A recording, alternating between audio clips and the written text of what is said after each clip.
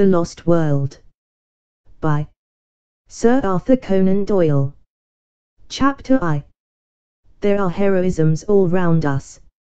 Mr. Hungerton, her father, really was the most tactless person upon earth, a fluffy, feathery, untidy cockatoo of a man, perfectly good-natured, but absolutely centered upon his own silly self.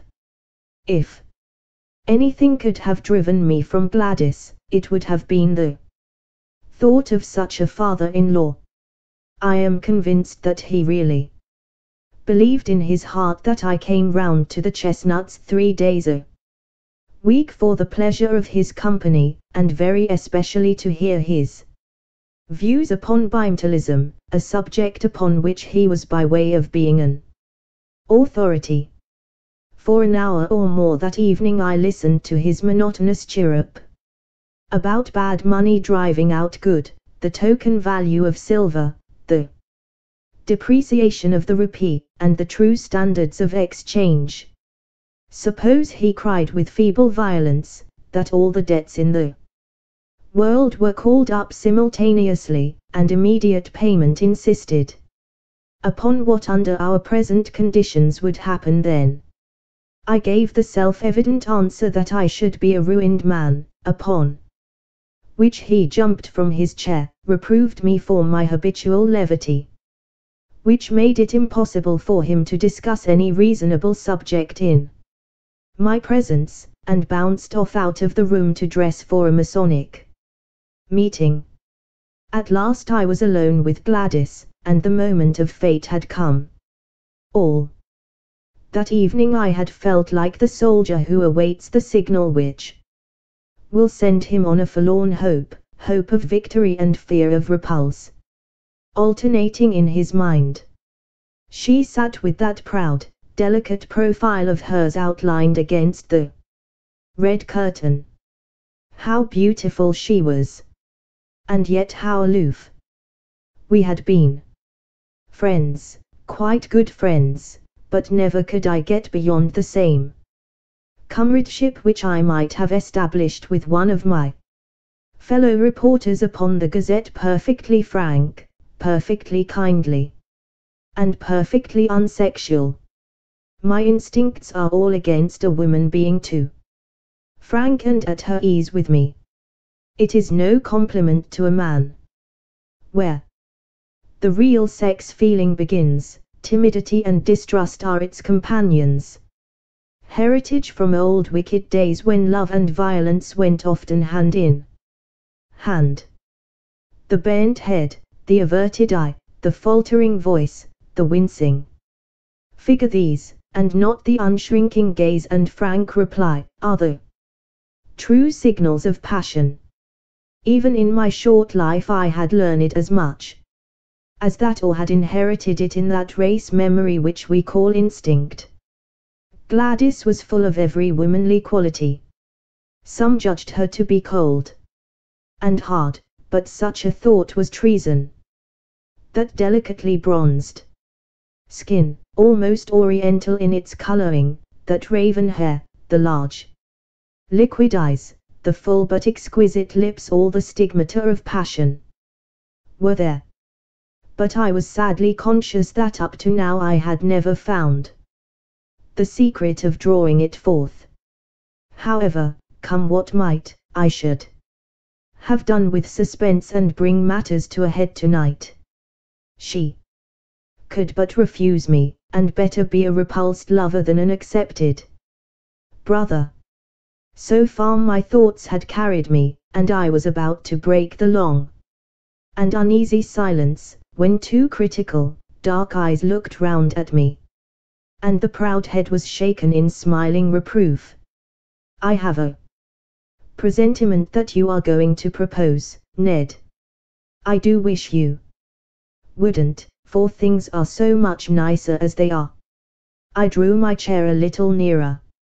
Now, how did you know that I was going to propose? I asked in genuine wonder. Don't women always know?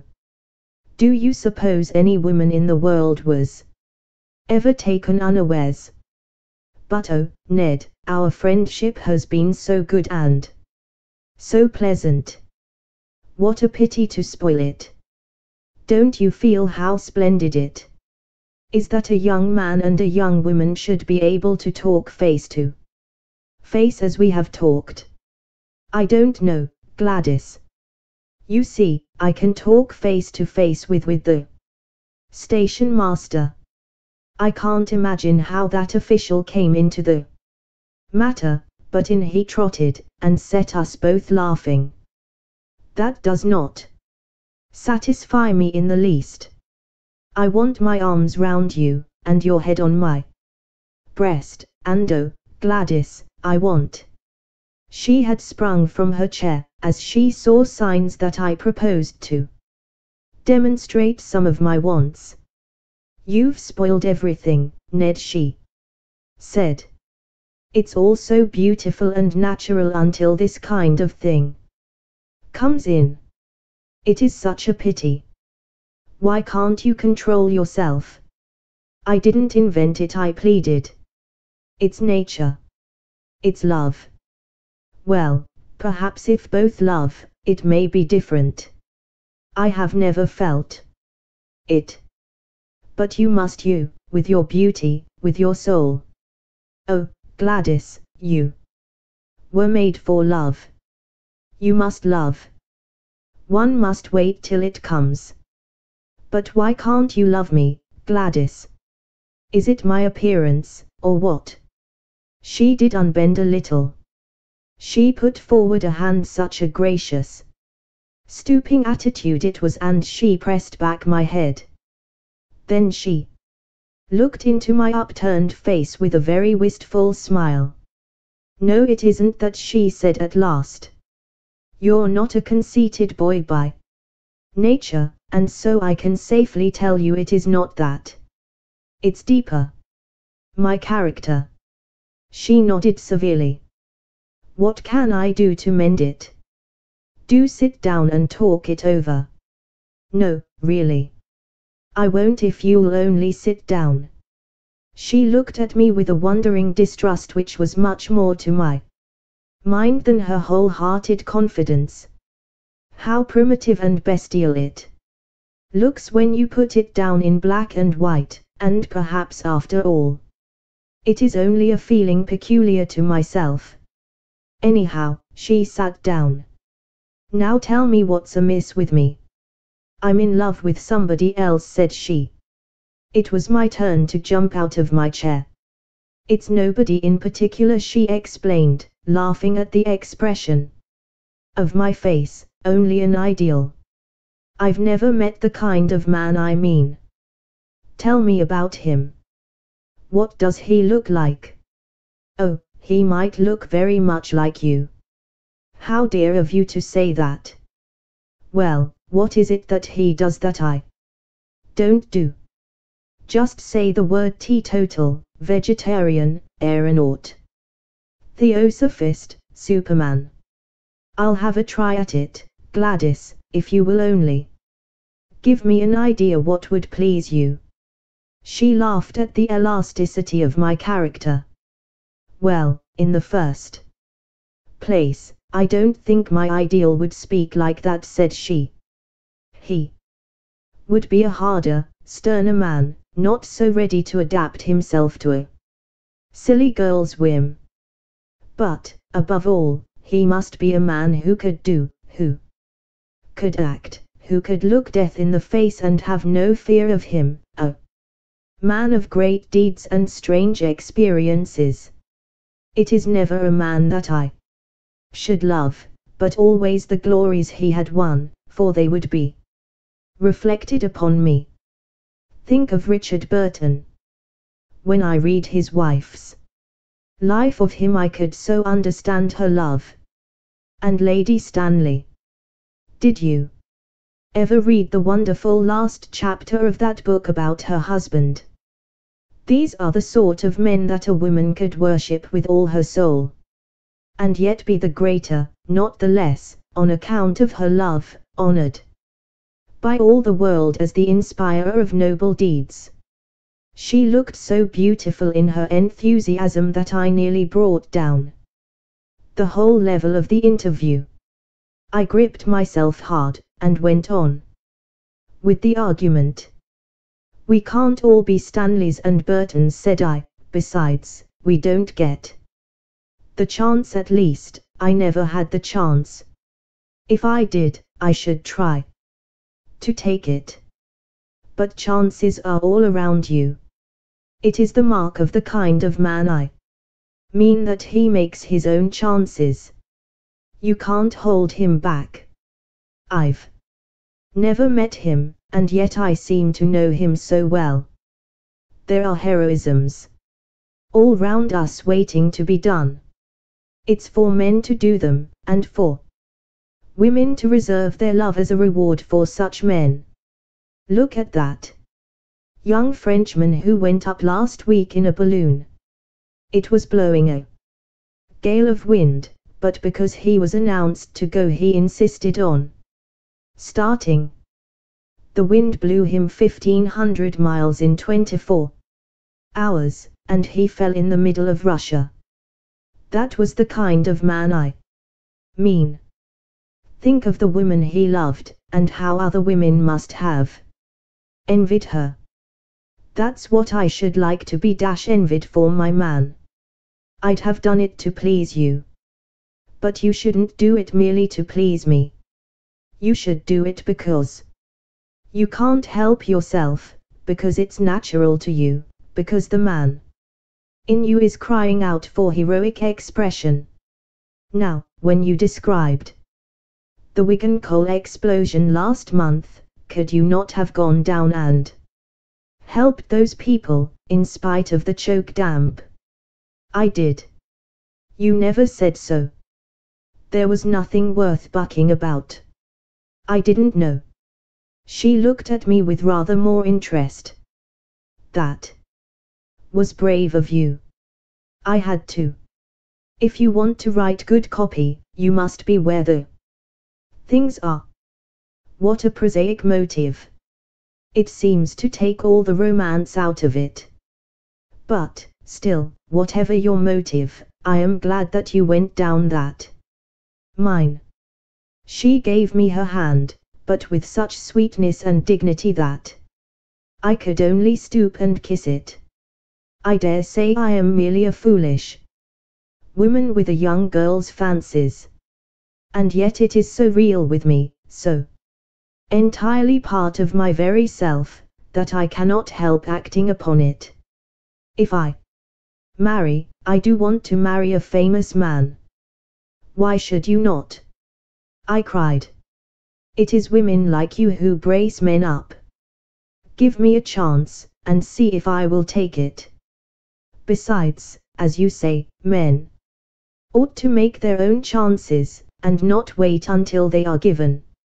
Look at Clive Juster Clark, and he conquered India. By George, I'll do something in the world yet. She laughed at my sudden Irish effervescence. Why not? She said. You have everything a man could have: youth, health, strength, education, energy. I was sorry you spoke. And now I am glad so. Glad if it wakens these thoughts in you. And if I do. Her dear hand rested like warm velvet upon my lips. Not another word. Sir.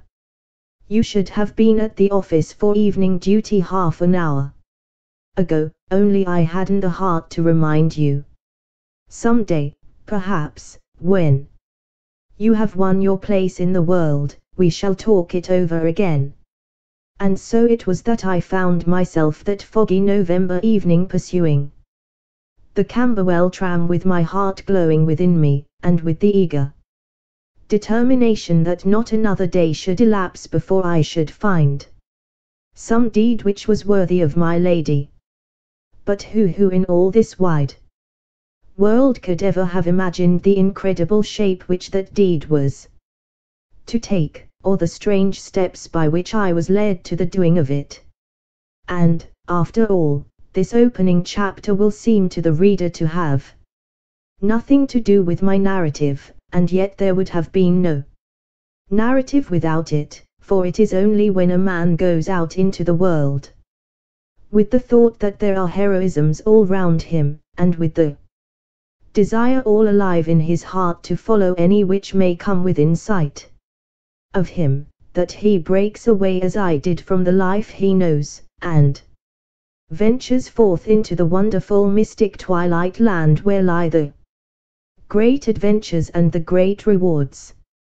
Behold me, then, at the office of the Daily Gazette, on the staff of which I was a most insignificant unit, with the settled determination that very night, if possible, to find the quest which should be worthy of my Gladys.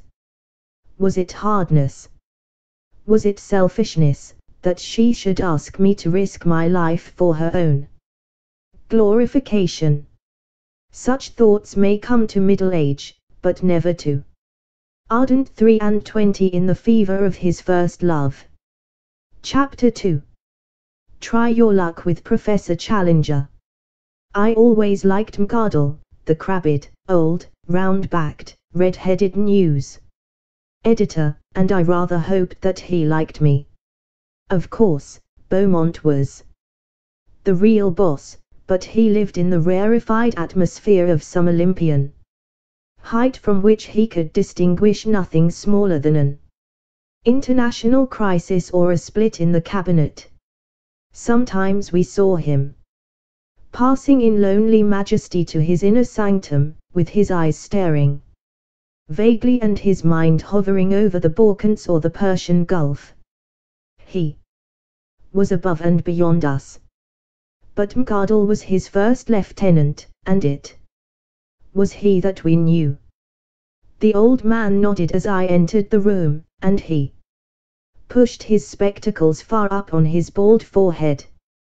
Well, Mr. Malone, from all I hear, you seem to be doing very well, said he in his kindly Scotch accent. I thanked him. The colliery explosion was excellent. So was the Southwark fire. You have the true descriptive touch. What did you want to see me about? To ask a favor. He looked alarmed, and his eyes shunned mine. Tut, tut. What is it? Do you think, sir, that you could possibly send me on some mission for the paper? I would do my best to put it through and get you some good copy. What sort of mission had you in your mind, Mr. Malone? Well, sir, anything that had adventure and danger in it. I really would do my very best. The more difficult it was, the better it would suit me. You seem very anxious to lose your life. To justify my life, sir. Dear me, Mr. Malone, this is very, very exalted. I'm afraid the day for this sort of thing is rather past. The expense of the special mission business hardly justifies the result, and, of course, in any case it would only be an experienced man with a name that would command public confidence who would get such an order. The big blank spaces in the map are all being filled in, and there's no room for romance anywhere. Wait a bit, though, he added, with a sudden smile upon his face. Talking of the blank spaces of the map gives me an idea. What about exposing a fraude modern Munchausen and making him ridiculous? You could show him up as the liar that he is. Man. It would be fine. How does it appeal to you? Anything anywhere I care nothing. Mcardle was plunged in thought for some minutes. I wonder whether you could get on friendly or at least on talking terms with the fellow, he said, at last. You seem to have a sort of genius for establishing relations with people. Apathy, I suppose, or animal magnetism, or youthful vitality, or something. I am conscious of it myself. You are very good, sir. So why should you not try your luck with Professor Challenger, of Enmore Park? I dare say I looked a little startled. Challenger, I cried. Professor Challenger, the famous zoologist. Wasn't he the man who broke the skull of Blundell, of the Telegraph? The news editor smiled grimly. Do you mind? Didn't you say it was adventures you were after? It is all in the way of business, sir, I answered. Exactly. I don't suppose he can always be so violent as that. I'm thinking that Blundell got him at the wrong moment, maybe, or in the wrong fashion. You may have better luck, or more tact in handling him. There's something in your line there, I am sure, and the Gazette should work it. I really know nothing about him, said I. I only remember his name in connection with the police court proceedings for striking Blundell. I have a few notes for your guidance, Mr. Malone. I've had my eye on the professor for some little time. He took a paper from a drawer. Here is a summary of his record. I give it you briefly. Challenger, George Edward. Born, Largs, N.B., 1863. Eduk, Largs. Academy, Edinburgh University. British Museum Assistant, 1892. Assistant Keeper of Comparative Anthropology Department, 1893. Resigned after acrimonious correspondence same year. Winner of Crayston Medal for Zoological Research. Foreign member of quite a lot of things, about 2 inches of small type Societe Belge. American Academy of Sciences, La Plata, etc., etc. Ex-President. Paleontological Society. Section H, British Association, so on, so on. Publications, some observations upon a series of Kamak skulls, outlines of vertebrate evolution, and numerous papers, including the underlying fallacy of Weissmannism, which caused heated discussion at the Zoological Congress of Vienna. Recreations, walking, alpine climbing.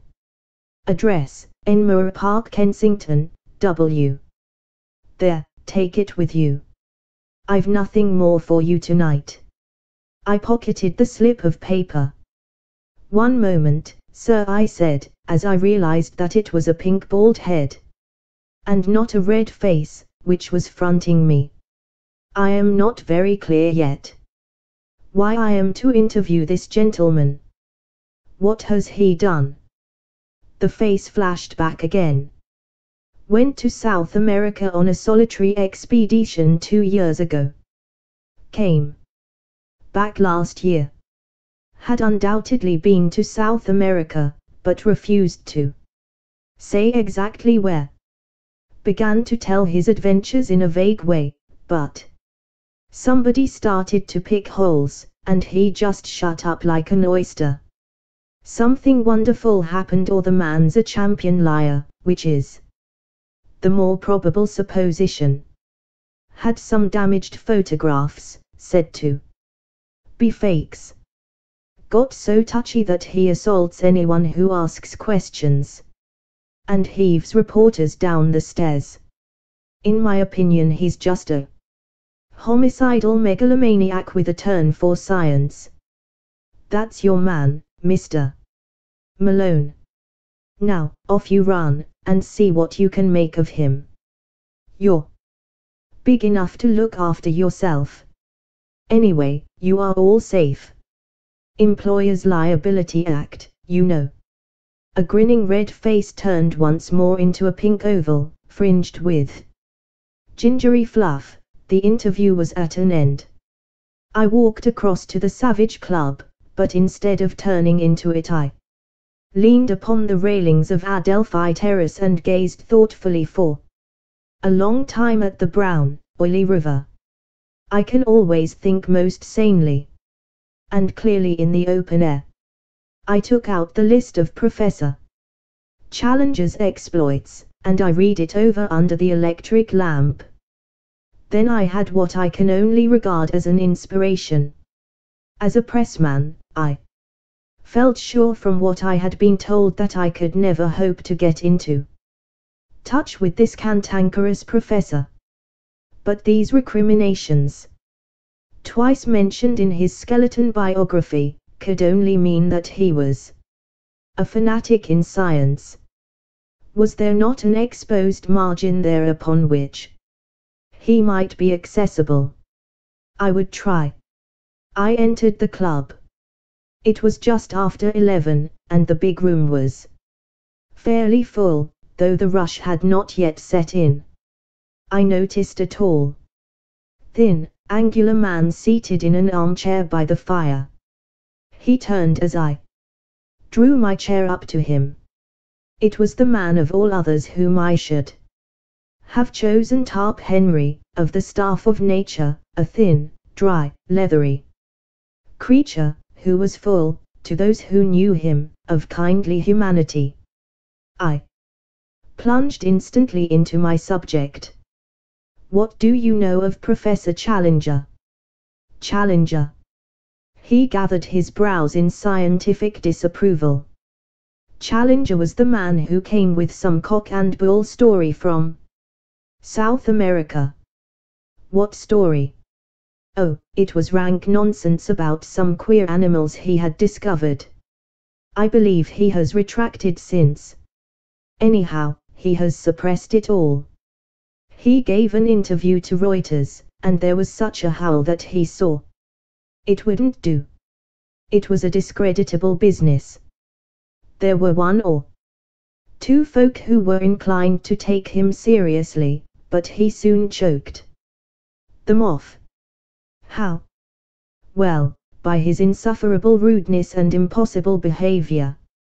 There was poor old Wadley, of the Zoological Institute. Wadley sent a message.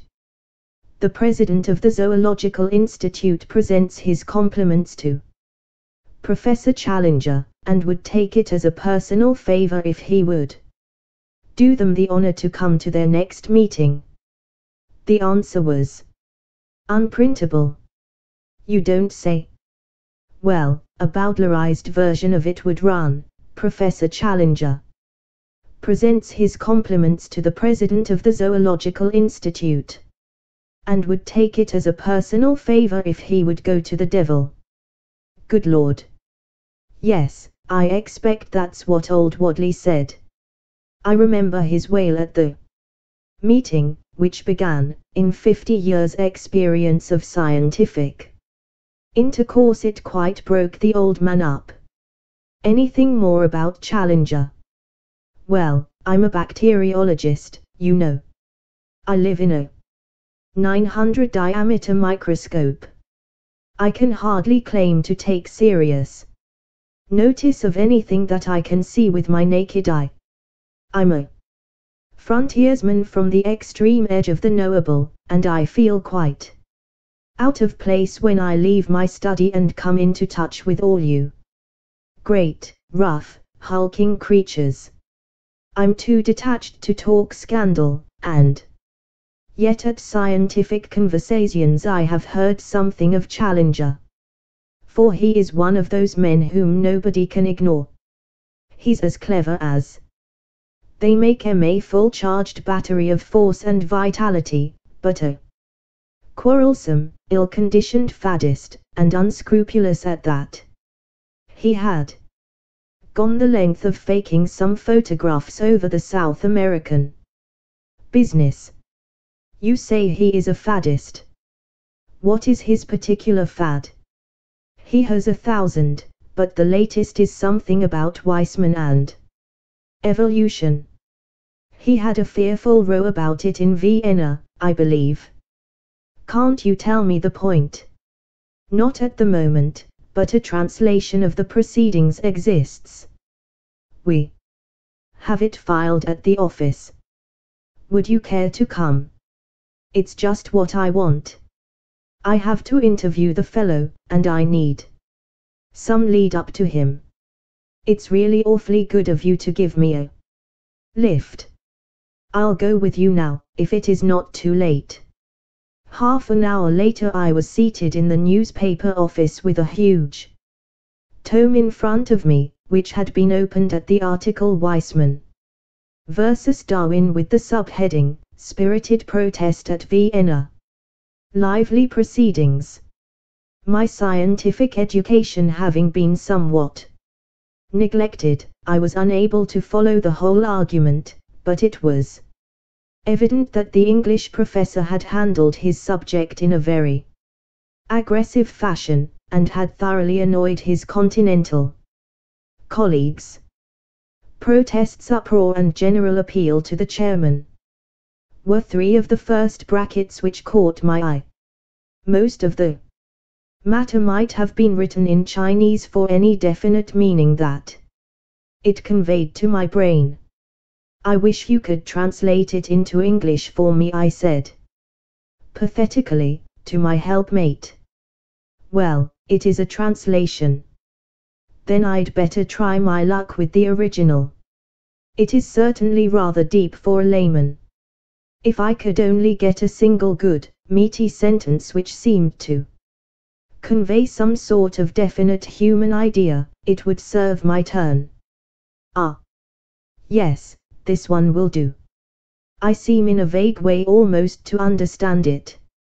I'll copy it out. This shall be my link with the terrible professor. Nothing else I can do. Well, yes, I propose to write to him. If I could frame the letter here, and use your address, it would give atmosphere. We'll have the fellow round here making a row and breaking the furniture. No, you'll see the letter, nothing contentious, I assure you. Well, that's my chair and desk. You'll find paper there. I'd like to censor it before it goes. It took some doing, but I flatter myself that it wasn't such a bad job. When it was finished, I read it aloud to the critical bacteriologist, with some pride in my handiwork. Dear Professor Challenger, it said, as a humble student of nature, I have always taken the most profound interest in your speculations as to the differences between Darwin and Weismann. I have recently had occasion to refresh my memory by rereading You Infernal Liar, murmured Tarp Henry. By rereading your masterly address at Vienna. That lucid and admirable statement seems to be the last word in the matter. There is one sentence in it, however, namely, I protest strongly against the insufferable and entirely dogmatic assertion that each separate idea is a microcosm possessed of an historical architecture elaborated slowly through the series of generations. Have you no desire, in view of later research, to modify this statement? Do you not think that it is over-accentuated? With your permission, I would ask the favor of an interview, as I feel strongly upon the subject, and have certain suggestions which I could only elaborate in a personal conversation.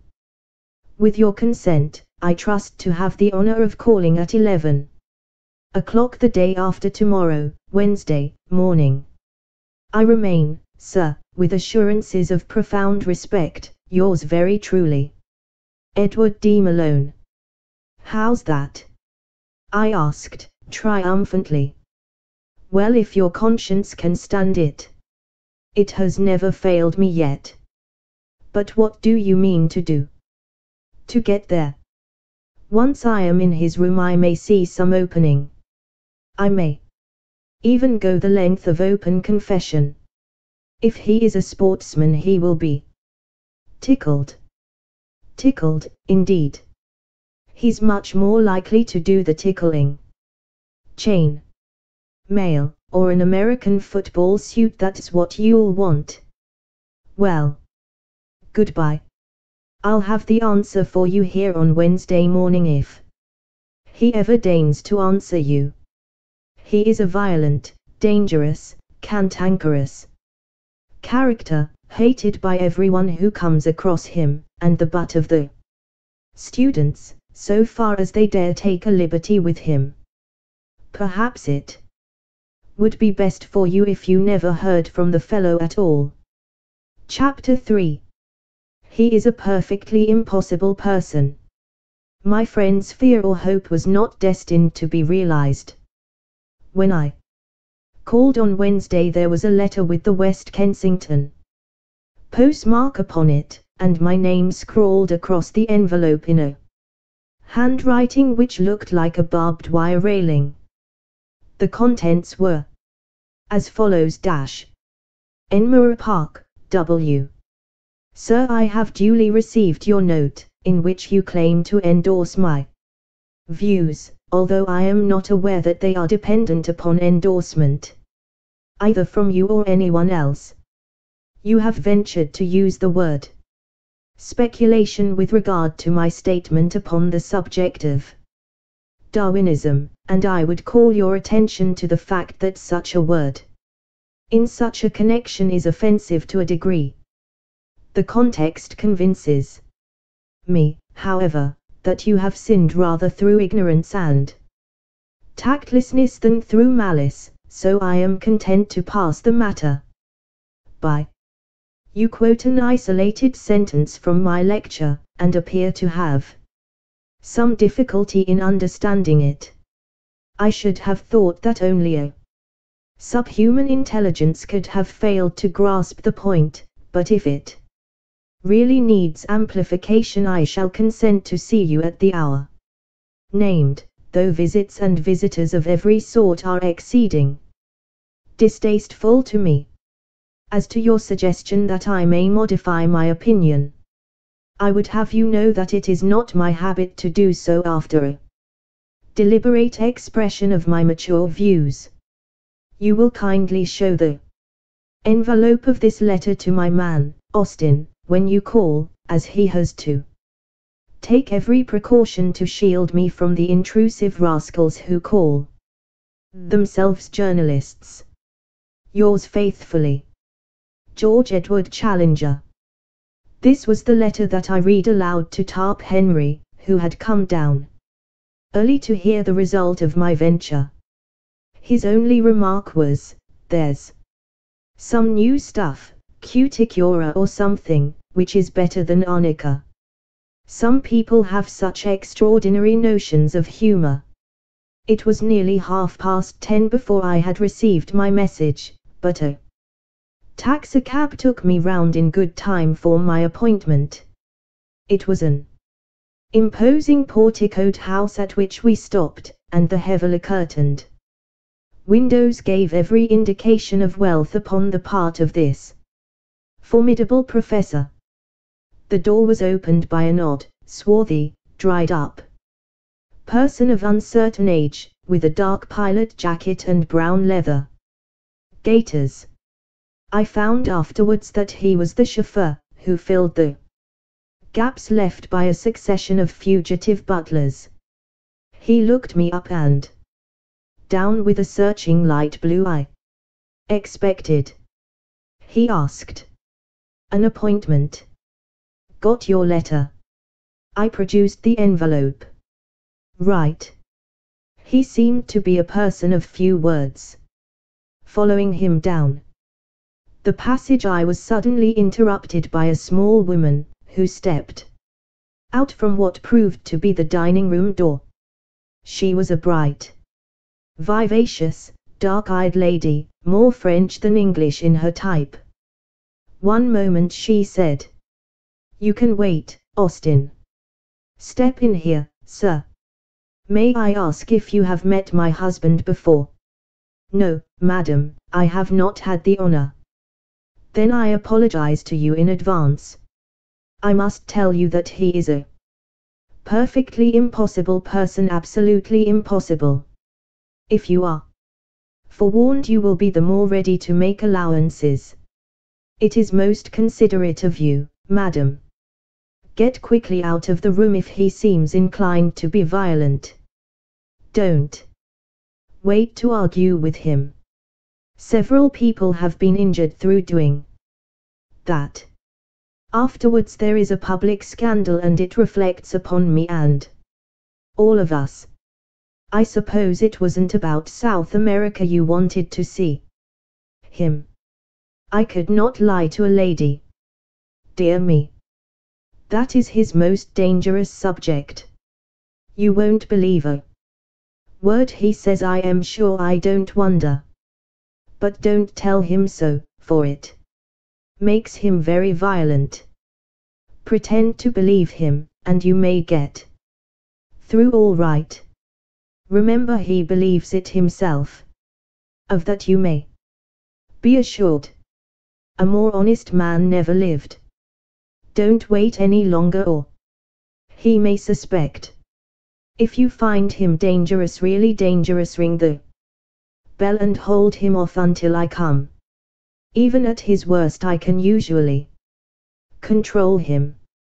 With these encouraging words the lady handed me over to the taciturn Austin, who had waited like a bronze statue of discretion during our short interview, and I was conducted to the end of the passage. There was a tap at a door, a bull's bellow from within, and I was face to face with the professor. He sat in a rotating chair behind a broad table, which was covered with books, maps, and diagrams. As I entered, his seat spun round to face me. His appearance made me gasp. I was prepared for something strange, but not for so overpowering a personality as this. It was his size which took one's breath away, his size and his imposing presence. His head was enormous, the largest I have ever seen upon a human being. I am sure that his top hat, had I ever ventured to don it, would have slipped over me entirely and rested on my shoulders. He had the face and beard which I associate with an Assyrian bull, the former florid, the latter so black as almost to have a suspicion of blue, spade-shaped, and rippling down over his chest. The hair was peculiar, plastered down in front in a long, curving wisp over his massive forehead. The eyes were blue-grey under great black tufts, very clear, very critical, and very masterful. A huge spread of shoulders and a chest like a barrel were the other parts of him which appeared above the table, save for two enormous hands covered with long black hair.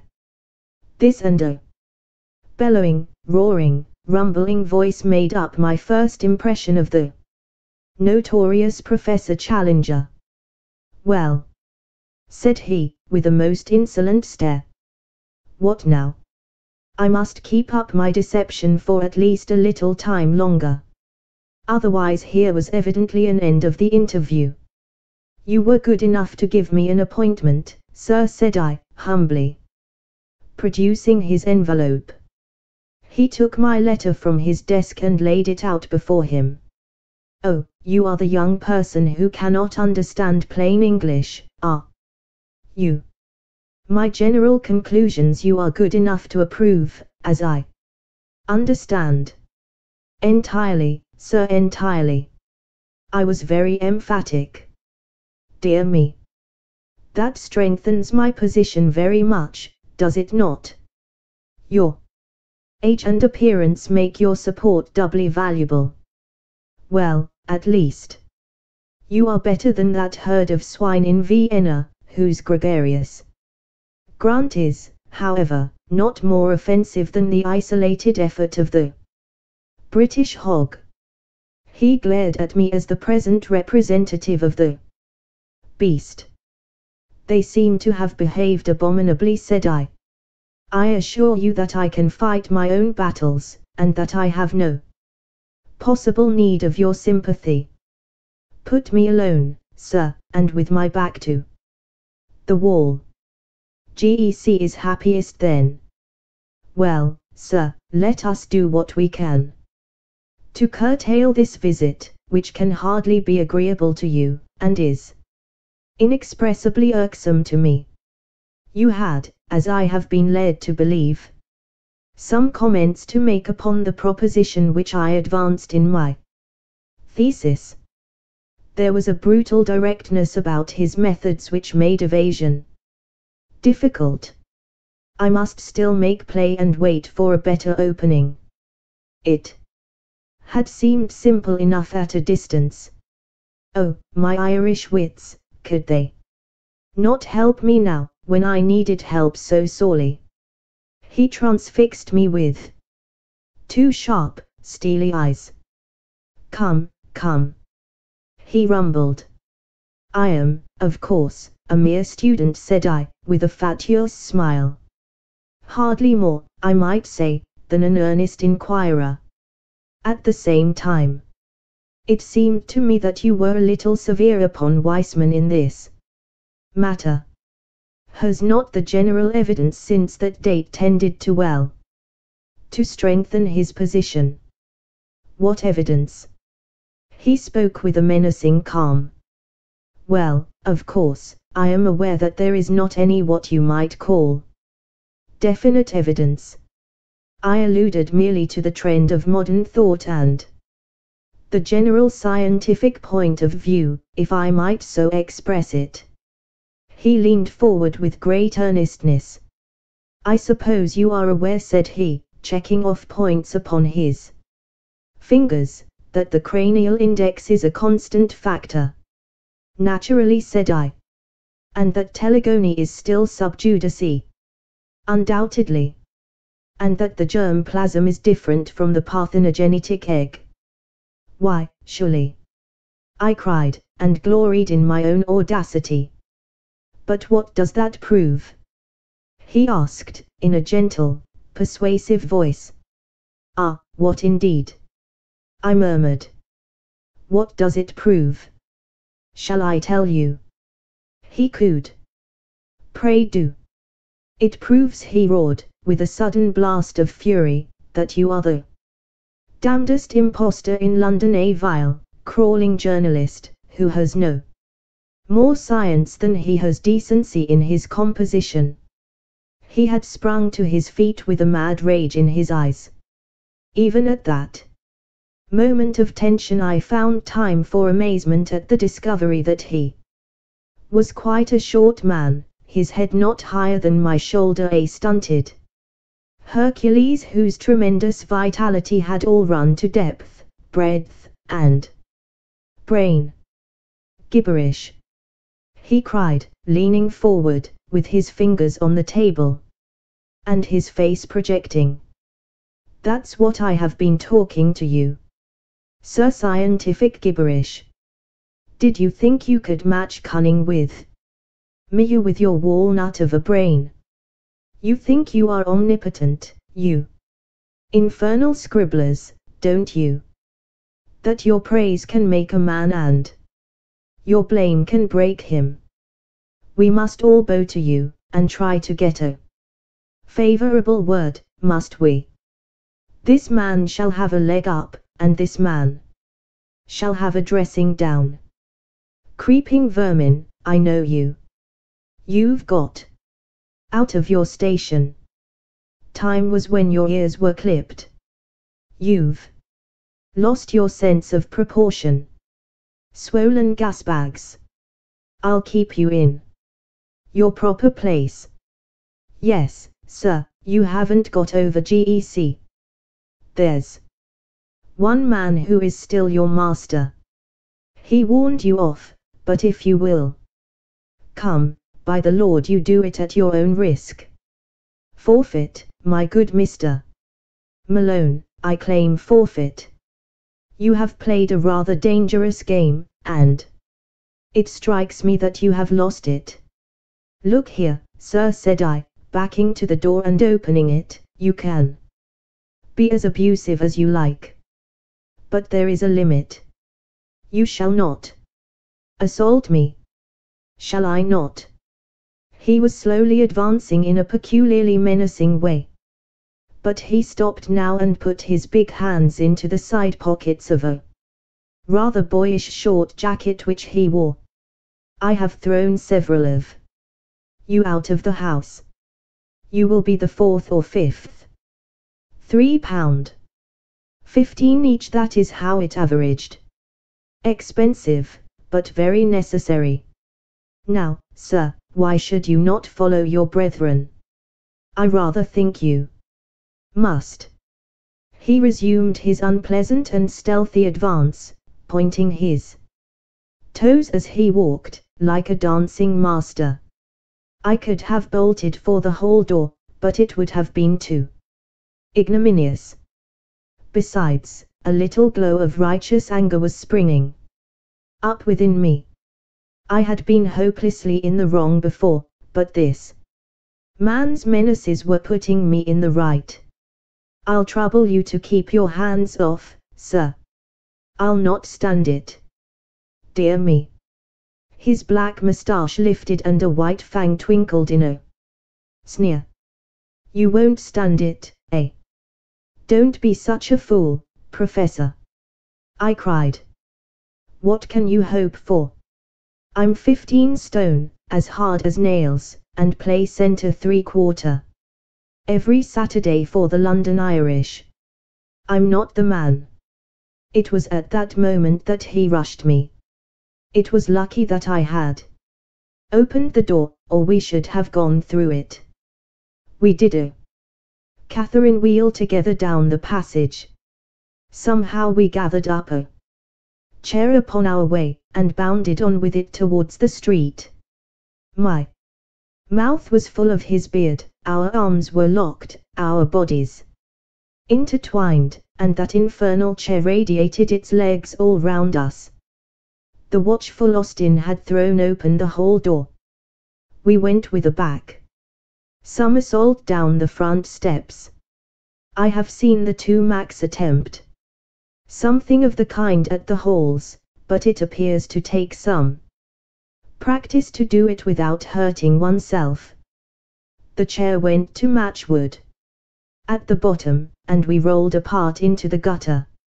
He sprang to his feet, waving his fists and wheezing like an asthmatic. Had enough. He panted. You infernal bully. I cried, as I gathered myself together. Then and there we should have tried the thing out, for he was effervescing with fight, but fortunately I was rescued from an odious situation. A policeman was beside us, his notebook in his hand. What's all this? You ought to be ashamed, said the policeman. It was the most rational remark which I had heard in Enmore Park. Well, he insisted, turning to me, what is it, then? This man attacked me, said I. Did you attack him? Asked the policeman. The professor breathed hard and said nothing. It's not the first time, either, said the policeman, severely, shaking his head. You were in trouble last month for the same thing. You've blackened this young man's eye. Do you give him in charge, sir? I relented. No, said I do not. What's that? Said the policeman. I was to blame myself. I intruded upon him. He gave me fair warning. The policeman snapped up his notebook. Don't let us have any more such goings on, said he. Now, then. Move on, there, move on. This to a butcher's boy, a maid, and one or two loafers who had collected. He clumped heavily down the street, driving this little flock before him. The professor looked at me, and there was something humorous at the back of his eyes. Come in, said he. I've not done with you yet. The speech had a sinister sound, but I followed him nonetheless into the house. The manservant, Austin, like a wooden image, closed the door behind us. Chapter 4. It's just the very biggest thing in the world. Hardly was it shut when Mrs. Challenger darted out from the dining room. The small woman was in a furious temper. She barred her husband's way like an enraged chicken in front of a bulldog. It was evident that she had seen my exit, but had not observed my return. "You brute, George!" she screamed. "You've hurt that nice young man." He jerked backwards with his thumb. "Here he is, safe and sound behind me." She was confused, but not unduly so. "I am so sorry, I didn't see you. I assure you, madam, that it is all right. He has marked your poor face." "Oh, George, what a brute you are. Nothing but scandals from one end of the week to the other. Everyone hating and making fun of you. You've finished my patience. This ends it." "Dirty linen," he rumbled. "It's not a secret," she cried. "Do you suppose that the whole street, the whole of London, for that matter Getaway, Austin, we don't want you here? Do you suppose they don't all talk about you? Where is your dignity? You, a man who should have been Regius Professor at a great university with 1,000 students all revering you. Where is your dignity, George? How about yours, my dear? You try me too much. A ruffian, a common brawling ruffian, that's what you have become. Be good, Jessie. A roaring, raging bully. That's done it.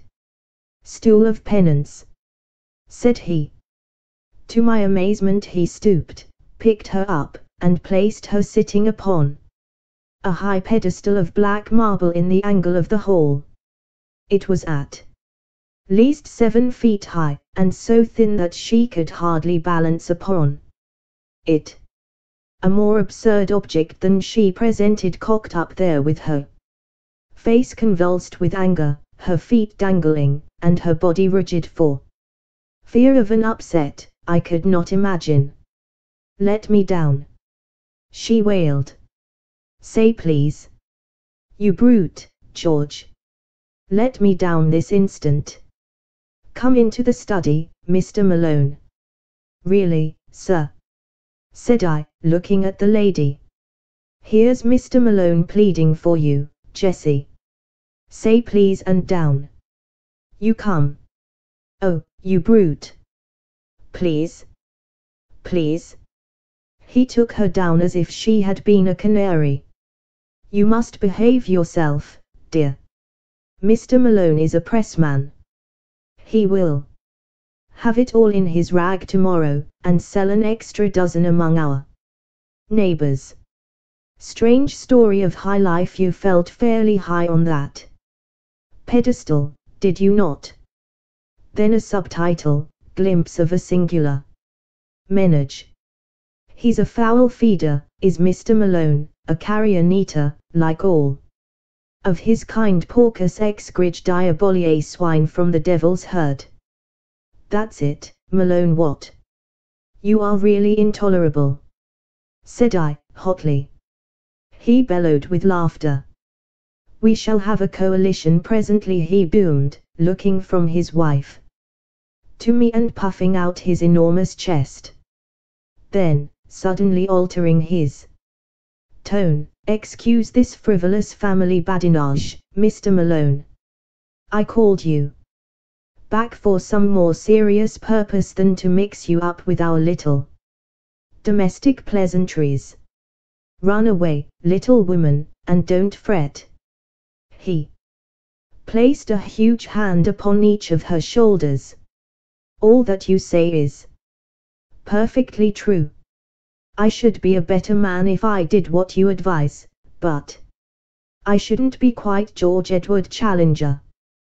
There are plenty of better men, my dear, but only one GEC. So make the best of him. He suddenly gave her a resounding kiss, which embarrassed me even more than his violence had done. Now, Mr. Malone, he continued, with a great accession of dignity, this way, if you please. We re-entered the room which we had left so tumultuously 10 minutes before. The professor closed the door carefully behind us, motioned me into an armchair, and pushed a cigar box under my nose. Real San Juan, Colorado, he said. Excitable people like you are the better for narcotics. Heavens! Don't bite it. Cut and cut with reverence. Now lean back, and listen attentively to whatever I may care to say to you. If any remark should occur to you, you can reserve it for some more opportune time. First of all, as to your return to my house after your most justifiable expulsion. He protruded his beard, and stared at me as one who challenges and invites contradiction after, as I say, your well-merited expulsion. The reason lay in your answer to that most officious policeman, in which I seemed to discern some glimmering of good feeling upon your part, more, at any rate, than I am accustomed to associate with your profession. In admitting that the fault of the incident lay with you, you gave some evidence of a certain mental detachment and breadth of view which attracted my favorable notice. The subspecies of the human race to which you unfortunately belong has always been below my mental horizon. Your words brought you suddenly above it. You swam up into my serious notice. For this reason I asked you to return with me, as I was minded to make your further acquaintance. You will kindly deposit your ash in the small Japanese tray on the bamboo table which stands at your left elbow. All this he boomed forth like a professor addressing his class. He had swung round his revolving chair so as to face me, and he sat all puffed out like an enormous bullfrog, his head laid back and his eyes half covered by supercilious lids. Now he suddenly turned himself sideways, and all I could see of him was tangled hair with a red protruding ear. He was scratching about among the litter of papers upon his desk. He faced me presently with what looked like a very tattered sketchbook in his hand. I am going to talk to you about South America, said he. No comments, if you please. First of all, I wish you to understand that nothing I tell you now is to be repeated in any public way unless you have my express permission. That permission will, in all human probability, never be given. Is that clear? It is very hard, said I. Surely a judicious account.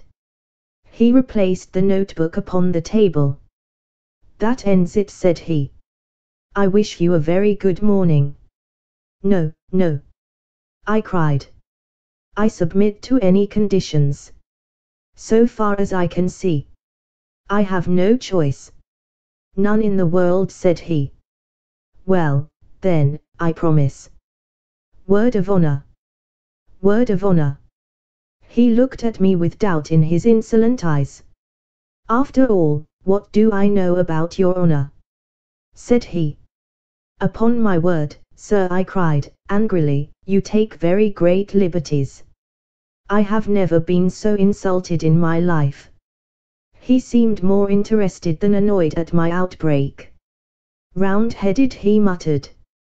Brachycephalic, grey-eyed, black-haired. With suggestion of the Negroid. Celtic, I presume. I am an Irishman, sir. Irish. Yes, sir. That, of course, explains it. Let me see, you have given me your promise that my confidence will be respected. That confidence, I may say, will be far from complete. But I am prepared to give you a few indications which will be of interest. In the first place, you are probably aware that 2 years ago I made a journey to South America, one which will be classical in the scientific history of the world. The object of my journey was to verify some conclusions of Wallace and of Bates, which could only be done by observing their reported facts under the same conditions in which they had themselves noted them. If my expedition had no other results, it would still have been noteworthy, but a curious incident occurred to me while there, which opened up an entirely fresh line of inquiry. You are aware, or probably, in this half-educated age, you are not aware that the country round some parts of the Amazon is still only partially explored, and that a great number of tributaries, some of them entirely uncharted, run into the main river. It was my business to visit this little-known back country and to examine its fauna, which furnished me with the materials for several chapters for that great and monumental work upon zoology which will be my life's justification. I was returning, my work accomplished, when I had occasion to spend a night at a small Indian village at a point where a certain tributary, the name and position of which I withhold, opens into the main river. The natives were Cucama Indians, an amiable but degraded race, with mental powers hardly superior to the average Londoner. I had effected some cures among them upon my way up the river, and had impressed them considerably with my personality, so that I was not surprised to find myself eagerly awaited upon my return. I gathered from their signs that someone had urgent need of my medical services, and I followed the chief to one of his huts.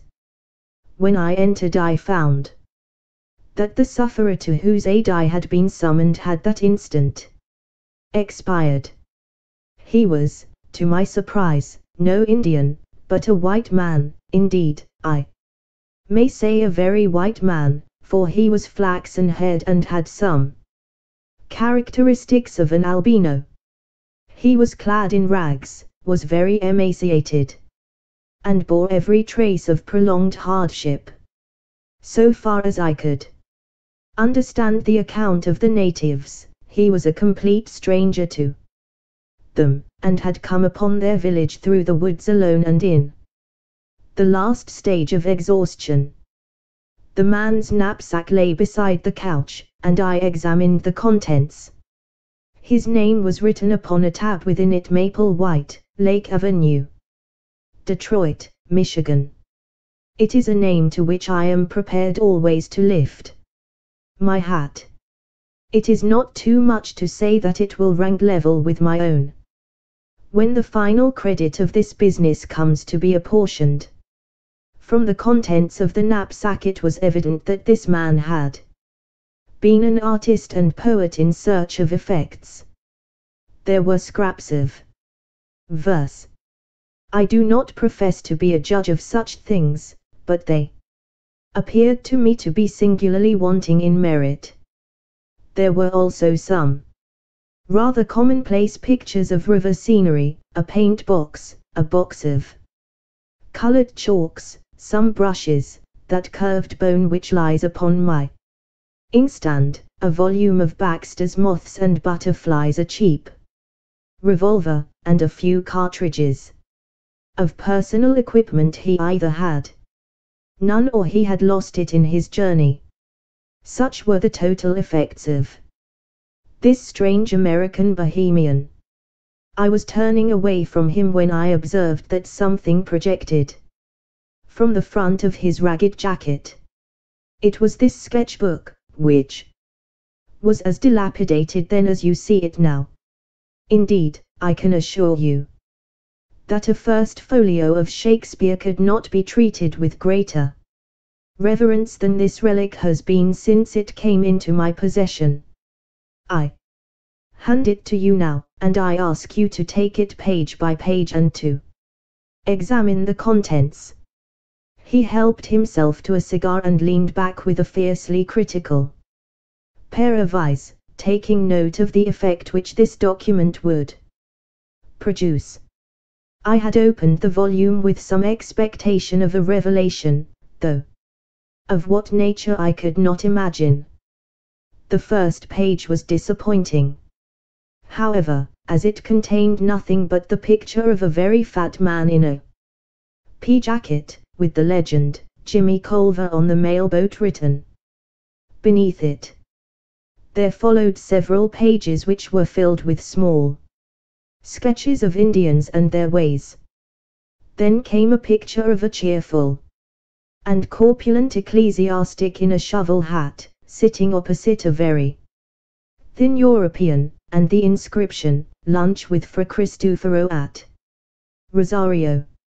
Studies of women and babies accounted for several more pages, and then there was an unbroken series of animal drawings with such explanations as manatee upon sunbank turtles and their eggs, black ajuti under a myriad palm, the matter disclosing some sort of pig-like animal, and finally came a double page of studies of long-snouted and very unpleasant saurians. I could make nothing of it, and said so to the professor. "Surely these are only crocodiles. Alligators. Alligators. There is hardly such a thing as a true crocodile in South America. The distinction between them." I meant that I could see nothing unusual, nothing to justify what you have said. He smiled serenely. "Try the next page," said he. I was still unable to sympathize. It was a full-page sketch of a landscape roughly tinted in color, the kind of painting which an open-air artist takes as a guide to a future more elaborate effort.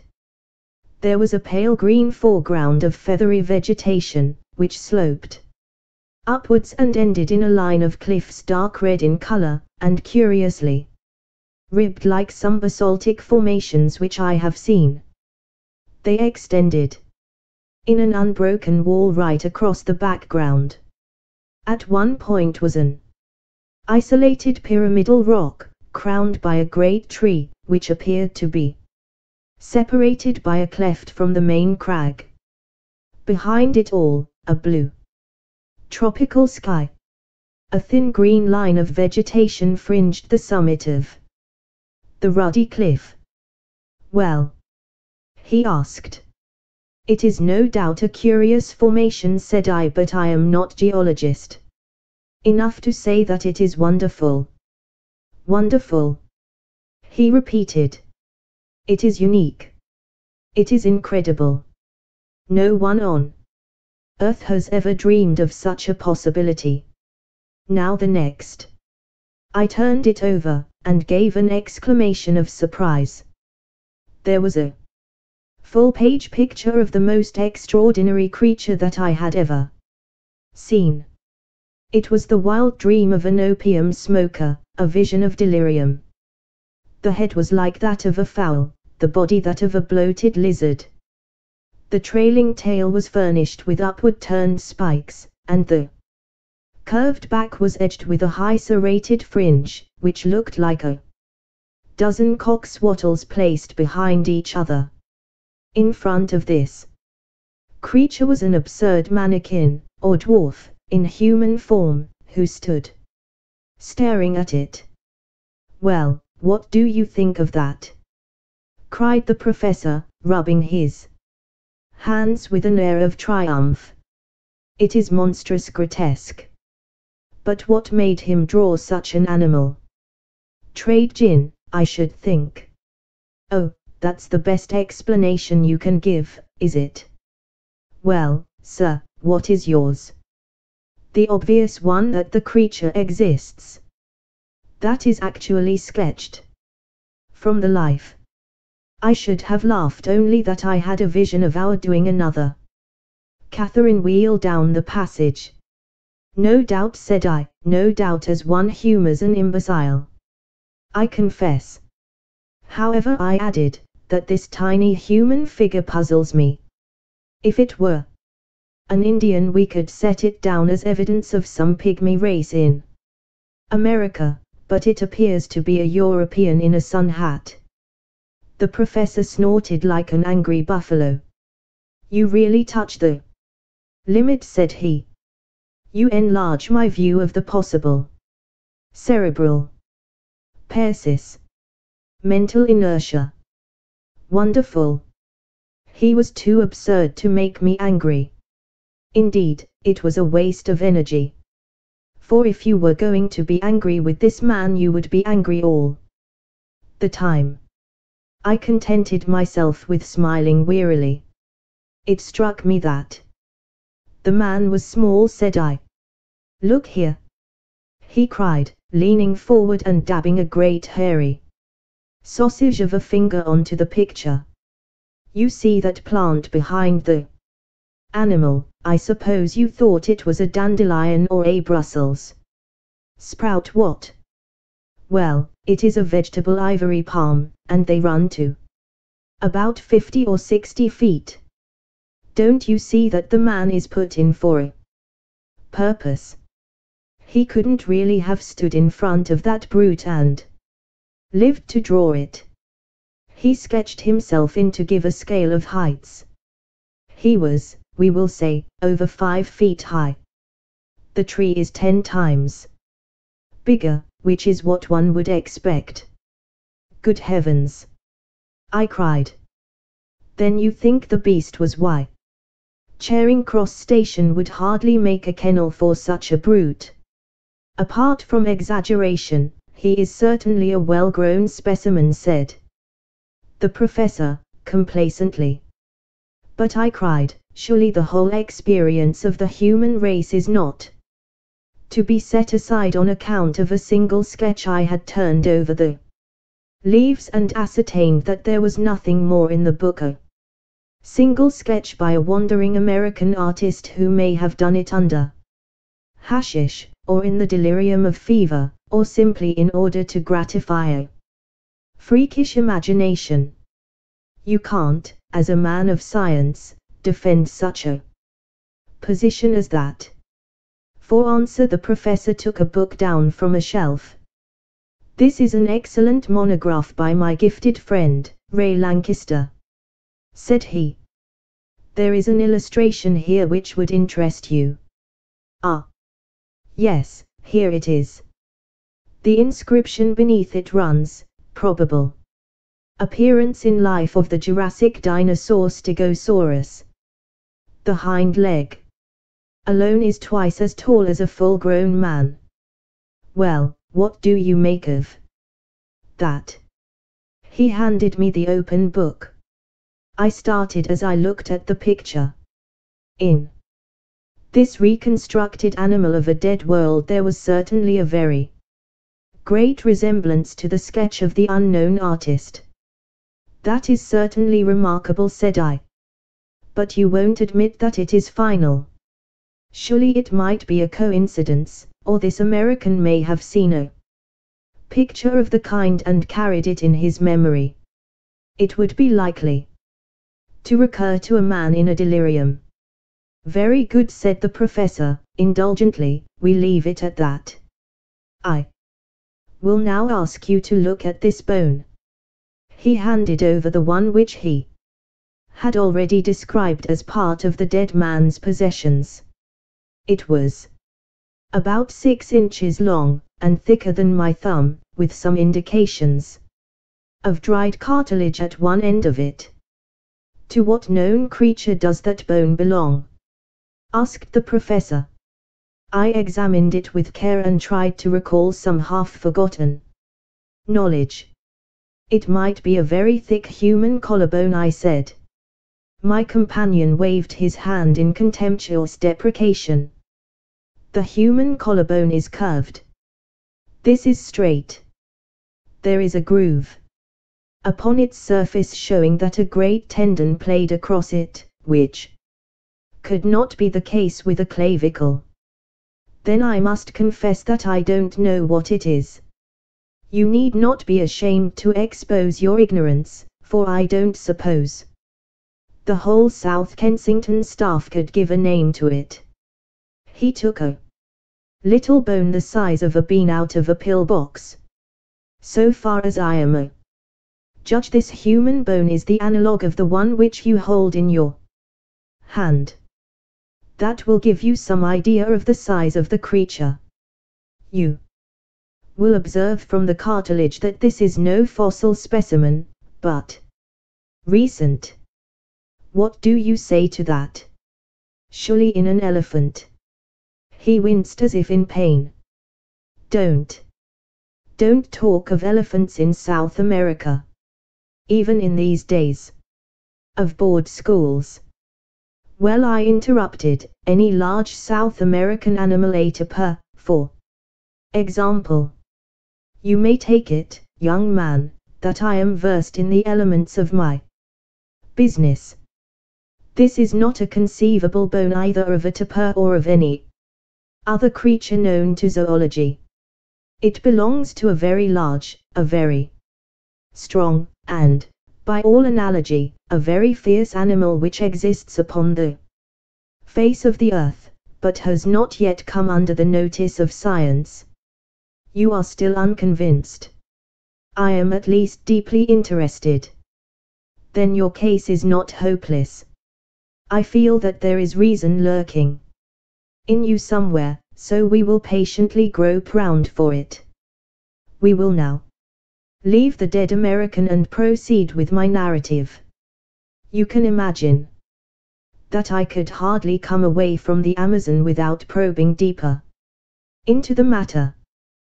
There were indications as to the direction from which the dead traveler had come. Indian legends would alone have been my guide, for I found that rumors of a strange land were common among all the riverine tribes. You have heard, no doubt, of Kurupuri. Never. Kurupuri is the spirit of the woods, something terrible, something malevolent, something to be avoided. None can describe its shape or nature, but it is a word of terror along the Amazon. Now all tribes agree as to the direction in which Kurupuri lives.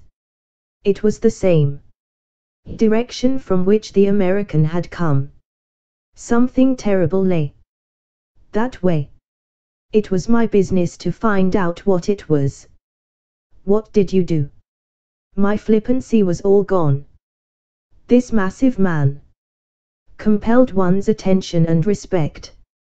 I overcame the extreme reluctance of the natives, a reluctance which extends even to talk upon the subject, and by judicious persuasion and gifts, aided, I will admit, by some threats of coercion, I got two of them to act as guides. After many adventures which I need not describe, and after traveling a distance which I will not mention, in a direction which I withhold, we came at last to a tract of country which has never been described, nor, indeed, visited save by my unfortunate predecessor.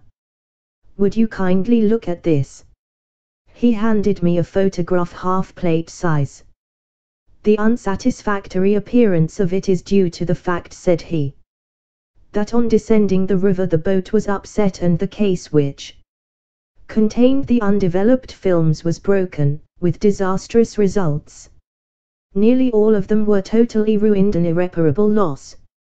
This is one of the few which partially escaped. This explanation of deficiencies or abnormalities you will kindly accept. There was talk of faking. I am not in a mood to argue such a point. The photograph was certainly very off-colored. An unkind critic might easily have misinterpreted that dim surface.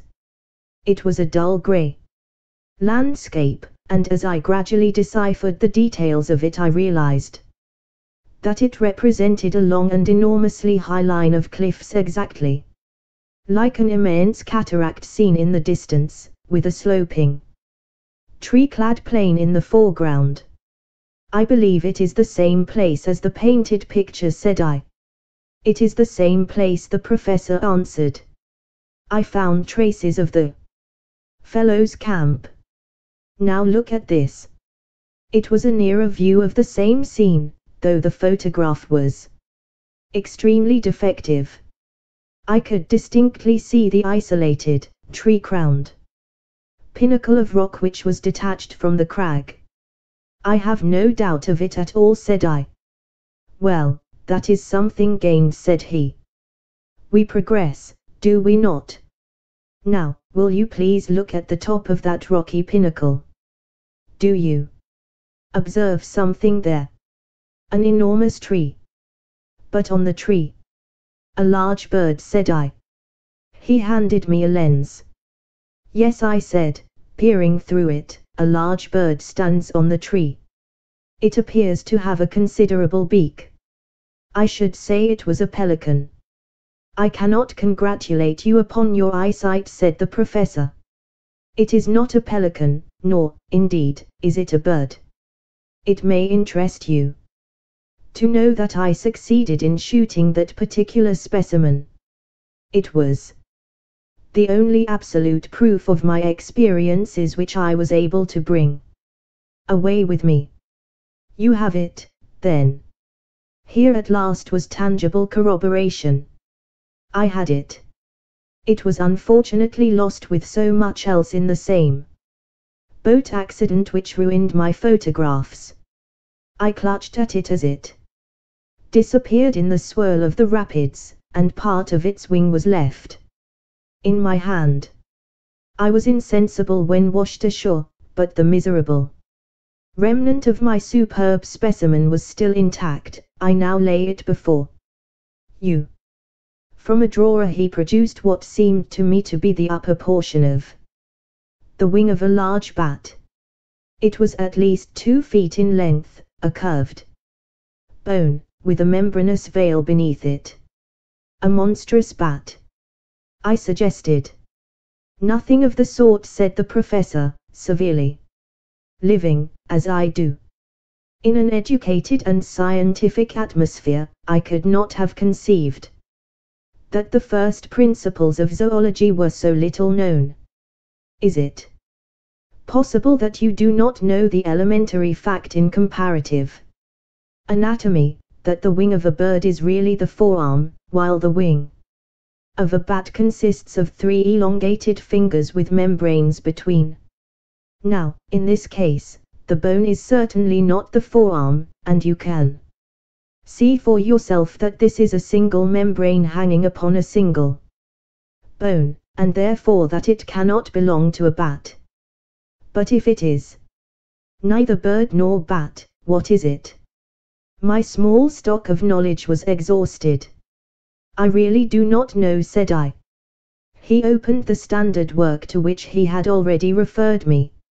Here, said he, pointing to the picture of an extraordinary flying monster, is an excellent reproduction of the Dimorphodon, or Tridactyl, a flying reptile of the Jurassic period. On the next page is a diagram of the mechanism of its wing. Kindly compare it with the specimen in your hand. A wave of amazement passed over me as I looked. I was convinced there could be no getting away from it. The cumulative proof was overwhelming. The sketch, the photographs, the narrative, and now the actual specimen, the evidence was complete. I said so. Warmly, for I felt that the professor was an ill-used man. He leaned back in his chair with drooping eyelids and a tolerant smile, basking in this sudden gleam of sunshine. It's just the very biggest thing that I ever heard of, said I, though it was my journalistic rather than my scientific enthusiasm that was roused. It is colossal. You are a Columbus of science who has discovered a lost world. I'm awfully sorry if I seemed to doubt you. It was all so unthinkable. But I understand evidence when I see it.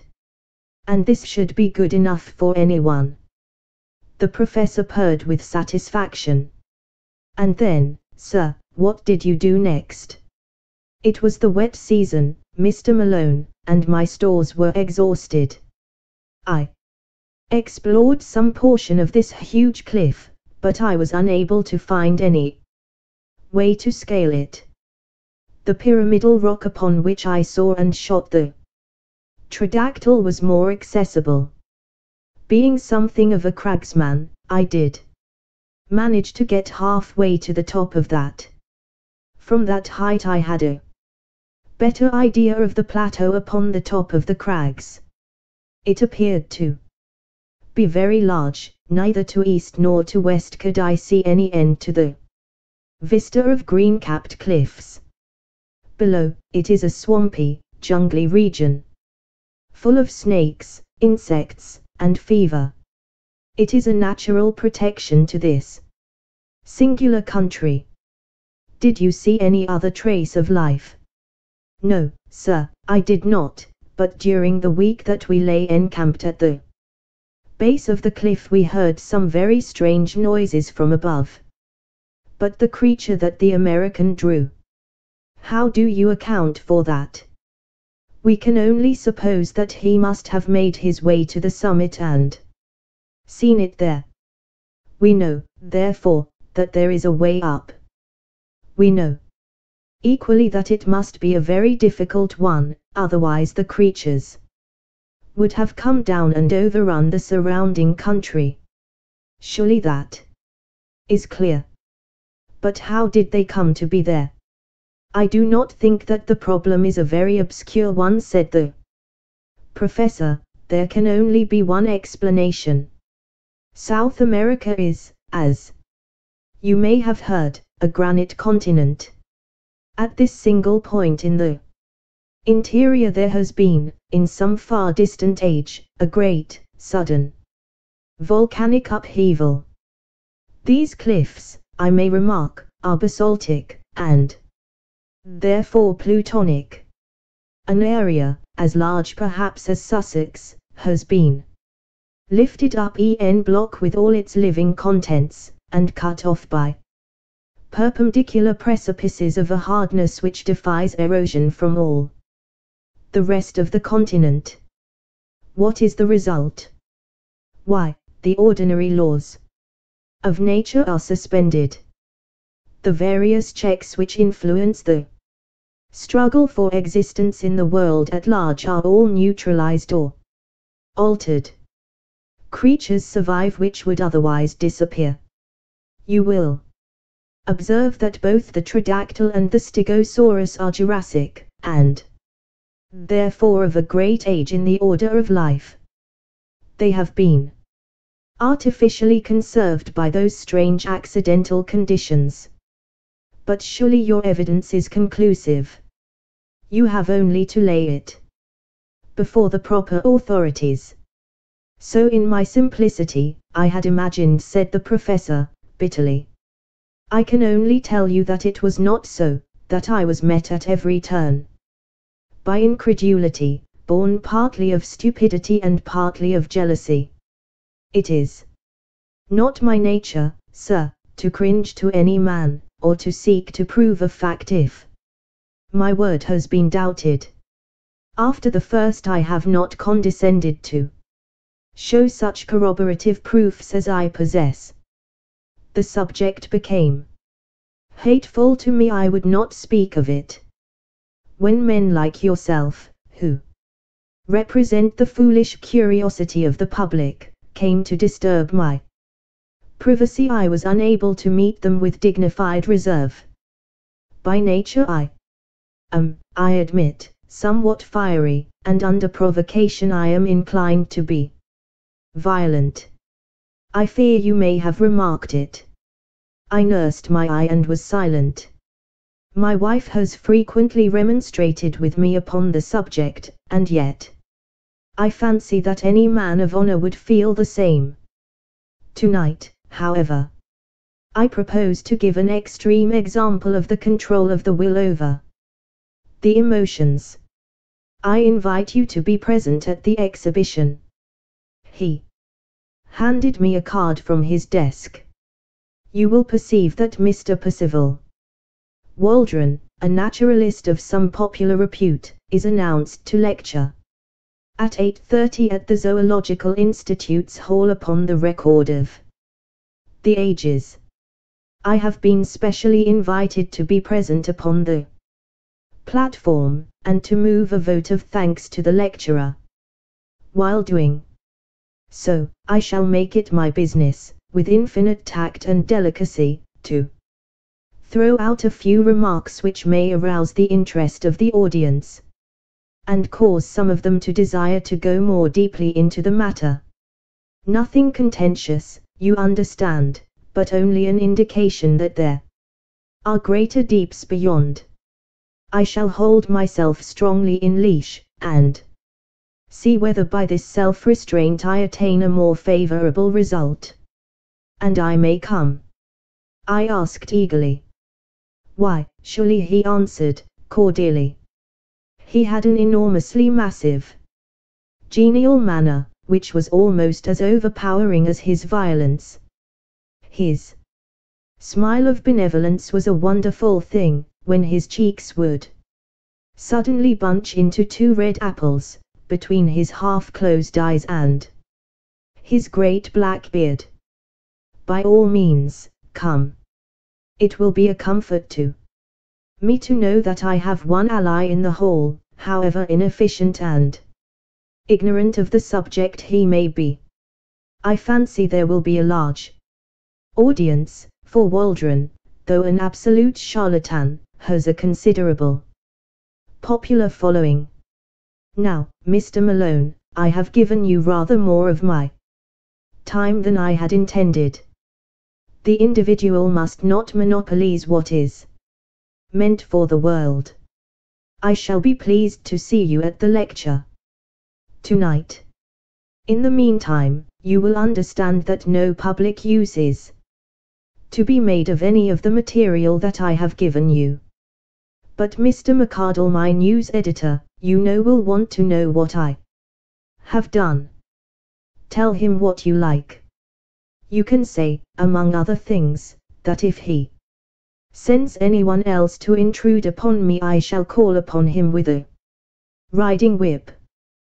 But I leave it to you that nothing of all this appears in print. Very good. Then the Zoological Institute's hall at 8:30 tonight. I had a last impression of red cheeks, blue, rippling beard, and intolerant eyes, as he waved me out of the room. Chapter V. Question. What with the physical shocks incidental to my first interview with Professor Challenger and the mental ones which accompanied the second, I was a somewhat demoralized journalist by the time I found myself in Enmore Park once more. In my aching head the one thought was throbbing: that there really was truth in this man's story, that it was of tremendous consequence, and that it would work up into inconceivable copy for the Gazette when I could obtain permission to use it. A taxicab was waiting at the end of the road, so I sprang into it and drove down to the office. McArdle was at his post as usual. Well, he cried, expectantly, what may it run to? I'm thinking. Young man, you have been in the wars. Don't tell me that he assaulted you. We had a little difference at first. What a man it is. What did you do? Well, he became more reasonable and we had a chat. But I got nothing out of him, nothing for publication. I'm not so sure about that. You got a black eye out of him, and that's for publication. We can't have this reign of terror, Mr. Malone. We must bring the man to his bearings. I'll have a leaderette on him tomorrow that will raise a blister. Just give me the material, and I will engage to brand the fellow forever. Professor Munchausen, how's that for an inset headline? Sir John Mandeville. Redivivus Cagliostro, all the impostors and bullies in history. I'll show him up for the fraud he is. I wouldn't do that, sir. Why not? Because he is not a fraud at all. What? Roared Mcardle. You don't mean to say you really believe this stuff of his about mammoths and mastodons and great sea serpents? Well, I don't know about that. I don't think he makes any claims of that kind. But I do believe he has got something new. Then for heaven's sake, man, write it up. I'm longing to, but all I know he gave me in confidence and on condition that I didn't. I condensed into a few sentences the professor's narrative. That's how it stands.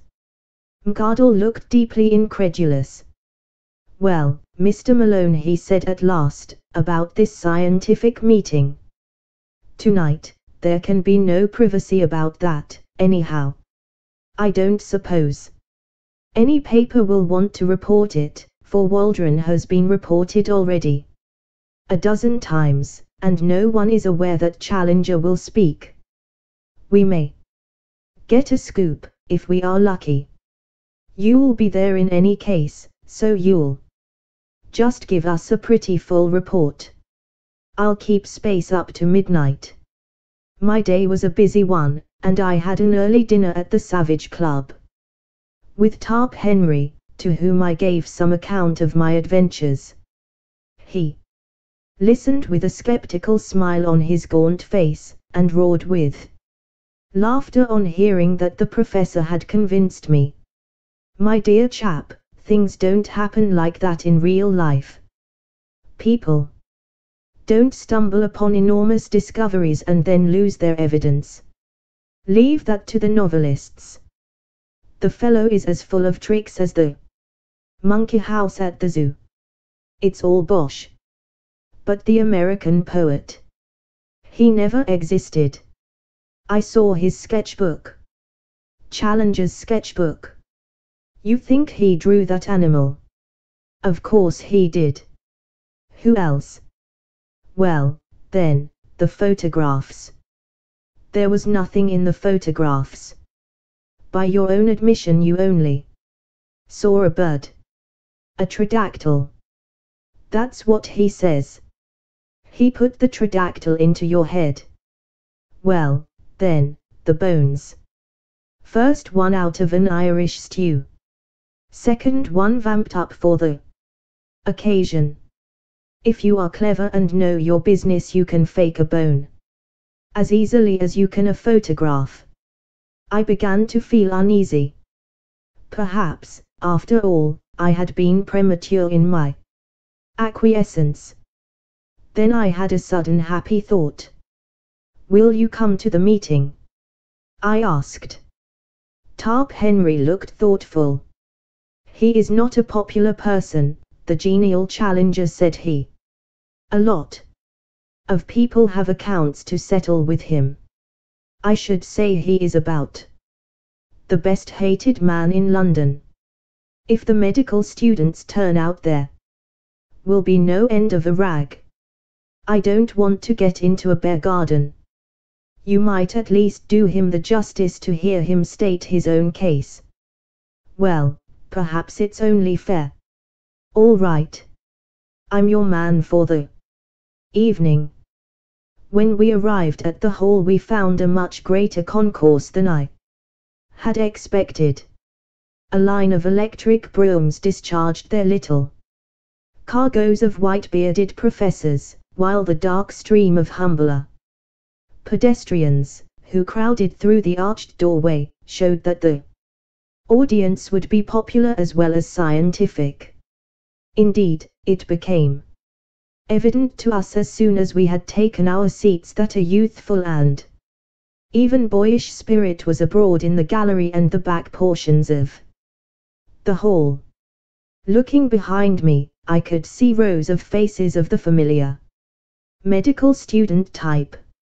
Apparently the great hospitals had each sent down their contingent. The behavior of the audience at present was good-humored, but mischievous. Scraps of popular songs were chorused with an enthusiasm which was a strange prelude to a scientific lecture. And there was already a tendency to personal chaff which promised a jovial evening to others, however embarrassing it might be to the recipients of these dubious honors.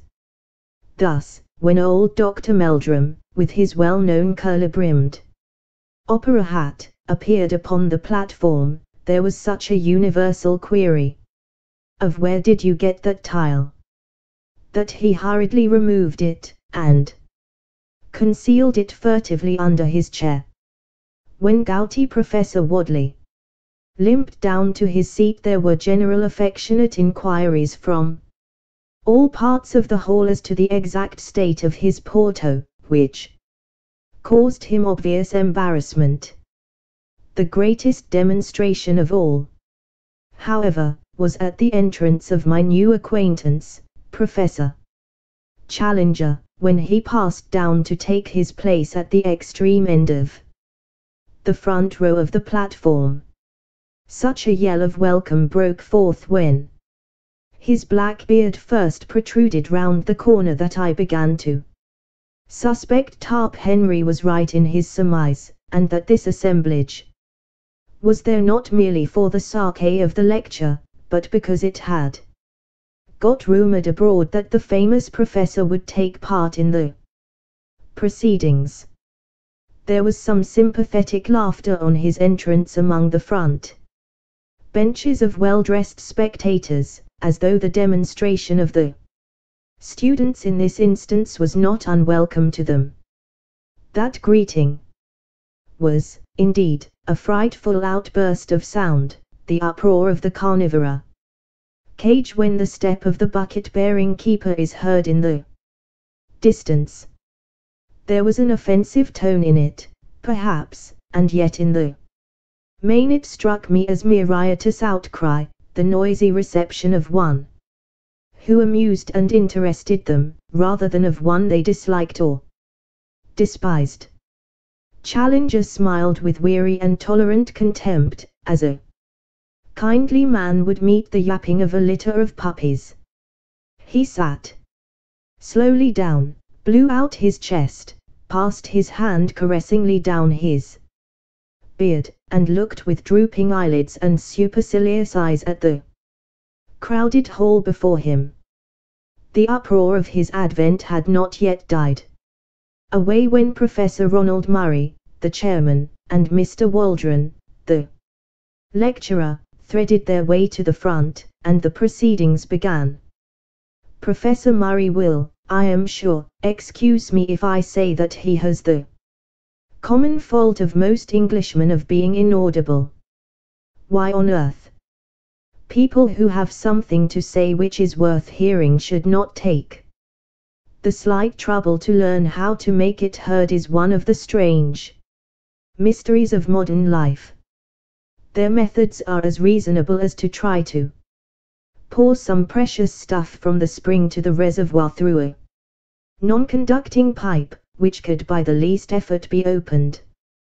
Professor Murray made several profound remarks to his white tie and to the water carafe upon the table, with a humorous, twinkling aside to the silver candlestick upon his right.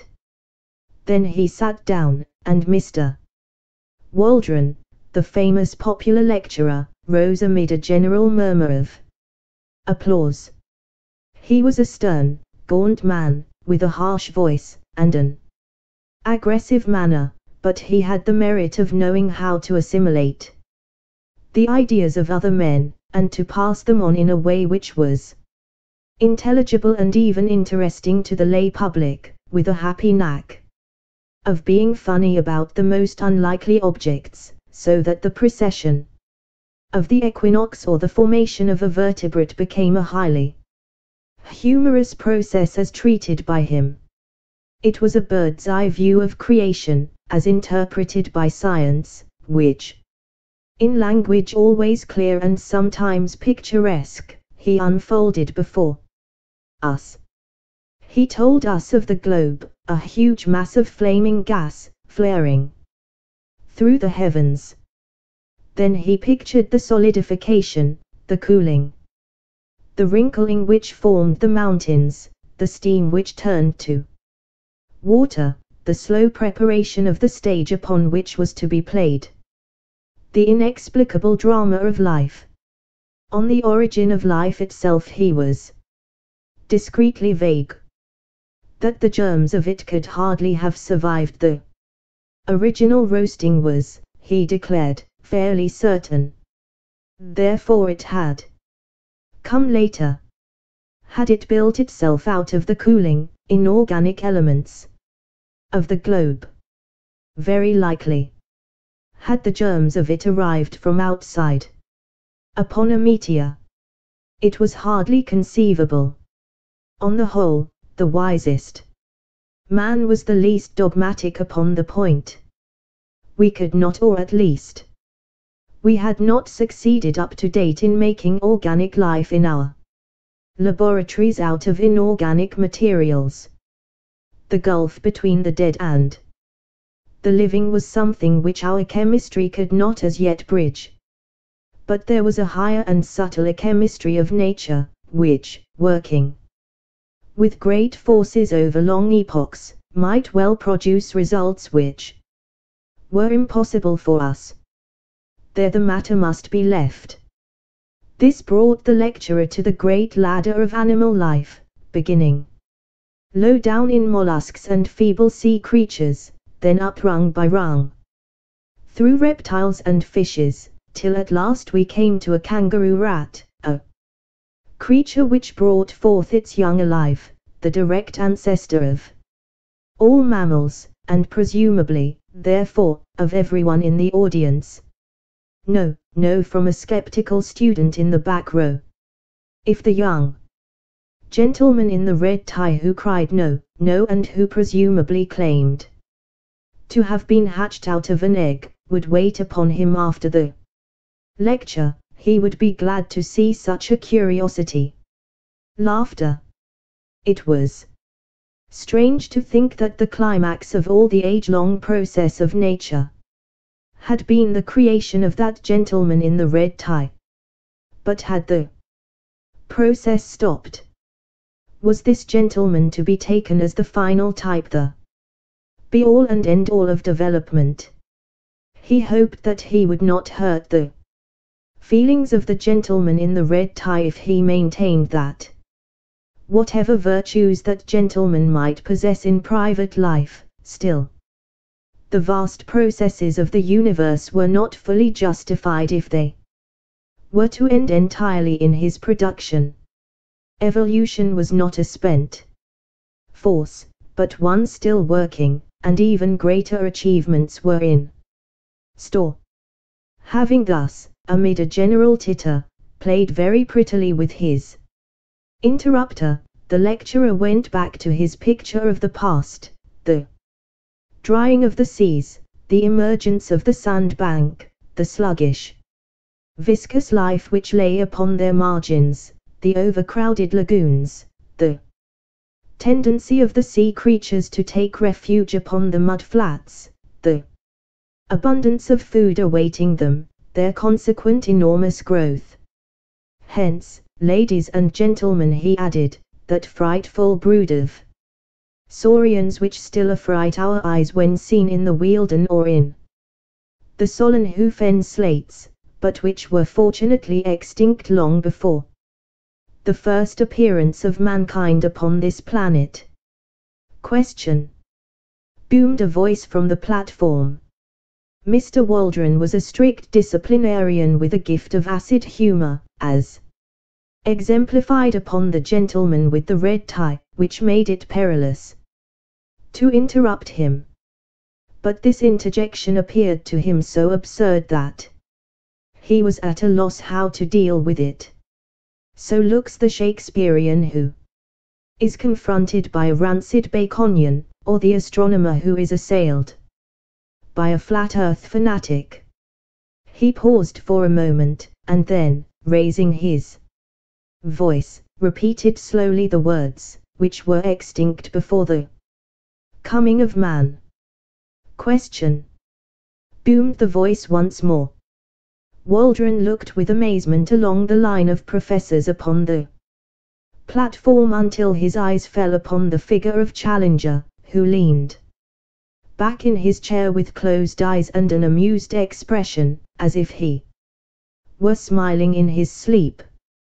I see, said Waldron, with a shrug. It is my friend Professor Challenger, and amid laughter he renewed his lecture as if this was a final explanation and no more need be said. But the incident was far from being closed. Whatever path the lecturer took amid the wilds of the past seemed invariably to lead him to some assertion as to extinct or prehistoric life, which instantly brought the same bull's bellow from the professor. The audience began to anticipate it and to roar with delight when it came. The packed benches of students joined in, and every time Challenger's beard opened, before any sound could come forth, there was a yell of question from 100 voices, and an answering counter-cry of order and shame from as many more. Waldron, though a hardened lecturer and a strong man, became rattled.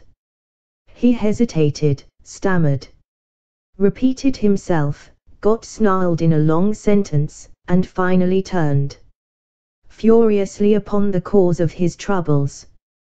This is really intolerable, he cried, glaring across the platform. I must ask you, Professor Challenger, to cease these ignorant and unmannerly interruptions. There was a hush over the hall, the students rigid with delight at seeing the high gods on Olympus quarreling among themselves. Challenger levered his bulky figure slowly out of his chair. I must in turn ask you, Mr. Waldron, he said, to cease to make assertions which are not in strict accordance with scientific fact. The words unloosed a tempest. Shame! Shame! Give him a hearing. Put him out. Shove him off the platform. Fair play! Emerged from a general roar of amusement or execration. The chairman was on his feet, flapping both his hands and bleating excitedly. Professor Challenger personal views later were the solid peaks above his clouds of inaudible mutter. The interrupter bowed, smiled, stroked his beard, and relapsed into his chair. Waldron, very flushed and warlike, continued his observations. Now and then, as he made an assertion, he shot a venomous glance at his opponent, who seemed to be slumbering deeply, with the same broad, happy smile upon his face. At last the lecture came to an end. I am inclined to think that it was a premature one, as the peroration was hurried and disconnected. The thread of the argument had been rudely broken, and the audience was restless and expectant. Waldron sat down, and, after a chirrup from the chairman, Professor Challenger rose and advanced to the edge of the platform. In the interests of my paper I took down his speech verbatim. Ladies and gentlemen, he began, amid a sustained interruption from the back. I beg pardon, ladies, gentlemen, and children, I must apologize. I had inadvertently omitted a considerable section of this audience tumult, during which the professor stood with one hand raised and his enormous head nodding sympathetically, as if he were bestowing a pontifical blessing upon the crowd. I have been selected to move a vote of thanks to Mr. Waldron for the very picturesque and imaginative address to which we have just listened. There are points in it with which I disagree, and it has been my duty to indicate them as they arose, but, nonetheless, Mr. Waldron has accomplished his object well, that object being to give a simple and interesting account of what he conceives to have been the history of our planet.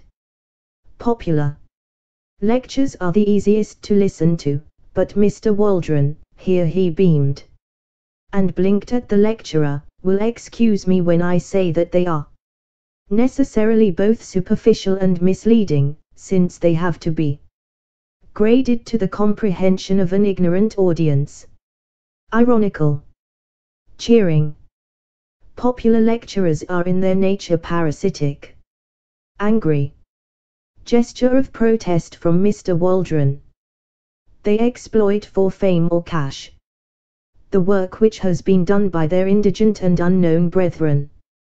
One smallest new fact obtained in the laboratory, one brick built into the temple of science, far outweighs any second-hand exposition which passes an idle hour, but can leave no useful result behind it.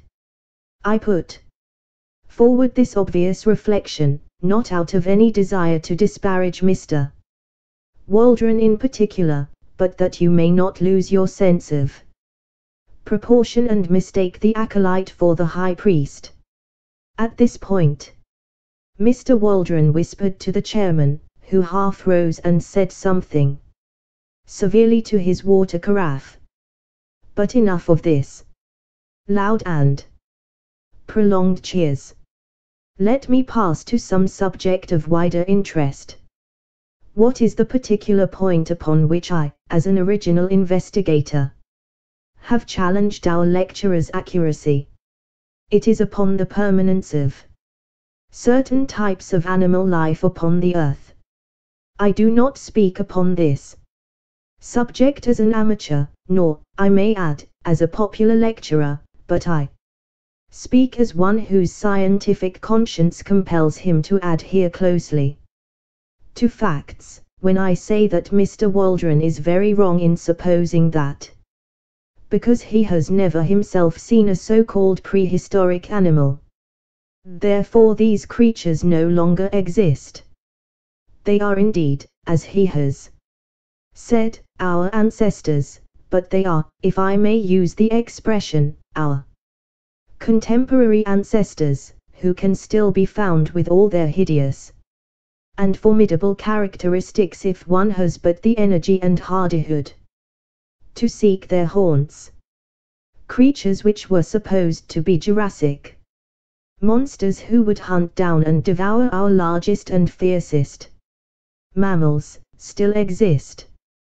Cries of Bosh. Prove it. How do you know?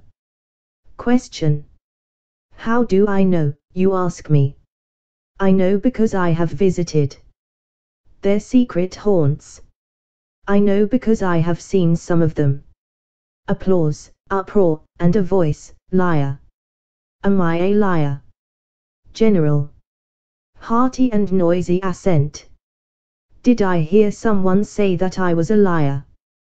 Will the person who called me a liar kindly stand up that I may know him? A voice, here he is, sir. And an inoffensive little person in spectacles, struggling violently, was held up among a group of students. Did you venture to call me a liar? No, sir, no, shouted the accused, and disappeared like a jack in the box. If any person in this hall dares to doubt my veracity, I shall be glad to have a few words with him after the lecture. Liar. Who said that? Again the inoffensive one, plunging desperately, was elevated high into the air. If I come down among you, general chorus of come. Love, come. Which interrupted the proceedings for some moments, while the chairman, standing up and waving both his arms, seemed to be conducting the music. The professor, with his face flushed, his nostrils dilated, and his beard bristling, was now in a proper berserk mood. Every great discoverer has been met with the same incredulity, the sure brand of a generation of fools. When great facts are laid before you, you have not the intuition, the imagination which would help you to understand them. You can only throw mud at the men who have risked their lives to open new fields to science. You persecute the prophets. Galileo, Darwin, and I. Prolonged cheering and complete interruption. All this is from my hurried notes taken at the time, which give little notion of the absolute chaos to which the assembly had by this time been reduced. So terrific was the uproar that several ladies had already beaten a hurried retreat. Grave and reverend seniors seemed to have caught the prevailing spirit as badly as the students, and I saw white-bearded men rising and shaking their fists at the obdurate professor. The whole great audience seethed and simmered like a boiling pot. The professor took a step forward and raised both his hands. There was something so big and arresting and virile in the man that the clatter and shouting died gradually away before his commanding gesture and his masterful eyes. He seemed to have a definite message. They hushed to hear it. "I will not detain you," he said. "It is not worth it. Truth is truth, and the noise of a number of foolish young men and, I fear I must add, of their equally foolish seniors cannot affect the matter. I claim that I have opened a new field of science. You dispute it." Cheers. "Then I put you to the test. Will you accredit one or more of your own number to go out as your representatives and test my statement in your name?" Mr. Summerlee, the veteran professor of comparative anatomy, rose among the audience, a tall, thin, bitter man, with the withered aspect of a theologian. He wished, he said, to ask Professor Challenger whether the results to which he had alluded in his remarks had been obtained during a journey to the headwaters of the Amazon made by him 2 years before. Professor Challenger answered that they had. Mr. Summerlee desired to know how it was that Professor Challenger claimed to have made discoveries in those regions which had been overlooked by Wallace, Bates, and other previous explorers of established scientific repute. Professor Challenger answered that Mr. Summerlee appeared to be confusing the Amazon with the Thames, that it was in reality a somewhat larger river, that Mr. Summerlee might be interested to know that with the Orinoco, which communicated with it, some 50,000 miles of country were opened up, and that in so vast a space it was not impossible for one person to find what another had missed.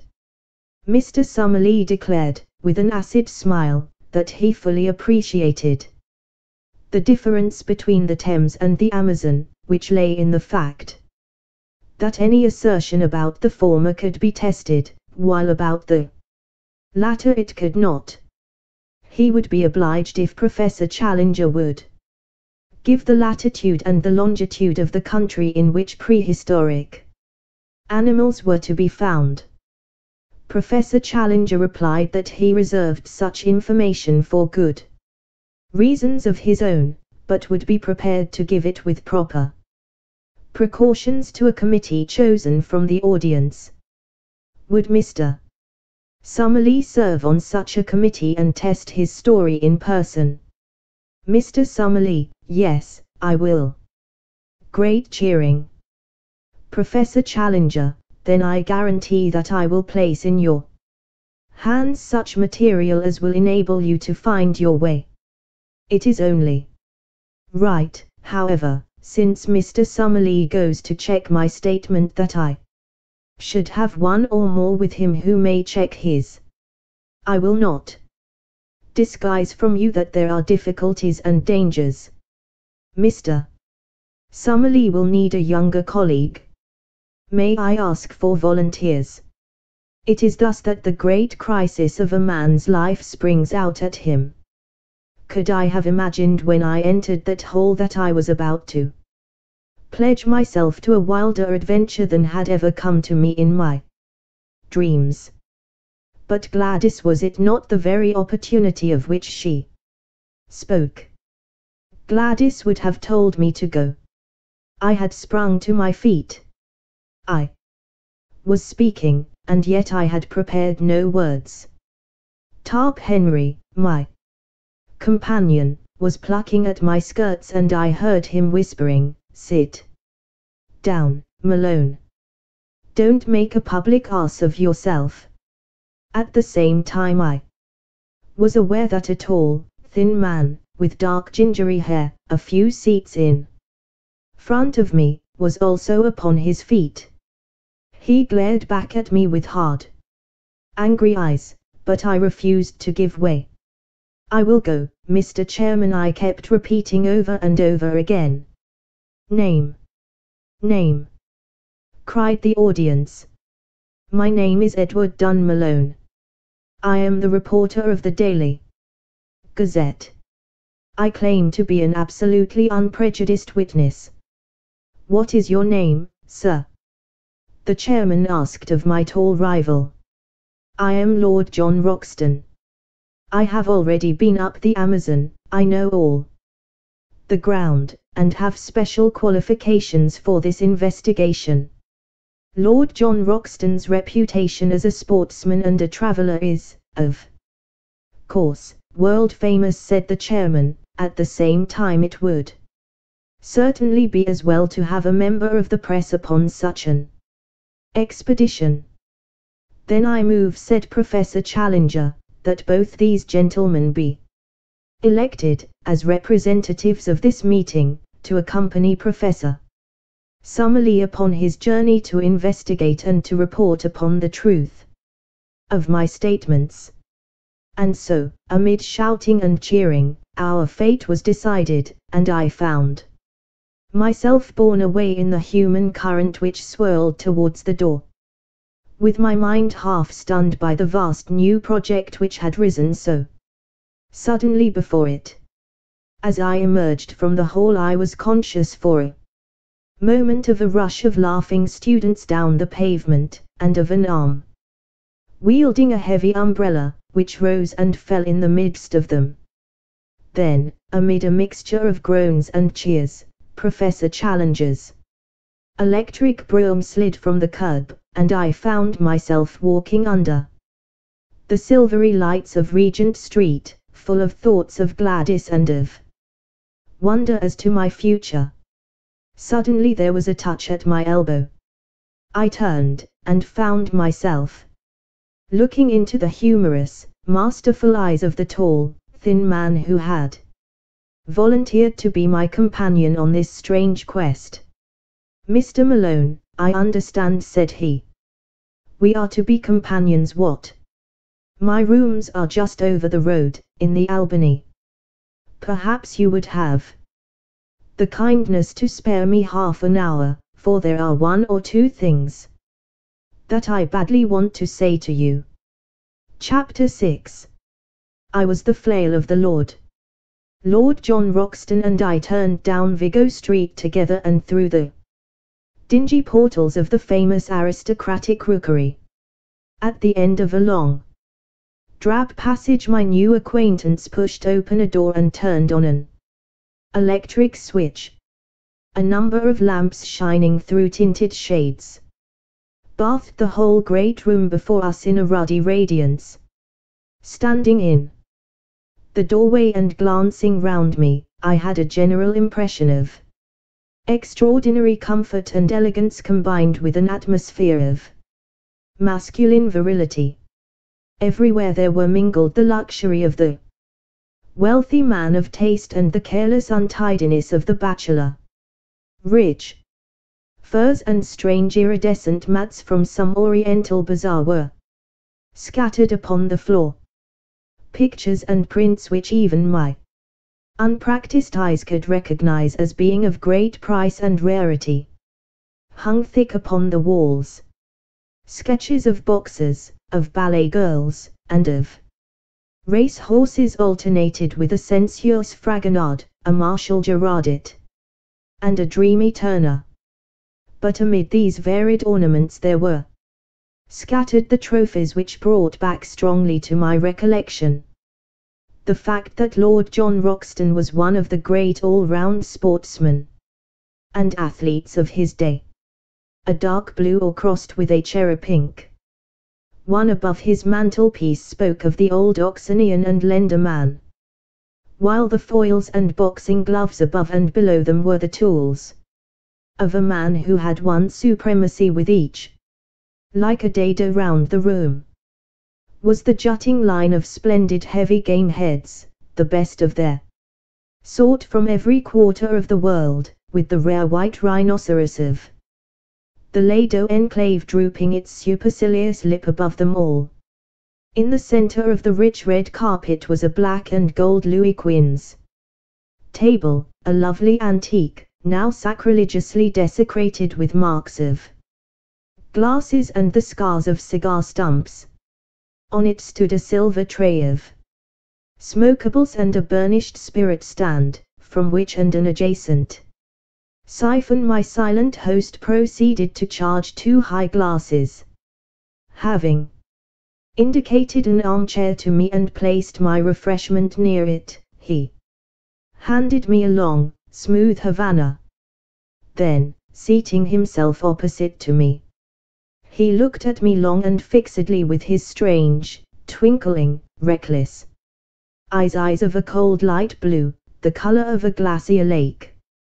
Through the thin haze of my cigar smoke I noted the details of a face which was already familiar to me from many photographs: the strongly curved nose, the hollow, worn cheeks, the dark, ruddy hair, thin at the top, the crisp, virile moustaches, the small, aggressive tuft upon his projecting chin.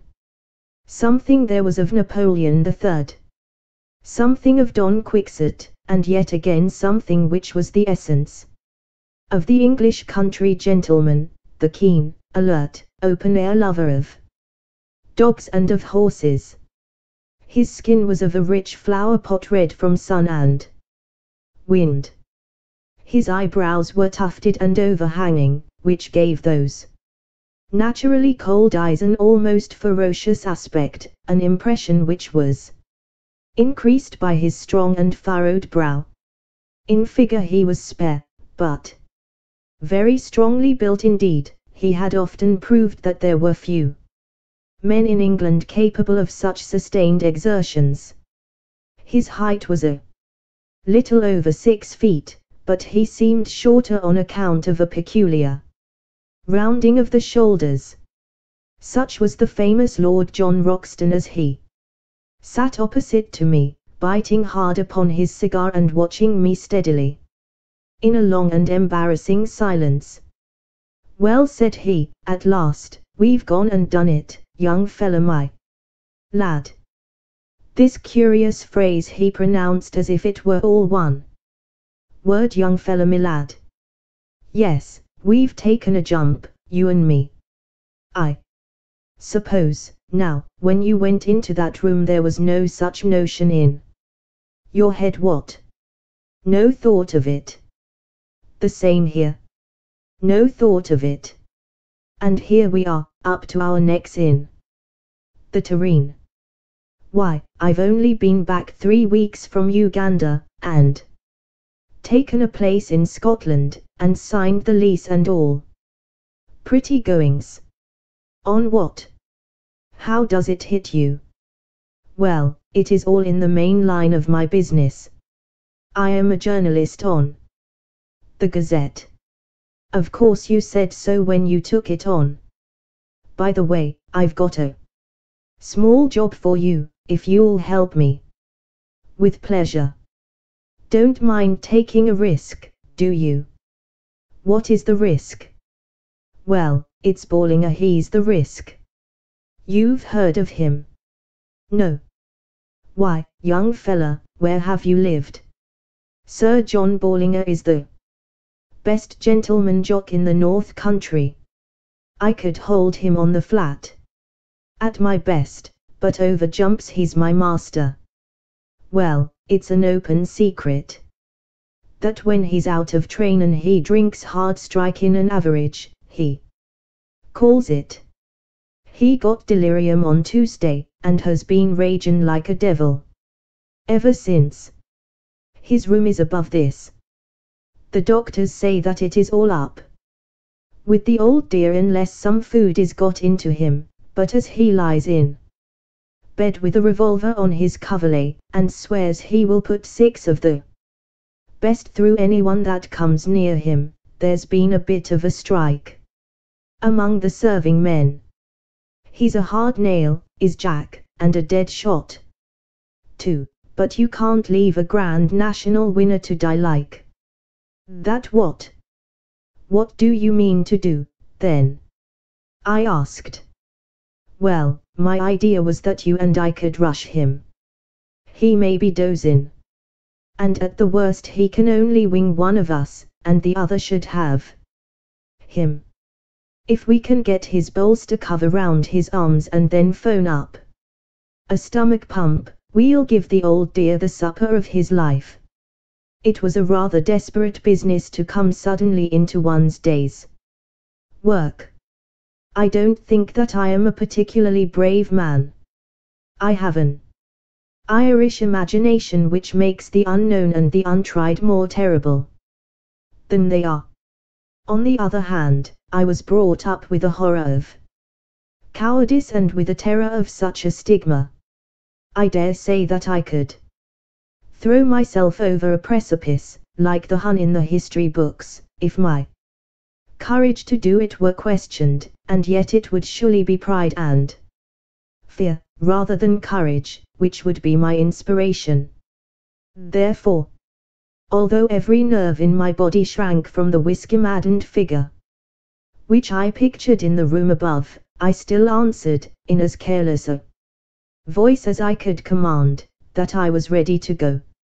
Some further remark of Lord Roxton's about the danger only made me irritable. Talking won't make it any better, said I. Come on. I rose from my chair and he from his. Then with a little confidential chuckle of laughter, he patted me 2 or 3 times on the chest, finally pushing me back into my chair. All right, Sonny my lad, you'll do, said he. I looked up in surprise. I saw after Jack Ballinger myself this morning. He blew a hole in the skirt of my kimono, bless his shaky old hand, but we got a jacket on him, and he's to be all right in a week. I say, young fella, I hope you don't mind what? You see, between you and me close-tiled, I look on this South American business as a mighty serious thing, and if I have a pal with me I want a man I can bank on. So I sized you down. And I'm bound to say that you came well out of it. You see, it's all up to you and me, for this old Summerlee man will want dry nursing from the first. By the way, are you by any chance the Malone who is expected to get his rugby cap for Ireland? A reserve, perhaps? I thought I remembered your face. Why, I was there when you got that try against Richmond, as fine a swerving run as I saw the whole season. I never miss a rugby match if I can help it, for it is the manliest game we have left. Well, I didn't ask you in here just to talk sport. We've got to fix our business. Here are the sailings, on the first page of the Times. There's a booth boat for Para next Wednesday week. And if the professor and you can work it, I think we should take it. What? Very good, I'll fix it with him. What about your outfit? My paper will see to that. Can you shoot? About average territorial standard. Good Lord. As bad as that? It's the last thing you young fellas think of learning. You're all bees without stings, so far as looking after the hive goes. You'll look silly, some o' these days, when someone comes along and sneaks the honey. But you'll need to hold your gun straight in South America, for, unless our friend the professor is a madman or a liar, we may see some queer things before we get back. What gun have you? He crossed to an oaken cupboard, and as he threw it open I caught a glimpse of glistening rows of parallel barrels, like the pipes of an organ. I'll see what I can spare you out of my own battery, said he. One by one he took out a succession of beautiful rifles, opening and shutting them with a snap and a clang, and then patting them as he put them back into the rack as tenderly as a mother would fondle her children. This is a Bland's .577 Axite Express, said he. I got that big fellow with it. He glanced up at the white rhinoceros. 10 more yards, and he would have added me to his collection. On that conical bullet his one chance hangs. Tease the weak one's advantage fair. Hope you know your Gordon, for he's the poet of the horse and the gun. And the man that handles both. Now, here's a useful tool. 470. Telescopic sight, double ejector, point blank up to 350. That's the rifle I used against the Peruvian slave drivers 3 years ago. I was the flail of the Lord up in those parts, I may tell you. Though you won't find it in any blue book. There are times, young fella, when every one of us must make a stand for human right and justice, or you never feel clean again. That's why I made a little war on my own. Declared it myself, waged it myself, ended it myself. Each of those nicks is for a slave murderer, a good row of them. What? That big one is for Pedro Lopez, the king of them all, that I killed in a backwater of the Putumayo River. Now, here's something that would do for you. He took out a beautiful brown and silver rifle. Well, rubbered at the stock, sharply sighted, 5 cartridges to the clip. You can trust your life to that. He handed it to me and closed the door of his oak cabinet. By the way, he continued, coming back to his chair, what do you know of this Professor Challenger? I never saw him till today. Well, neither did I. It's funny we should both sail under sealed orders from a man we don't know. He seemed an uppish old bird. His brothers of science don't seem too fond of him, either. How came you to take an interest in the affair? I told him shortly my experiences of the morning, and he listened intently. Then he drew out a map of South America and laid it on the table. I believe every single word he said to you was the truth, said he earnestly, and, mind you, I have something to go on when I speak like that.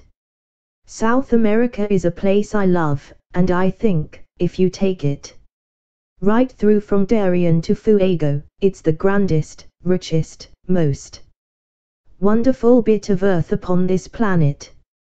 People don't know it yet, and don't realize what it may become.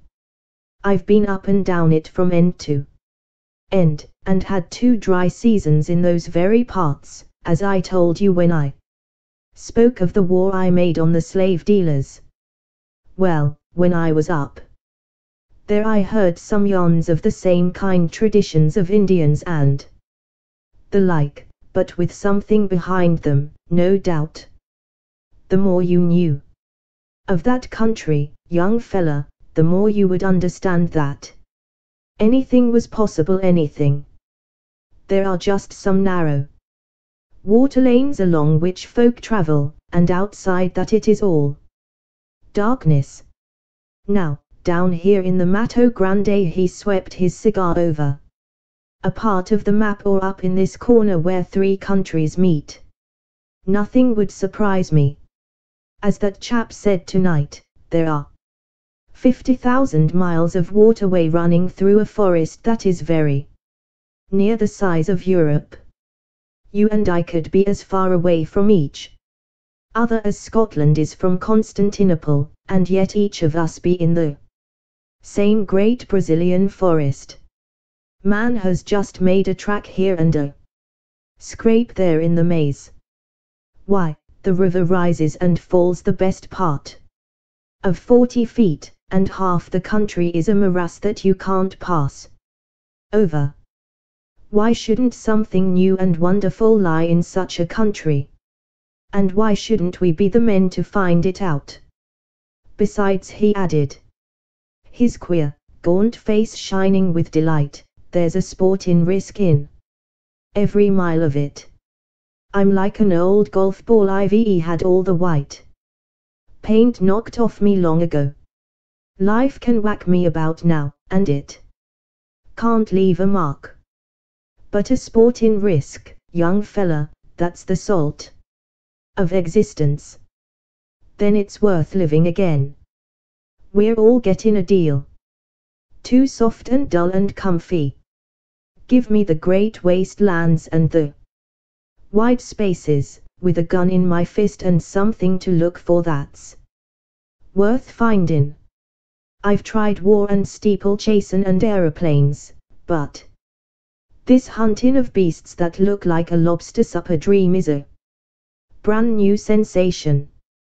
He chuckled with glee at the prospect. Perhaps I have dwelled too long upon this new acquaintance, but he is to be my comrade for many a day, and so I have tried to set him down as I first saw him, with his quaint personality and his queer little tricks of speech and of thought. It was only the need of getting in the account of my meeting which drew me at last from his company. I left him seated amid his pink radiance, oiling the lock of his favorite rifle, while he still chuckled to himself at the thought of the adventures which awaited us. It was very clear to me that if dangers lay before us, I could not in all England have found a cooler head or a braver spirit with which to share them.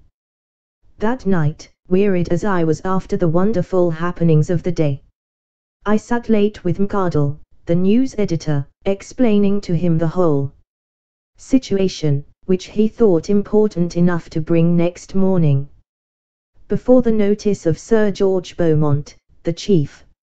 It was agreed that I should write home full accounts of my adventures in the shape of successive letters to Mcardle, and that these should either be edited for the Gazette as they arrived, or held back to be published later, according to the wishes of Professor Challenger, since we could not yet know what conditions he might attach to those directions which should guide us to the unknown land. In response to a telephone inquiry, we received nothing more definite than a fulmination against the press, ending up with the remark that if we would notify our boat he would hand us any directions which he might think it proper to give us at the moment of starting. A second question from us failed to elicit any answer at all, save a plaintive bleat from his wife to the effect that her husband was in a very violent temper already, and that she hoped we would do nothing to make it worse. A third attempt, later in the day, provoked a terrific crash, and a subsequent message from the Central Exchange that Professor Challenger's receiver had been shattered. After that we abandoned all attempt at communication. And now, my patient readers, I can address you directly no longer. From now onwards, if, indeed, any continuation of this narrative should ever reach you, it can only be through the paper which I represent. In the hands of the editor I leave this account of the events which have led up to one of the most remarkable expeditions of all time, so that if I never return to England there shall be some record as to how the affair came about. I am writing these last lines in the saloon of the Booth liner Francisca, and they will go back by the pilot to the keeping of Mr. Mcardle.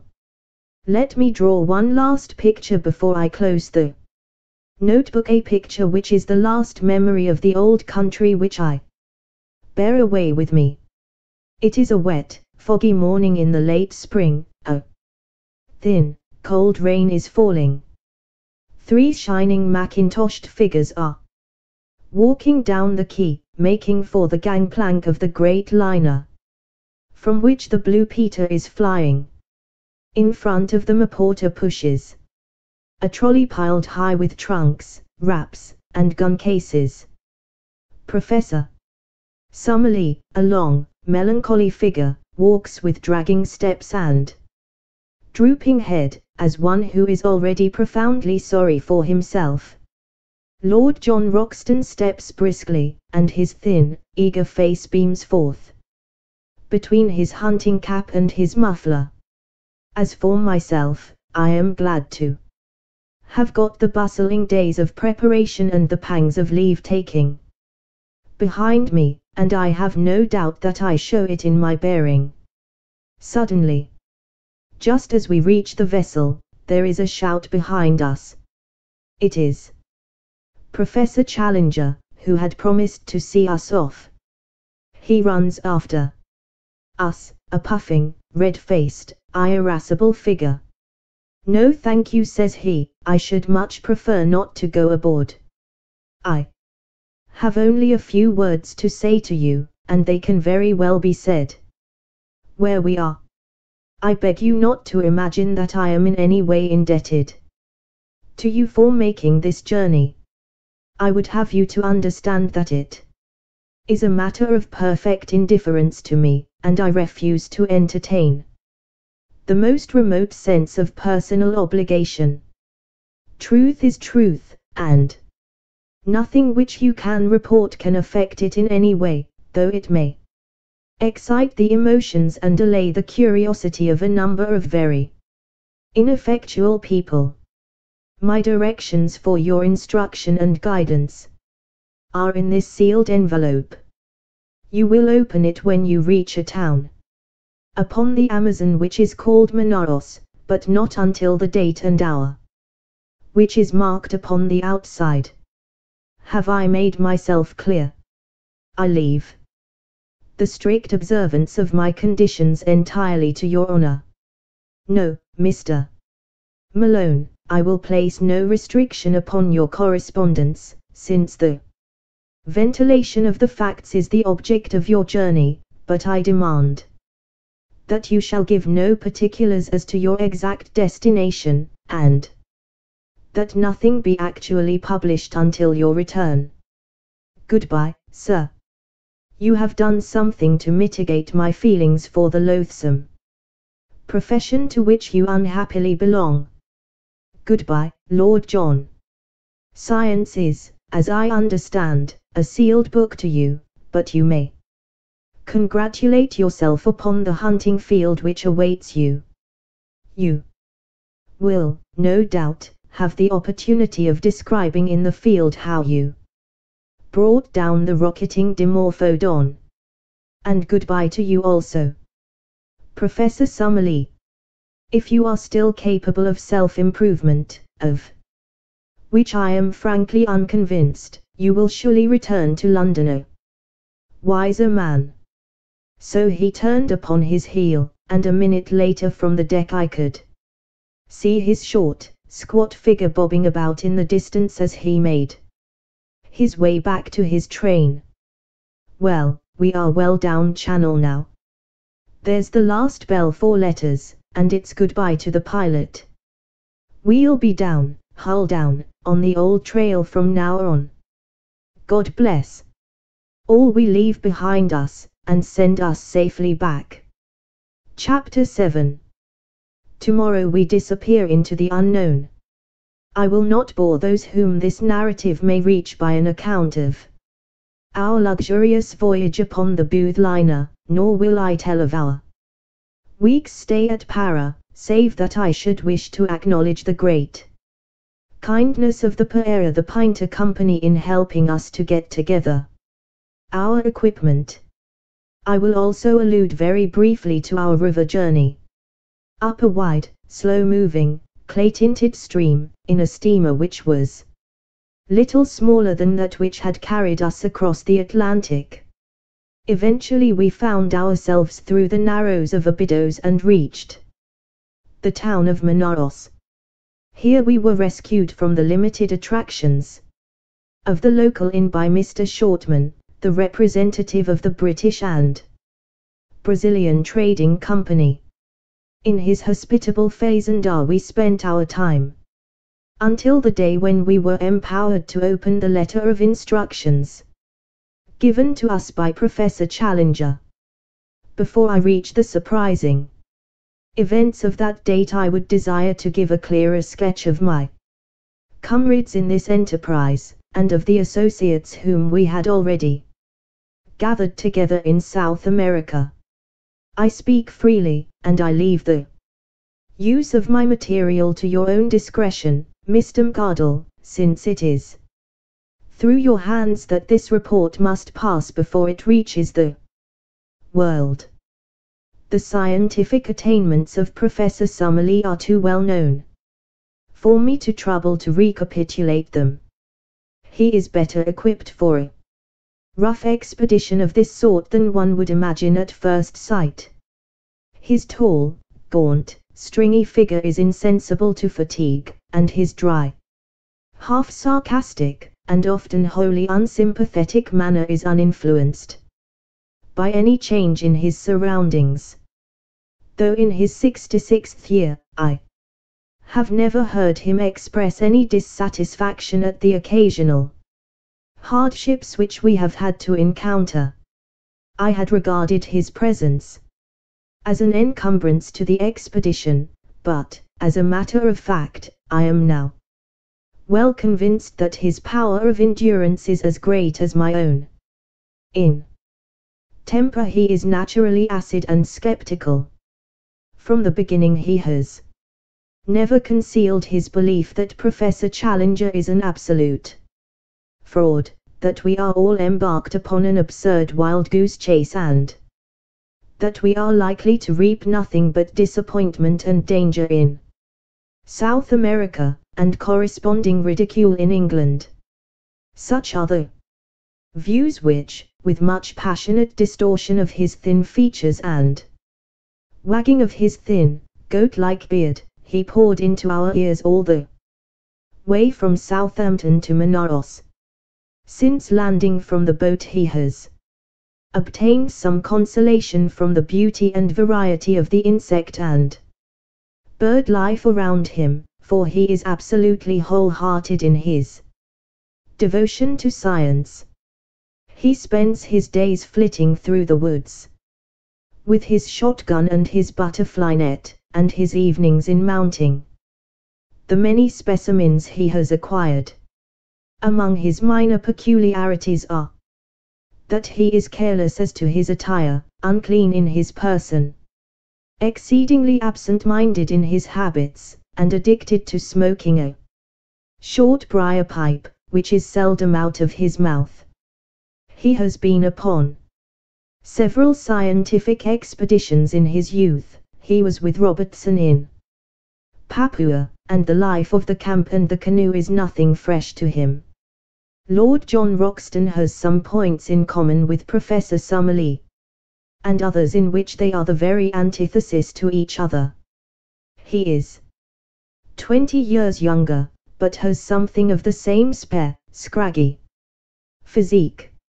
As to his appearance, I have, as I recollect, described it in that portion of my narrative which I have left behind me in London.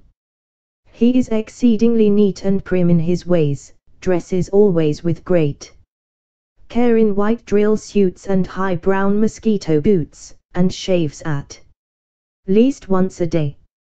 Like most men of action, he is laconic in speech, and sinks readily into his own thoughts, but he is always quick to answer a question or join in a conversation, talking in a queer, jerky, half-humorous fashion. His knowledge of the world, and very especially of South America, is surprising, and he has a whole-hearted belief in the possibilities of our journey which is not to be dashed by the sneers of Professor Summerlee. He has a gentle voice and a quiet manner, but behind his twinkling blue eyes there lurks a capacity for furious wrath and implacable resolution, the more dangerous because they are held in leash.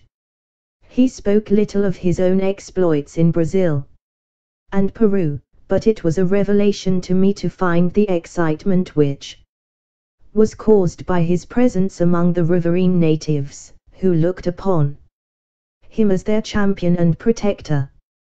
The exploits of the Red Chief, as they called him, had become legends among them, but the real facts, as far as I could learn them, were amazing enough. These were that Lord John had found himself some years before in that no man's land which is formed by the half-defined frontiers between Peru, Brazil, and Colombia. In this great district the wild rubber tree flourishes, and has become, as in the Congo, a curse to the natives which can only be compared to their forced labor under the Spaniards upon the old silver mines of Darien. A handful of villainous half-breeds dominated the country, armed such Indians as would support them, and turned the rest into slaves, terrorizing them with the most inhuman tortures in order to force them to gather the India rubber, which was then floated down the river to Para. Lord John Roxton expostulated on behalf of the wretched victims, and received nothing but threats and insults for his pains. He then formally declared war against Pedro Lopez, the leader of the slave drivers, enrolled a band of runaway slaves in his service, armed them, and conducted a campaign which ended by his killing with his own hands the notorious half-breed, and breaking down the system which he represented. No wonder that the ginger-headed man with the silky voice and the free and easy manners was now looked upon with deep interest upon the banks of the great South American river, though the feelings he inspired were naturally mixed, since the gratitude of the natives was equalled by the resentment of those who desired to exploit them. One useful result of his former experiences was that he could talk fluently in the lingo Doyle, which is the peculiar talk, 1/3 Portuguese and 2/3 Indian, which is current all over Brazil. I have said before that Lord John Roxton was a South Americomaniac. He could not speak of that great country without ardor, and this ardor was infectious, for, ignorant as I was, he fixed my attention and stimulated my curiosity. How I wish I could reproduce the glamour of his discourses, the peculiar mixture of accurate knowledge and of racy imagination which gave them their fascination, until even the professor's cynical and skeptical smile would gradually vanish from his thin face as he listened. He would tell the history of the mighty rivers so rapidly explored, for some of the first conquerors of Peru actually crossed the entire continent upon its waters, and yet so unknown in regard to all that lay behind its ever-changing banks. What is there? He would cry, pointing to the north. Wood and marsh, and unpenetrated jungle. Who knows what it may shelter? And there too, the south, a wilderness of swampy forest, where no white man has ever been. The unknown is up against us on every side. Outside the narrow lines of the rivers, what does anyone know? Who will say what is possible in such a country? Why should old man Challenger not be right? At which direct defiance the stubborn sneer would reappear upon Professor Summerlee's face, and he would sit, shaking his sardonic head in unsympathetic silence, behind the cloud of his briar-root pipe. So much, for the moment, for my two white companions, whose characters and limitations will be further exposed, as surely as my own, as this narrative proceeds. But already we have enrolled certain retainers who may play no small part in what is to come. The first is a gigantic Negro named Zambo, who is a black Hercules, as willing as any horse, and about as intelligent. Him we enlisted at Para, on the recommendation of the steamship company, on whose vessels he had learned to speak a halting English. It was at Para also that we engaged Gomez and Manuel, two half-breeds from up the river, just come down with a cargo of redwood. They were swarthy fellows, bearded and fierce, as active and wiry as panthers. Both of them had spent their lives in those upper waters of the Amazon, which we were about to explore, and it was this recommendation which had caused Lord John to engage them. One of them, Gomez, had the further advantage that he could speak excellent English. These men were willing to act as our personal servants, to cook, to row, or to make themselves useful in any way at a payment of $15 a month. Besides these, we had engaged 3 Mojo Indians from Bolivia, who are the most skillful at fishing and boat work of all the river tribes. The chief of these we called Mojo, after his tribe, and the others are known as Jose and Fernando. 3 white men, then, 2 half-breeds, 1 Negro, and 3 Indians made up the personnel of the little expedition which lay waiting for its instructions at Manaos, before starting upon its singular quest. At last, after a weary week, the day had come and the hour. I ask you to picture the shaded sitting room of the Fazendar Street. Ignacio, 2 miles inland from the town of Manaos. Outside lay the yellow, brassy glare of the sunshine, with the shadows of the palm trees as black and definite as the trees themselves. The air was calm, full of the eternal hum of insects, a tropical chorus of many octaves, from the deep drone of the bee to the high, keen pipe of the mosquito.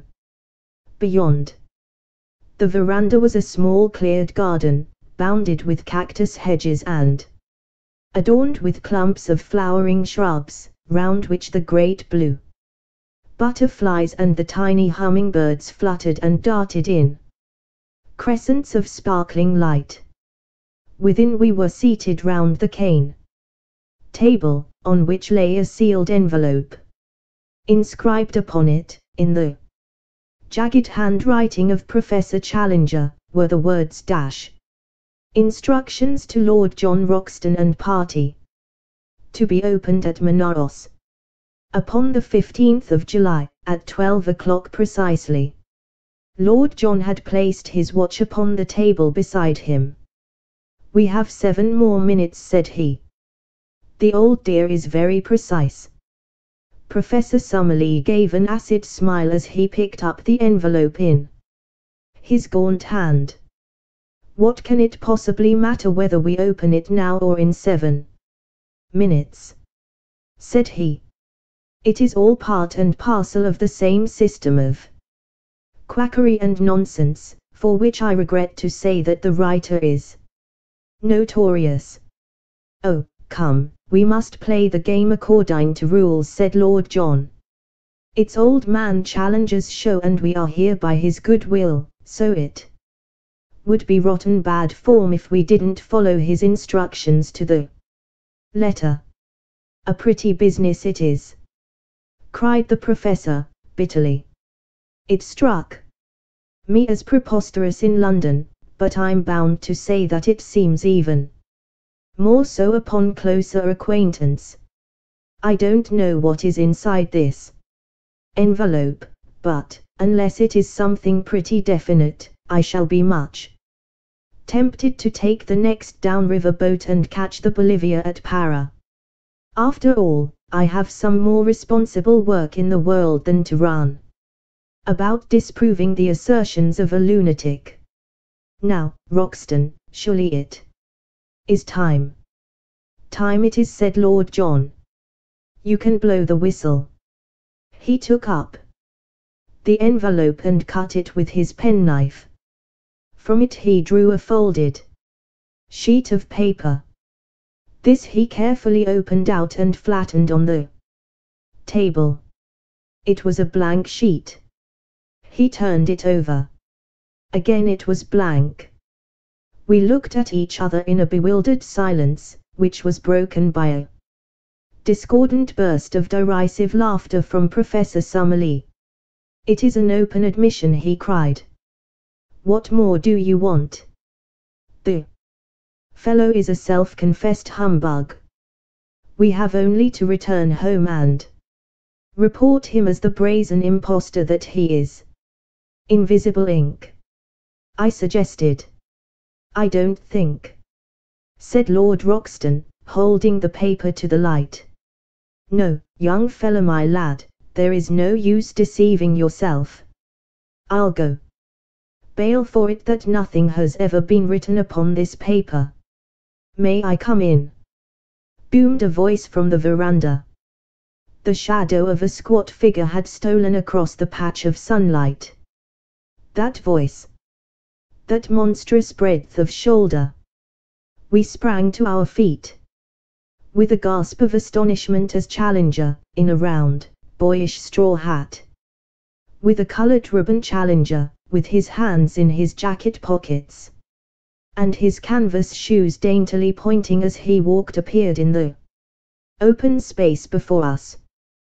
He threw back his head, and there he stood in the golden glow with all his old Assyrian luxuriance of beard, all his native insolence of drooping eyelids and intolerant eyes. "I fear," said he, taking out his watch, "that I am a few minutes too late. When I gave you this envelope I must confess that I had never intended that you should open it, for it had been my fixed intention to be with you before the hour. The unfortunate delay can be apportioned between a blundering pilot and an intrusive sunbank. I fear that it has given my colleague, Professor Summerlee, occasion to blaspheme." "I am bound to say, sir," said Lord John, with some sternness of voice, "that your turning up is a considerable relief to us, for our mission seemed to have come to a premature end. Even now I can't for the life of me understand why you should have worked it in so extraordinary a manner." Instead of answering, Professor Challenger entered, shook hands with myself and Lord John, bowed with ponderous insolence to Professor Summerlee, and sank back into a basket chair, which creaked and swayed beneath his weight. "Is all ready for your journey?" he asked. "We can start tomorrow." "Then so you shall. You need no chart of directions now, since you will have the inestimable advantage of my own guidance. From the first, I had determined that I would myself preside over your investigation. The most elaborate charts would, as you will readily admit, be a poor substitute for my own intelligence and advice. As to the small ruse which I played upon you in the matter of the envelope, it is clear that, had I told you all my intentions, I should have been forced to resist unwelcome pressure to travel out with you. Not from me, sir, exclaimed Professor Summerlee, heartily. So long as there was another ship upon the Atlantic. Challenger waved him away with his great hairy hand. Your common sense will, I am sure, sustain my objection and realize that it was better that I should direct my own movements and appear only at the exact moment when my presence was needed. That moment has now arrived. You are in safe hands. You will not now fail to reach your destination. From henceforth I take command of this expedition, and I must ask you to complete your preparations tonight, so that we may be able to make an early start in the morning. My time is of value, and the same thing may be said, no doubt, in a lesser degree of your own. I propose, therefore, that we push on as rapidly as possible, until I have demonstrated what you have come to see. Lord John Roxton has chartered a large steam launch, the Esmeralda, which was to carry us up the river. So far as climate goes, it was immaterial what time we chose for our expedition, as the temperature ranges from 75 to 90 degrees both summer and winter, with no appreciable difference in heat. In moisture, however, it is otherwise. From December to May is the period of the rains, and during this time the river slowly rises until it attains a height of nearly 40 feet above its low water mark. It floods the banks, extends in great lagoons over a monstrous waste of country, and forms a huge district, called locally the Gapo, which is for the most part too marshy for foot travel and too shallow for boating. About June the waters begin to fall, and are at their lowest at October or November. Thus our expedition was at the time of the dry season, when the great river and its tributaries were more or less in a normal condition. The current of the river is a slight one, the drop being not greater than 8 inches in a mile.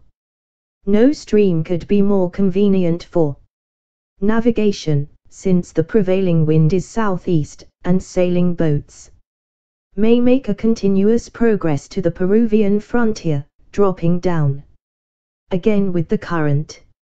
In our own case the excellent engines of the Esmeralda could disregard the sluggish flow of the stream, and we made as rapid progress as if we were navigating a stagnant lake. For 3 days we steamed northwestwards up a stream which even here, 1,000 miles from its mouth, was still so enormous that from its center the 2 banks were mere shadows upon the distant skyline.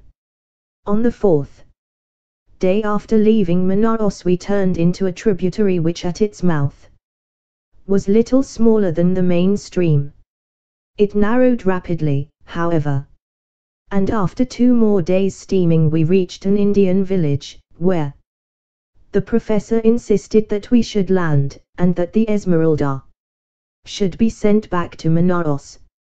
We should soon come upon rapids, he explained, which would make its further use impossible. He added privately that we were now approaching the door of the unknown country, and that the fewer whom we took into our confidence the better it would be. To this end also he made each of us give our word of honor that we would publish or say nothing which would give any exact clue as to the whereabouts of our travels, while the servants were all solemnly sworn to the same effect. It is for this reason that I am compelled to be vague in my narrative, and I would warn my readers that in any map or diagram which I may give, the relation of places to each other may be correct, but the points of the compass are carefully confused, so that in no way can it be taken as an actual guide to the country.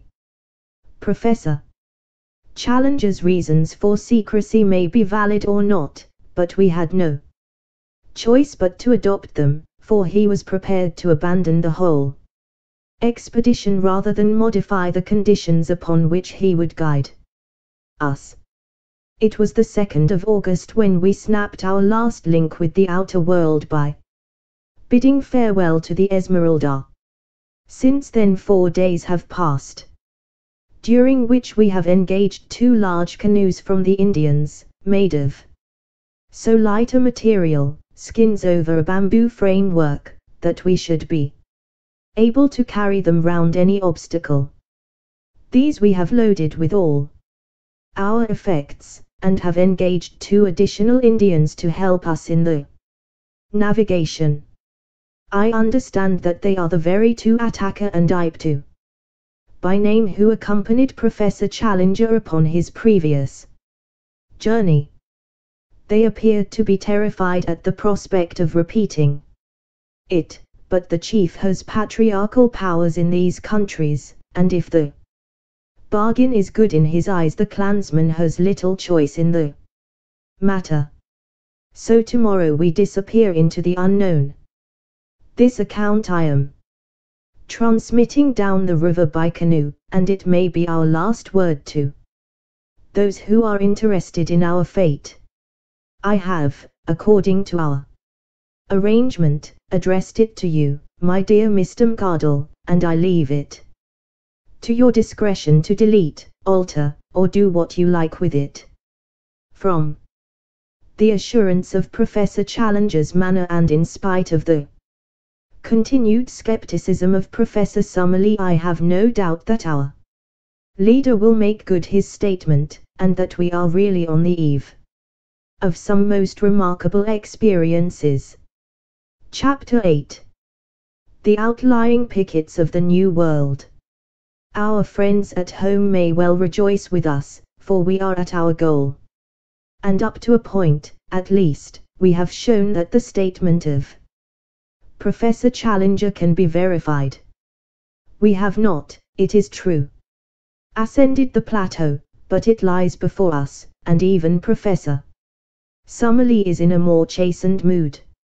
Not that he will for an instant admit that his rival could be right, but he is less persistent in his incessant objections, and has sunk for the most part into an observant silence. I must hark back, however, and continue my narrative from where I dropped it. We are sending home one of our local Indians who is injured, and I am committing this letter to his charge, with considerable doubts in my mind as to whether it will ever come to hand. When I wrote last, we were about to leave the Indian village where we had been deposited by the Esmeralda. I have to begin my report by bad news. For the first serious personal trouble, I pass over the incessant bickerings between the professors, occurred this evening, and might have had a tragic ending.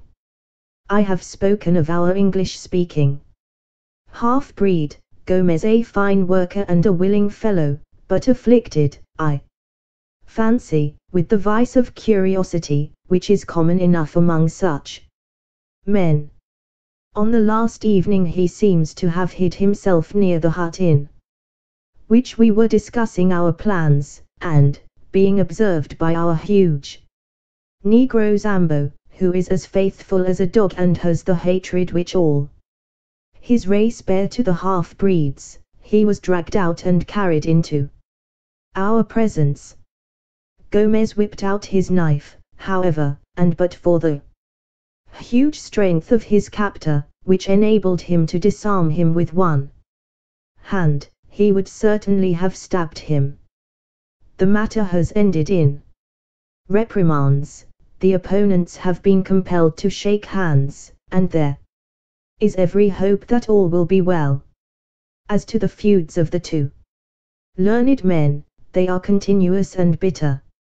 It must be admitted that Challenger is provocative in the last degree, but Summerlee has an acid tongue, which makes matters worse. Last night Challenger said that he never cared to walk on the Thames embankment and look up the river, as it was always sad to see one's own eventual goal. He is convinced, of course, that he is destined for Westminster Abbey. Summerlee rejoined, however, with a sour smile, by saying that he understood that Millbank prison had been pulled down. Challenger's conceit is too colossal to allow him to be really annoyed. He only smiled in his beard and repeated really, really, in the pitying tone one would use to a child. Indeed, they are children, both the one wizened and cantankerous, the other formidable and overbearing, yet each with a brain which has put him in the front rank of his scientific age. Brain, character, soul, only as one sees more of life does one understand how distinct is each. The very next day we did actually make our start upon this remarkable expedition. We found that all our possessions fitted very easily into the two canoes, and we divided our personnel, 6 in each, taking the obvious precaution in the interests of peace of putting one professor into each canoe. Personally, I was with Challenger, who was in a beatific humor, moving about as one in a silent ecstasy and beaming benevolence from every feature. I have had some experience of him in other moods, however, and shall be the less surprised when the thunderstorms suddenly come up amidst the sunshine. If it is impossible to be at your ease, it is equally impossible to be dull in his company, for one is always in a state of half-tremulous doubt as to what sudden turn his formidable temper may take. For 2 days we made our way up a good-sized river some hundreds of yards broad, and dark in color, but transparent, so that one could usually see the bottom.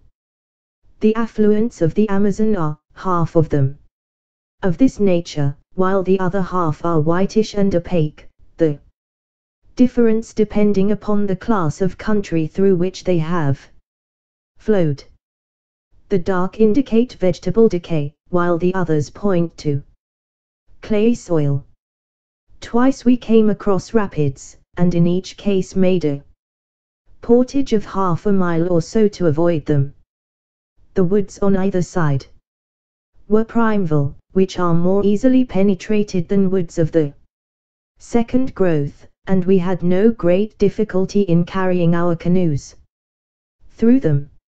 How shall I ever forget the solemn mystery of it? The height of the trees and the thickness of the boles exceeded anything which I in my town-bred life could have imagined, shooting upwards in magnificent columns until, at an enormous distance above our heads, we could dimly discern the spot where they threw out their side branches into Gothic upward curves which coalesced to form one great matted roof of verdure, through which only an occasional golden ray of sunshine shot downwards to trace a thin dazzling line of light amidst the majestic obscurity. As we walked noiselessly amid the thick, soft carpet of decaying vegetation, the hush fell upon our souls which comes upon us in the twilight of the Abbey, and even Professor Challenger's full-chested notes sank into a whisper. Alone, I should have been ignorant of the names of these giant growths, but our men of science pointed out the cedars, the great silk cotton trees, and the redwood. trees, with all that profusion of various plants which has made this continent the chief supplier to the human race of those gifts of nature which depend upon the vegetable world, while it is the most backward in those products which come from animal life. Vivid orchids and wonderful colored lichens smoldered upon the swarthy tree trunks, and where a wandering shaft of light fell full upon the golden alamada, the scarlet star clusters of the taxonia, or the rich deep blue of Ipomaea, the effect was as a dream of fairyland. In these great wastes of forest, life, which abhors darkness, struggles ever upwards to the light. Every plant, even the smaller ones, curls and writhes to the green surface, twining itself round its stronger and taller brethren in the effort. Climbing plants are monstrous and luxuriant, but others, which have never been known to climb elsewhere, learn the artisan escape from that summer shadow, so that the common nettle, the jasmine, and even the Jacitera palm tree can be seen circling the stems of the cedars and striving to reach their crowns. Of animal life there was no movement amid the majestic vaulted aisles which stretched from us as we walked, but a constant movement far above our heads told of that multitudinous world of snake and monkey, bird and sloth, which lived in the sunshine, and looked down in wonder at our tiny, dark, stumbling figures in the obscure depths immeasurably below them. At dawn and at sunset the howler monkeys screamed together and the parakeets broke into shrill chatter, but during the hot hours of the day only the full drone of insects, like the beat of a distant surf, filled the ear, while nothing moved amid the solemn vistas of stupendous trunks, fading away into the darkness which held us in. Once some bandy-legged, lurching creature, an anteater or a bear, scuttled clumsily amid the shadows. It was the only sign of earth life which I saw in this great Amazonian forest. And yet there were indications that even human life itself was not far from us in those mysterious recesses. On the third day out we were aware of a singular deep throbbing in the air, rhythmic and solemn, coming and going fitfully throughout the morning. The two boats were paddling within a few yards of each other when first we heard it, and our Indians remained motionless, as if they had been turned to bronze, listening intently with expressions of terror upon their faces. "What is it, then?" I asked. "Drums," said Lord John, carelessly, "war drums. I have heard them before." "Yes, sir, war drums," said Gomez, the half-breed. "Wild Indians. Bravos, not mansos. They watch us every mile of the way, kill us if they can." "How can they watch us?" I asked, gazing into the dark, motionless void. The half-breed shrugged his broad shoulders. "The Indians know. They have their own way. They watch us. They talk. The drum talk to each other. Kill us if they can." By the afternoon of that day my pocket diary shows me that it was Tuesday, August 18th. At least 6 or 7 drums were throbbing from various points. Sometimes they beat quickly, sometimes slowly. Sometimes in obvious question and answer, one far to the east breaking out in a high staccato rattle, and being followed after a pause by a deep roll from the north. There was something indescribably nerve-shaking and menacing in that constant mutter, which seemed to shape itself into the very syllables of the half-breed, endlessly repeated, "We will kill you if we can. We will kill you if we can." No one ever moved in the silent woods. All the peace and soothing of Quiet nature lay in that dark curtain of vegetation, but away from. Behind there came ever the one message from our fellow man. We will kill you if we can, said the men in the east. We will kill you if we can, said the men in the north. All day the drums rumbled and whispered, while their menace reflected itself in the faces of our colored companions. Even the hardy, swaggering half-breed seemed cowed.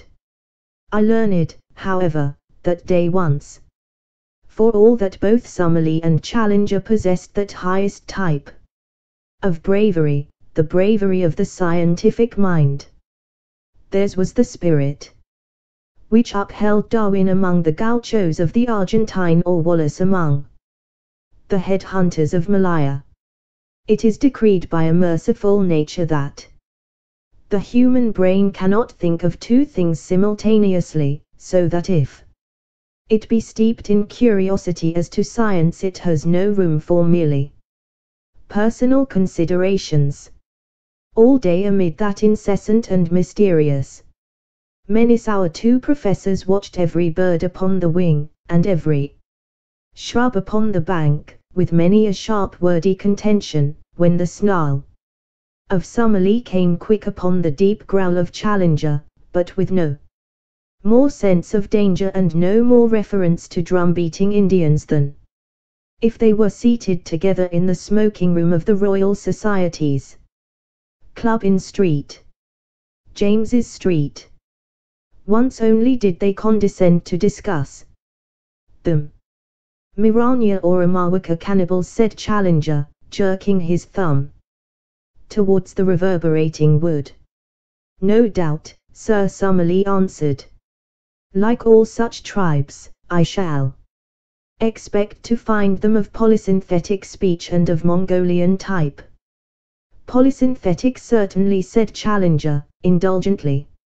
I am not aware that any other type of language exists in this continent, and I have notes of more than 100. The Mongolian theory I regard with deep suspicion. I should have thought that even a limited knowledge of comparative anatomy would have helped to verify it, said Summerlee, bitterly.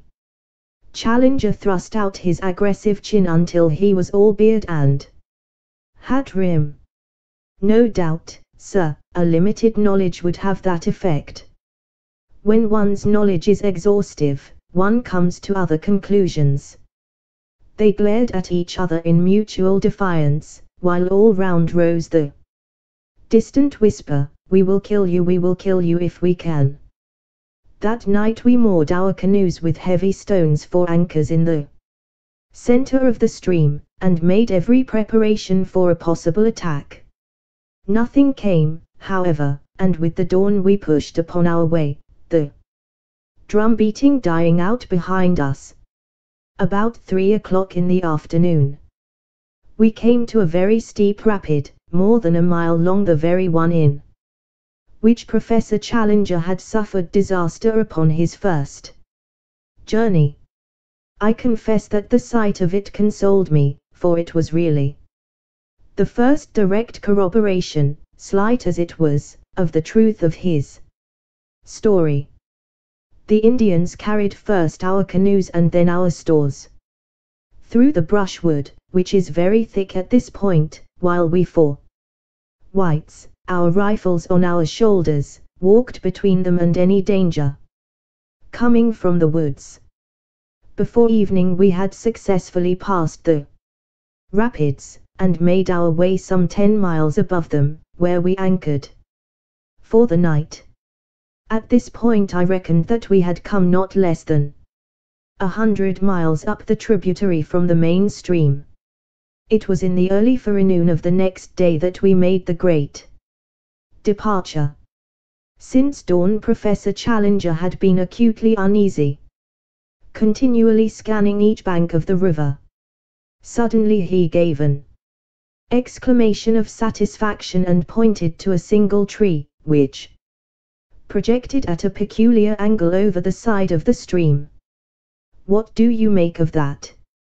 He asked. It is surely an acai palm, said Summerlee. Exactly. It was an acai palm which I took for my landmark. The secret opening is half a mile onwards upon the other side of the river. There is no break in the trees. That is the wonder and the mystery of it. There where you see light green rushes instead of dark green undergrowth, there between the great cottonwoods, that is my private gate into the unknown. Push through, and you will understand. It was indeed a wonderful place. Having reached the spot marked by a line of light green rushes, we poled out 2 canoes through them for some hundreds of yards, and eventually emerged into a placid and shallow stream, running clear and transparent over a sandy bottom. It may have been 20 yards across, and was banked in on each side by most luxuriant vegetation. No one who had not observed that for a short distance reeds had taken the place of shrubs, could possibly have guessed the existence of such a stream or dreamed of the fairyland beyond.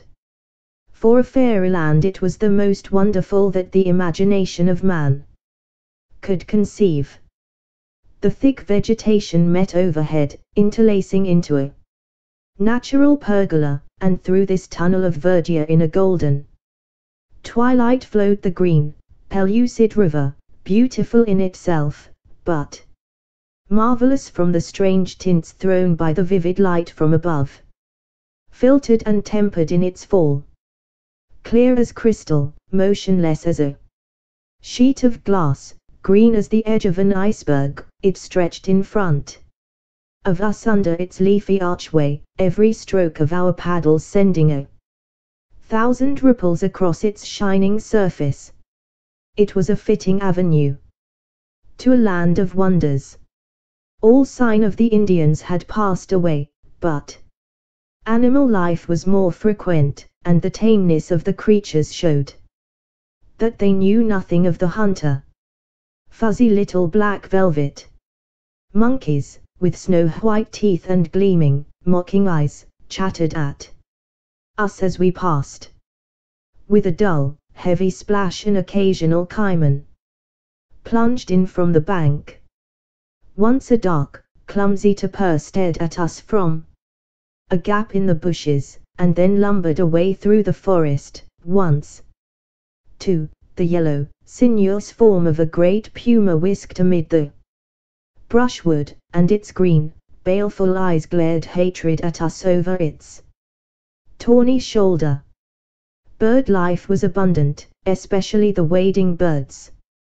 Stork, heron, and ibis gathering in little groups, blue, scarlet, and white, upon every log which jutted from the bank, while beneath us the crystal water was alive with fish of every shape and color. For 3 days we made our way up this tunnel of hazy green sunshine. On the longer stretches one could hardly tell as one looked ahead where the distant green water ended and the distant green archway began. The deep peace of this strange waterway was unbroken by any sign of man. No Indian here. Too much afraid. Kurupuri, said Gomez. Kurupuri is the spirit of the woods, Lord John explained. It's a name for any kind of devil. The poor beggars think that there is something fearsome in this direction, and therefore they avoid it. On the 3rd day it became evident that our journey in the canoes could not last much longer, for the stream was rapidly growing more shallow. Twice in as many hours we stuck upon the bottom. Finally we pulled the boats up among the brushwood and spent the night on the bank of the river. In the morning Lord John and I made our way for a couple of miles through the forest, keeping parallel with the stream, but as it grew ever shallower we returned and reported, what Professor Challenger had already suspected, that we had reached the highest point to which the canoes could be brought. We drew them up, therefore, and concealed them among the bushes, blazing a tree with our axes, so that we should find them again. Then we distributed the various burdens among us: guns, ammunition, food, a tent, blankets, and the rest, and, shouldering our packages, we set forth upon the more laborious stage of our journey. An unfortunate quarrel between our pepper pots marked the outset of our new stage. Challenger had from the moment of joining us issued directions to the whole party, much to the evident discontent of Summerlee.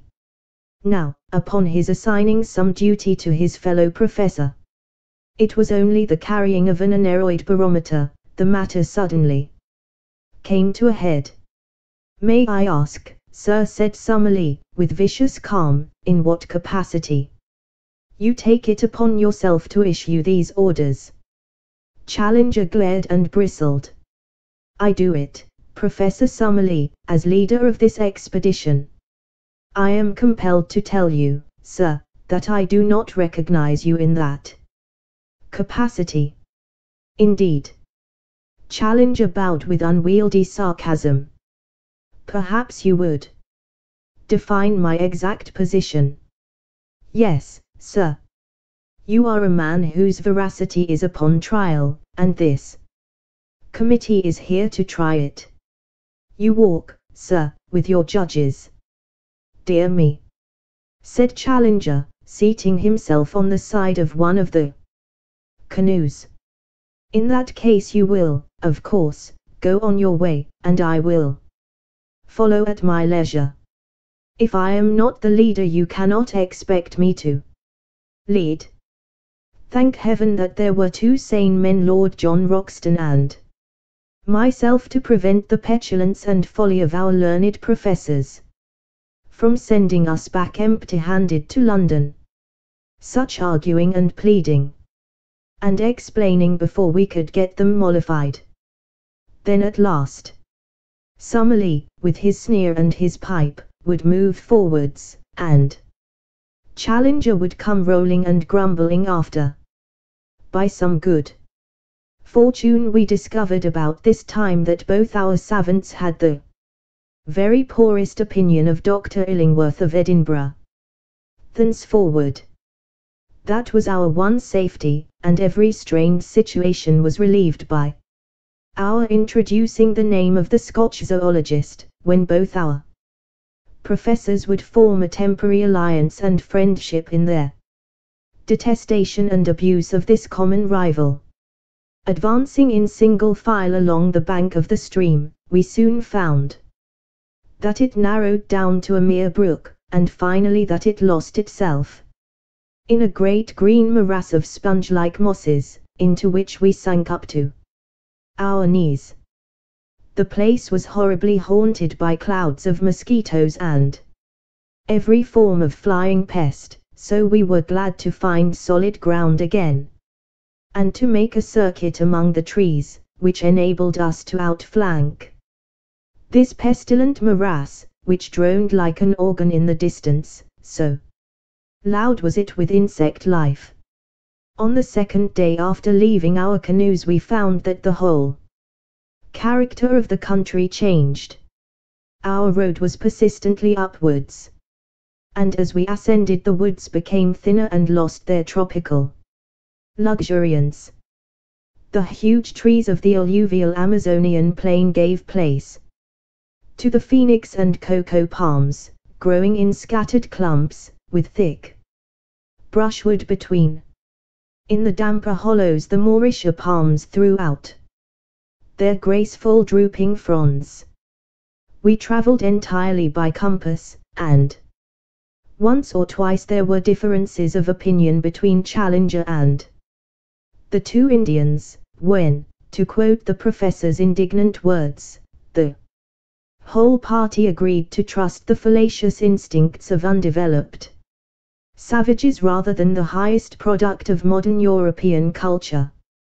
That we were justified in doing so was shown upon the third day, when Challenger admitted that he recognized several landmarks of his former journey, and in one spot we actually came upon 4 fire-blackened stones, which must have marked a camping place. The road still ascended, and we crossed a rock-studded slope which took 2 days to traverse. The vegetation had again changed, and only the vegetable ivory tree remained, with a great profusion of wonderful orchids, among which I learned to recognize the rare Nutnia vexillaria and the glorious pink and scarlet blossoms of Catalia and Odontoglossum. Occasional brooks with pebbly bottoms and fern-draped banks gurgled down the shallow gorges in the hill, and offered good camping grounds every evening on the banks of some rock-studded pool, where swarms of little blue-backed fish, about the size and shape of English trout, gave us a delicious supper.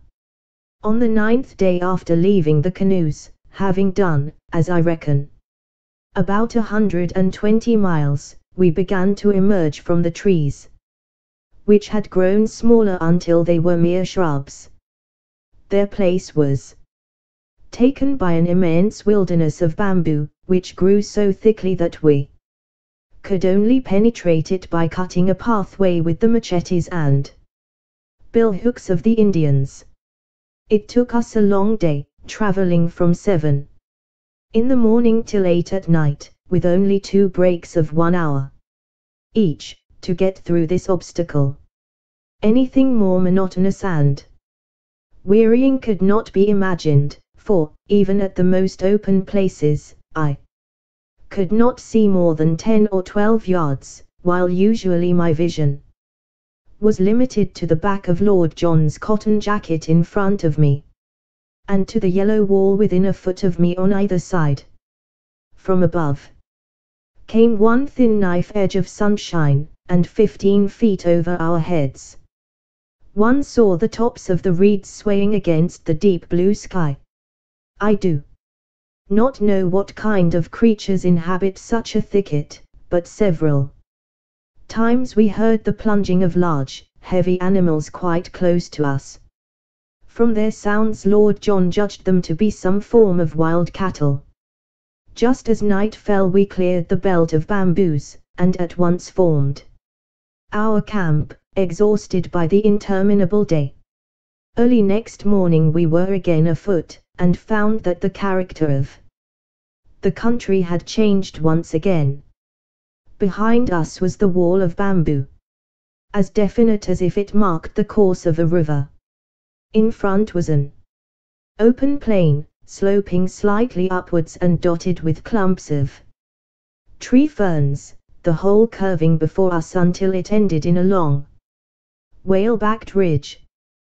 This we reached about midday, only to find a shallow valley beyond, rising once again into a gentle incline which led to a low, rounded skyline.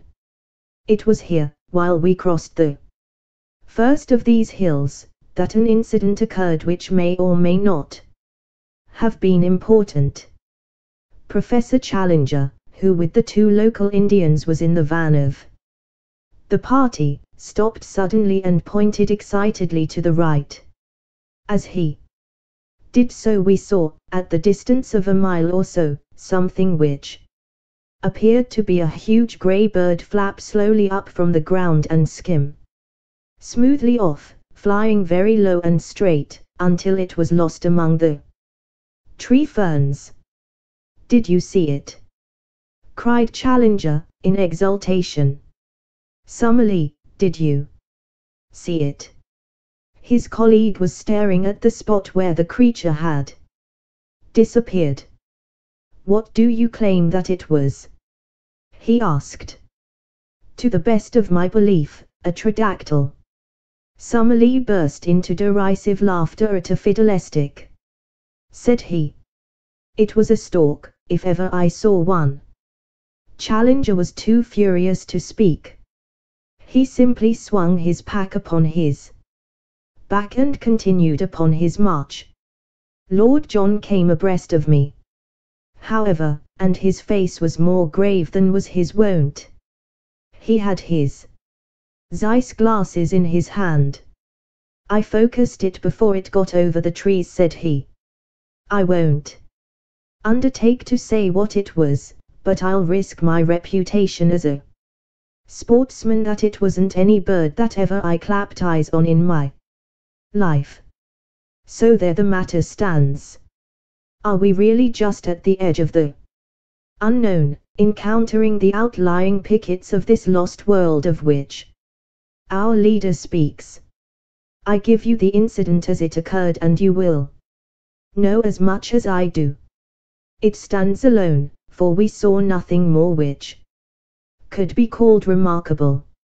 And now, my readers, if ever I have any, I have brought you up the broad river, and through the screen of rushes, and down the green tunnel, and up the long slope of palm trees, and through the bamboo brake, and across the plain of tree ferns. At last our destination lay in full sight of us.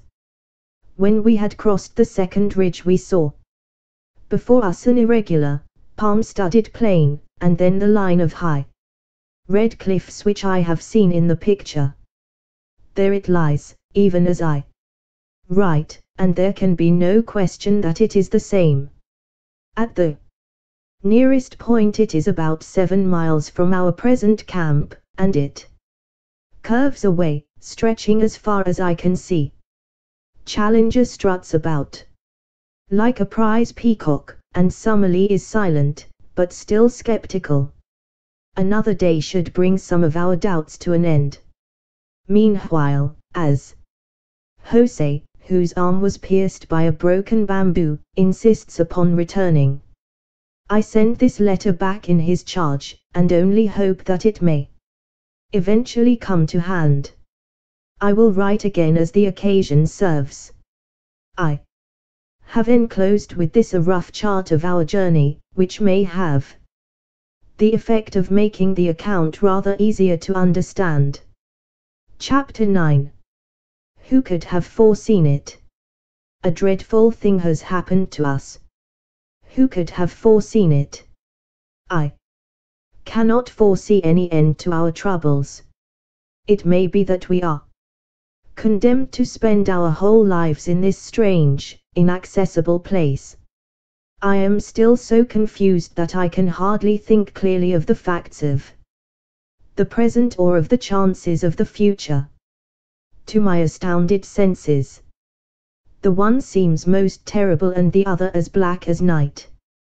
No men have ever found themselves in a worse position, nor is there any use in disclosing to you our exact geographical situation and asking our friends for a relief party.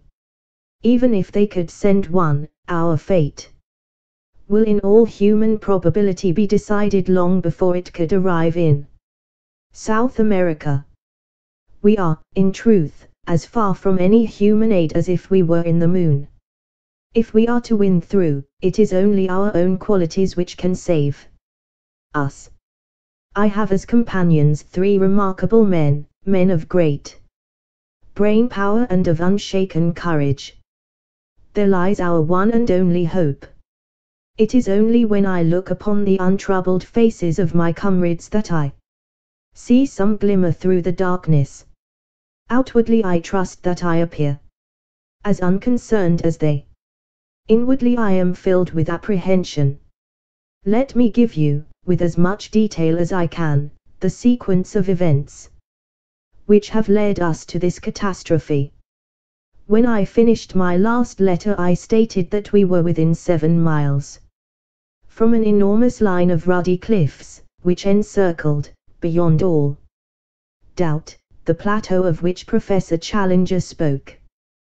Their height, as we approached them, seemed to me in some places to be greater than he had stated, running up in parts to at least 1,000 feet, and they were curiously striated, in a manner which is, I believe, characteristic of basaltic upheavals. Something of the sort is to be seen in Salisbury Crags at Edinburgh. The summit showed every sign of a luxuriant vegetation, with bushes near the edge, and farther back, many high trees. There was no indication of any life that we could see. That night we pitched our camp immediately under the cliff, a most wild and desolate spot. The crags above us were not merely perpendicular, but curved outwards at the top, so that ascent was out of the question. Close to us was the high thin pinnacle of rock which I believe I mentioned earlier in this narrative. It is like a broad red church spire, the top of it being level with the plateau, but a great chasm gaping between. On the summit of it there grew one high tree. Both pinnacle and cliff were comparatively low, some 500 or 600 feet, I should think. It was on that, said Professor Challenger, pointing to this tree, that the pterodactyl was perched. I climbed halfway up the rock before I shot him. I am inclined to think that a good mountaineer like myself could ascend the rock to the top, though he would, of course, be no nearer to the plateau when he had done so. As Challenger spoke of his pterodactyl I glanced at Professor Summerlee, and for the first time I seemed to see some signs of a dawning credulity and repentance. There was no sneer upon his thin lips, but, on the contrary, a grey, drawn look of excitement and amazement. Challenger saw it, too, and revelled in the first taste of victory. Of course, said he, with his clumsy and ponderous sarcasm, Professor Summerlee will understand that when I speak of a pterodactyl, I mean a stork only. It is the kind of stork which has no feathers, a leathery skin, membranous wings, and teeth in its jaws. He grinned and blinked and bowed until his colleague turned and walked away. In the morning, after a frugal breakfast of coffee and manioc, we had to be economical of our stores. We held a council of war as to the best method of ascending to the plateau above us. Challenger presided with a solemnity as if he were the Lord Chief Justice on the bench. Picture him seated upon a rock, his absurd, boyish straw hat tilted on the back of his head, his supercilious eyes dominating us from under his drooping lids, his great black beard wagging as he slowly defined our present situation and our future movements. Beneath him you might have seen the three of us, myself, sunburnt, young, and vigorous after our open-air tramp, Summerlee, solemn but still critical, behind his eternal pipe, Lord John, as keen as a razor edge, with his supple, alert figure leaning upon his rifle, and his eager eyes fixed eagerly upon the speaker. Behind us were grouped the two swarthy half-breeds and the little knot of Indians, while in front and above us towered those huge, ruddy ribs of rocks which kept us from our goal. I need not say, said our leader, that on the occasion of my last visit I exhausted every means of climbing the cliff, and where I failed, I do not think that anyone else is likely to succeed, for I am something of a mountaineer. I had none of the appliances of a rock climber with me, but I have taken the precaution to bring them. Now, with their aid I am positive I could climb that detached pinnacle to the summit, but so long as the main cliff overhangs, it is vain to attempt ascending that. I was hurried upon my last visit by the approach of the rainy season and by the exhaustion of my supplies. These considerations limited my time, and I can only claim that I have surveyed about 6 miles of the cliff to the east of us, finding no possible way up. What, then, shall we now do? There seems to be only one reasonable course, said Professor Summerlee. If you have explored the east, we should travel along the base of the cliff to the west, and seek for a practicable point for our ascent. That's it, said Lord John. The odds are that this plateau is of no great size, and we shall travel round it until we either find an easy way up it, or come back to the point from which we started. I have already explained to our young friend here, said Challenger. He has a way of alluding to me as if I were a school child 10 years old, that it is quite impossible that there should be an easy way up anywhere, for the simple reason that if there were the summit would not be isolated, and those conditions would not obtain which have affected so singular an interference with the general laws of survival. Yet I admit that there may very well be places where an expert human climber may reach the summit, and yet a cumbrous and heavy animal be unable to descend. It is certain that there is a point where an ascent is possible. How do you know that, sir? Asked Summerlee, sharply. Because my predecessor, the American Maplewhite, actually made such an ascent. How otherwise could he have seen the monster which he sketched in his notebook?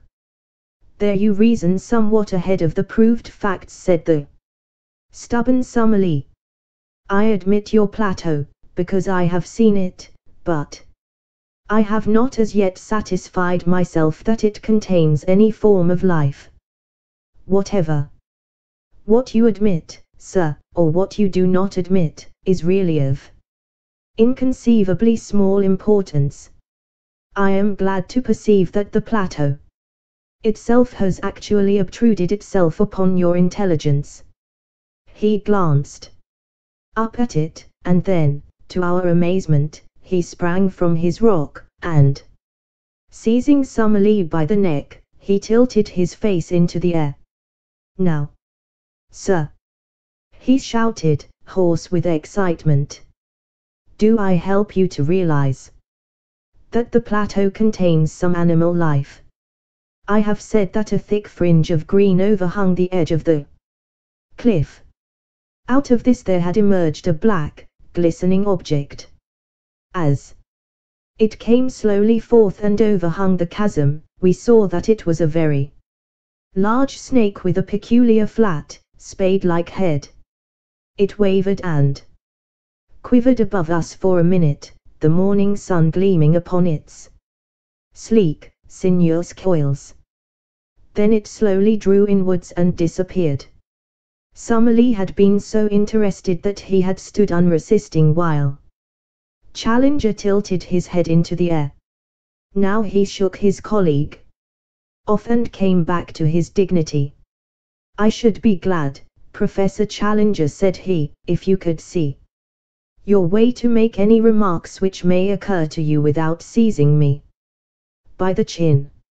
Even the appearance of a very ordinary rock python does not appear to justify such a liberty. But there is life upon the plateau all the same, his colleague replied in triumph. And now, having demonstrated this important conclusion so that it is clear to anyone, however prejudiced or obtuse, I am of opinion that we cannot do better than break up our camp and travel to westward until we find some means of ascent. The ground at the foot of the cliff was rocky and broken so that the going was slow and difficult. Suddenly we came, however, upon something which cheered our hearts. It was the sight of an old encampment, with several empty Chicago meat tins, a bottle labeled brandy, a broken tin opener, and a quantity of other travelers' debris. A crumpled, disintegrated newspaper revealed itself as the Chicago Democrat, though the date had been obliterated. Not mine, said Challenger. It must be Maplewhite's. Lord John had been gazing curiously at a great tree fern which overshadowed the encampment. "I say, look at this," said he. "I believe it is meant for a signpost." A slip of hardwood had been nailed to the tree in such a way as to point to the westward. "Most certainly a signpost," said Challenger. "What else?" Finding himself upon a dangerous errand, our pioneer has left this sign so that any party which follows him may know the way he has taken. Perhaps we shall come upon some other indications as we proceed. We did indeed, but they were of a terrible and most unexpected nature. Immediately beneath the cliff there grew a considerable patch of high bamboo, like that which we had traversed in our journey. Many of these stems were 20 feet high, with sharp, strong tops, so that even as they stood they made formidable spears. We were passing along the edge of this cover when my eye was caught by the gleam of something white within it. Thrusting in my head between the stems, I found myself gazing at a fleshless skull. The whole skeleton was there, but the skull had detached itself and lay some feet nearer to the open. With a few blows from the machetes of our Indians we cleared the spot, and were able to study the details of this old tragedy. Only a few shreds of clothes could still be distinguished, but there were the remains of boots upon the bony feet, and it was very clear that the dead man was a European. A gold watch by Hudson, of New York, and a chain which held a stylographic pen, lay among the bones. There was also a silver cigarette case, with J.C. from a E.S. upon the lid. The state of the metal seemed to show that the catastrophe had occurred no great time before. "Who can he be?" asked Lord John. "Poor devil. Every bone in his body seems to be broken, and the bamboo grows through his smashed ribs," said Summerlee. "It is a fast-growing plant, but it is surely inconceivable that this body could have been here while the canes grew to be 20 feet in length." "As to the man's identity," said Professor Challenger, "I have no doubt whatever upon that point. As I made my way up the river before I reached you at the Fazendar, I instituted very particular inquiries about Maple White. At Para they knew nothing. Fortunately, I had a definite clue, for there was a particular picture in his sketchbook which showed him taking lunch with a certain ecclesiastic at Rosario. This priest I was able to find, and though he proved a very argumentative fellow, who took it absurdly amiss that I should point out to him the corrosive effect which modern science must have upon his beliefs, he nonetheless gave me some positive information. Maple White passed Rosario 4 years ago, or 2 years before I saw his dead body. He was not alone at the time, but there was a friend, an American named James Culver, who remained in the boat and did not meet this ecclesiastic. I think, therefore, that there can be no doubt that we are now looking upon the remains of this James Culver." "Nor," said Lord John, "is there much doubt as to how he met his death. He has fallen or been chucked from the top, and so been impaled. How else could he come by his broken bones, and how could he have been stuck through by these canes with their points so high above our heads?" A hush came over us as we stood round these shattered remains and realized the truth of Lord John Roxton's words. The beetling head of the cliff projected over the cane break. Undoubtedly he had fallen from above. But had he fallen? Had it been an accident? Or already? Ominous and terrible possibilities began to form round that unknown land. We moved off in silence, and continued to coast round the line of cliffs, which were as even and unbroken as some of those monstrous Antarctic ice fields which I have seen depicted as stretching from horizon to horizon and towering high above the mastheads of the exploring vessel. In 5 miles we saw no rift or break. And then suddenly we perceived something which filled us with new hope. In a hollow of the rock, protected from rain, there was drawn a rough arrow in chalk, pointing still to the westwards. "Maple White again," said Professor Challenger. He had some presentiment that worthy footsteps would follow close behind him. He had chalk, then. A box of colored chalks was among the effects I found in his knapsack. I remember that the white one was worn to a stump. "That is certainly good evidence," said Summerlee. "We can only accept his guidance and follow on to the westward." We had proceeded some 5 more miles when again we saw a white arrow upon the rocks. It was at a point where the face of the cliff was for the first time split into a narrow cleft. Inside the cleft was a second guidance mark, which pointed right up it with the tip somewhat elevated, as if the spot indicated were above the level of the ground. It was a solemn place, for the walls were so gigantic and the slit of blue sky so narrow and so obscured by a double fringe of verdure, that only a dim and shadowy light penetrated to the bottom. We had had no food for many hours, and were very weary with the stony and irregular journey, but our nerves were too strung to allow us to halt. We ordered the camp to be pitched, however, and, leaving the Indians to arrange it, we four, with the 2 half-breeds, proceeded up the narrow gorge. It was not more than 40 feet across at the mouth, but it rapidly closed until it ended in an acute angle, too straight and smooth for an ascent. Certainly it was not this which our pioneer had attempted to indicate. We made our way back. The whole gorge was not more than a quarter of a mile deep, and then suddenly the quick eyes of Lord John fell upon what we were seeking. High up above our heads, amid the dark shadows, there was one circle of deeper gloom.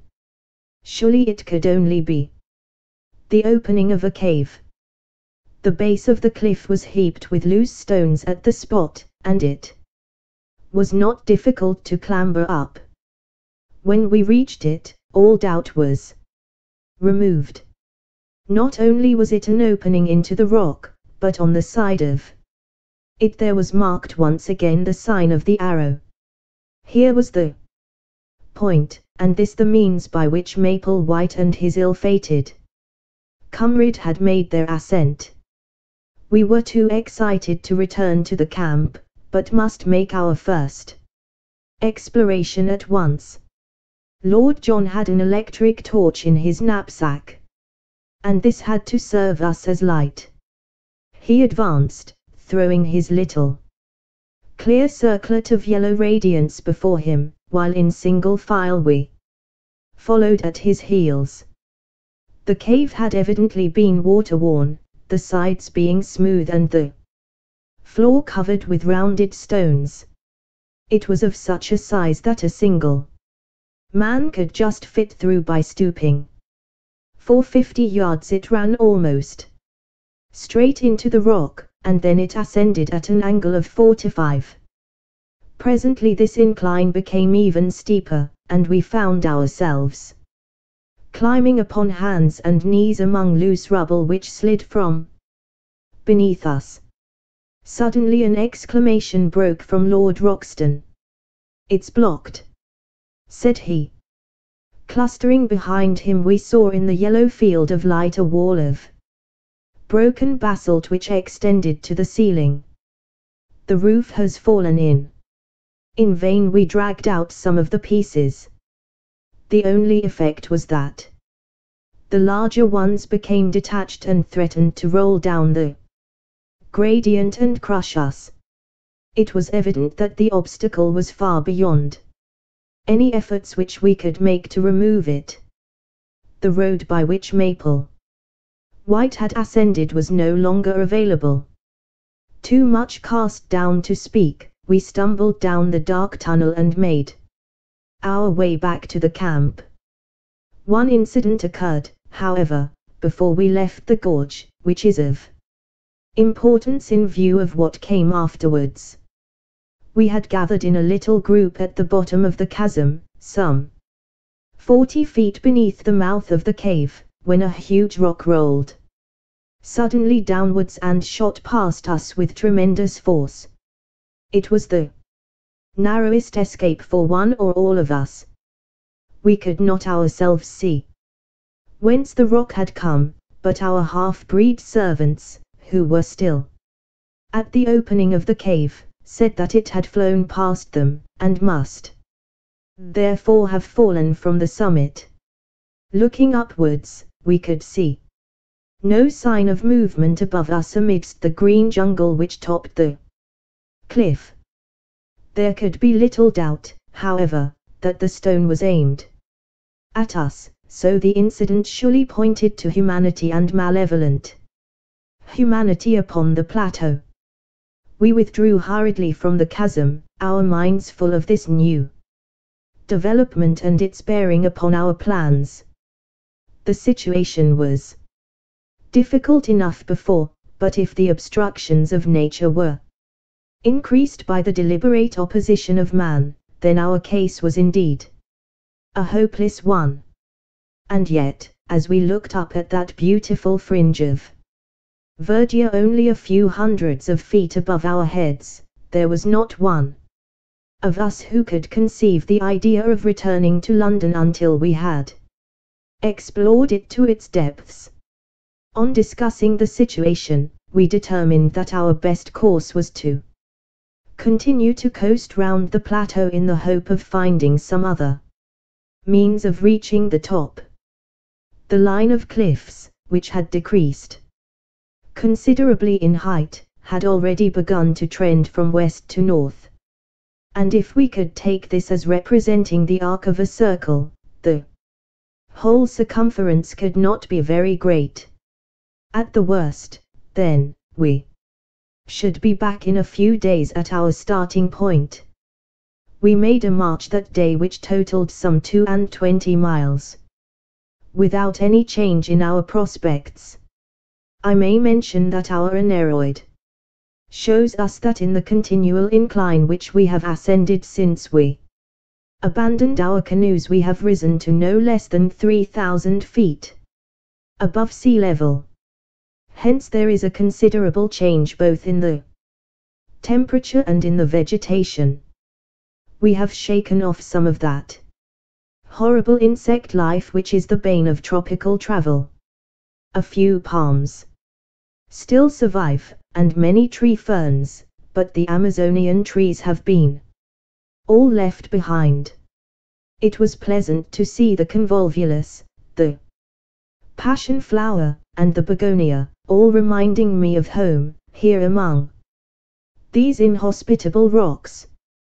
There was a red begonia just the same color as one that is kept in a pot in the window of a certain villa in Streatham, but I am drifting into private reminiscence. That night I am still speaking of the first day of our circumnavigation of the plateau. A great experience awaited us, and one which forever set at rest any doubt which we could have had as to the wonders so near us. You will realize as you read it, my dear Mr. McArdle, and possibly for the first time, that the paper has not sent me on a wild goose chase, and that there is inconceivably fine copy waiting for the world, whenever we have the professor's leave to make use of it. I shall not dare to publish these articles unless I can bring back my proofs to England, or I shall be hailed as the journalistic Munchausen of all time. I have no doubt that you feel the same way yourself, and that you would not care to stake the whole credit of the Gazette upon this adventure until we can meet the chorus of criticism and skepticism which such articles must of necessity elicit. So this wonderful incident, which would make such a headline for the old paper, must still wait its turn in the editorial drawer. And yet it was all over in a flash, and there was no sequel to it, save in our own convictions. What occurred was this. Lord John had shot an agouti, which is a small, pig-like animal, and, half of it having been given to the Indians, we were cooking the other half upon our fire. There is a chill in the air after dark, and we had all drawn close to the blaze. The night was moonless, but there were some stars, and one could see for a little distance across the plain. Well, suddenly out of the darkness, out of the night, there swooped something with a swish like an aeroplane.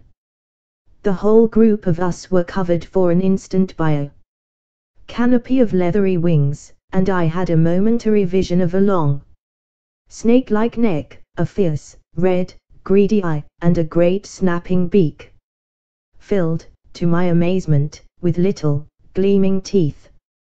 The next instant, it was gone, and so was our dinner. A huge black shadow, 20 feet across, skimmed up into the air. For an instant the monster wings blotted out the stars, and then it vanished over the brow of the cliff above us. We all sat in amazed silence round the fire, like the heroes of Virgil when the Harpies came down upon them. It was Summerlee who was the first to speak. "Professor Challenger," said he, in a solemn voice, which quavered with emotion, "I owe you an apology. Sir, I am very much in the wrong, and I beg that you will forget what is past." It was handsomely said, and the two men for the first time shook hands. So much we have gained by this clear vision of our first tridactyl. It was worth a stolen supper to bring two such men together. But if prehistoric life existed upon the plateau, it was not superabundant, for we had no further glimpse of it during the next 3 days. During this time we traversed a barren and forbidding country, which alternated between stony desert and desolate marshes, full of many wild fowl, upon the north and east of the cliffs. From that direction the place is really inaccessible, and, were it not for a hardish ledge which runs at the very base of the precipice, we should have had to turn back. Many times we were up to our waists in the slime and blubber of an old, semi-tropical swamp. To make matters worse, the place seemed to be a favorite breeding place of the Jaracaca snake, the most venomous and aggressive in South America. Again and again these horrible creatures came writhing and springing towards us across the surface of this putrid bog, and it was only by keeping our shotguns forever ready that we could feel safe from them. One funnel-shaped depression in the morass, of a livid green in color from some lichen which festered in it, will always remain as a nightmare memory in my mind. It seems to have been a special nest of these vermins, and the slopes were alive with them, all writhing in our direction, for it is a peculiarity of the Jaracaca that he will always attack man at first sight. There were too many for us to shoot, so we fairly took to our heels and ran until we were exhausted. I shall always remember as we looked back how far behind we could see the heads and necks of our horrible pursuers rising and falling amid the reeds. Jaracaca Swamp we named it in the map which we are constructing. The cliffs upon the farther side had lost their ruddy tint, being chocolate brown in color. The vegetation was more scattered along the top of them, and they had sunk to 300 or 400 feet in height. But in no place did we find any point where they could be ascended. If anything, they were more impossible than at the first point where we had met them. Their absolute steepness is indicated in the photograph, which I took over the stony desert.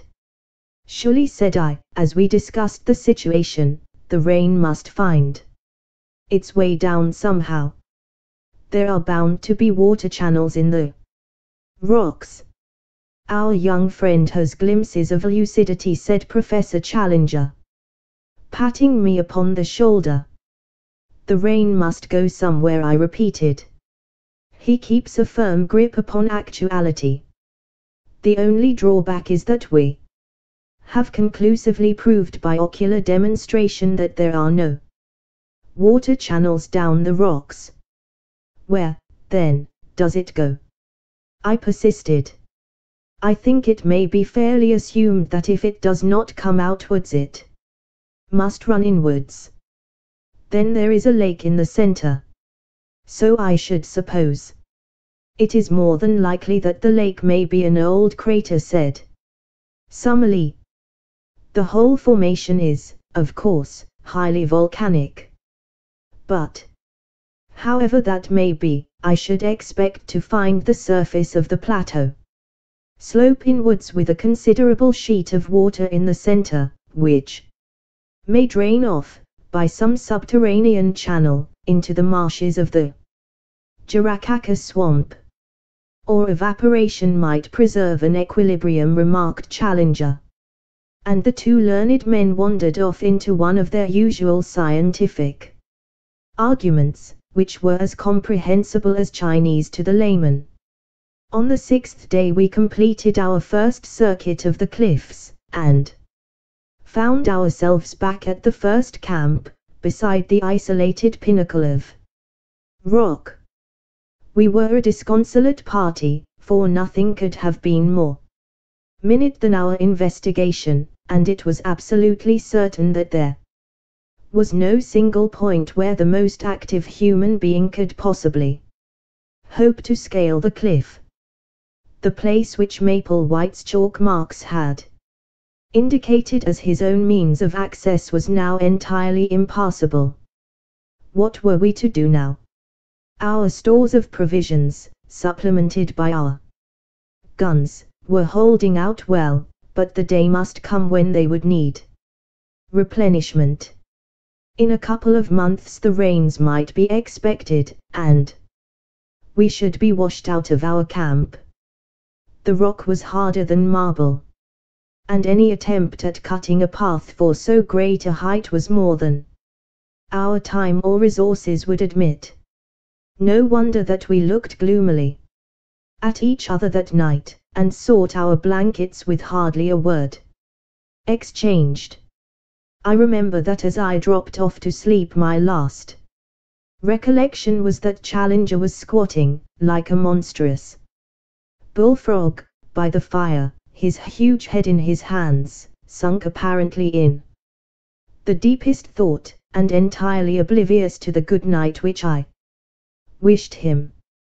But it was a very different Challenger who greeted us in the morning, a Challenger with contentment and self-congratulation shining from his whole person.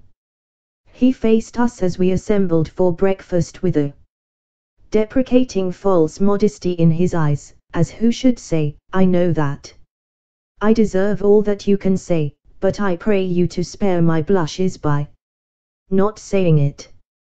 His beard bristled exultantly, his chest was thrown out, and his hand was thrust into the front of his jacket. So, in his fancy, may he see himself sometimes, gracing the vacant pedestal in Trafalgar Square, and adding one more to the horrors of the London streets. Eureka! He cried, his teeth shining through his beard. Gentlemen, you may congratulate me and we may congratulate each other. The Problem is solved. You have found a way up. I venture to think so. And where? For answer he pointed to the spire-like pinnacle upon our right. Our faces, or mine, at least, fell as we surveyed it. That it could be climbed we had our companion's assurance. But a horrible abyss lay between it and the plateau. We can never get across, I gasped. We can at least all reach the summit, said he. When we are up, I may be able to show you that the resources of an inventive mind are not yet exhausted. After breakfast we unpacked the bundle in which our leader had brought his climbing accessories.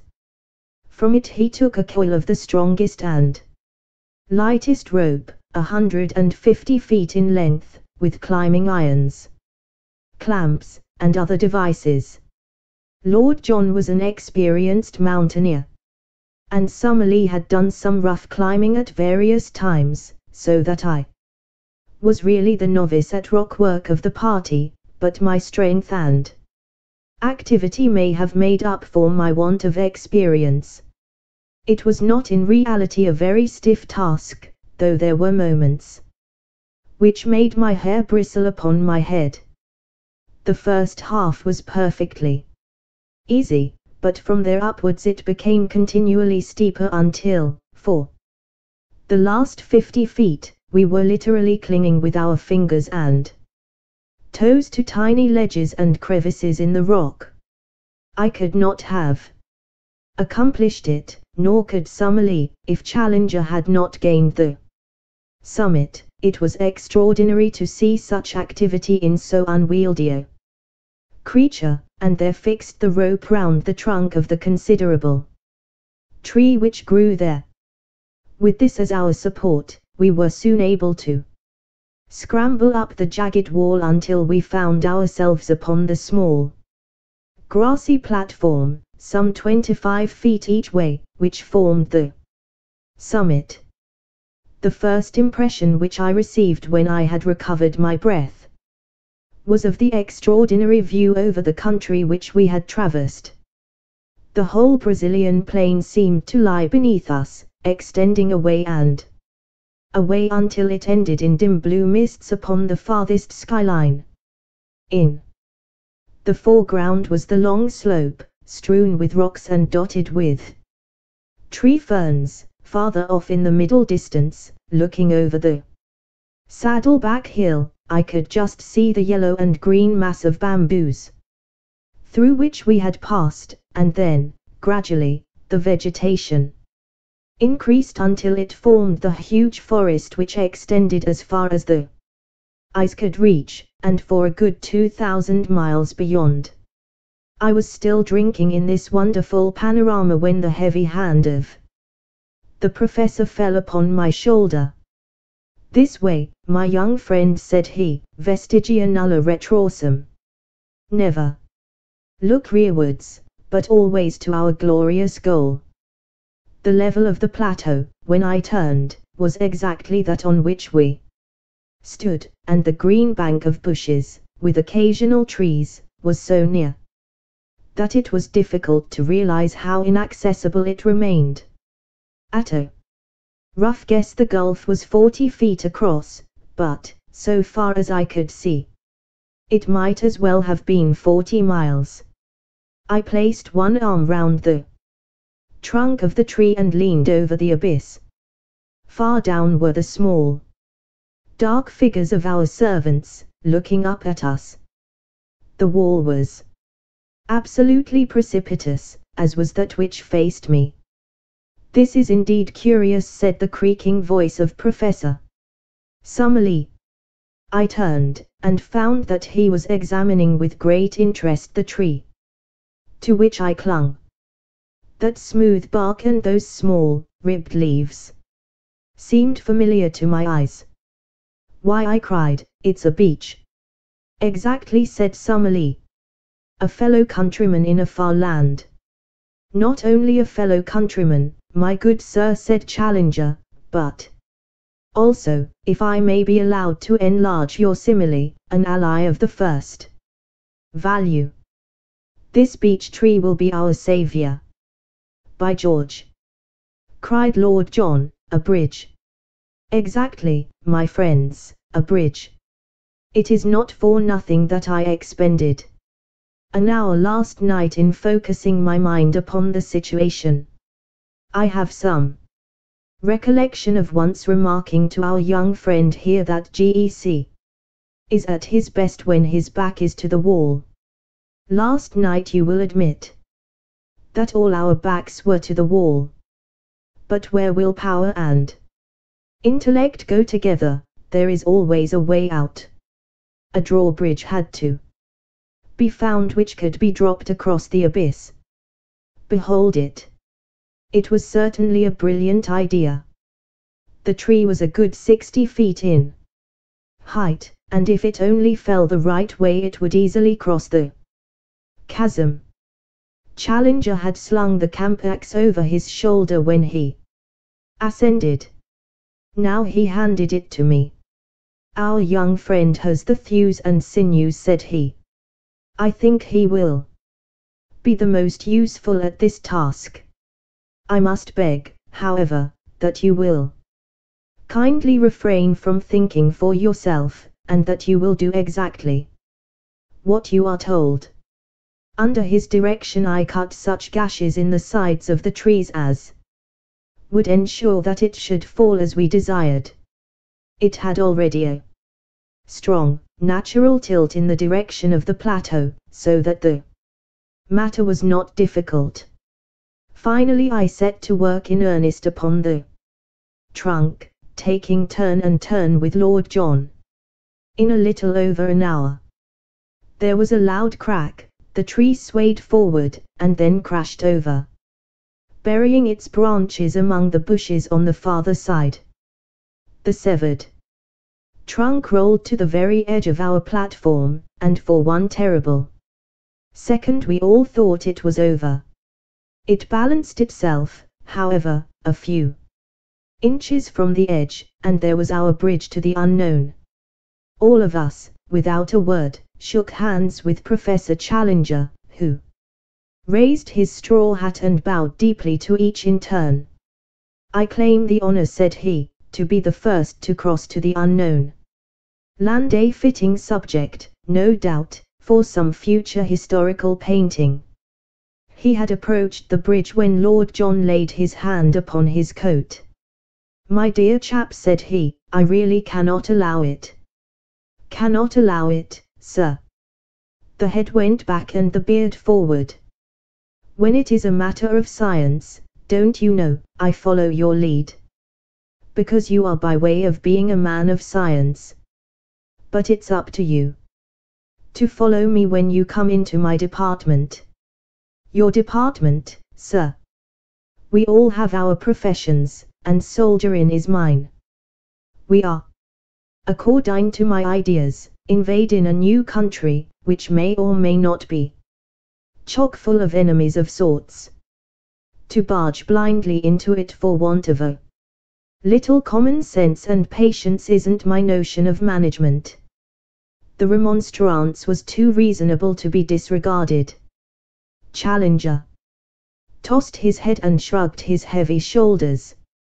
"Well, sir, what do you propose? For all I know there may be a tribe of cannibals waiting for lunchtime among those very bushes," said Lord John, looking across the bridge. "It's better to learn wisdom before you get into a cooking pot, so we will content ourselves with hoping that there is no trouble waiting for us, and at the same time we will act as if there were. Malone and I will go down again, therefore, and we will fetch up the 4 rifles, together with Gomez and the other. One man can then go across and the rest will cover him with guns, until he sees that it is safe for the whole crowd to come along." Challenger sat down upon the cut stump and groaned his impatience, but Summerlee and I were of one mind that Lord John was our leader when such practical details were in question. The climb was a more simple thing now that the rope dangled down the face of the worst part of the ascent. Within an hour we had brought up the rifles and a shotgun. The half-breeds had ascended also, and under Lord John's orders they had carried up a bale of provisions in case our first exploration should be a long one. We had each bandoliers of cartridges. Now, Challenger, if you really insist upon being the first man in, said Lord John, when every preparation was complete. I am much indebted to you for your gracious permission, said the angry professor, for never was a man so intolerant of every form of authority. Since you are good enough to allow it, I shall most certainly take it upon myself to act as pioneer upon this occasion. Seating himself with a leg overhanging the abyss on each side, and his hatchet slung upon his back, Challenger hopped his way across the trunk, and was soon at the other side. He clambered up and waved his arms in the air. At last! He cried, at last! I gazed anxiously at him, with a vague expectation that some terrible fate would dart at him from the curtain of green behind him. But all was quiet, save that a strange, many-colored bird flew up from under his feet and vanished among the trees. Summerlee was the second. His wiry energy is wonderful in so frail a frame. He insisted upon having 2 rifles slung upon his back, so that both professors were armed when he had made his transit. I came next, and tried hard not to look down into the horrible gulf over which I was passing. Summerlee held out the butt end of his rifle, and an instant later I was able to grasp his hand. As to Lord John, he walked across, actually walked without support. He must have nerves of iron. And there we were, the 4 of us, upon the dreamland, the lost world of Maple White. To all of us it seemed the moment of our supreme triumph. Who could have guessed that it was the prelude to our supreme disaster? Let me say in a few words how the crushing blow fell upon us. We had turned away from the edge, and had penetrated about 50 yards of close brushwood, when there came a frightful rending crash from behind us. With one impulse we rushed back the way that we had come. The bridge was gone. Far down at the base of the cliff I saw, as I looked over, a tangled mass of branches and splintered trunk. It was our beech tree. Had the edge of the platform crumbled and let it through? For a moment this explanation was in all our minds. The next, from the farther side of the rocky pinnacle before us, a swarthy face, the face of Gomez the half-breed, was slowly protruded. Yes, it was Gomez, but no longer the Gomez of the demure smile and the mask-like expression. Here was a face with flashing eyes and distorted features, a face convulsed with hatred and with the mad joy of gratified revenge. Lord Roxton! He shouted. Lord John Roxton! Well, said our companion, here I am. A shriek of laughter came across the abyss. Yes, there you are, you English dog, and there you will remain. I have waited and waited, and now has come my chance. You found it hard to get up, you will find it harder to get down. You cursed fools, you are trapped, every one of you. We were too astounded to speak. We could only stand there staring in amazement.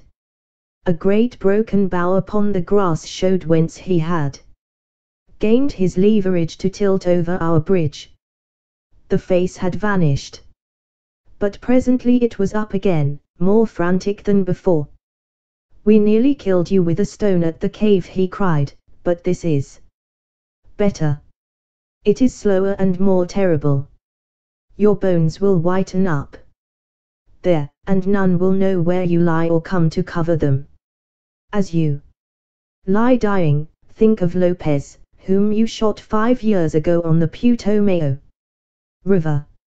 I am his brother, and, come what will, I will die happy now, for his memory has been avenged. A furious hand was shaken at us, and then all was quiet. Had the half-breed simply wrought his vengeance and then escaped, all might have been well with him. It was that foolish, irresistible Latin impulse to be dramatic which brought his own downfall.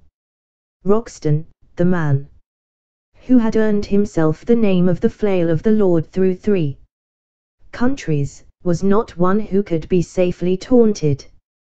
The half-breed was descending on the farther side of the pinnacle, but before he could reach the ground, Lord John had run along the edge of the plateau and gained a point from which he could see his man. There was a single crack of his rifle, and, though we saw nothing, we heard the scream and then the distant thud of the falling body. Roxton came back to us with a face of granite. I have been a blind simpleton, said he, bitterly. It's my folly that has brought you all into this trouble. I should have remembered that these people have long memories for blood feuds, and have been more upon my guard. What about the other one? It took 2 of them to lever that tree over the edge. I could have shot him, but I let him go.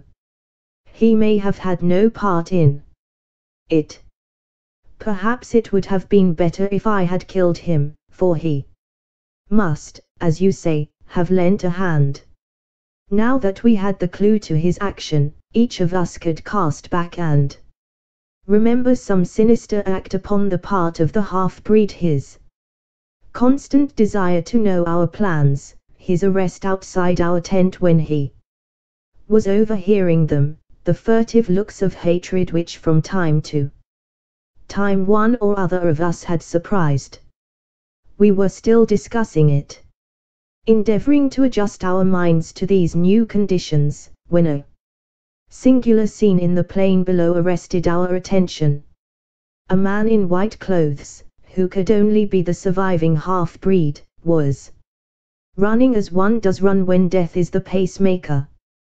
Behind him, only a few yards in his rear, bounded the huge ebony figure of Zambo, our devoted Negro. Even as we looked, he sprang upon the back of the fugitive and flung his arms round his neck. They rolled on the ground together. An instant afterwards Zambo rose, looked at the prostrate man, and then, waving his hand joyously to us, came running in our direction. The white figure lay motionless in the middle of the great plain. Our 2 traitors had been destroyed, but the mischief that they had done lived after them. By no possible means could we get back to the pinnacle. We had been natives of the world, now we were natives of the plateau. The 2 things were separate and apart. There was the plain, which led to the canoes. Yonder, beyond the violet, hazy horizon, was the stream which led back to civilization. But the link between was missing. No human ingenuity could suggest a means of bridging the chasm which yawned between ourselves and our past lives. One instant had altered the whole conditions of our existence. It was at such a moment that I learned the stuff of which my 3 comrades were composed. They were grave, it is true, and thoughtful, but of an invincible serenity. For the moment we could only sit among the bushes in patience and wait the coming of Zambo. Presently his honest black face topped the rocks and his Herculean figure emerged upon the top of the pinnacle. "What I do now?" he cried. "You tell me and I do it." It was a question which it was easier to ask than to answer. One thing only was clear. He was our one trusty link with the outside world. On no account must he leave us. "No, no," he cried. "I not leave you. Whatever come, you always find me here. But no able to keep Indians. Already they say too much. Kurupuri live on this place, and they go home. Now you leave them me. No able to keep them." It was a fact that our Indians had shown in many ways of late that they were weary of their journey and anxious to return. We realized that Zambo spoke the truth, and that it would be impossible for him to keep them. "Make them wait till tomorrow, Zambo," I shouted, "then I can send letter back by them." "Very good, sir. I promise they wait till tomorrow," said the Negro. "But what I do for you now?" There was plenty for him to do, and admirably the faithful fellow did it. First of all, under our directions, he undid the rope from the tree stump and threw one end of it across to us. It was not thicker than a clothesline, but it was of great strength, and though we could not make a bridge of it, we might well find it invaluable if we had any climbing to do. He then fastened his end of the rope to the package of supplies which had been carried up, and we were able to drag it across. This gave us the means of life for at least a week, even if we found nothing else. Finally he descended and carried up 2 other packets of mixed goods, a box of ammunition and a number of other things, all of which we got across by throwing our rope to him and hauling it back. It was evening when he at last climbed down, with a final assurance that he would keep the Indians till next morning. And so it is that I have spent nearly the whole of this our first night upon the plateau writing up our experiences by the light of a single candle lantern. We supped and camped at the very edge of the cliff, quenching our thirst with 2 bottles of Apollinaris which were in one of the cases. It is vital to us to find water, but I think even Lord John himself had adventures enough for one day, and none of us felt inclined to make the first push into the unknown. We forbore to light a fire or to make any unnecessary sound. Tomorrow, or today, rather, for it is already dawn as I write, we shall make our first venture into this strange land. When I shall be able to write again, or if I ever shall write again, I know not. Meanwhile, I can see that the Indians are still in their place, and I am sure that the faithful Zambo will be here presently to get my letter. I only trust that it will come to hand. P.S. The more I think, the more desperate does our position seem. I see no possible hope of our return. If there were a high tree near the edge of the plateau, we might drop a return bridge across, but there is none within 50 yards. Our united strength could not carry a trunk which would serve our purpose. The rope, of course, is far too short that we could descend by it.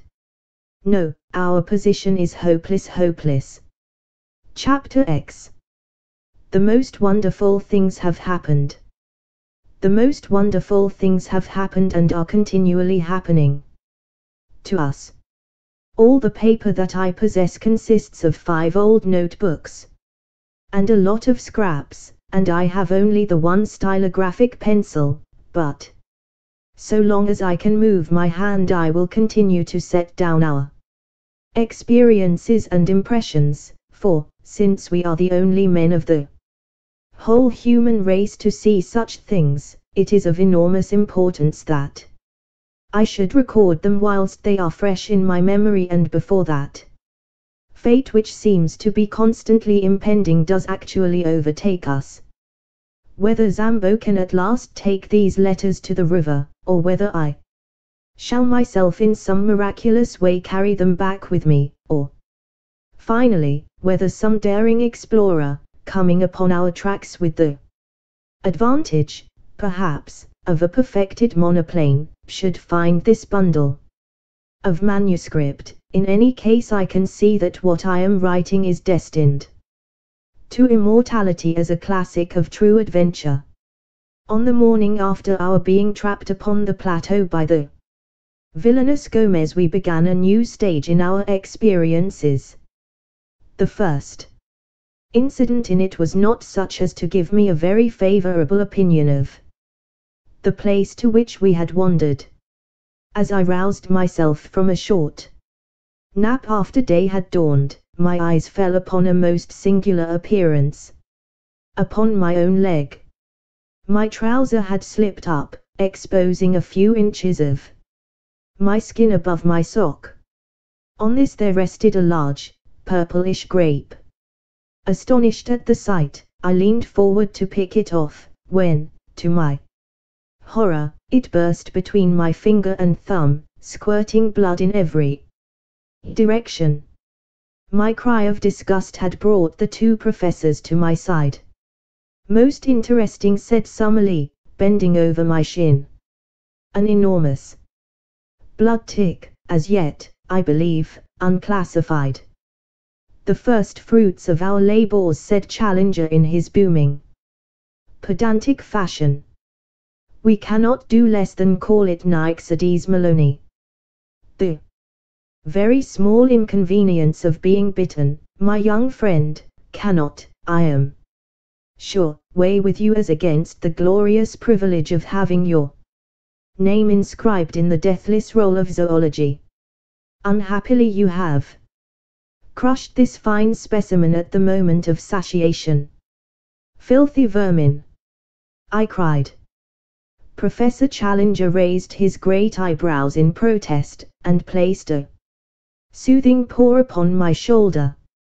"You should cultivate the scientific eye and the detached scientific mind," said he. "To a man of philosophic temperament like myself, the blood tick, with its lancet-like proboscis and its distending stomach, is as beautiful a work of nature as the peacock or, for that matter, the aurora borealis. It pains me to hear you speak of it in so unappreciative a fashion. No doubt, with due diligence, we can secure some other specimen." "There can be no doubt of that," said Summerlee, grimly, "for one has just disappeared behind your shirt collar." Challenger sprang into the air bellowing like a bull, and tore frantically at his coat and shirt to get them off. Summerlee and I laughed so that we could hardly help him. At last we exposed that monstrous torso, 54 inches, by the tailor's tape. His body was all matted with black hair, out of which jungle we picked the wandering tick before it had bitten him. But the bushes round were full of the horrible pests, and it was clear that we must shift our camp. But first of all it was necessary to make our arrangements with the faithful Negro, who appeared presently on the pinnacle with a number of tins of cocoa and biscuits, which he tossed over to us. Of the stores which remained below he was ordered to retain as much as would keep him for 2 months. The Indians were to have the remainder as a reward for their services and as payment for taking our letters back to the Amazon. Some hours later we saw them in single file far out upon the plain, each with a bundle on his head, making their way back along the path we had come. Zambo occupied our little tent at the base of the pinnacle, and there he remained, our one link with the world below. And now we had to decide upon our immediate movements. We shifted our position from among the tick-laden bushes until we came to a small clearing thickly surrounded by trees upon all sides. There were some flat slabs of rock in the center, with an excellent well close by, and there we sat in cleanly comfort while we made our first plans for the invasion of this new country. Birds were calling among the foliage, especially one with a peculiar whooping cry which was new to us, but beyond these sounds there were no signs of life. Our first care was to make some sort of list of our own stores, so that we might know what we had to rely upon. What with the things we had ourselves brought up and those which Zambo had sent across on the rope, we were fairly well supplied. Most important of all, in view of the dangers which might surround us, we had our 4 rifles and 1,300 rounds, also a shotgun, but not more than 150 medium pellet cartridges. In the matter of provisions we had enough to last for several weeks, with a sufficiency of tobacco and a few scientific implements, including a large telescope and a good field glass. All these things we collected together in the clearing, and as a first precaution, we cut down with our hatchet and knives a number of thorny bushes, which we piled round in a circle some 15 yards in diameter. This was to be our headquarters for the time, our place of refuge against sudden danger, and the guard-house for our stores. Fort Challenger, we called it. It was midday before we had made ourselves secure, but the heat was not oppressive, and the general character of the plateau, both in its temperature and in its vegetation, was almost temperate. The beech, the oak, and even the birch were to be found among the tangle of trees which girt us in. One huge ginkgo tree, topping all the others, shot its great limbs and maidenhair foliage over the fort which we had constructed. In its shade we continued our discussion, while Lord John, who had quickly taken command in the hour of action, gave us his views. So long as neither man nor beast has seen or heard us, we are safe, said he. From the time they know we are here our troubles begin. There are no signs that they have found us out as yet. So our game surely is to lie low for a time and spy out the land. We want to have a good look at our neighbors before we get on visiting terms. But we must advance, I ventured to remark. By all means, Sonny my boy. We will advance. But with common sense. We must never go so far that we can't get back to our base.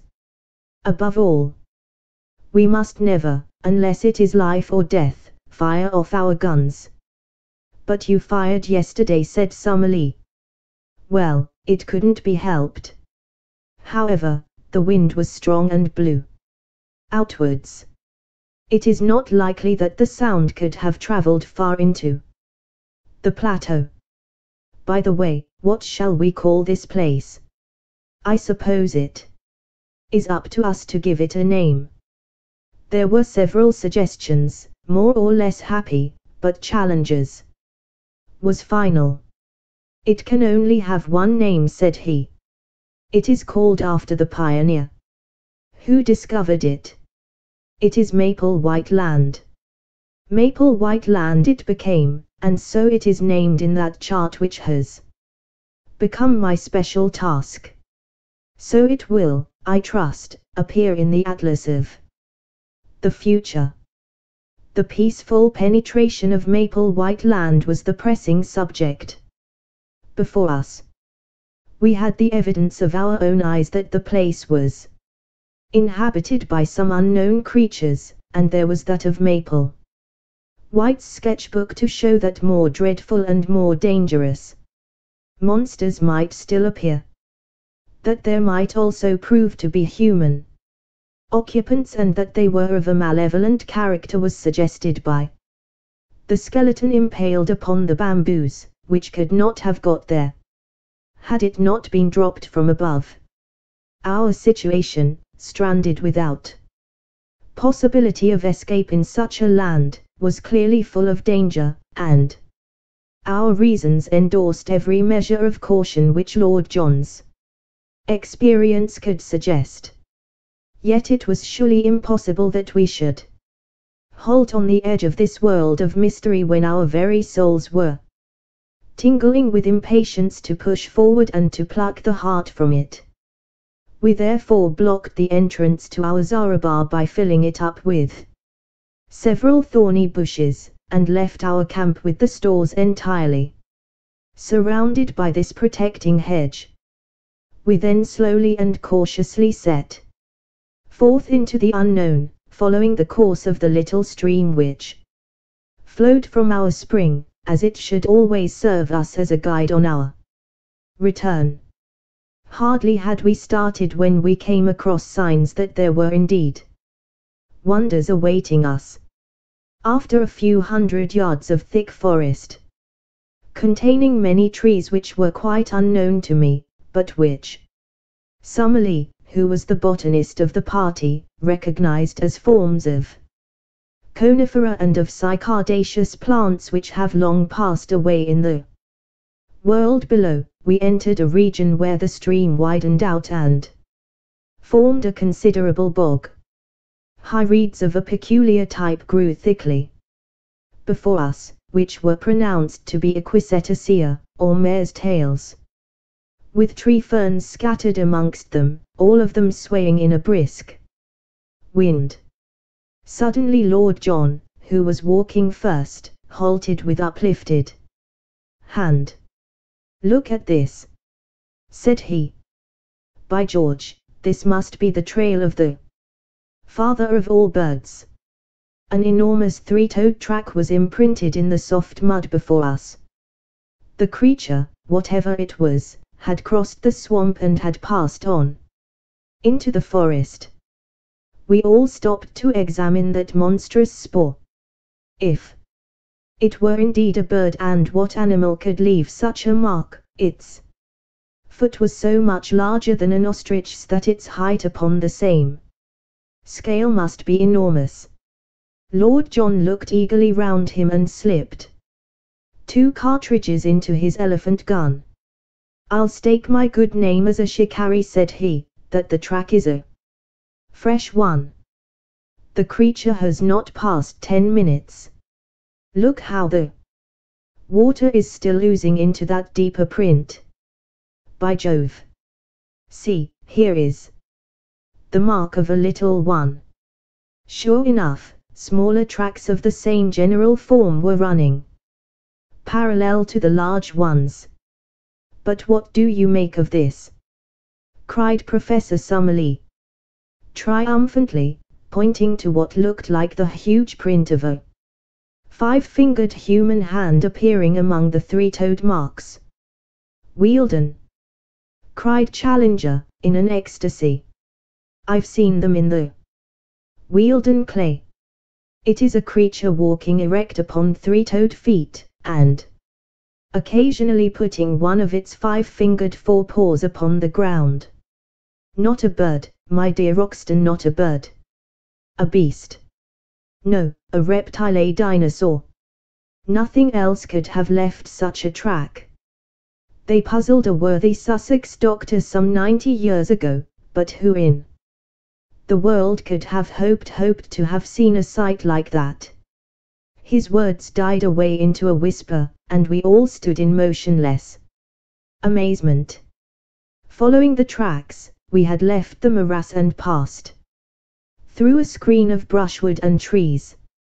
Beyond was an open glade, and in this were 5 of the most extraordinary creatures that I have ever seen. Crouching down among the bushes, we observed them at our leisure. There were, as I say, 5 of them, 2 being adults and 3 young ones. In size they were enormous. Even the babies were as big as elephants, while the 2 large ones were far beyond all creatures I have ever seen. They had slate-colored skin, which was scaled like a lizard's and shimmered where the sun shone upon it. All 5 were sitting up, balancing themselves upon their broad, powerful tails and their huge 3-toed hind feet, while with their small 5-fingered front feet they pulled down the branches upon which they browsed. I do not know that I can bring their appearance home to you better than by saying that they looked like monstrous kangaroos, 20 feet in length, and with skins like black crocodiles. I do not know how long we stayed motionless gazing at this marvelous spectacle.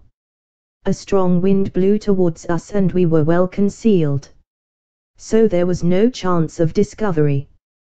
From time to time the little ones played round their parents in unwieldy gambols, the great beasts bounding into the air and falling with dull thuds upon the earth. The strength of the parents seemed to be limitless, for one of them, having some difficulty in reaching a bunch of foliage which grew upon a considerable sized tree, put his forelegs round the trunk and tore it down as if it had been a sapling.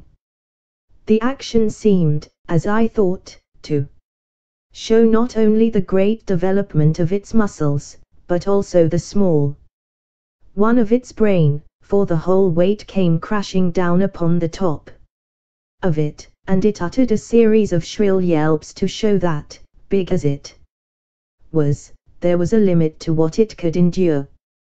The incident made it think, apparently, that the neighborhood was dangerous, for it slowly lurched off through the wood, followed by its mate and its 3 enormous infants. We saw the shimmering slaty gleam of their skins between the tree trunks, and their heads undulating high above the brushwood. Then they vanished from our sight. I looked at my comrades. Lord John was standing at gaze with his finger on the trigger of his elephant gun, his eager hunter's soul shining from his fierce eyes. What would he not give for one such head to place between the 2 crossed oars above the mantelpiece in his snuggery at the Albany? And yet his reason held him in, for all our exploration of the wonders of this unknown land depended upon our presence being concealed from its inhabitants. The 2 professors were in silent ecstasy. In their excitement they had unconsciously seized each other by the hand, and stood like 2 little children in the presence of a marvel, Challenger's cheeks bunched up into a seraphic smile, and Summerlee's sardonic face softening for the moment into wonder and reverence. Nunc dimittis, he cried at last. What will they say in England of this? My dear Summerlee, I will tell you with great confidence exactly what they will say in England, said Challenger. They will say that you are an infernal liar and a scientific charlatan, exactly as you and others said of me in the face of photographs. Faked, Summerlee. Clumsily faked. In the face of specimens. Ah, there we may have them. Malone and his filthy Fleet Street crew may be all yelping our praises yet. August the 28th, the day we saw 5 live iguanodons in a glade of maple white land. Put it down in your diary, my young friend, and send it to your rag. And be ready to get the toe end of the editorial boot in return, said Lord John. Things look a bit different from the latitude of London. Young fella, my lad. There's many a man who never tells his adventures, for he can't hope to be believed. Who's to blame them? For this will seem a bit of a dream to ourselves in a month or two. What did you say they were? Iguanodons said Summerlee. You'll find their footmarks all over the Hastings sands, in Kent, and in Sussex. The south of England was alive with them when there was plenty of good lush green stuff to keep them going. Conditions have changed, and the beasts died. Here it seems that the conditions have not changed, and the beasts have lived. If ever we get out of this alive, I must have a head with me, said Lord John. Lord, how some of that Somaliland Uganda crowd would turn a beautiful pea green if they saw it. I don't know what you chaps think, but it strikes me that we are on mighty thin ice all this time. I had the same feeling of mystery and danger around us. In the gloom of the trees there seemed a constant menace, and as we looked up into their shadowy foliage vague terrors crept into one's heart. It is true that these monstrous creatures which we had seen were lumbering, inoffensive brutes which were unlikely to hurt anyone, but in this world of wonders what other survivals might there not be, what fierce, active horrors ready to pounce upon us from their lair among the rocks or brushwood. I knew little of prehistoric life, but I had a clear remembrance of one book which I had read, in which it spoke of creatures who would live upon our lions and tigers as a cat lives upon mice. What if these also were to be found in the woods of Maple White Land? It was destined that on this very morning, our first in the new country, we were to find out what strange hazards lay around us. It was a loathsome adventure, and one of which I hate to think. If, as Lord John said, the glade of the Iguanodons will remain with us as a dream, then surely the swamp of the Tridactyls will forever be our nightmare. Let me set down exactly what occurred.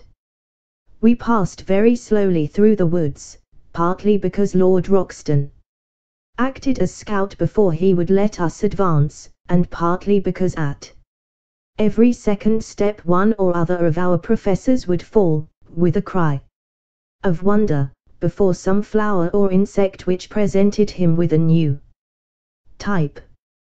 We may have travelled 2 or 3 miles in all, keeping to the right of the line of the stream, when we came upon a considerable opening in the trees.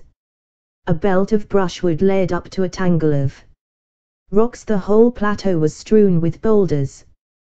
We were walking slowly towards these rocks, among bushes which reached over our waists, when we became aware of a strange low gabbling and whistling sound, which filled the air with a constant clamour and appeared to come from some spot immediately before us. Lord John held up his hand as a signal for us to stop, and he made his way swiftly, stooping and running, to the line of rocks. We saw him peep over them and give a gesture of amazement. Then he stood staring as if forgetting us, so utterly entranced was he by what he saw. Finally he waved us to come on, holding up his hand as a signal for caution. His whole bearing made me feel that something wonderful but dangerous lay before us. Creeping to his side, we looked over the rocks. The place into which we gazed was a pit, and may, in the early days, have been one of the smaller volcanic blowholes of the plateau. It was bowl-shaped, and at the bottom, some hundreds of yards from where we lay, were pools of green scummed, stagnant water, fringed with bulrushes. It was a weird place in itself, but its occupants made it seem like a scene from the 7 Circles of Dante. The place was a rookery of Tridactyls. There were hundreds of them congregated within view. All the bottom area round the water edge was alive with their young ones, and with hideous mothers brooding upon their leathery, yellowish eggs. From this crawling, flapping mass of obscene reptilian life came the shocking clamor which filled the air and the mephitic, horrible, musty odor which turned us sick. But above, perched each upon its own stone, tall, grey, and withered, more like dead and dried specimens than actual living creatures, sat the horrible males, absolutely motionless, save for the rolling of their red eyes or an occasional snap of their rat-trap beaks as a dragonfly went past them. Their huge, membranous wings were closed by folding their forearms, so that they sat like gigantic old women, wrapped in hideous web-colored shawls, and with their ferocious heads protruding above them. Large and small, not less than 1,000 of these filthy creatures lay in the hollow before us. Our professors would gladly have stayed there all day, so entranced were they by this opportunity of studying the life of a prehistoric age. They pointed out the fish and dead birds lying about among the rocks as proving the nature of the food of these creatures, and I heard them congratulating each other on having cleared up the point why the bones of this flying dragon are found in such great numbers in certain well-defined areas, as in the Cambridge green sand, since it was now seen that, like penguins, they lived in gregarious fashion. Finally, however, Challenger, bent upon proving some point which Summerlee had contested, thrust his head over the rock and nearly brought destruction upon us all. In an instant the nearest male gave a shrill, whistling cry, and flapped its 20-foot span of leathery wings as it soared up into the air. The females and young ones huddled together beside the water, while the whole circle of sentinels rose one after the other and sailed off into the sky. It was a wonderful sight to see at least 100 creatures of such enormous size and hideous appearance all swooping like swallows with swift, shearing wing strokes above us, but soon we realized that it was not one on which we could afford to linger. At first the great brutes flew round in a huge ring, as if to make sure what the exact extent of the danger might be. Then the flight grew lower and the circle narrower, until they were whizzing round and round us, the dry, rustling flap of their huge slate-colored wings filling the air with a volume of sound that made me think of Hendon Aerodrome upon a race day. "Make for the wood and keep together," cried Lord John, clubbing his rifle. "The brutes mean mischief." The moment we attempted to retreat, the circle closed in upon us, until the tips of the wings of those nearest to us nearly touched our faces. We beat at them with the stocks of our guns, but there was nothing solid or vulnerable to strike. Then suddenly out of the whizzing slate-colored circle a long neck shot out, and a fierce beak made a thrust at us. Another and another followed. Summerlee gave a cry and put his hand to his face, from which the blood was streaming. I felt a prod at the back of my neck, and turned dizzy with the shock. Challenger fell, and as I stooped to pick him up I was again struck from behind and dropped on the top of him. At the same instant I heard the crash of Lord John's elephant gun, and, looking up, saw one of the creatures with a broken wing struggling upon the ground, spitting and gurgling at us with a wide-opened beak and bloodshot, goggled eyes, like some devil in a medieval picture. Its comrades had flown higher at the sudden sound, and were circling above our heads. "Now," cried Lord John, now for our lives. We staggered through the brushwood, and even as we reached the trees, the harpies were on us again. Summerlee was knocked down, but we tore him up and rushed among the trunks.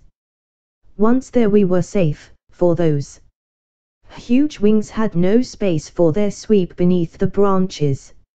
As we limped homewards, sadly mauled and discomfited, we saw them for a long time flying at a great height against the deep blue sky above our heads, soaring round and round, no bigger than wood pigeons, with their eyes no doubt still following our progress. At last, however, as we reached the thicker woods they gave up the chase, and we saw them no more. A most interesting and convincing experience, said Challenger, as we halted beside the brook and he bathed a swollen knee. We are exceptionally well informed, Summerlee, as to the habits of the enraged pterodactyl. Summerlee was wiping the blood from a cut in his forehead, while I was tying up a nasty stab in the muscle of the neck. Lord John had the shoulder of his coat torn away, but the creature's teeth had only grazed the flesh. It is worth noting, Challenger continued, that our young friend has received an undoubted stab, while Lord John's coat could only have been torn by a bite. In my own case, I was beaten about the head by their wings, so we have had a remarkable exhibition of their various methods of offence. It has been touch and go for our lives, said Lord John, gravely, and I could not think of a more rotten sort of death than to be outed by such filthy vermin. I was sorry to fire my rifle, but, by Jove, there was no great choice. We should not be here if you hadn't, said I, with conviction. It may do no harm, said he. Among these woods there must be many loud cracks from splitting or falling trees which would be just like the sound of a gun. But now, if you are of my opinion, we have had thrills enough for one day, and had best get back to the surgical box at the camp for some carbolic. Who knows what venom these beasts may have in their hideous jaws? But surely no men ever had just such a day since the world began.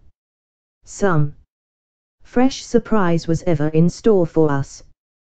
When, following the course of our brook, we at last reached our glade and saw the thorny barricade of our camp, we thought that our adventures were at an end. But we had something more to think of before we could rest. The gate of Fort Challenger had been untouched, the walls were unbroken, and yet it had been visited by some strange and powerful creature in our absence. No footmark showed a trace of its nature, and only the overhanging branch of the enormous ginkgo tree suggested how it might have come and gone. But of its malevolent strength there was ample evidence in the condition of our stores. They were strewn at random all over the ground, and one tin of meat had been crushed into pieces so as to extract the contents. A case of cartridges had been shattered into matchwood, and one of the brass shells lay shredded into pieces beside it. Again the feeling of vague horror came upon our souls, and we gazed round with frightened eyes at the dark shadows which lay around us, in all of which some fearsome shape might be lurking. How good it was when we were hailed by the voice of Zambo, and, going to the edge of the plateau, saw him sitting grinning at us upon the top of the opposite pinnacle. "All well, Massa Challenger, all well," he cried. "Me stay here? No fear. You always find me when you want." His honest black face, and the immense view before us, which carried us halfway back to the affluent of the Amazon, helped us to remember that we really were upon this earth in the 20th century, and had not by some magic been conveyed to some raw planet in its earliest and wildest state. How difficult it was to realize that the violet line upon the far horizon was well advanced to that great river upon which huge steamers ran, and folk talked of the small affairs of life, while we, marooned among the creatures of a bygone age, could but gaze towards it, and yearn for all that it meant. One other memory remains with me of this wonderful day, and with it I will close this letter. The two professors, their tempers aggravated, no doubt by their injuries, had fallen out as to whether our assailants were of the genus Tridactylus or Dimorphodon, and high words had ensued. To avoid their wrangling I moved some little way apart, and was seated smoking upon the trunk of a fallen tree, when Lord John strolled over in my direction. "I say, Malone," said he, "do you remember that place where those beasts were?" "Very clearly."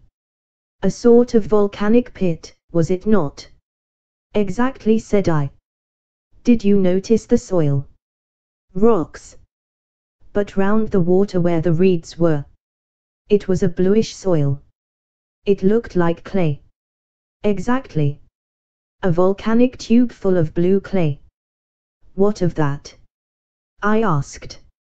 "Oh, nothing, nothing," said he, and strolled back to where the voices of the contending men of science rose in a prolonged duet, the high, strident note of Summerlee rising and falling to the sonorous bass of Challenger. I should have thought no more of Lord John's remark were it not that once again that night I heard him mutter to himself, "Blue clay in a volcanic tube." They were the last words I heard before I dropped into an exhausted sleep. Chapter 11. For once I was the hero. Lord John Roxton was right when he thought that some specially toxic quality might lie in the bite of the horrible creatures which had attacked us on the morning after our first adventure upon the plateau. Both Summerlee and I were in great pain and fever, while Challenger's knee was so bruised that he could hardly limp. We kept to our camp all day, therefore, Lord John busying himself, with such help as we could give him, in raising the height and thickness of the thorny walls which were our only defense.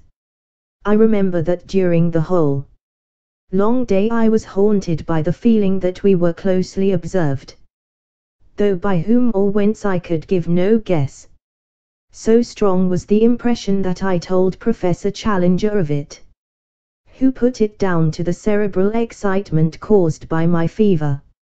Again and again I glanced round swiftly, with the conviction that I was about to see something, but only to meet the dark tangle of our hedge or the solemn and cavernous gloom of the great trees which arched above our heads. And yet the feeling grew ever stronger in my own mind that something observant and something malevolent was at our very elbow. I thought of the Indian superstition of the Kurupuri, the dreadful lurking spirit of the woods, and I could have imagined that his terrible presence haunted those who had invaded his most remote and sacred retreat. That night, our third in Maple White Land, we had an experience which left a fearful impression upon our minds, and made us thankful that Lord John had worked so hard in making our retreat impregnable. We were all sleeping round our dying fire when we were aroused, or rather, I should say, shot out of our slumbers by a succession of the most frightful cries and screams to which I have ever listened. I know no sound to which I could compare this amazing tumult, which seemed to come from some spot within a few hundred yards of our camp.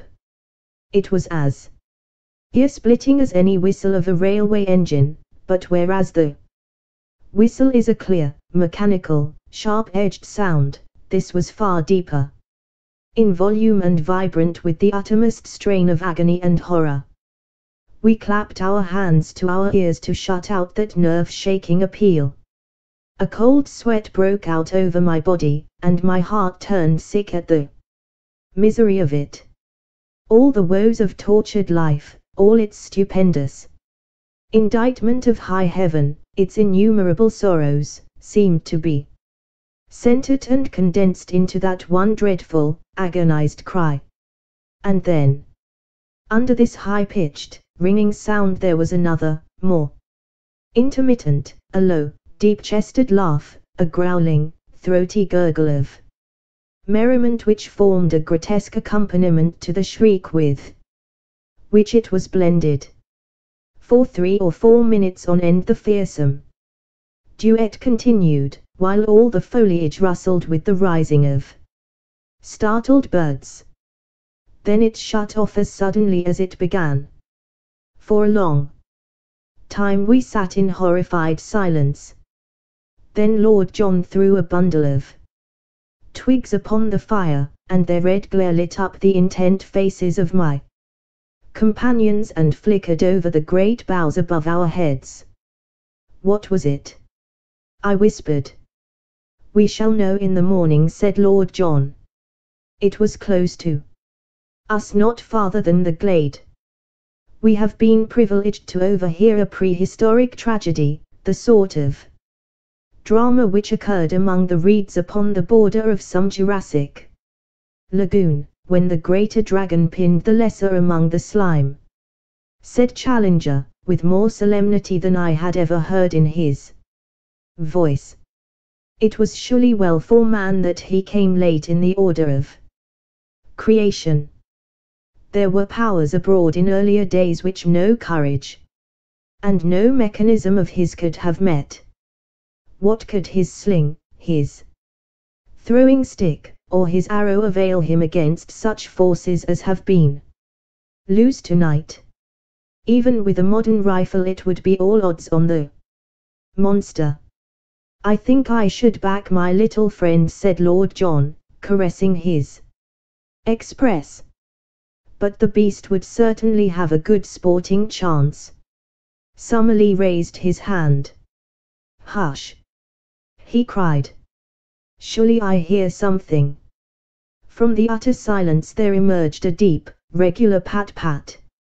It was the tread of some animal, the rhythm of soft but heavy pads placed cautiously upon the ground. It stole slowly round the camp, and then halted near our gateway. There was a low, sibilant rise and fall, the breathing of the creature. Only our feeble hedge separated us from this horror of the night.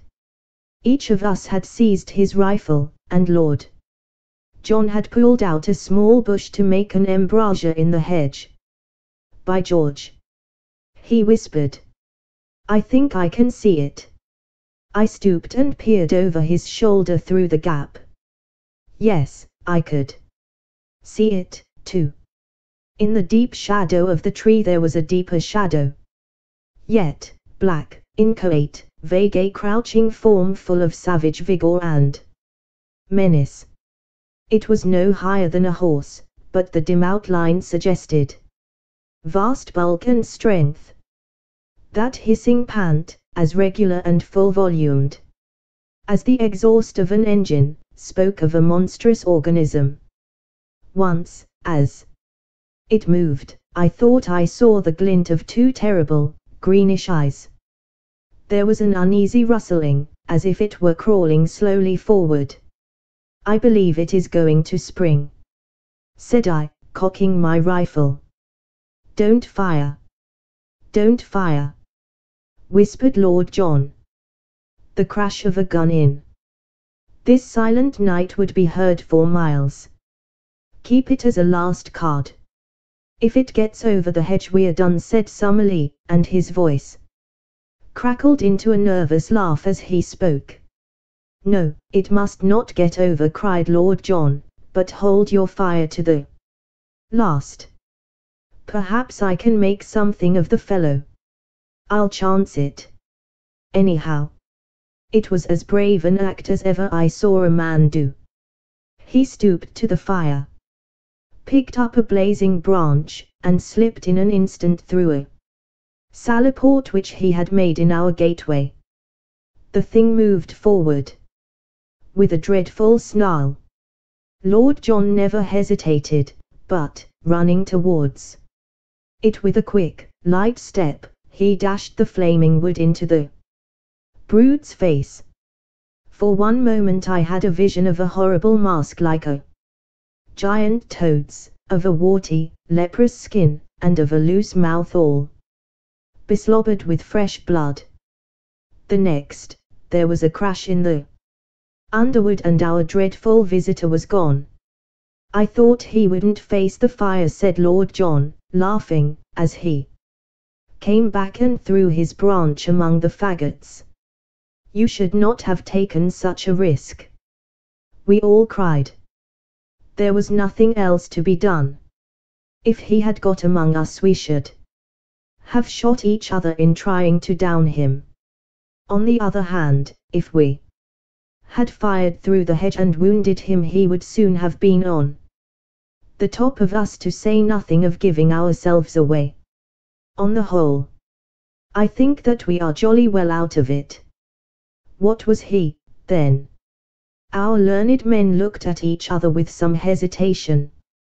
"Personally, I am unable to classify the creature with any certainty," said Summerlee, lighting his pipe from the fire. "In refusing to commit yourself you are but showing a proper scientific reserve," said Challenger, with massive condescension. "I am not myself prepared to go farther than to say in general terms that we have almost certainly been in contact tonight with some form of carnivorous dinosaur. I have already expressed my anticipation that something of the sort might exist upon this plateau. We have to bear in mind," remarked Summerlee, "that there are many prehistoric forms which have never come down to us. It would be rash to suppose that we can give a name to all that we are likely to meet." "Exactly. A rough classification may be the best that we can attempt. Tomorrow some further evidence may help us to an identification. Meantime we can only renew our interrupted slumbers." "But not without a sentinel," said Lord John, with decision. "We can't afford to take chances in a country like this. 2 hour spells in the future, for each of us." "Then I'll just finish my pipe in starting," the first one said. Professor Summerlee, and from that time onwards we never trusted ourselves again without a watchman.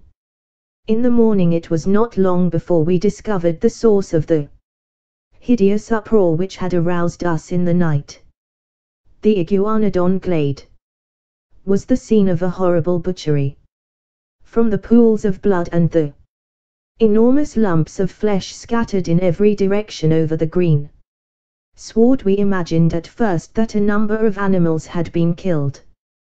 But on examining the remains more closely we discovered that all this carnage came from one of these unwieldy monsters, which had been literally torn to pieces by some creature not larger, perhaps, but far more ferocious than itself. Our 2 professors sat in absorbed argument, examining piece after piece, which showed the marks of savage teeth and of enormous claws. "Our judgment must still be in abeyance," said Professor Challenger, with a huge slab of whitish-colored flesh across his knee. "The indications would be consistent with the presence of a saber-toothed tiger, such as are still found among the breccia of our caverns, but the creature actually seen was undoubtedly of a larger and more reptilian character. Personally, I should pronounce for Allosaurus. Or Megalosaurus, said Summerlee. Exactly. Any one of the larger carnivorous dinosaurs would meet the case. Among them are to be found all the most terrible types of animal life that have ever cursed the earth or blessed a museum. He laughed sonorously at his own conceit, for, though he had little sense of humor, the crudest pleasantry from his own lips moved him always to roars of appreciation. The less noise the better, said Lord Roxton, curtly. We don't know who or what may be near us. If this fella comes back for his breakfast and catches us here, we won't have so much to laugh at. By the way, what is this mark upon the iguanodon's hide? On the dull, scaly, slate-colored skin somewhere above the shoulder, there was a singular black circle of some substance which looked like asphalt. None of us could suggest what it meant, though Summerlee was of opinion that he had seen something similar upon one of the young ones 2 days before. Challenger said nothing, but looked pompous and puffy, as if he could if he would, so that finally Lord John asked his opinion direct. If your lordship will graciously permit me to open my mouth, I shall be happy to express my sentiments, said he, with elaborate sarcasm. I am not in the habit of being taken to task in the fashion which seems to be customary with your lordship. I was not aware that it was necessary to ask your permission before smiling at a harmless pleasantry. It was not until he had received his apology that our touchy friend would suffer himself to be appeased. When at last his ruffled feelings were at ease, he addressed us at some length from his seat upon a fallen tree, speaking, as his habit was, as if he were imparting most precious information to a class of 1,000. With regard to the marking, said he, I am inclined to agree with my friend and colleague, Professor Summerlee, that the stains are from asphalt. As this plateau is, in its very nature, highly volcanic, and as asphalt is a substance which one associates with plutonic forces, I cannot doubt that it exists in the free liquid state, and that the creatures may have come in contact with it. A much more important problem is the question as to the existence of the carnivorous monster which has left its traces in this glade. We know roughly that this plateau is not larger than an average English county. Within this confined space, a certain number of creatures, mostly types which have passed away in the world below, have lived together for innumerable years.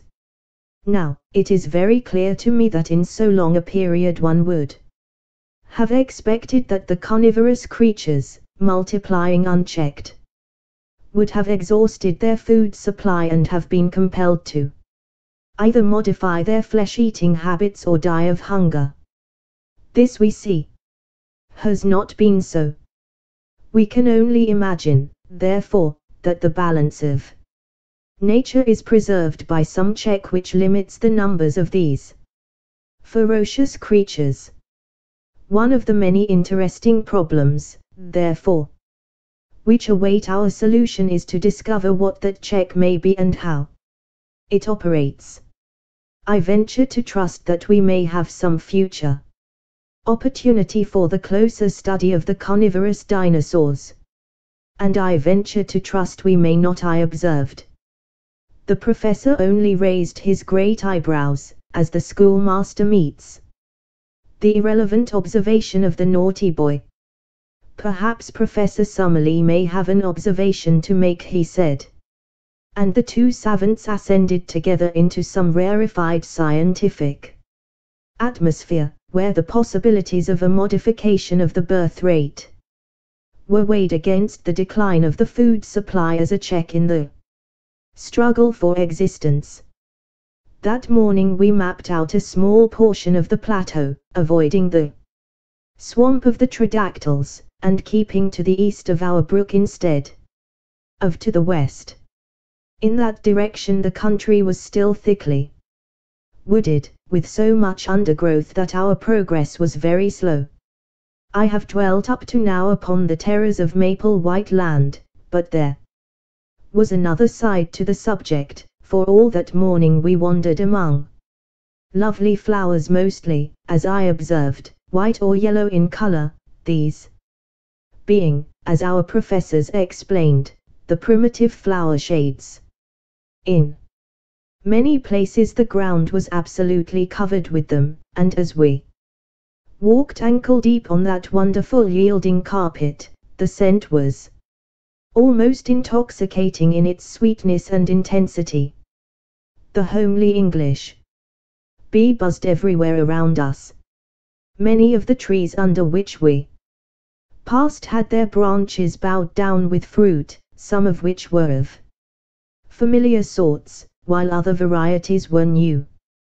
By observing which of them were pecked by the birds we avoided all danger of poison and added a delicious variety to our food reserve.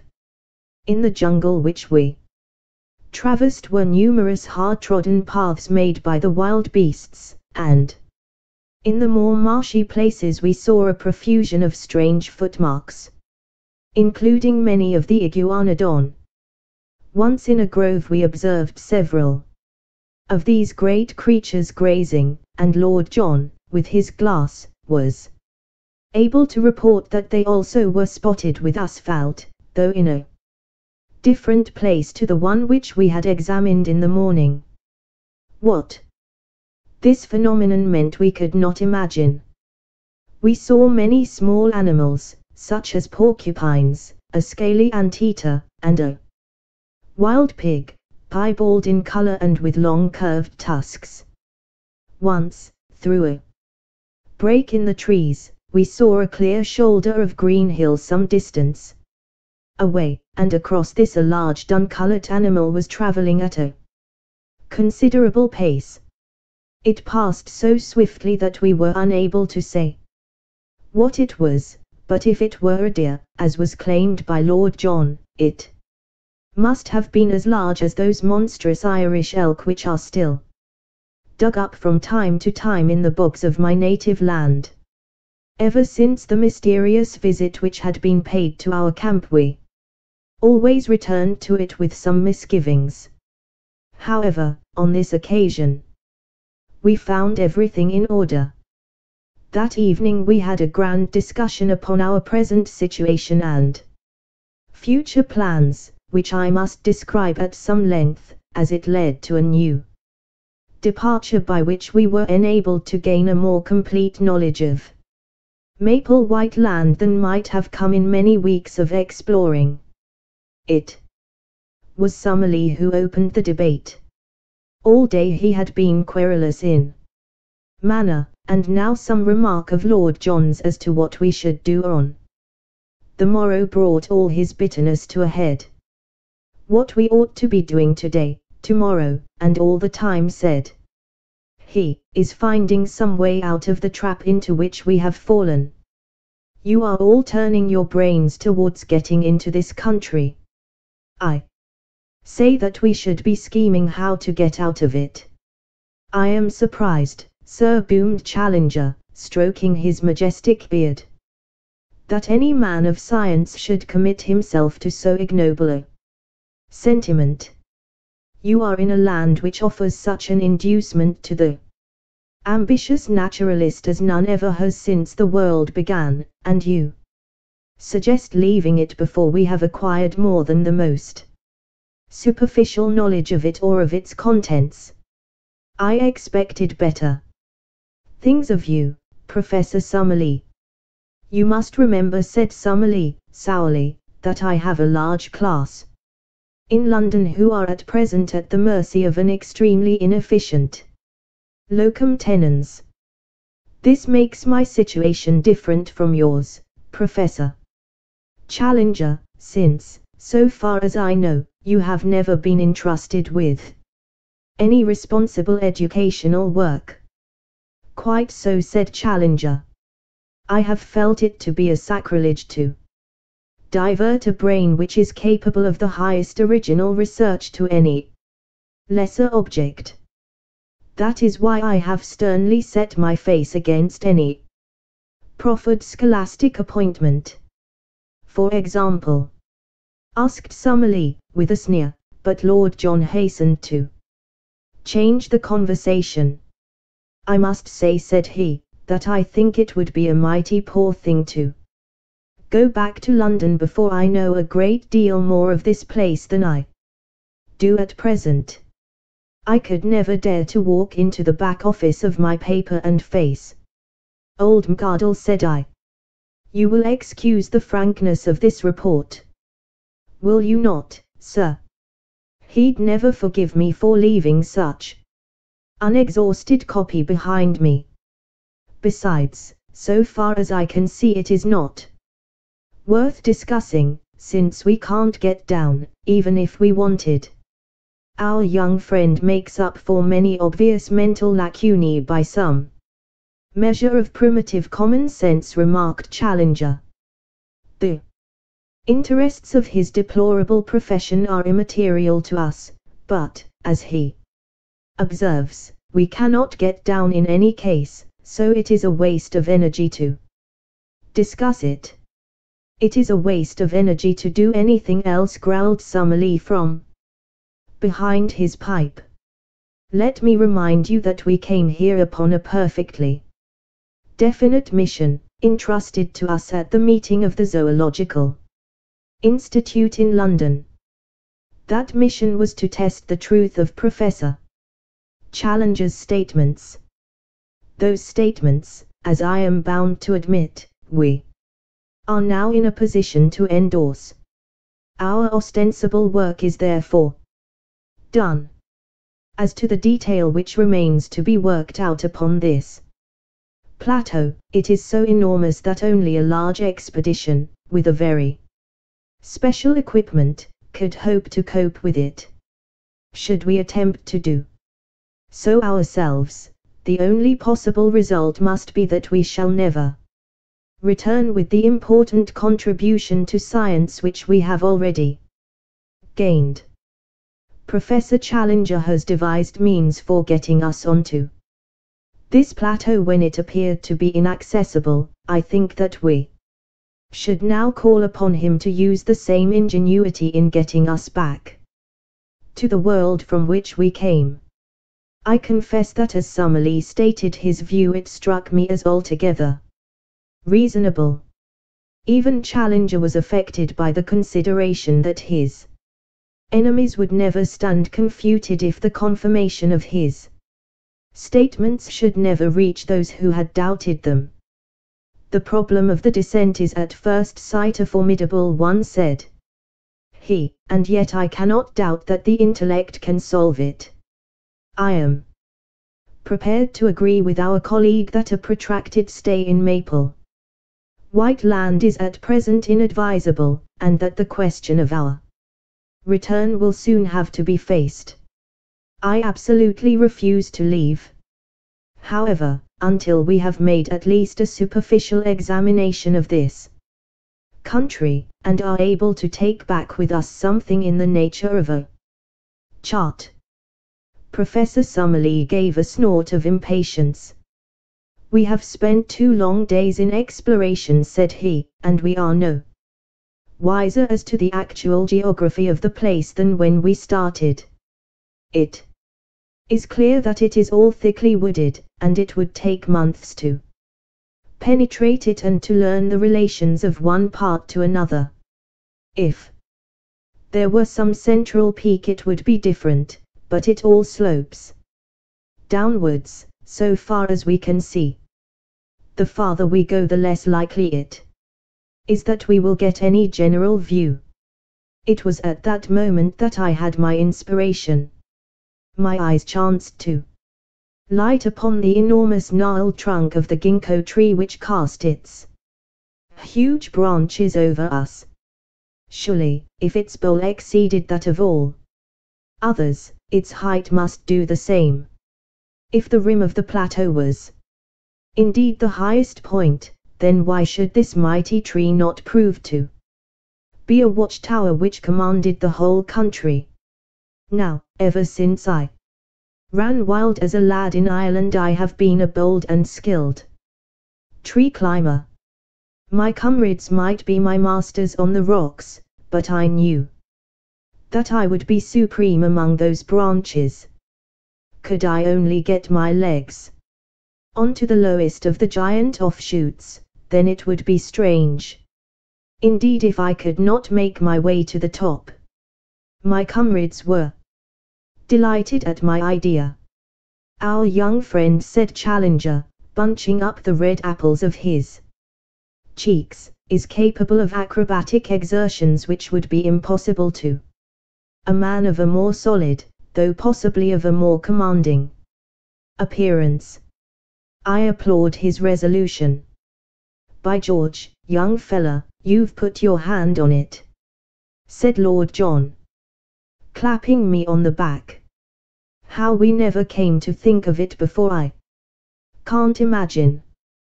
There's not more than an hour of daylight left, but if you take your notebook you may be able to get some rough sketch of the place. If we put these 3 ammunition cases under the branch, I will soon hoist you onto it. He stood on the boxes while I faced the trunk, and was gently raising me when Challenger sprang forward and gave me such a thrust with his huge hand that he fairly shot me into the tree. With both arms clasping the branch, I scrambled hard with my feet until I had worked first my body, and then my knees, onto it. There were 3 excellent offshoots, like huge rungs of a ladder, above my head, and a tangle of convenient branches beyond, so that I clambered onwards with such speed that I soon lost sight of the ground and had nothing but foliage beneath me. Now and then I encountered a check, and once I had to shin up a creeper for 8 or 10 feet, but I made excellent progress, and the booming of Challenger's voice seemed to be a great distance beneath me. The tree was, however, enormous, and, looking upwards, I could see no thinning of the leaves above my head. There was some thick bush-like clump which seemed to be a parasite upon a branch up which I was swarming.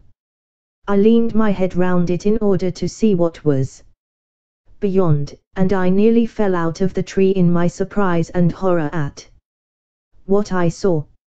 A face was gazing into mine at the distance of only a foot or 2. The creature that owned it had been crouching behind the parasite, and had looked round it at the same instant that I did. It was a human face, or at least it was far more human than any monkey's that I have ever seen. It was long, whitish, and blotched with pimples, the nose flattened, and the lower jaw projecting, with a bristle of coarse whiskers round the chin. The eyes, which were under thick and heavy brows, were bestial and ferocious, and as it opened its mouth to snarl what sounded like a curse at me, I observed that it had curved, sharp canine teeth. For an instant I read hatred and menace in the evil eyes. Then, as quick as a flash, came an expression of overpowering fear. There was a crash of broken boughs as it dived wildly down into the tangle of green. I caught a glimpse of a hairy body like that of a reddish pig, and then it was gone amid a swirl of leaves and branches. "What's the matter?" shouted Roxton from below. "Anything wrong with you? Did you see it?" I cried, with my arms round the branch and all my nerves tingling. "We heard a row, as if your foot had slipped." "What was it?" I was so shocked at the sudden and strange appearance of this ape-man that I hesitated whether I should not climb down again and tell my experience to my companions. But I was already so far up the great tree that it seemed a humiliation to return without having carried out my mission. After a long pause, therefore, to recover my breath and my courage, I continued my ascent. Once I put my weight upon a rotten branch and swung for a few seconds by my hands, but in the main it was all easy climbing. Gradually the leaves thinned around me, and I was aware, from the wind upon my face, that I had topped all the trees of the forest. I was determined, however, not to look about me before I had reached the very highest point, so I scrambled on until I had got so far that the topmost branch was bending beneath my weight. There I settled into a convenient fork, and, balancing myself securely, I found myself looking down at a most wonderful panorama of this strange country in which we found ourselves. The sun was just above the western skyline, and the evening was a particularly bright and clear one, so that the whole extent of the plateau was visible beneath me. It was, as seen from this height, of an oval contour, with a breadth of about 30 miles and a width of 20. Its general shape was that of a shallow funnel, all the sides sloping down to a considerable lake in the center. This lake may have been 10 miles in circumference, and lay very green and beautiful in the evening light, with a thick fringe of reeds at its edges, and with its surface broken by several yellow sandbanks, which gleamed golden in the mellow sunshine. A number of long dark objects, which were too large for alligators and too long for canoes, lay upon the edges of these patches of sand. With my glass I could clearly see that they were alive, but what their nature might be I could not imagine. From the side of the plateau on which we were, slopes of woodland, with occasional glades, stretched down for 5 or 6 miles to the central lake. I could see at my very feet the glade of the iguanodons, and farther off was a round opening in the trees which marked the swamp of the pterodactyls. On the side facing me, however, the plateau presented a very different aspect. There the basalt cliffs of the outside were reproduced upon the inside, forming an escarpment about 200 feet high, with a woody slope beneath it. Along the base of these red cliffs, some distance above the ground, I could see a number of dark holes through the glass, which I conjectured to be the mouths of caves. At the opening of one of these something white was shimmering, but I was unable to make out what it was. I sat charting the country until the sun had set, and it was so dark that I could no longer distinguish details. Then I climbed down to my companions, waiting for me so eagerly at the bottom of the great tree. For once I was the hero of the expedition. Alone I had thought of it, and alone I had done it, and here was the chart which would save us a month's blind groping among unknown dangers. Each of them shook me solemnly by the hand. But before they discussed the details of my map I had to tell them of my encounter with the ape-man among the branches. "He has been there all the time," said I. "How do you know that?" asked Lord John. "Because I have never been without that feeling that something malevolent was watching us. I mentioned it to you, Professor Challenger. Our young friend certainly said something of the kind. He is also the one among us who is endowed with that Celtic temperament which would make him sensitive to such impressions.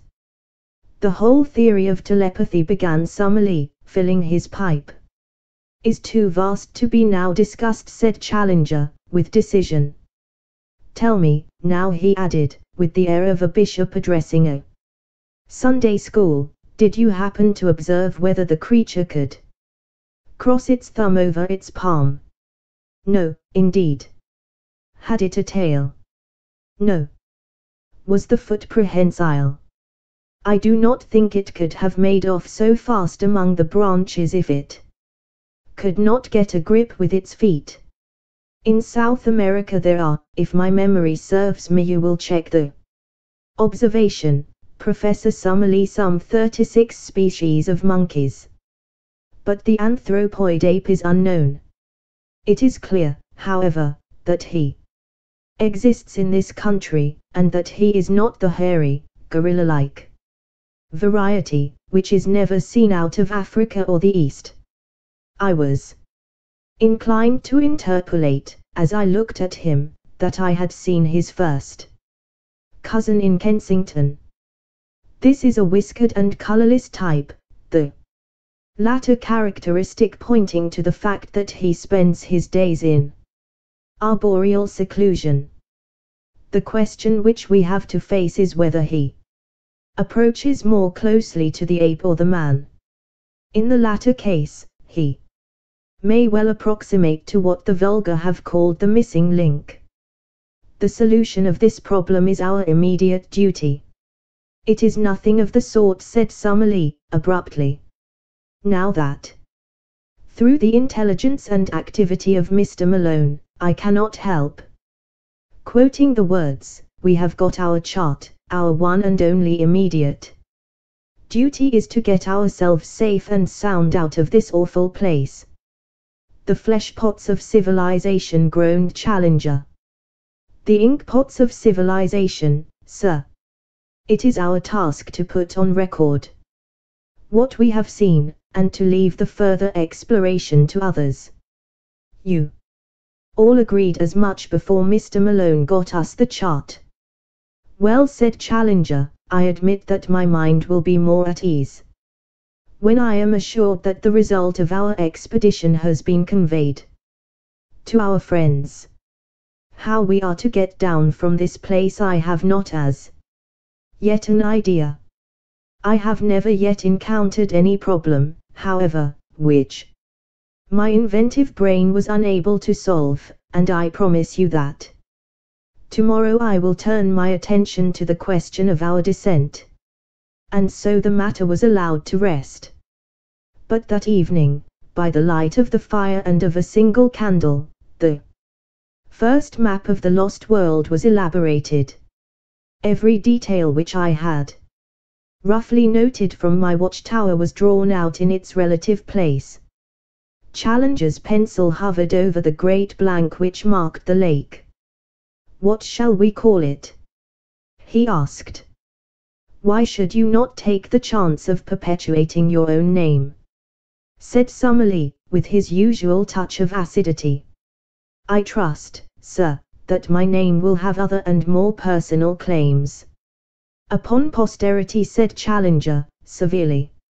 Any ignoramus can hand down his worthless memory by imposing it upon a mountain or a river. I need no such monument. Summerlee, with a twisted smile, was about to make some fresh assault, when Lord John hastened to intervene. It's up to you, young fella, to name the lake, said he.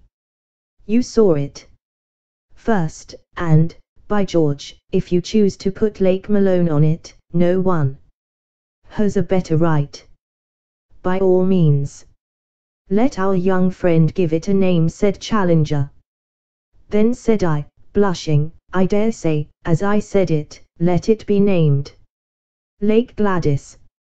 Don't you think the central lake would be more descriptive? Remarked Summerlee. I should prefer Lake Gladys. Challenger looked at me sympathetically, and shook his great head in mock disapproval. Boys will be boys, said he. Lake Gladys, let it be. Chapter 12. It was dreadful in the forest. I have said, or perhaps I have not said, for my memory plays me sad tricks these days, that I glowed with pride when 3 such men as my comrades thanked me for having saved, or at least greatly helped, the situation. As the youngster of the party, not merely in years, but in experience, character, knowledge, and all that goes to make a man, I had been overshadowed from the first. And now I was coming into my own. I warmed at the thought. Alas, for the pride which goes before a fall. That little glow of self-satisfaction, that added measure of self-confidence, were to lead me on that very night to the most dreadful experience of my life, ending with a shock which turns my heart sick when I think of it. It came about in this way. I had been unduly excited by the adventure of the tree, and sleep seemed to be impossible. Summerlee was on guard, sitting hunched over our small fire, a quaint, angular figure, his rifle across his knees and his pointed, goat-like beard wagging with each weary nod of his head. Lord John lay silent, wrapped in the South American poncho which he wore, while Challenger snored with a roll and rattle which reverberated through the woods. The full moon was shining brightly, and the air was crisply cold. What a night for a walk! And then suddenly came the thought, why not?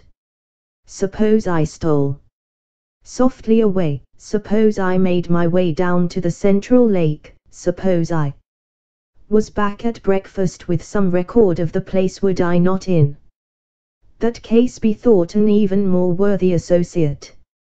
Then, if Summerlee carried the day and some means of escape were found, we should return to London with first-hand knowledge of the central mystery of the plateau, to which I alone, of all men, would have penetrated.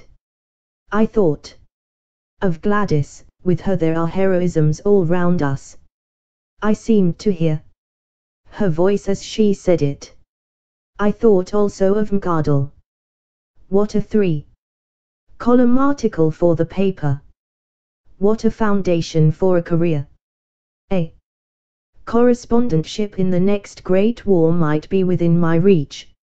I clutched at a gun, my pockets were full of cartridges, and, parting the thorn bushes at the gate of our zareba, quickly slipped out. My last glance showed me the unconscious Summerlee, most futile of sentinels, still nodding away like a queer mechanical toy in front of the smouldering fire. I had not gone 100 yards before I deeply repented my rashness. I may have said somewhere in this chronicle that I am too imaginative to be a really courageous man, but that I have an overpowering fear of seeming afraid. This was the power which now carried me onwards. I simply could not slink back with nothing done. Even if my comrades should not have missed me, and should never know of my weakness, there would still remain some intolerable self-shame in my own soul. And yet, I shuddered at the position in which I found myself, and would have given all I possessed at that moment to have been honorably free of the whole business. It was dreadful in the forest. The trees grew so thickly and their foliage spread so widely that I could see nothing of the moonlight, save that here and there the high branches made a tangled filigree against the starry sky.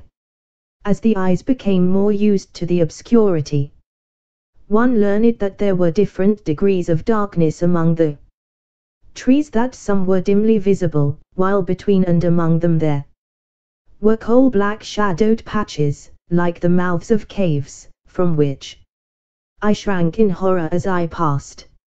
I thought of the despairing yell of the tortured iguanodon, that dreadful cry which had echoed through the woods. I thought, too, of the glimpse I had in the light of Lord John's torch of that bloated, warty, blood-slavering muzzle. Even now, I was on its hunting ground. At any instant it might spring upon me. From the shadows, this nameless and horrible monster. I stopped, and, picking a cartridge from my pocket, I opened the breech of my gun. As I touched the lever, my heart leaped within me. It was the shotgun, not the rifle, which I had taken. Again the impulse to return swept over me. Here, surely, was a most excellent reason for my failure, one for which no one would think the less of me. But again the foolish pride fought against that very word. I could not, must not fail. After all, my rifle would probably have been as useless as a shotgun against such dangers as I might meet.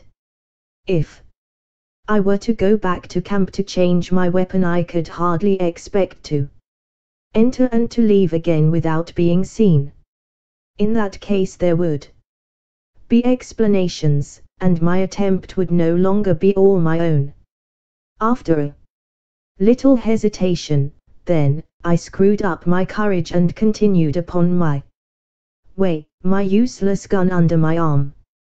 The darkness of the forest had been alarming, but even worse was the white, still flood of moonlight in the open glade of the iguanodons.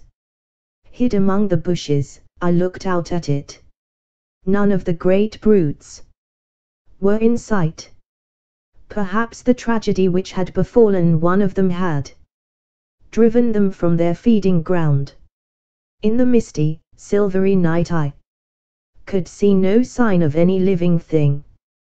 Taking courage, therefore, I slipped rapidly across it, and among the jungle on the farther side I picked up once again the brook which was my guide.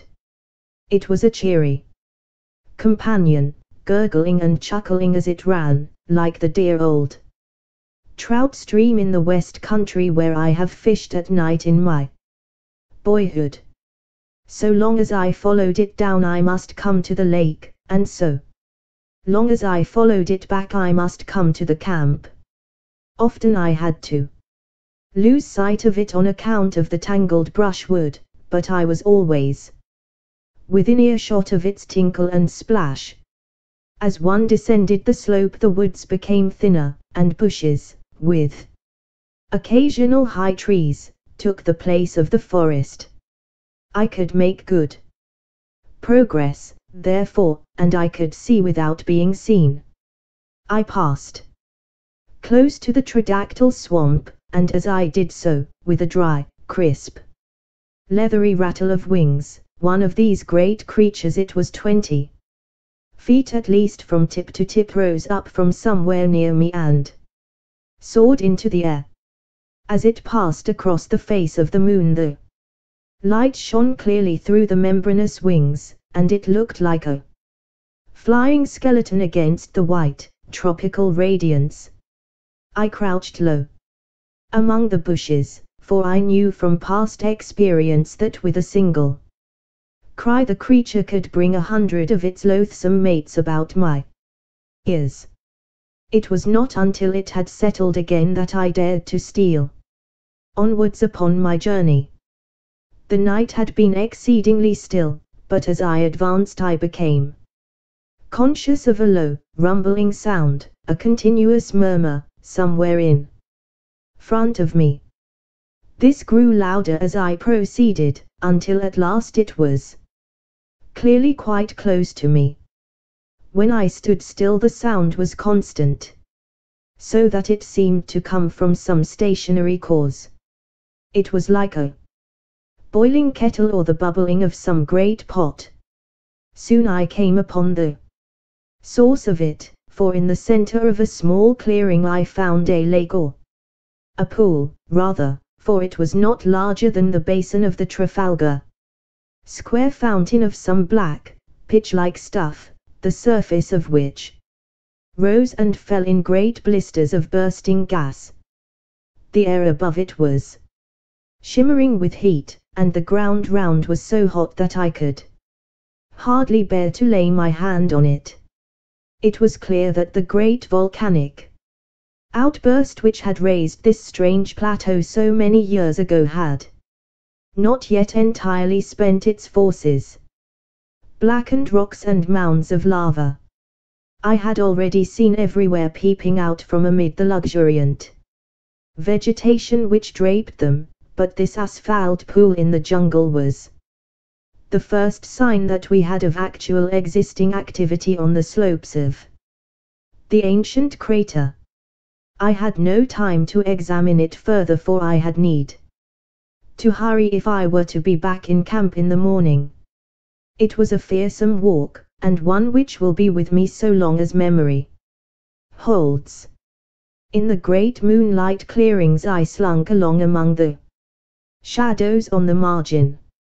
In the jungle I crept forward, stopping with a beating heart whenever I heard, as I often did, the crash of breaking branches as some wild beast went past.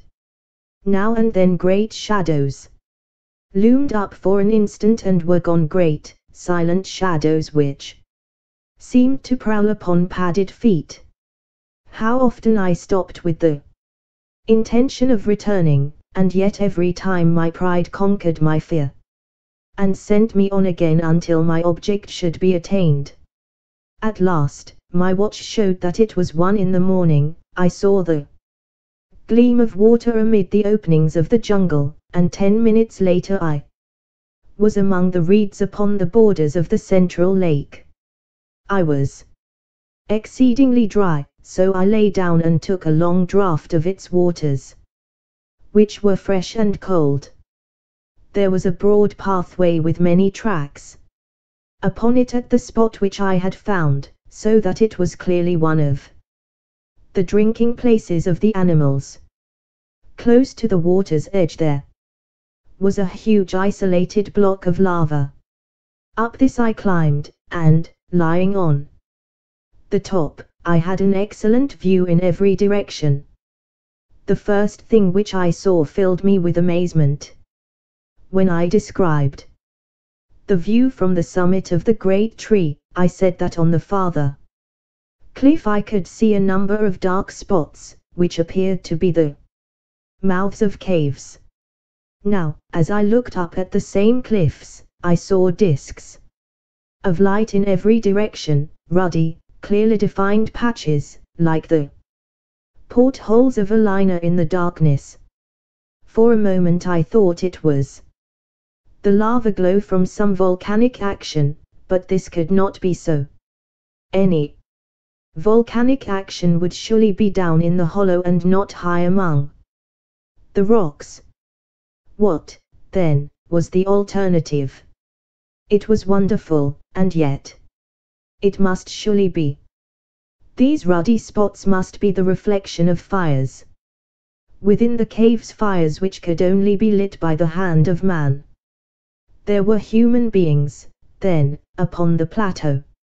How gloriously my expedition was justified. Here was news indeed for us to bear back with us to London.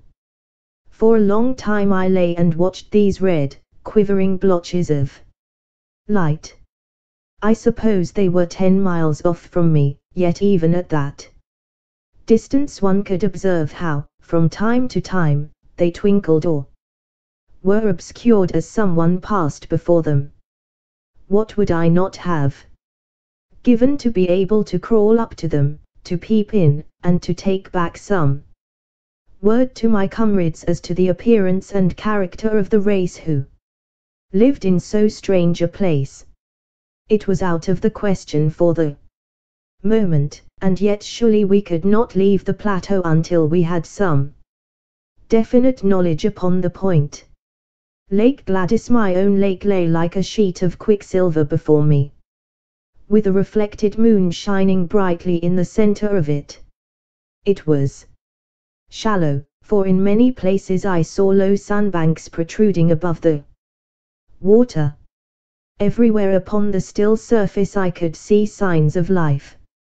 Sometimes mirrorings and ripples in the water, sometimes the gleam of a great silver-sided fish in the air, sometimes the arched, slate-colored back of some passing monster. Once upon a yellow sandbank I saw a creature like a huge swan, with a clumsy body and a high, flexible neck, shuffling about upon the margin. Presently it plunged in, and for some time I could see the arched neck and darting head undulating over the water. Then it dived, and I saw it no more. My attention was soon drawn away from these distant sights and brought back to what was going on at my very feet.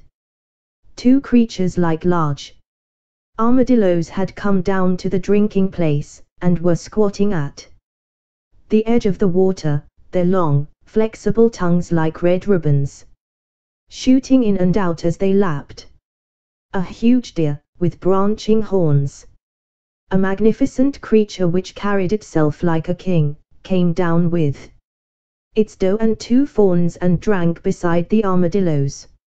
No such deer exist anywhere else upon earth, for the moose or elks which I have seen would hardly have reached its shoulders. Presently it gave a warning snort, and was off with its family among the reeds, while the armadillos also scuttled for shelter. A newcomer, a most monstrous animal, was coming down the path. For a moment I wondered where I could have seen that ungainly shape, that arched back with triangular fringes along it, that strange, bird-like head held close to the ground. Then it came back to me. It was the Stegosaurus, the very creature which Maple White had preserved in his sketchbook, and which had been the first object which arrested the attention of Challenger. There he was, perhaps the very specimen which the American artist had encountered.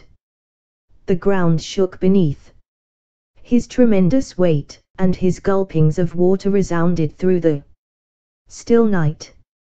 For 5 minutes he was so close to my rock that by stretching out my hand I could have touched the hideous waving hackles upon his back.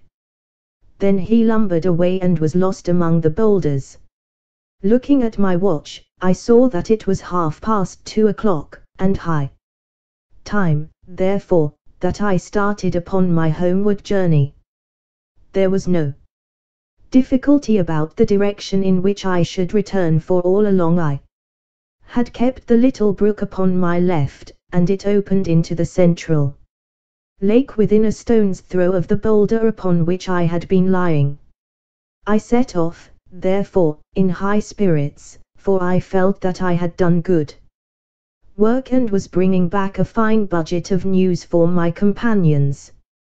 Foremost of all, of course, were the sight of the fiery caves and the certainty that some troglodytic race inhabited them. But besides that, I could speak from experience of the central lake. I could testify that it was full of strange creatures, and I had seen several land forms of primeval life which we had not before encountered. I reflected as I walked that few men in the world could have spent a stranger night or added more to human knowledge in the course of it. I was plodding up the slope, turning these thoughts over in my mind, and had reached a point which may have been halfway to home, when my mind was brought back to my own position by a strange noise behind me. It was something between a snore and a growl, low, deep, and exceedingly menacing. Some strange creature was evidently near me, but nothing could be seen, so I hastened more rapidly upon my way. I had traversed half a mile or so when suddenly the sound was repeated, still behind me, but louder and more menacing than before. My heart stood still within me as it flashed across me that the beast, whatever it was, must surely be after me.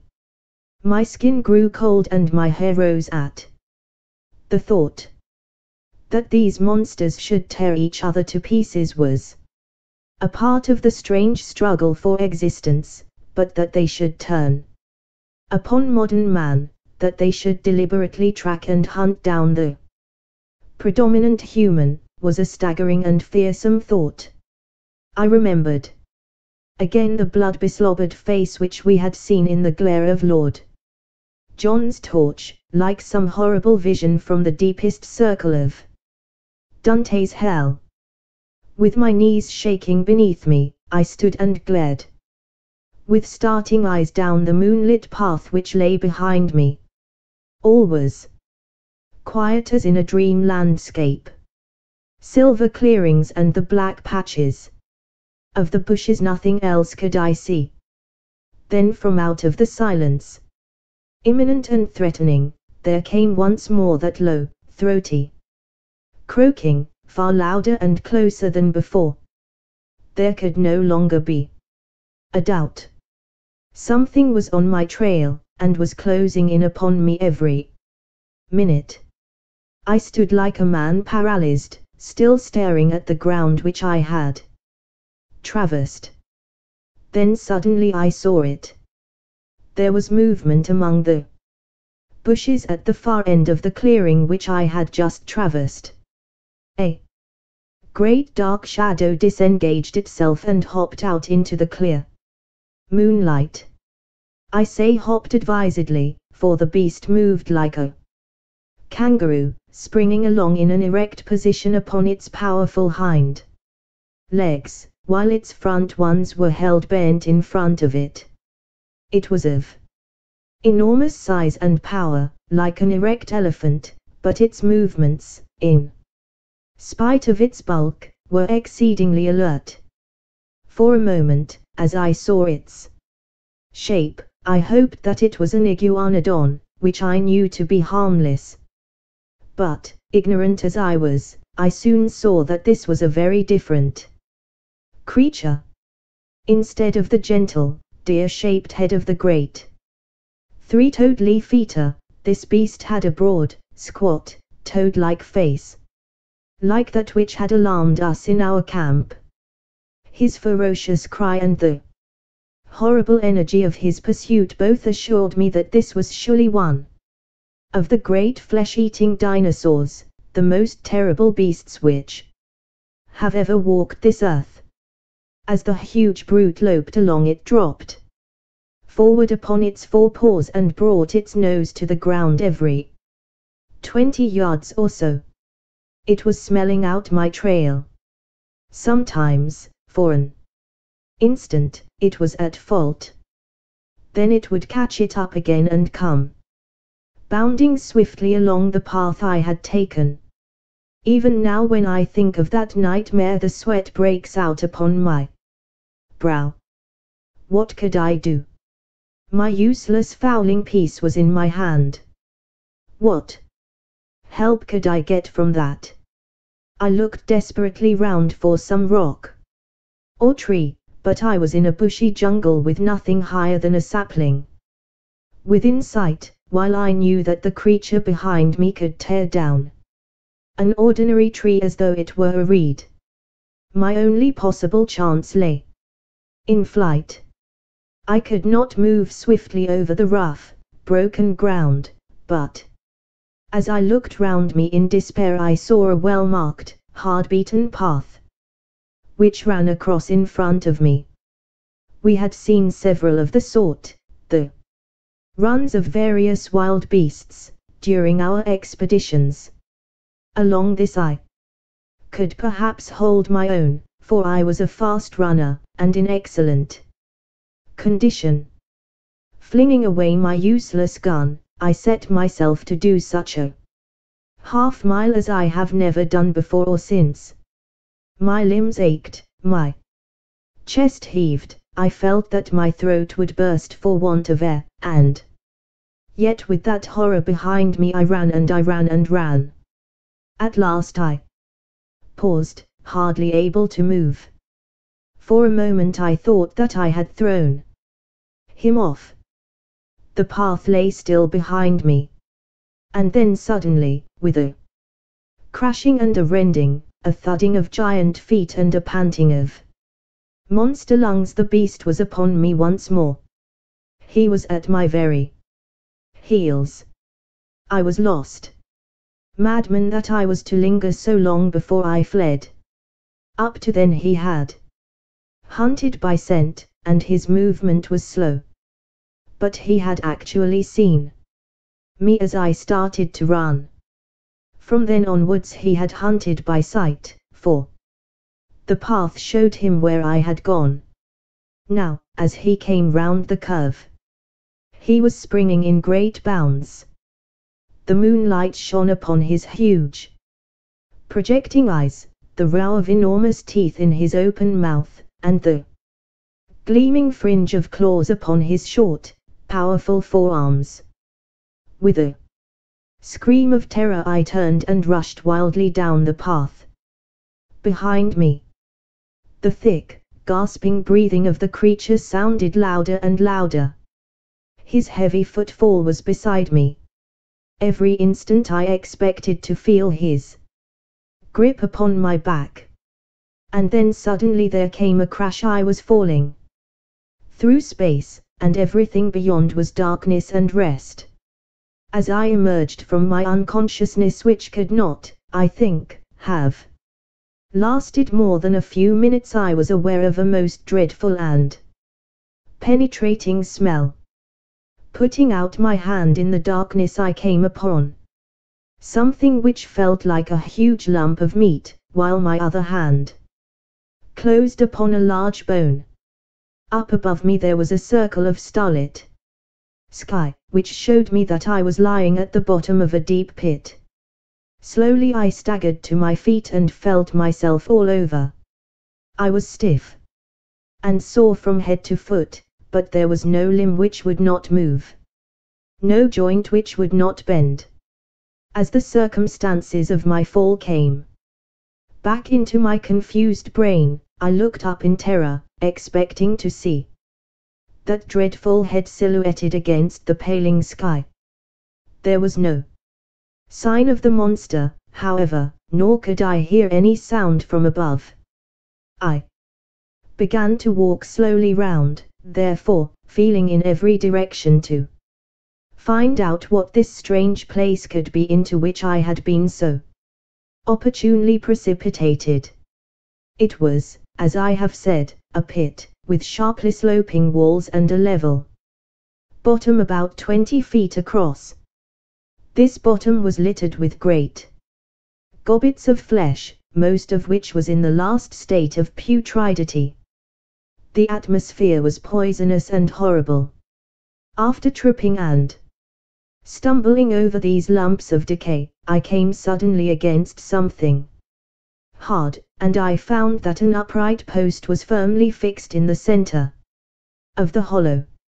It was so high that I could not reach the top of it with my hand, and it appeared to be covered with grease. Suddenly I remembered that I had a tin box of wax vestas in my pocket. Striking one of them, I was able at last to form some opinion of this place into which I had fallen. There could be no question as to its nature. It was a trap made by the hand of man. The post in the center, some 9 feet long, was sharpened at the upper end, and was black with the stale blood of the creatures who had been impaled upon it. The remains scattered about were fragments of the victims, which had been cut away in order to clear the stake for the next who might blunder in. I remembered that Challenger had declared that man could not exist upon the plateau, since with his feeble weapons he could not hold his own against the monsters who roamed over it. But now it was clear enough how it could be done. In their narrow-mouthed caves the natives, whoever they might be, had refuges into which the huge saurians could not penetrate, while with their developed brains they were capable of setting such traps, covered with branches, across the paths which marked the run of the animals as would destroy them in spite of all their strength and activity. Man was always the master. The sloping wall of the pit was not difficult for an active man to climb, but I hesitated long before I trusted myself within reach of the dreadful creature which had so nearly destroyed me. How did I know that he was not lurking in the nearest clump of bushes, waiting for my reappearance? I took heart, however, as I recalled a conversation between Challenger and Summerlee upon the habits of the great saurians. Both were agreed that the monsters were practically brainless, that there was no room for reason in their tiny cranial cavities, and that if they have disappeared from the rest of the world it was assuredly on account of their own stupidity, which made it impossible for them to adapt themselves to changing conditions. To lie in wait for me now would mean that the creature had appreciated what had happened to me, and this in turn would argue some power connecting cause and effect. Surely it was more likely that a brainless creature, acting solely by vague predatory instinct, would give up the chase when I disappeared, and, after a pause of astonishment, would wander away in search of some other prey. I clambered to the edge of the pit and looked over. The stars were fading, the sky was whitening, and the cold wind of morning blew pleasantly upon my face. I could see or hear nothing of my enemy.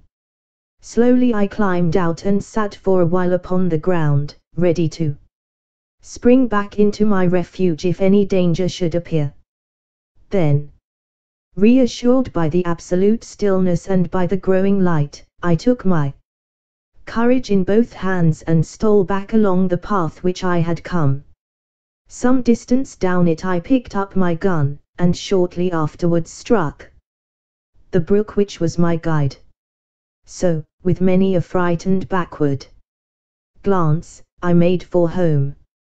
And suddenly there came something to remind me of my absent companions. In the clear, still morning air there sounded far away the sharp, hard note of a single rifle shot. I paused and listened, but there was nothing more. For a moment I was shocked at the thought that some sudden danger might have befallen them. But then a simpler and more natural explanation came to my mind. It was now broad daylight. No doubt my absence had been noticed. They had imagined that I was lost in the woods, and had fired this shot to guide me home. It is true that we had made a strict resolution against firing, but if it seemed to them that I might be in danger they would not hesitate. It was for me now to hurry on as fast as possible, and so to reassure them. I was weary and spent, so my progress was not so fast as I wished, but at last I came into regions which I knew. There was the swamp of the Tridactyls upon my left, there in front of me was the glade of the Iguanodons. Now I was in the last belt of trees which separated me from Fort Challenger. I raised my voice in a cheery shout to allay their fears. No answering greeting came back to me. My heart sank at that ominous stillness. I quickened my pace into a run. The Zareba rose before me, even as I had left it, but the gate was open. I rushed in. In the cold, morning light it was a fearful sight which met my eyes. Our effects were scattered in wild confusion over the ground. My comrades had disappeared, and close to the smouldering ashes of our fire the grass was stained crimson with a hideous pool of blood. I was so stunned by this sudden shock that for a time I must have nearly lost my reason. I have a vague recollection, as one remembers a bad dream, of rushing about through the woods all round the empty camp, calling wildly for my companions. No answer came back from the silent shadows. The horrible thought that I might never see them again, that I might find myself abandoned all alone in that dreadful place, with no possible way of descending into the world below, that I might live and die in that nightmare country, drove me to desperation. I could have torn my hair and beaten my head in my despair. Only now did I realize how I had learned to lean upon my companions, upon the serene self-confidence of Challenger, and upon the masterful, humorous coolness of Lord John Roxton. Without them I was like a child in the dark, helpless and powerless. I did not know which way to turn or what I should do first. After a period, during which I sat in bewilderment, I set myself to try and discover what sudden misfortune could have befallen my companions. The whole disordered appearance of the camp showed that there had been some sort of attack, and the rifle shot no doubt marked the time when it had occurred. That there should have been only one shot showed that it had been all over in an instant. The rifles still lay upon the ground, and one of them, Lord John's, had the empty cartridge in the breech. The blankets of Challenger and of Summerlee beside the fire suggested that they had been asleep at the time. The cases of ammunition and of food were scattered about in a wild litter, together with our unfortunate cameras and plate carriers, but none of them were missing. On the other hand, all the exposed provisions, and I remembered that there were a considerable quantity of them, were gone. They were animals, then, and not natives, who had made the inroad, for surely the latter would have left nothing behind. But if animals, or some single terrible animal, then what had become of my comrades? A ferocious beast would surely have destroyed them and left their remains. It is true that there was that one hideous pool of blood, which told of violence. Such a monster as had pursued me during the night could have carried away a victim as easily as a cat would a mouse. In that case the others would have followed in pursuit. But then they would assuredly have taken their rifles with them. The more I tried to think it out with my confused and weary brain, the less could I find any plausible explanation.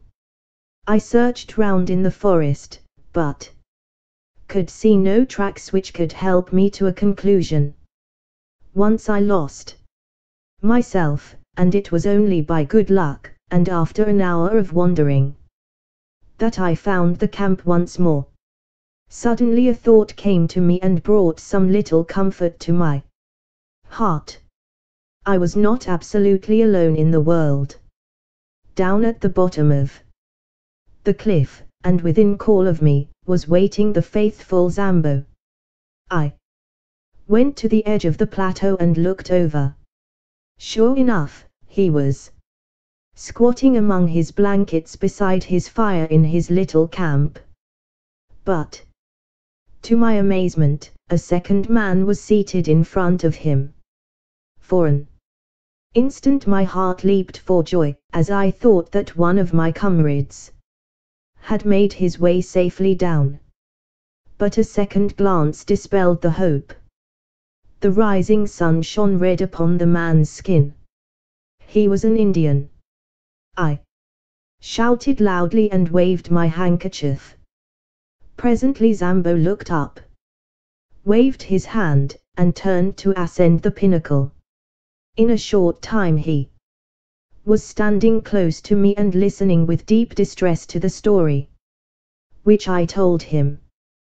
Devil got them for sure, Massa Malone, said he. You got into the devil's country, sir, and he take you all to himself. You take advice, Massa Malone, and come down quick, else he get you as well. How can I come down, Zambo? You get creepers from trees, Massa Malone. Throw them over here. I make fast to this stump, and so you have bridge. We have thought of that. There are no creepers here which could bear us. Send for ropes, Massa Malone. Who can I send, and where? Send to Indian villages, sir. Plenty hide rope in Indian village. Indian down below, send him. Who is he? One of our Indians. Other ones beat him and take away his pay.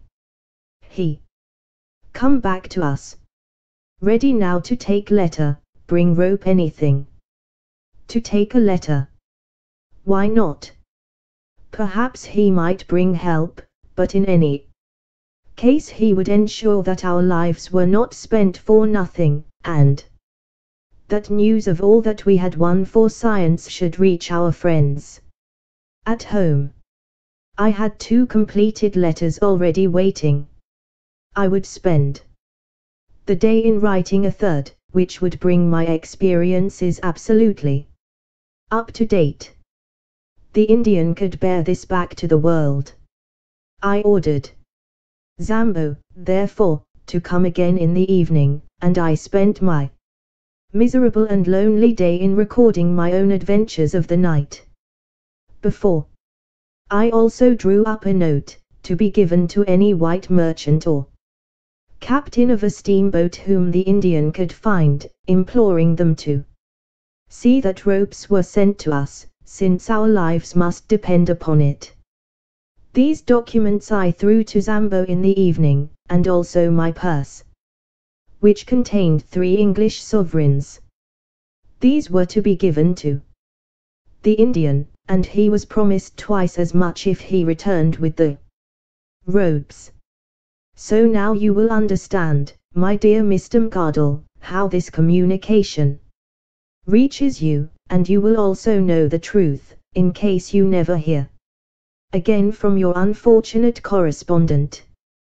Tonight I am too weary and too depressed to make my plans.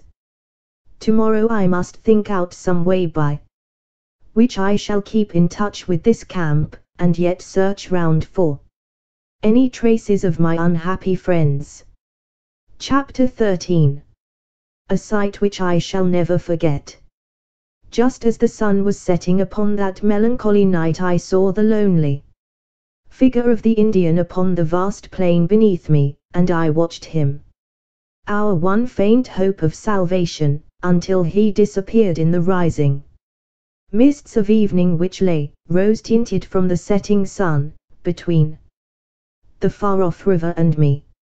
It was quite dark when I at last turned back to our stricken camp, and my last vision as I went was the red gleam of Zambo's fire, the one point of light in the wide world below, as was his faithful presence in my own shadowed soul.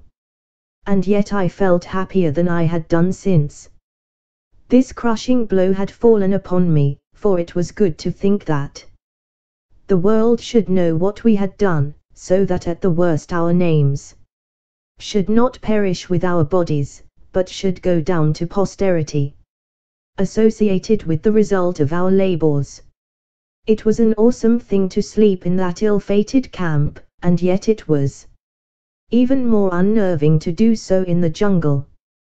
One or the other it must be. Prudence, on the one hand, warned me that I should remain on guard, but exhausted nature, on the other, declared that I should do nothing of the kind. I climbed up onto a limb of the great ginkgo tree, but there was no secure perch on its rounded surface, and I should certainly have fallen off and broken my neck the moment I began to doze. I got down, therefore, and pondered over what I should do. Finally, I closed the door of the zareba, lit 3 separate fires in a triangle, and having eaten a hearty supper dropped off into a profound sleep, from which I had a strange and most welcome awakening. In the early morning, just as day was breaking, a hand was laid upon my arm.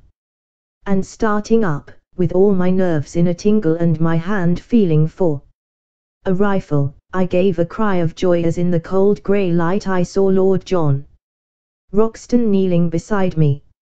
It was he, and yet it was not he. I had left him calm in his bearing, correct in his person, prim in his dress. Now he was pale and wild-eyed, gasping as he breathed like one who has run far and fast.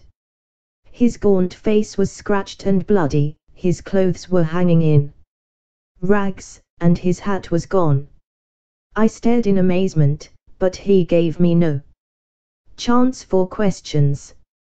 He was grabbing at our stores all the time he spoke. "Quick, young fella! Quick!" he cried. "Every moment counts. Get the rifles, both of them. I have the other 2. Now, all the cartridges you can gather. Fill up your pockets. Now, some food. Half a dozen tins will do. That's all right. Don't wait to talk or think. Get a move on, or we are done." Still half awake, and unable to imagine what it all might mean, I found myself hurrying madly after him through the wood, a rifle under each arm and a pile of various stores in my hands. He dodged in and out through the thickest of the scrub until he came to a dense clump of brushwood. Into this he rushed, regardless of thorns, and threw himself into the heart of it, pulling me down by his side. "There," he panted. "I think we are safe here. They'll make for the camp as sure as fate. It will be their first idea. But this should puzzle them." "What is it all?" I asked, when I had got my breath. "Where are the professors? And who is it that is after us?" "The ape men," he cried. "My God, what brutes! Don't raise your voice, for they have long ears, sharp eyes, too, but no power of scent. So far as I could judge, so I don't think they can sniff us out. Where have you been, young fella? You were well out of it." In a few sentences I whispered what I had done. "Pretty bad," said he, when he had heard of the dinosaur and the pit. "It isn't quite the place for a rest cure." "What?" But I had no idea what its possibilities were until those devils got hold of us. The man-eating Papuans had me once, but they are Chesterfields compared to this crowd. "How did it happen?" I asked. "It was in the early morning. Our learned friends were just stirring. Hadn't even begun to argue yet. Suddenly it rained apes. They came down as thick as apples out of a tree. They had been assembling in the dark, I suppose, until that great tree over our heads was heavy with them. I shot one of them through the belly, but before we knew where we were they had us spread-eagled on our backs. I call them apes, but they carried sticks and stones in their hands and jabbered talk to each other, and ended up by tying our hands with creepers, so they are ahead of any beast that I have seen in my wanderings. Ape men, that's what they are, missing links, and I wish they had stayed missing. They carried off their wounded comrade, he was bleeding like a pig, and then they sat around us, and if ever I saw frozen murder it was in their faces. They were big fellows, as big as a man and a deal stronger. Curious glassy grey eyes they have, under red tufts, and they just sat and gloated and gloated. Challenger is no chicken, but even he was cowed. He managed to struggle to his feet, and yelled out at them to have done with it and get it over. I think he had gone a bit off his head at the suddenness of it, for he raged and cursed at them like a lunatic. If they had been a row of his favourite pressmen he could not have slanged them worse. Well, what did they do? I was enthralled by the strange story which my companion was whispering into my ear, while all the time his keen eyes were shooting in every direction and his hand grasping his cocked rifle. I thought it was the end of us, but instead of that it started them on a new line. They all jabbered and chattered together. Then one of them stood out beside Challenger. "You'll smile, young fella, but 'pon my word they might have been kinsmen. I couldn't have believed it if I hadn't seen it with my own eyes. This old ape man, he was their chief, was a sort of red Challenger, with every one of our friends' beauty points, only just a trifle more so. He had the short body, the big shoulders, the round chest, no neck, a great ruddy frill of a beard, the tufted eyebrows, the what do you want, damn you, look about the eyes, and the whole catalogue. When the ape man stood by Challenger and put his paw on his shoulder, the thing was complete. Summerlee was a bit hysterical, and he laughed till he cried. The ape men laughed too, or at least they put up the devil of a cackling, and they set to work to drag us off through the forest. They wouldn't touch the guns and things, thought them dangerous, I expect, but they carried away all our loose food. Summerlee and I got some rough handling on the way, there's my skin and my clothes to prove it, for they took us a beeline through the brambles, and their own hides are like leather. But Challenger was all right. 4 of them carried him shoulder high, and he went like a Roman emperor. What's that? It was a strange clicking noise in the distance, not unlike castanets. There they go, said my companion, slipping cartridges into the second double-barreled express. Load them all up, young fella, my lad, for we're not going to be taken alive, and don't you think it? That's the row they make when they are excited. By George, they'll have something to excite them if they put us up. The last stand of the Greys won't be in it. With their rifles grasped in their stiffened hands, mid a ring of the dead and dying as some fathead sings. Can you hear them now? Very far away. That little lot will do no good, but I expect their search parties are all over the wood. Well, I was telling you my tale of woe. They got us soon to this town of theirs, about 1,000 huts of branches and leaves in a great grove of trees near the edge of the cliff. It's 3 or 4 miles from here. The filthy beasts fingered me all over, and I feel as if I should never be clean again. They tied us up, the fellow who handled me could tie like a bojan, and there we lay with our toes up, beneath a tree, while a great brute stood guard over us with a club in his hand. When I say we, I mean Summerlee and myself. Old Challenger was up a tree, eating pines and having the time of his life. I'm bound to say that he managed to get some fruit to us, and with his own hands he loosened our bonds. If you'd seen him sitting up in that tree hobnobbin with his twin brother and singin' in that rolling bass of his, ring out, wild bells cause music of any kind seemed to put em in a good humor. You'd have smiled, but we weren't in much mood for laughing, as you can guess.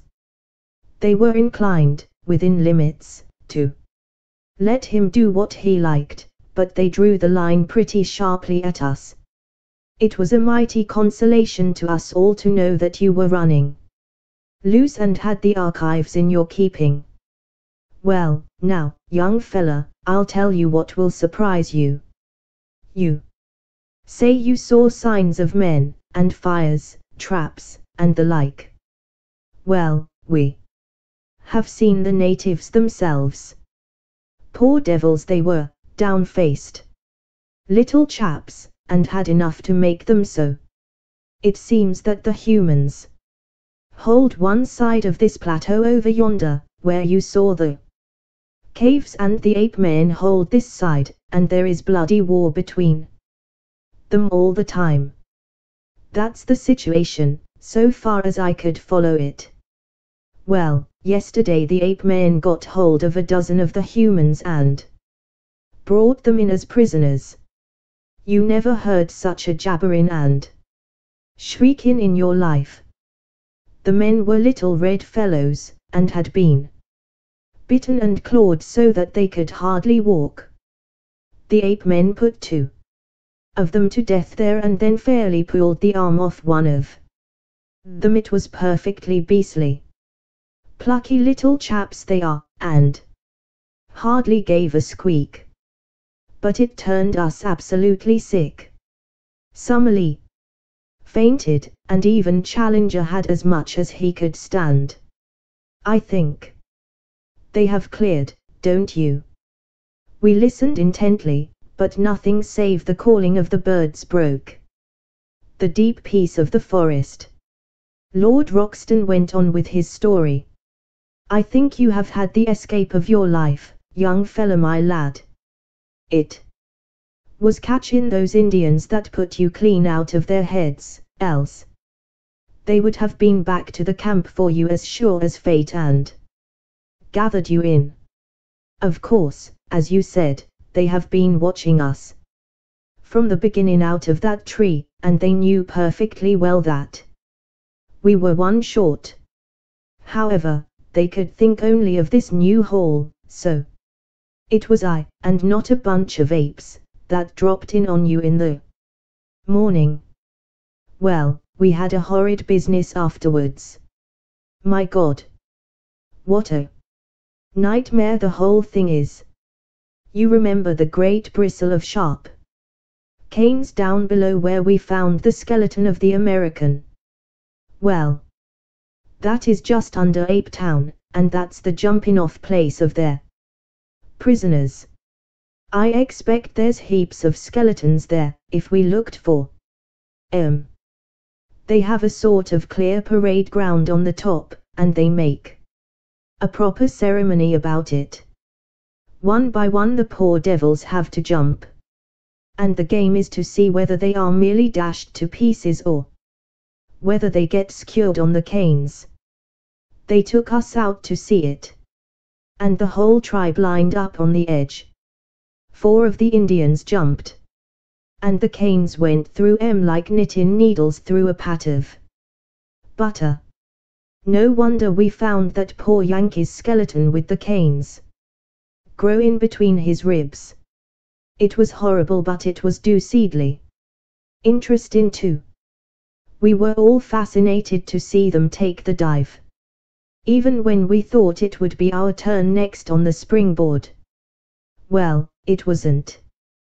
They kept 6 of the Indians up for today, that's how I understood it, but I fancy we were to be the star performers in the show.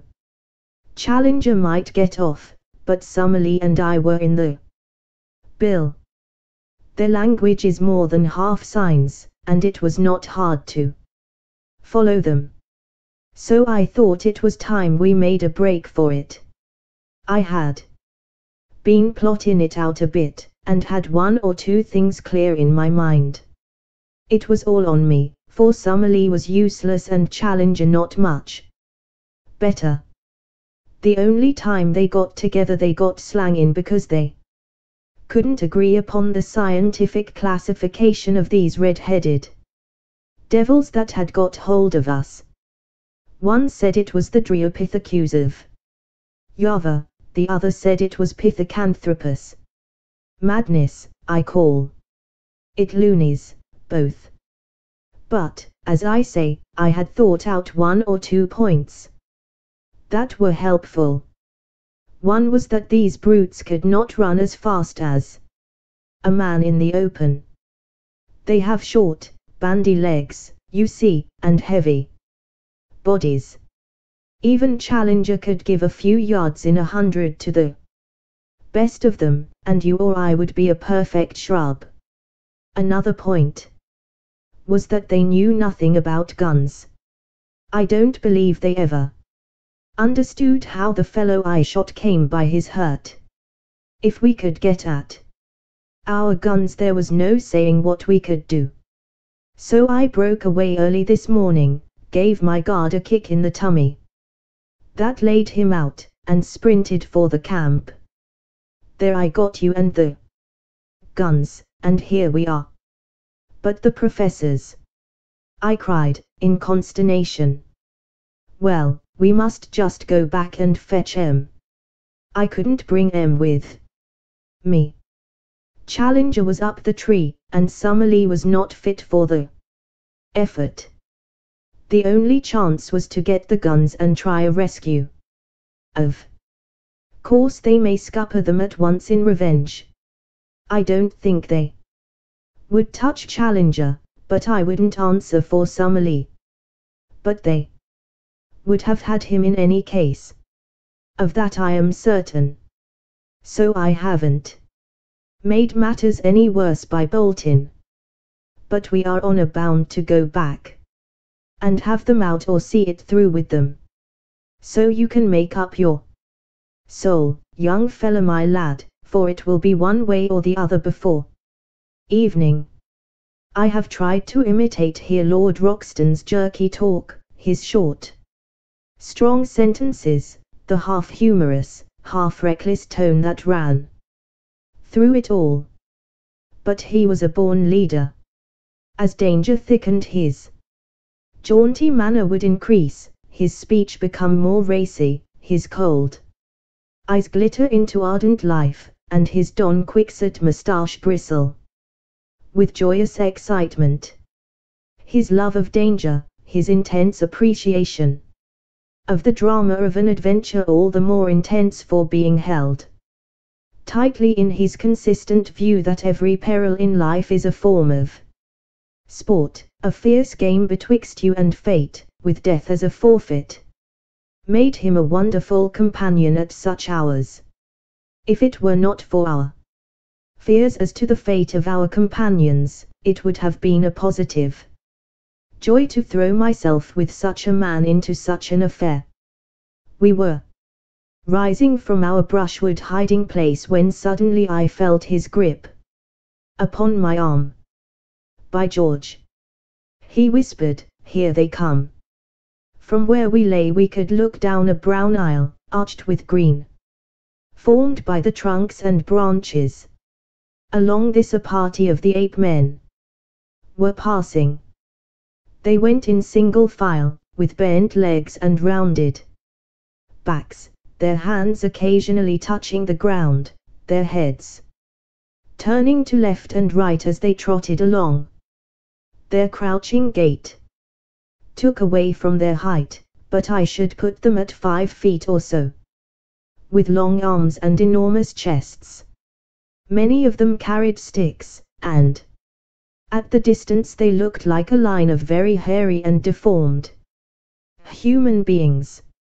For a moment I caught this clear glimpse of them. Then they were lost among the bushes. Not this time, said Lord John, who had caught up his rifle. Our best chance is to lie quiet until they have given up the search. Then we shall see whether we can't get back to their town and hit 'em where It hurts most. Give them an hour and we'll march. We filled in the time by opening one of our food tins and making sure of our breakfast. Lord Roxton had had nothing but some fruit since the morning before and ate like a starving man. Then, at last, our pockets bulging with cartridges and a rifle in each hand, we started off upon our mission of rescue. Before leaving it, we carefully marked our little hiding place among the brushwood and its bearing to Fort Challenger, that we might find it again if we needed it. We slunk through the bushes in silence until we came to the very edge of the cliff, close to the old camp.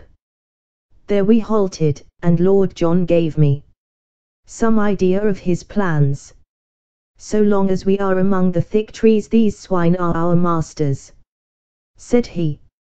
They can see us and we cannot see them. But in the open it is different. There we can move faster than they. So we must stick to the open all we can. The edge of the plateau has fewer large trees than further inland. So that's our line of advance. Go slowly, keep your eyes open and your rifle ready. Above all, never let them get you prisoner while there is a cartridge left. That's my last word to you, young fella. When we reached the edge of the cliff, I looked over and saw our good old black Zambo sitting smoking on a rock below us. I would have given a great deal to have hailed him and told him how we were placed, but it was too dangerous, lest we should be heard. The woods seemed to be full of the ape men. Again and again we heard their curious clicking chatter. At such times we plunged into the nearest clump of bushes and lay still until the sound had passed away.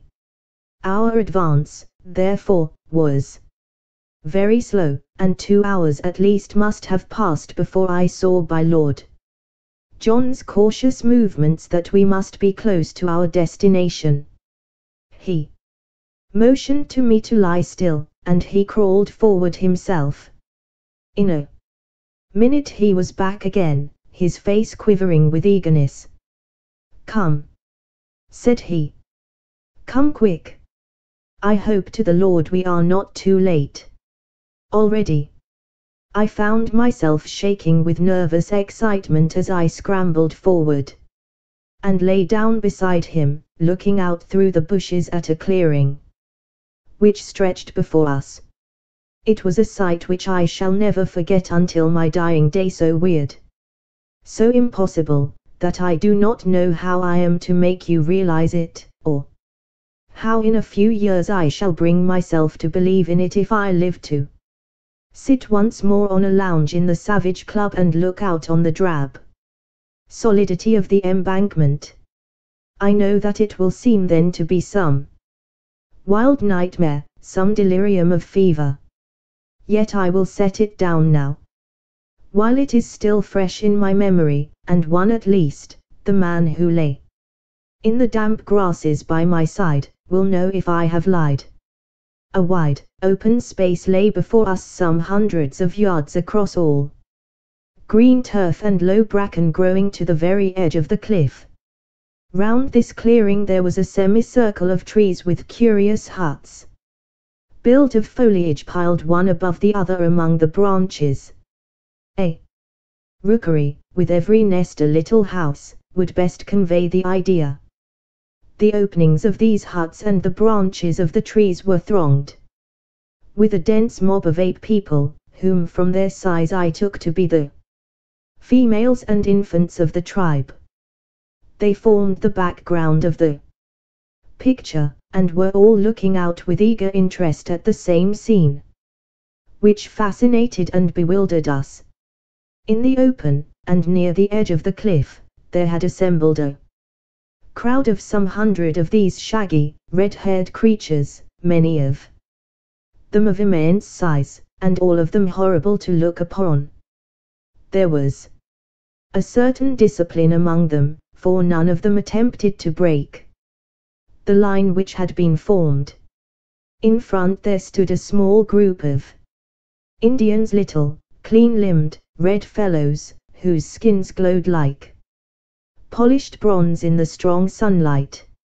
A tall, thin white man was standing beside them, his head bowed, his arms folded, his whole attitude expressive of his horror and dejection. There was no mistaking the angular form of Professor Summerlee. In front of and around this dejected group of prisoners were several ape men, who watched them closely and made all escape impossible. Then, right out from all the others and close to the edge of the cliff, were two figures, so strange, and under other circumstances so ludicrous, that they absorbed my attention. The one was our comrade, Professor Challenger. The remains of his coat still hung in strips from his shoulders, but his shirt had been all torn out, and his great beard merged itself in the black tangle which covered his mighty chest. He had lost his hat, and his hair, which had grown long in our wanderings, was flying in wild disorder. A single day seemed to have changed him from the highest product of modern civilization to the most desperate savage in South America. Beside him stood his master, the king of the ape men. In all things he was, as Lord John had said, the very image of our professor, save that his coloring was red instead of black. The same short, broad figure, the same heavy shoulders, the same forward hang of the arms, the same bristling beard merging itself in the hairy chest.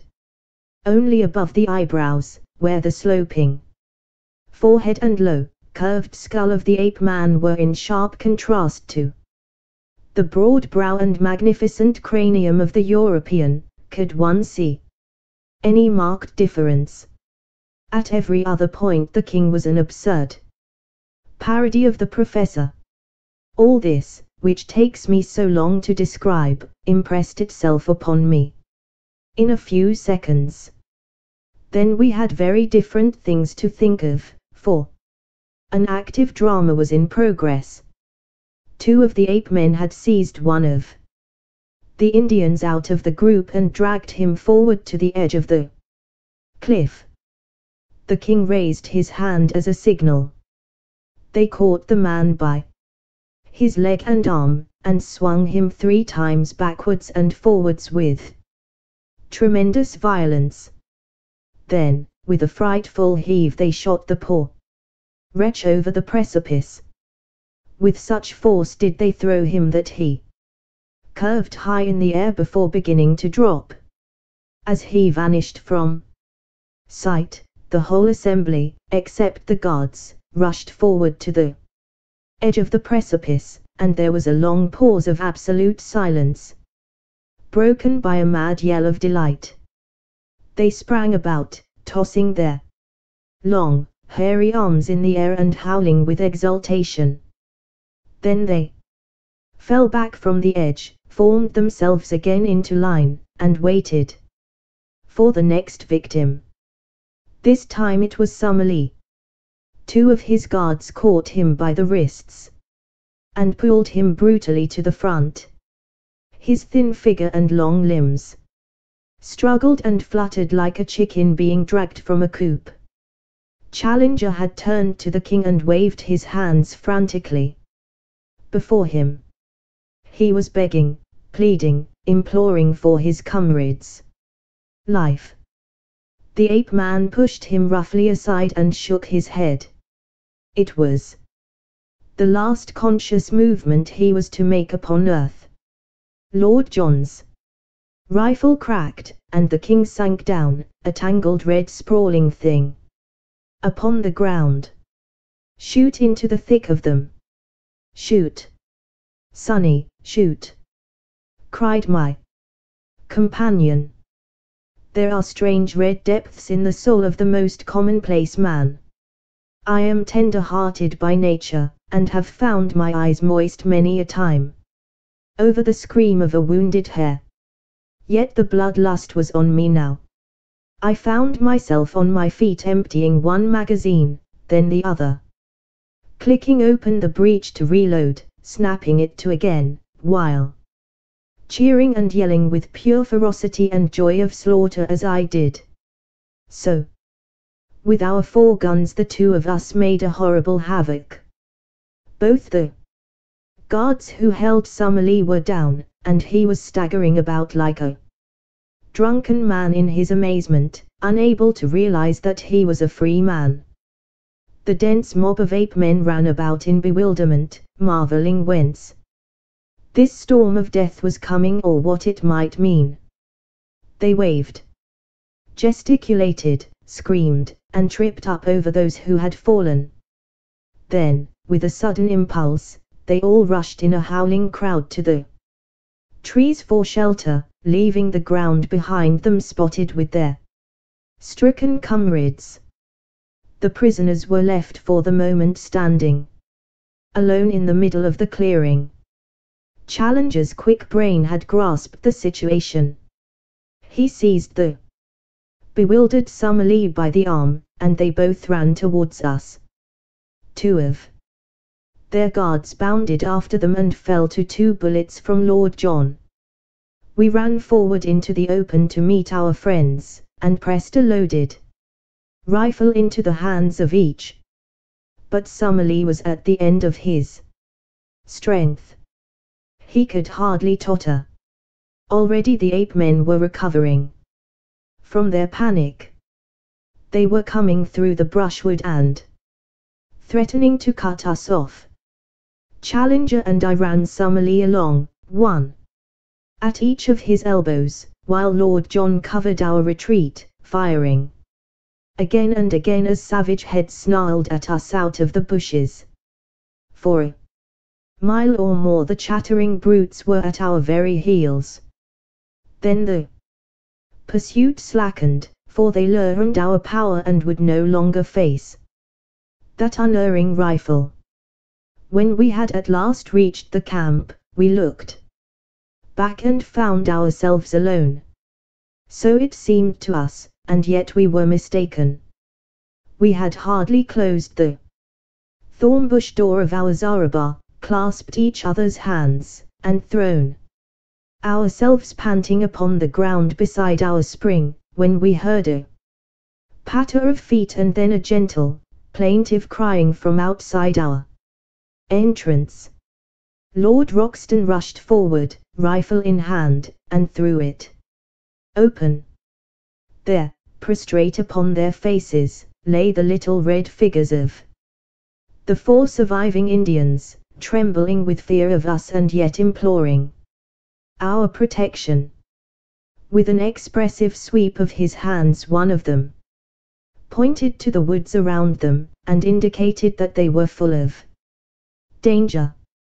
Then, darting forward, he threw his arms round Lord John's legs, and rested his face upon them. "By George!" cried our peer, pulling at his moustache in great perplexity. "I say, what the deuce are we to do with these people?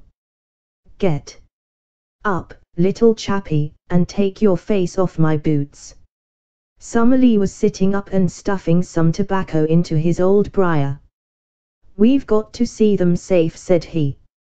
"You've pulled us all out of the jaws of death. My word! It was a good bit of work." "Admirable!" cried Challenger. "Admirable! Not only we as individuals, but European science collectively, owe you a deep debt of gratitude for what you have done. I do not hesitate to say that the disappearance of Professor Summerlee and myself would have left an appreciable gap in modern zoological history. Our young friend here. And you have done most excellently well." He beamed at us with the old paternal smile, but European science would have been somewhat amazed could they have seen their chosen child, the hope of the future, with his tangled, unkempt head, his bare chest, and his tattered clothes. He had one of the meat tins between his knees, and sat with a large piece of cold Australian mutton between his fingers. The Indian looked up at him, and then, with a little yelp, cringed to the ground and clung to Lord John's leg. "Don't you be scared, my bonny boy," said Lord John, patting the matted head in front of him. "He can't stick your appearance, Challenger, and, by George, I don't wonder. All right, little chap. He's only a human, just the same as the rest of us." "Really, sir?" cried the professor. "Well, it's lucky for you, Challenger, that you are a little out of the ordinary. If you hadn't been so like the king. Upon my word, Lord John, you allow yourself great latitude." "Well, it's a fact. I beg, sir, that you will change the subject. Your remarks are irrelevant and unintelligible. The question before us is, what are we to do with these Indians? The obvious thing is to escort them home, if we knew where their home was." "There is no difficulty about that," said I. "They live in the caves on the other side of the central lake. Our young friend here knows where they live. I gather that it is some distance." "A good 20 miles," said I. Summerlee gave a groan. "I, for one, could never get there. Surely I hear those brutes still howling upon our track." As he spoke, from the dark recesses of the woods we heard far away the jabbering cry of the ape-men. The Indians once more set up a feeble wail of fear. "We must move, and move quick," said Lord John. "You help Summerlee, young fella. These Indians will carry stores. Now, then, come along, before they can see us." In less than half an hour we had reached our brushwood retreat and concealed ourselves. All day we heard the excited calling of the ape-men in the direction of our old camp, but none of them came our way, and the tired fugitives, red and white, had a long, deep sleep. I was dozing myself in the evening when someone plucked my sleeve, and I found Challenger kneeling beside me. "You keep a diary of these events, and you expect eventually to publish it, Mr. Malone," said he, with solemnity. "I am only here as a press reporter," I answered. "Exactly. You may have heard some rather fatuous remarks of Lord John Roxton's which seemed to imply that there was some resemblance." "Yes, I heard them.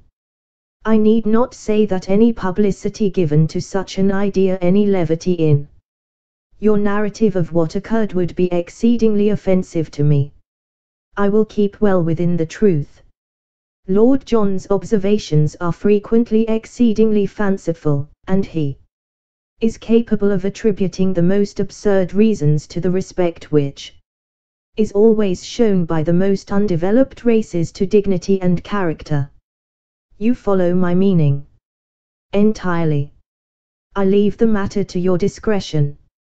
Then, after a long pause, he added, "The king of the ape-men was really a creature of great distinction, a most remarkably handsome and intelligent personality. Did it not strike you?" "A most remarkable creature," said I. And the professor, much eased in his mind, settled down to his slumber once more. Chapter 14. Those were the real conquests. We had imagined that our pursuers, the ape-men, knew nothing of our brushwood hiding place, but we were soon to find out our mistake. There was no sound in the woods, not a leaf moved upon the trees, and all was peace around us, but we should have been warned by our first Experience how cunningly and how patiently these creatures can watch and wait until their chance comes. Whatever fate may be mine through life, I am very sure that I shall never be nearer death than I was that morning. But I will tell you the thing in its due order. We all awoke exhausted after the terrific emotions and scanty food of yesterday. Summerlee was still so weak that it was an effort for him to stand, but the old man was full of a sort of surly courage which would never admit defeat. A council was held, and it was agreed that we should wait quietly for an hour or two where we were, have our much-needed breakfast, and then make our way across the plateau and round the central lake to the caves where my observations had shown that the Indians lived. We relied upon the fact that we could count upon the good word of those whom we had rescued to ensure a warm welcome from their fellows. Then, with our mission accomplished and possessing a fuller knowledge of the secrets of Maple White Land, we should turn our whole thoughts to the vital problem of our escape and return. Even Challenger was ready to admit that we should then have done all for which we had come, and that our first duty from that time onwards was to carry back to civilization the amazing discoveries we had made. We were able now to take a more leisurely view of the Indians whom we had rescued. They were small men, wiry, active, and well-built, with lank black hair tied up in a bunch behind their heads with a leathern thong, and leathern also were their loincloths. Their faces were hairless, well-formed, and good-humored. The lobes of their ears, hanging ragged and bloody, showed that they had been pierced for some ornaments which their captors had torn out. Their speech, though unintelligible to us, was fluent among themselves, and as they pointed to each other and uttered the word Akala many times over, we gathered that this was the name of the nation. Occasionally, with faces which were convulsed with fear and hatred, they shook their clenched hands at the woods round and cried, Doda! Doda! Which was surely their term for their enemies. What do you make of them, Challenger? Asked Lord John. One thing is very clear to me, and that is that the little chap with the front of his head shaved is a chief among them. It was indeed evident that this man stood apart from the others, and that they never ventured to address him without every sign of deep respect. He seemed to be the youngest of them all, and yet so proud and high was his spirit that, upon Challenger laying his great hand upon his head, he started like a spurred horse and, with a quick flash of his dark eyes, moved further away from the professor. Then, placing his hand upon his breast and holding himself with great dignity, he uttered the word Metes several times. The professor, unabashed, seized the nearest Indian by the shoulder and proceeded to lecture upon him as if he were a potted specimen in a classroom. The type of these people, said he in his sonorous fashion, whether judged by cranial capacity, facial angle, or any other test, cannot be regarded as a low one. On the contrary, we must place it as considerably higher in the scale than many South American tribes which I can mention. On no possible supposition can we explain the evolution of such a race in this place. For that matter, so great a gap separates these ape men from the primitive animals which have survived upon this plateau, that it is inadmissible to think that they could have developed where we find them. Then where the deuce did they drop from?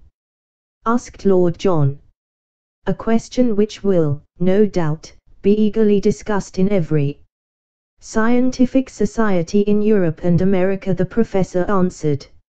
My own reading of the situation, for what it is worth. He inflated his chest enormously and looked insolently around him at the words, is that evolution has advanced under the peculiar conditions of this country up to the vertebrate stage, the old types surviving and living on in company with the newer ones.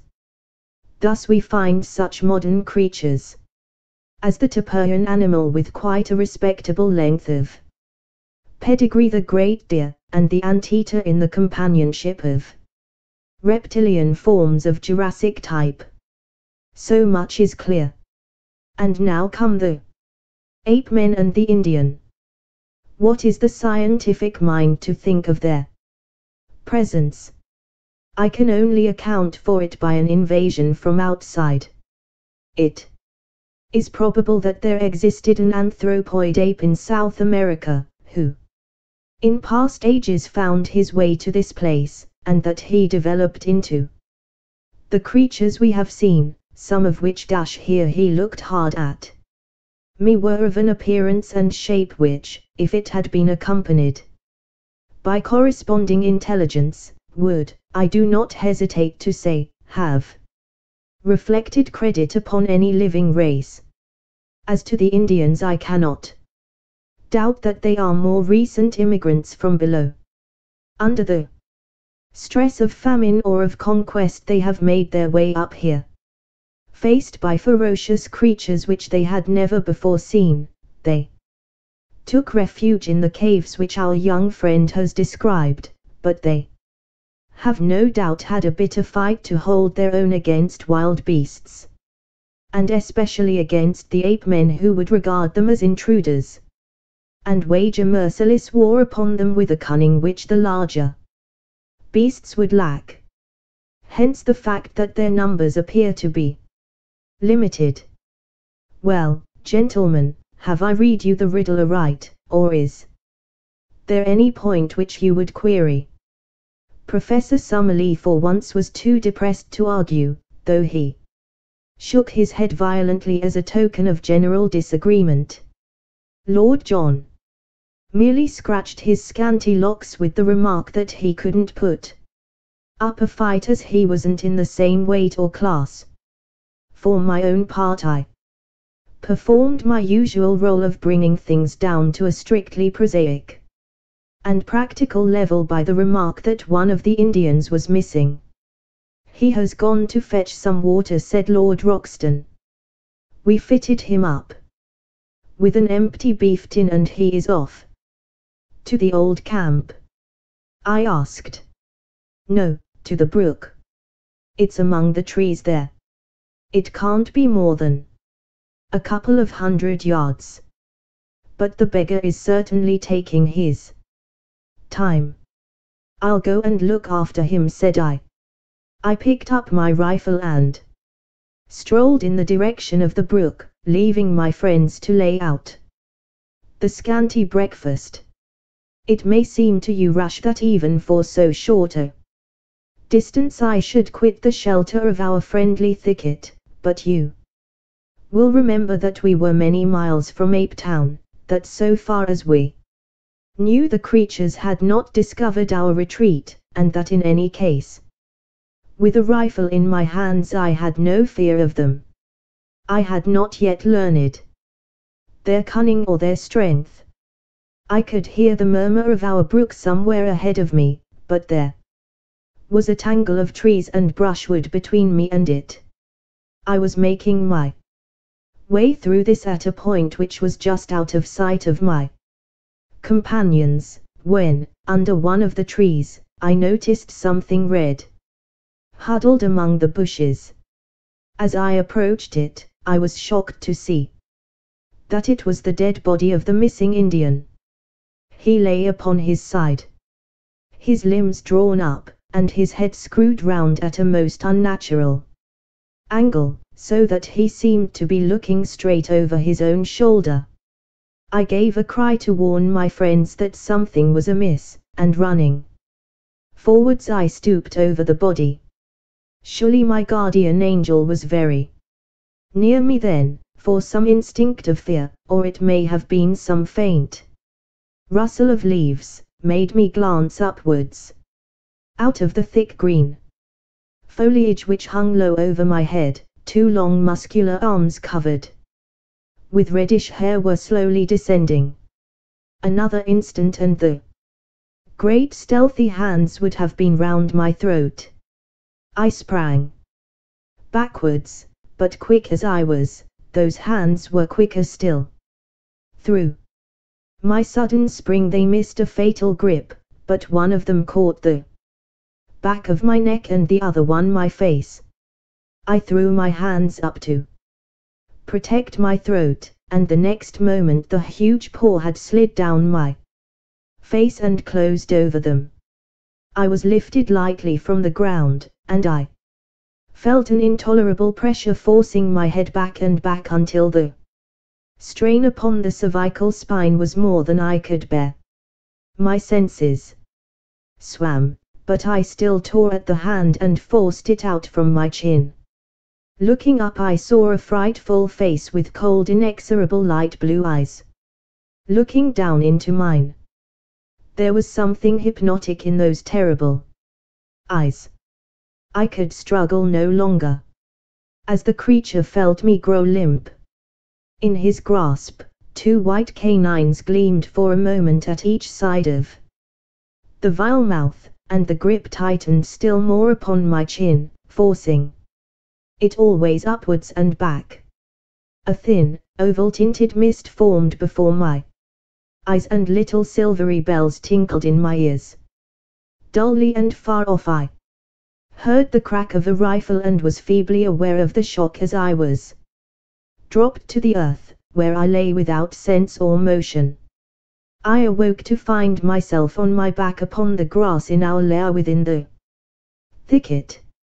Someone had brought the water from the brook, and Lord John was sprinkling my head with it, while Challenger and Summerlee were propping me up, with concern in their faces. For a moment I had a glimpse of the human spirits behind their scientific masks.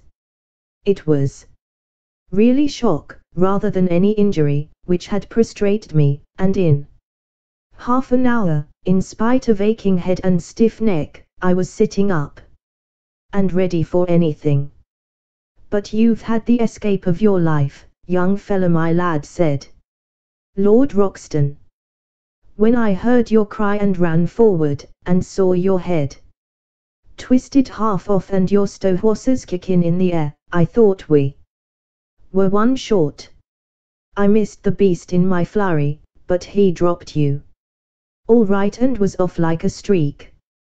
By George! I wish I had 50 men with rifles. I'd clear out the whole infernal gang of them and leave this country a bit cleaner than we found it. It was clear now that the ape men had in some way marked us down, and that we were watched on every side. We had not so much to fear from them during the day, but they would be very likely to rush us by night. So the sooner we got away from their neighborhood the better. On 3 sides of us was absolute forest, and there we might find ourselves in an ambush. But on the fourth side, that which sloped down in the direction of the lake, there was only low scrub, with scattered trees and occasional open glades. It was, in fact, the route which I had myself taken in my solitary journey, and it led us straight for the Indian caves. This then must for every reason be our road. One great regret we had, and that was to leave our old camp behind us. Not only for the sake of the stores which remained there, but even more because we were losing touch with Zambo, our link with the outside world. However, we had a fair supply of cartridges and all our guns. So, for a time at least, we could look after ourselves, and we hoped soon to have a chance of returning and restoring our communications with our Negro. He had faithfully promised to stay where he was, and we had not a doubt that he would be as good as his word. It was in the early afternoon that we started upon our journey. The young chief walked at our head as our guide, but refused indignantly to carry any burden. Behind him came the 2 surviving Indians with our scanty possessions upon their backs. We 4 white men walked in the rear with rifles loaded and ready. As we started, there broke from the thick silent woods behind us a sudden great ululation of the ape-men, which may have been a cheer of triumph at our departure or a jeer of contempt at our flight.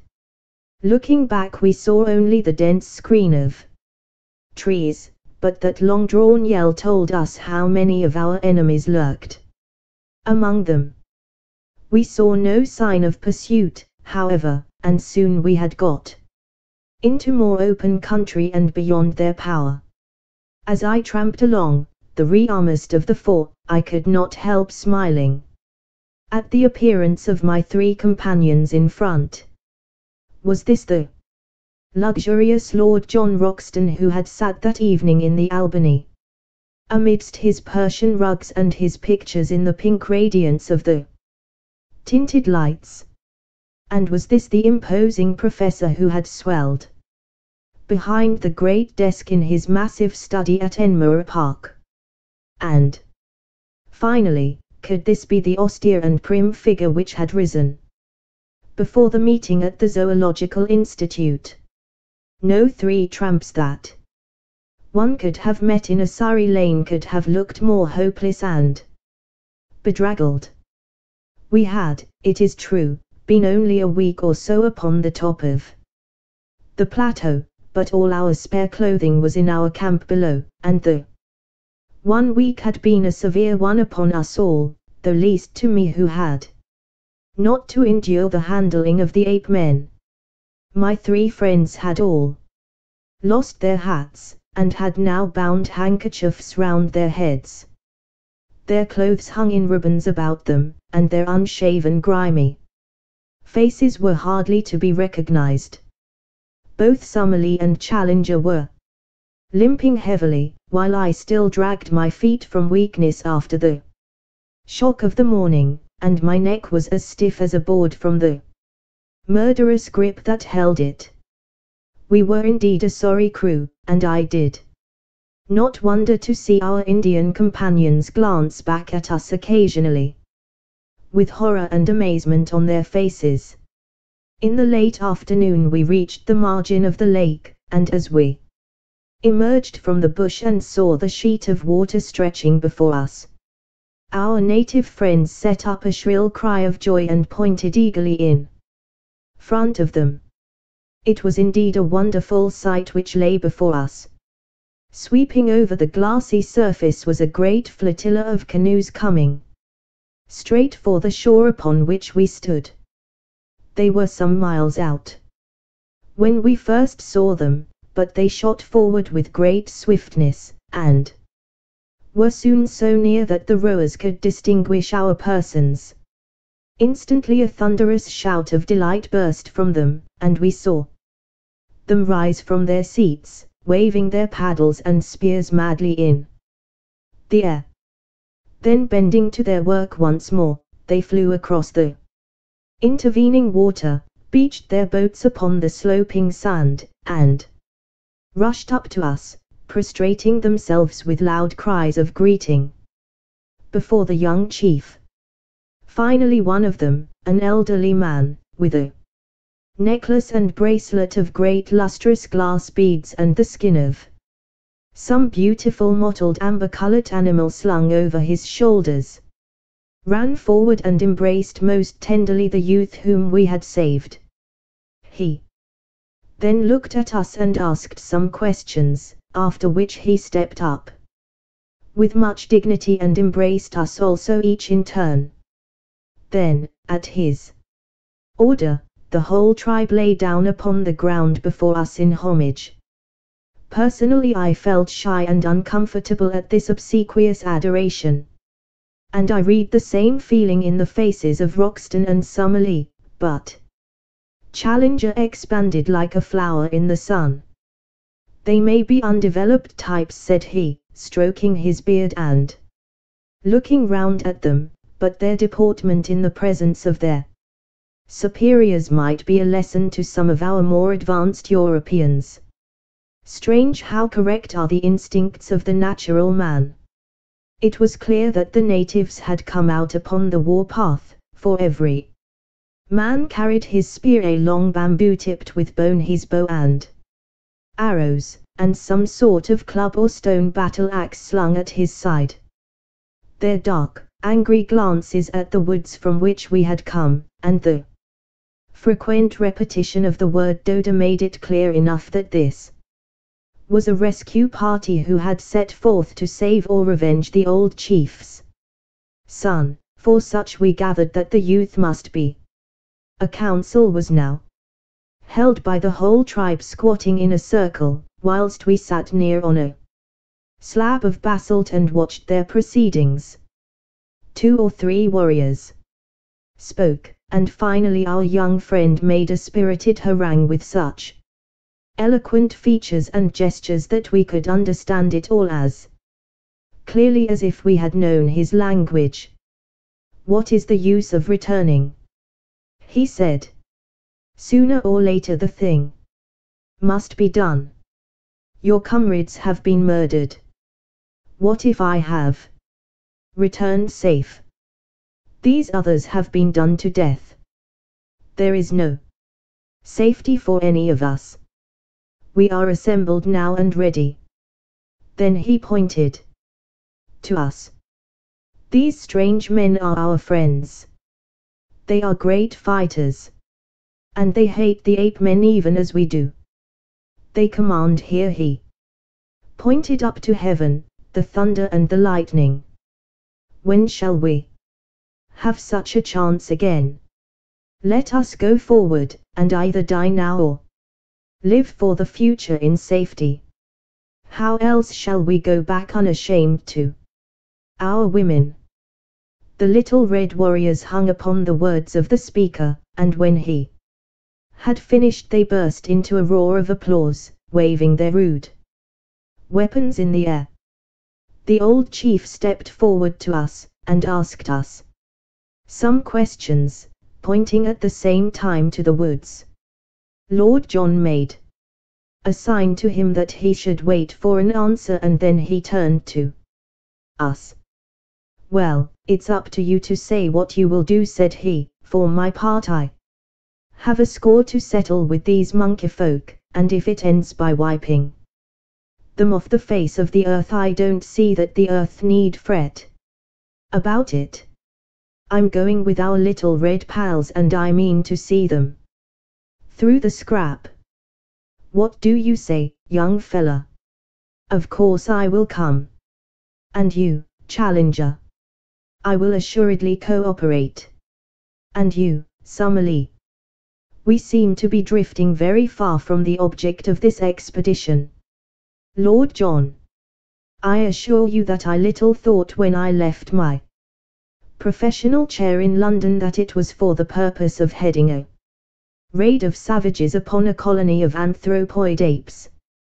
To such base uses do we come," said Lord John, smiling. "But we are up against it, so what's the decision?"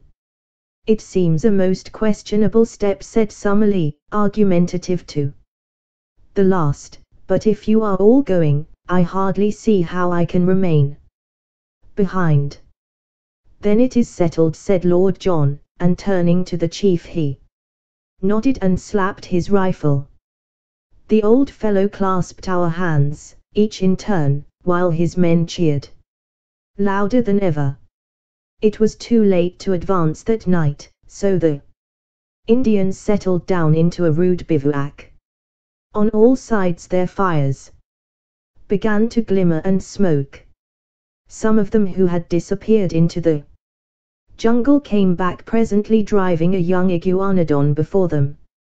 Like the others, it had a daub of asphalt upon its shoulder, and it was only when we saw one of the natives step forward with the air of an owner, and give his consent to the beast's slaughter, that we understood at last that these great creatures were as much private property as a herd of cattle, and that these symbols which had so perplexed us were nothing more than the marks of the owner.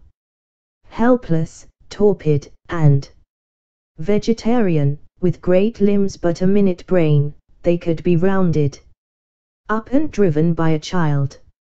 In a few minutes the huge beast had been cut up, and slabs of him were hanging over a dozen campfires, together with great scaly ganoid fish which had been speared in the lake. Summerlee had lain down and slept upon the sand, but we others roamed round the edge of the water, seeking to learn something more of this strange country. Twice we found pits of blue clay, such as we had already seen in the swamp of the pterodactyls. These were old volcanic vents, and for some reason excited the greatest interest in Lord John.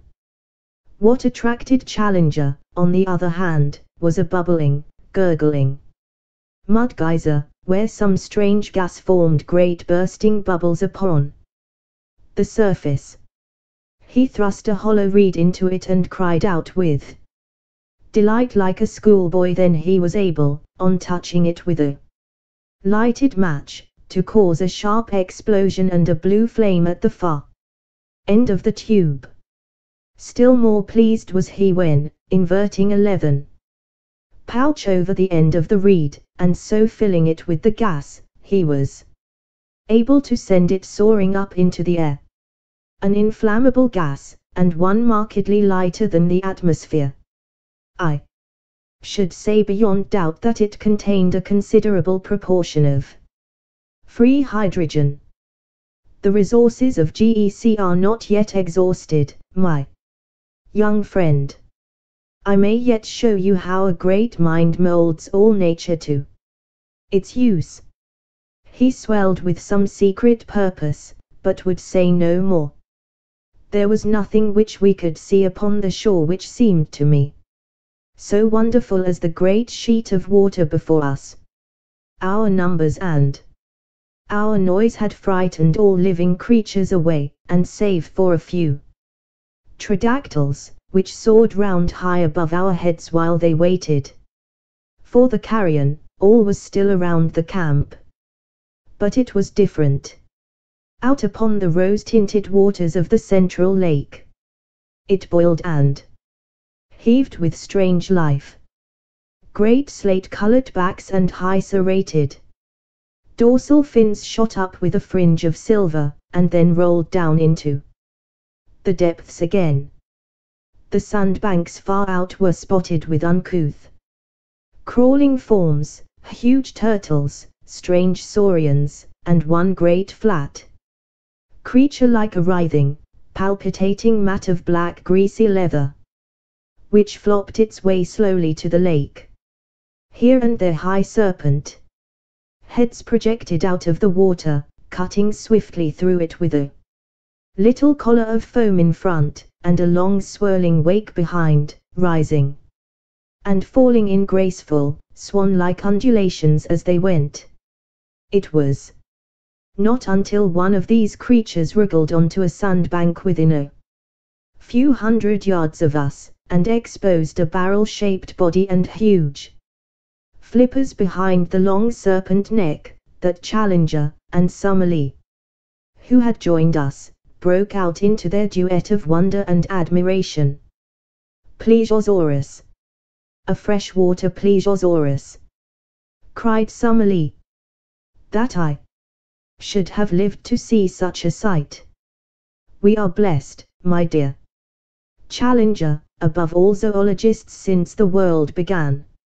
It was not until the night had fallen, and the fires of our savage allies glowed red in the shadows, that our two men of science could be dragged away from the fascinations of that primeval lake. Even in the darkness as we lay upon the strand, we heard from time to time the snort and plunge of the huge creatures who lived therein. At earliest dawn our camp was astir, and an hour later we had started upon our memorable expedition. Often in my dreams have I thought that I might live to be a war correspondent. In what wildest one could I have conceived the nature of the campaign which it should be my lot to report?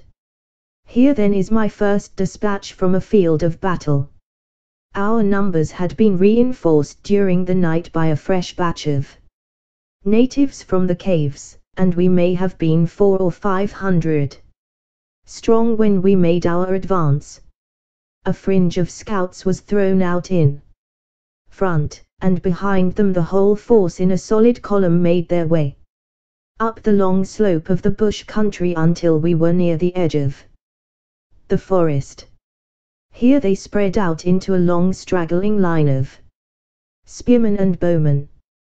Roxton and Summerlee took their position upon the right flank, while Challenger and I were on the left.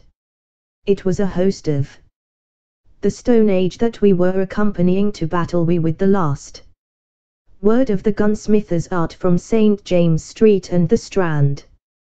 We had not long to wait for our enemy. A wild shrill clamour rose from the edge of the wood, and suddenly a body of ape-men rushed out with clubs and stones, and made for the centre of the Indian line. It was a valiant move but a foolish one, for the great bandy-legged creatures were slow of foot, while their opponents were as active as cats. It was horrible to see the fierce brutes with foaming mouths and glaring eyes, rushing and grasping, but forever missing their elusive enemies, while arrow after arrow buried itself in their hides. One great fellow ran past me roaring with pain, with a dozen darts sticking from his chest and ribs. In mercy I put a bullet through his skull, and he fell sprawling among the aloes. But this was the only shot fired, for the attack had been on the center of the line, and the Indians there had needed no help of ours in repulsing it. Of all the ape-men who had rushed out into the open, I do not think that one got back to cover. But the matter was more deadly when we came among the trees.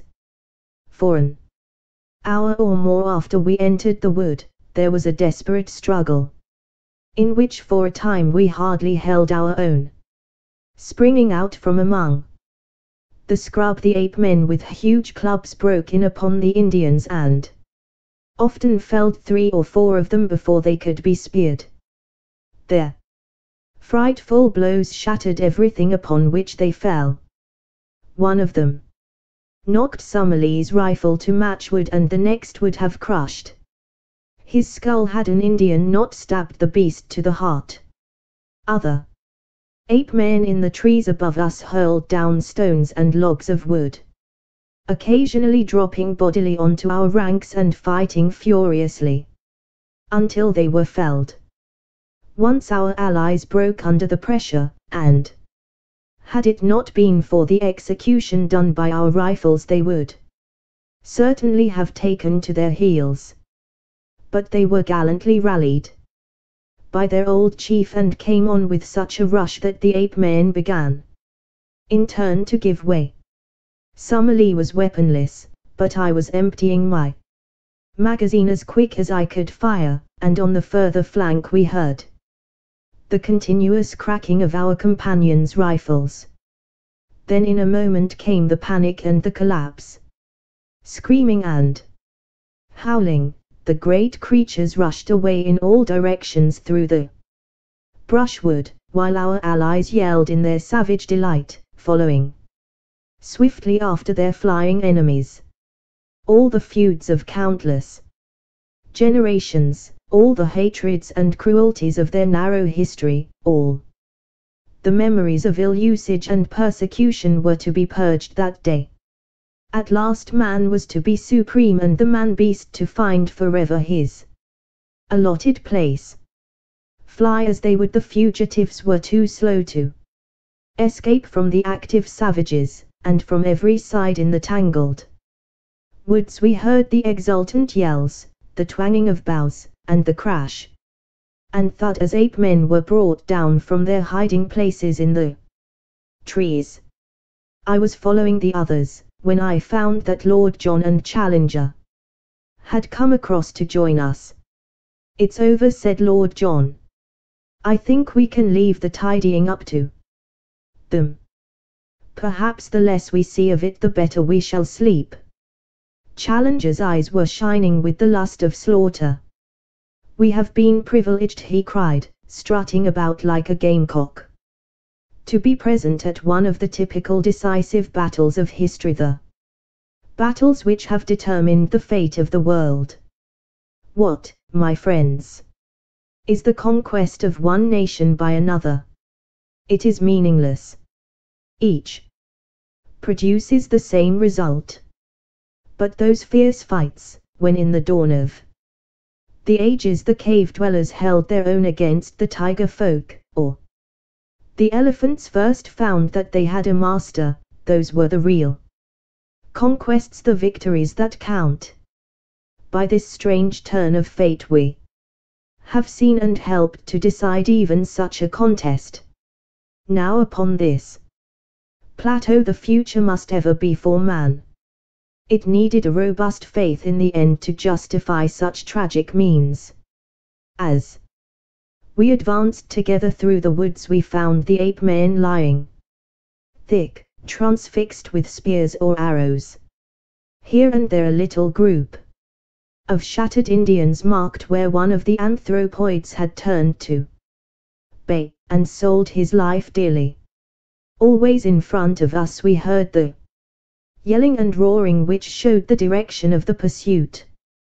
The ape-men had been driven back to their city, they had made a last stand. There, once again they had been broken, and now we were in time to see the final fearful scene of all. Some 80 or 100 males, the last survivors, had been driven across that same little clearing which led to the edge of the cliff, the scene of our own exploit 2 days before. As we arrived the Indians, a semicircle of spearmen, had closed in on them, and in a minute it was over. 30 or 40 died where they stood. The others, screaming and clawing, were thrust over the precipice, and went hurtling down, as their prisoners had of old, onto the sharp bamboos 600 feet below. It was as Challenger had said, and the reign of man was assured forever in Maple White Land. The males were exterminated, Ape Town was destroyed, the females and young were driven away to live in bondage, and the long rivalry of untold centuries had reached its bloody end. For us the victory brought much advantage. Once again we were able to visit our camp and get at our stores. Once more also we were able to communicate with Zambo, who had been terrified by the spectacle from afar of an avalanche of apes falling from the edge of the cliff. "Come away, masses, come away," he cried, his eyes starting from his head. "The debil'll get you sure if you stay up there." "It is the voice of sanity," said Summerlee with conviction. "We have had adventures enough and they are neither suitable to our character or our position. I hold you to your word, Challenger. From now onwards, you devote your energies to getting us out of this horrible country and back once more to civilization." Chapter 15. Our eyes have seen great wonders. I write this from day to day, but I trust that before I come to the end of it, I may be able to say that the light shines, at last, through our clouds. We are held here with no clear means of making our escape, and bitterly we chafe against it. Yet, I can well imagine that the day may come when we may be glad that we were kept, against our will, to see something more of the wonders of this singular place, and of the creatures who inhabit it. The victory of the Indians and the annihilation of the ape men marked the turning point of our fortunes.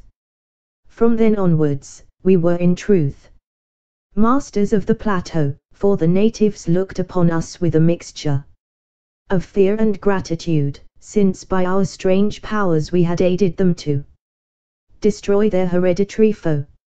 For their own sakes they would, perhaps, be glad to see the departure of such formidable and incalculable people, but they have not themselves suggested any way by which we may reach the plains below. There had been, so far as we could follow their signs, a tunnel by which the place could be approached, the lower exit of which we had seen from below. By this, no doubt, both ape men and Indians had at different epochs reached the top, and Maple White, with his companion, had taken the same way only the year before. However, there had been a terrific earthquake, and the upper end of the tunnel had fallen in and completely disappeared. The Indians now could only shake their heads and shrug their shoulders when we expressed by signs our desire to descend. It may be that they cannot, but it may also be that they will not help us to get away. At the end of the victorious campaign, the surviving ape folk were driven across the plateau. Their wailings were horrible, and established in the neighborhood of the Indian caves, where they would, from now onwards, be a servile race under the eyes of their masters. It was a rude, raw, primeval version of the Jews in Babylon or the Israelites in Egypt. At night we could hear from amid the trees the long-drawn cry, as some primitive Ezekiel mourned for fallen greatness, and recalled the departed glories of Ape Town. Hewers of wood and drawers of water, such were they from now onwards. We had returned across the plateau with our allies 2 days after the battle, and made our camp at the foot of their cliffs. They would have had us share their caves with them, but Lord John would by no means consent to it, considering that to do so would put us in their power if they were treacherously disposed. We kept our independence, therefore, and had our weapons ready for any emergency, while preserving the most friendly relations. We also continually visited their caves, which were most remarkable places, though whether made by man or by nature we have never been able to determine. They were all on the one stratum, hollowed out of some soft rock which lay between the volcanic basalt, forming the ruddy cliffs above them, and the hard granite which formed their base. The openings were about 80 feet above the ground, and were led up to by long stone stairs, so narrow and steep that no large animal could mount them. Inside they were warm and dry, running in straight passages of varying length into the side of the hill, with smooth grey walls decorated with many excellent pictures done with charred sticks, and representing the various animals of the plateau. If every living thing were swept from the country, the future explorer would find upon the walls of these caves ample evidence of the strange fauna, the dinosaurs, iguanodons, and fish lizards which had lived so recently upon Earth. Since we had learned that the huge iguanodons were kept as tame herds by their owners, and were simply walking meat stores, we had conceived that man, even with his primitive weapons, had established his ascendancy upon the plateau. We were soon to discover that it was not so, and that he was still there upon tolerance. It was on the 3rd day after our forming our camp near the Indian caves that the tragedy occurred. Challenger and Summerlee had gone off together that day to the lake where some of the natives, under their direction, were engaged in harpooning specimens of the great lizards. Lord John and I had remained in our camp, while a number of the Indians were scattered about upon the grassy slope in front of the caves, engaged in different ways. Suddenly there was a shrill cry of alarm, with the word "stow" resounding from 100 tongues. From every side men, women, and children were rushing wildly for shelter, swarming up the staircases and into the caves in a mad stampede. Looking up, we could see them waving their arms from the rocks above, and beckoning to us to join them in their refuge. We had both seized our magazine rifles and ran out to see what the danger could be. Suddenly from the near belt of trees there broke forth a group of 12 or 15 Indians, running for their lives, and at their very heels 2 of those frightful monsters which had disturbed our camp and pursued me upon my solitary journey. In shape they were like horrible toads, and moved in a succession of springs, but in size they were of an incredible bulk, larger than the largest elephant. We had never before seen them save at night, and indeed they are nocturnal animals, save when disturbed in their lairs, as these had been. We now stood amazed at the sight, for their blotched and warty skins were of a curious fish-like iridescence, and the sunlight struck them with an ever-varying rainbow bloom as they moved. We had little time to watch them, however, for in an instant they had overtaken the fugitives and were making a dire slaughter among them. Their method was to fall forward with their full weight upon each in turn, leaving him crushed and mangled, to bound on after the others. The wretched Indians screamed with terror, but were helpless, run as they would, before the relentless purpose and horrible activity of these monstrous creatures.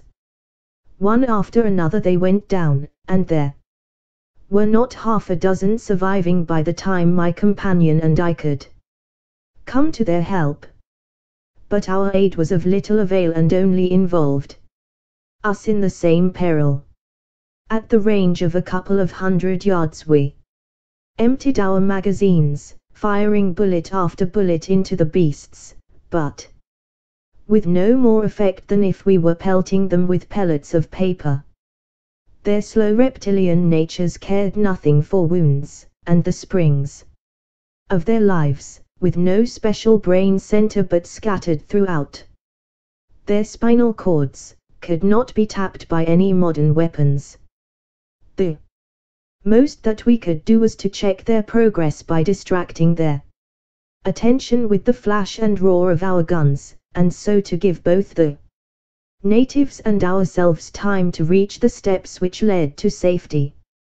But where the conical explosive bullets of the 20th century were of no avail, the poisoned arrows of the natives, dipped in the juice of strophanthus and steeped afterwards in decayed carrion, could succeed. Such arrows were of little avail to the hunter who attacked the beast, because their action in that torpid circulation was slow, and before its powers failed it could certainly overtake and slay its assailant. But now, as the 2 monsters hounded us to the very foot of the stairs, a drift of darts came whistling from every chink in the cliff above them. In a minute they were feathered with them, and yet with no sign of pain they clawed and slobbered with impotent rage at the steps which would lead them to their victims, mounting clumsily up for a few yards, and then sliding down again to the ground. But at last the poison worked. One of them gave a deep rumbling groan and dropped his huge, squat head onto the earth. The other bounded round in an eccentric circle with shrill, wailing cries, and then lying down writhed in agony for some minutes before it also stiffened and lay still, with yells of triumph the Indians came flocking down from their caves and danced a frenzied dance of victory round the dead bodies, in mad joy that two more of the most dangerous of all their enemies had been slain.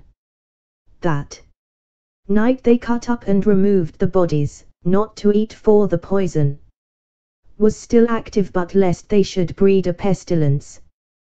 The great reptilian hearts, however, each as large as a cushion, still lay there, beating slowly and steadily, with a gentle rise and fall, in horrible, independent life.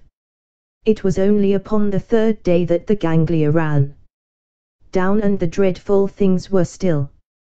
Some day, when I have a better desk than a meat tin and more helpful tools than a worn stub of pencil and a last, tattered notebook, I will write some fuller account of the Akala Indians, of our life amongst them, and of the glimpses which we had of the strange conditions of wondrous maple white land. Memory, at least, will never fail me, for so long as the breath of life is in me, every hour and every action of that period will stand out as hard and clear as do the first strange happenings of our childhood. No new impressions could efface those which are so deeply cut.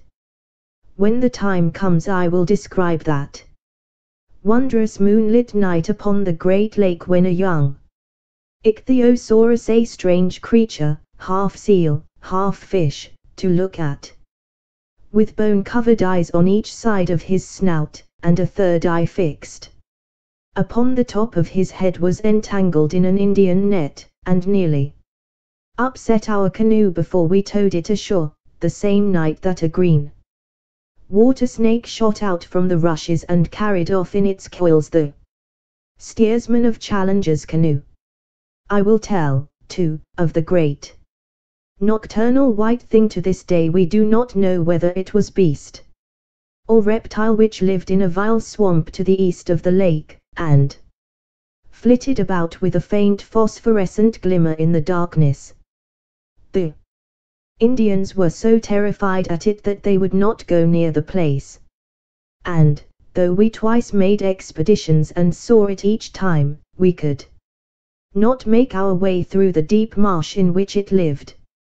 I can only say that it seemed to be larger than a cow and had the strangest musky odor. I will tell also of the huge bird which chased Challenger to the shelter of the rocks one day, a great running bird, far taller than an ostrich, with a vulture-like neck and cruel head which made it a walking death. As Challenger climbed to safety, one dart of that savage curving beak shore off the heel of his boot as if it had been cut with a chisel. This time at least modern weapons prevailed, and the great creature, 12 feet from head to foot, for Irachus its name, according to our panting but exultant professor, went down before Lord Roxton's rifle in a flurry of waving feathers and kicking limbs, with 2 remorseless yellow eyes glaring up from the midst of it. May I live to see that flattened vicious skull in its own niche amid the trophies of the Albany. Finally, I will assuredly give some account of the Toxodon, the giant 10-foot guinea pig, with projecting chisel teeth, which we killed as it drank in the grey of the morning by the side of the lake. All this I shall some day write at fuller length, and amidst these more stirring days I would tenderly sketch in these lovely summer evenings, when with the deep blue sky above us we lay in good comradeship among the long grasses by the wood, and marvelled at the strange fowl that swept over us and the quaint new creatures which crept from their burrows to watch us, while above us the boughs of the bushes were heavy with luscious fruit, and below us strange and lovely flowers peeped at us from among the herbage, or those long moonlit nights when we lay out upon the shimmering surface of the great lake and watched with wonder, and or the huge circles rippling out from the sudden splash of some fantastic monster, or the greenish gleam, far down in the deep water, of some strange creature upon the confines of darkness. These are the scenes which my mind and my pen will dwell upon in every detail at some future day. But, you will ask, why these experiences and why this delay, when you and your comrades should have been occupied day and night in the devising of some means by which you could return to the outer world? My answer is, that there was not one of us who was not working for this end, but that our work had been in vain. One fact we had very speedily discovered: the Indians would do nothing to help us. In every other way they were our friends, one might almost say our devoted slaves, but when it was suggested that they should help us to make and carry a plank which would bridge the chasm, or when we wished to get from them thongs of leather or liana to weave ropes which might help us, we were met by a good-humored, but an invincible, refusal. They would smile, twinkle their eyes, shake their heads, and there was the end of it. Even the old chief met us with the same obstinate denial, and it was only Mertes, the youngster whom we had saved, who looked wistfully at us and told us by his gestures that he was grieved for our thwarted wishes. Ever since their crowning triumph with the ape-men they looked upon us as supermen, who bore victory in the tubes of strange weapons. And they believed that so long as we remained with them good fortune would be theirs. A little red-skinned wife and a cave of our own were freely offered to each of us if we would but forget our own people and dwell forever upon the plateau. So far all had been kindly, however far apart our desires might be, but we felt well assured that our actual plans of a descent must be kept secret, for we had reason to fear that at the last they might try to hold us by force. In spite of the danger from dinosaurs, which is not great save at night, for, as I may have said before, they are mostly nocturnal in their habits. I have twice in the last 3 weeks been over to our old camp in order to see our Negro who still kept watch and ward below the cliff. My eyes strained eagerly across the great plain in the hope of seeing afar off the help for which we had prayed. But the long, cactus-strewn levels still stretched away, empty and bare, to the distant line of the cane brake. They will soon come now, Massa Malone. Before another week pass, Indian come back and bring rope and fetch you down. Such was the cheery cry of our excellent Zambo. I had one strange experience as I came from this second visit which had involved my being away for a night from my companions. I was returning along the well-remembered route, and had reached a spot within a mile or so of the marsh of the Tridactyls, when I saw an extraordinary object approaching me. It was a man who walked inside a framework made of bent canes so that he was enclosed on all sides in a bell-shaped cage. As I drew nearer I was more amazed still to see that it was Lord John Roxton. When he saw me he slipped from under his curious protection and came towards me laughing, and yet, as I thought, with some confusion in his manner. "Well, young fella," said he, "who would have thought of meeting you up here? What in the world are you doing?" I asked. "Visitin' my friends, the Tridactyls," said he. "But why? Interestin' beasts, don't you think? But unsociable. Nasty rude ways with strangers, as you may remember. So I rigged this framework which keeps them from being too pressin' in their attentions. But what do you want in the swamp?" He looked at me with a very questioning eye, and I read hesitation in his face. Don't you think other people besides professors can want to know things? He said at last. I'm studying the pretty dears. That's enough for you. No offense, said I. His good humor returned and he laughed. No offense, young fella. I'm going to get a young devil chick for Challenger. That's one of my jobs.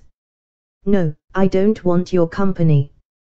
I'm safe in this cage, and you are not. So long, and I'll be back in camp by nightfall. He turned away and I left him wandering on through the wood with his extraordinary cage around him. If Lord John's behavior at this time was strange, that of Challenger was more so. I may say that he seemed to possess an extraordinary fascination for the Indian women, and that he always carried a large spreading palm branch with which he beat them off as if they were flies, when their attentions became too pressing. To see him walking like a comic opera sultan, with this badge of authority in his hand, his black beard bristling in front of him, his toes pointing at each step, and a train of wide-eyed Indian girls behind him, clad in their slender drapery of bark cloth, is one of the most grotesque of all the pictures which I will carry back with me. As to Summerlee, he was absorbed in the insect and bird life of the plateau, and spent his whole time, save that considerable portion which was devoted to abusing Challenger for not getting us out of our difficulties, in cleaning and mounting his specimens. Challenger had been in the habit of walking off by himself every morning and returning from time to time with looks of portentous solemnity, as one who bears the full weight of a great enterprise upon his shoulders. One day, palm branch in hand, and his crowd of adoring devotees behind him, he led us down to his hidden workshop and took us into the secret of his plans. The place was a small clearing in the center of a palm grove. In this was one of those boiling mud geysers which I have already described. Around its edge were scattered a number of leathern thongs cut from iguanodon hide, and a large collapsed membrane which proved to be the dried and scraped stomach of one of the great fish lizards from the lake. This huge sack had been sewn up at one end and only a small orifice left at the other.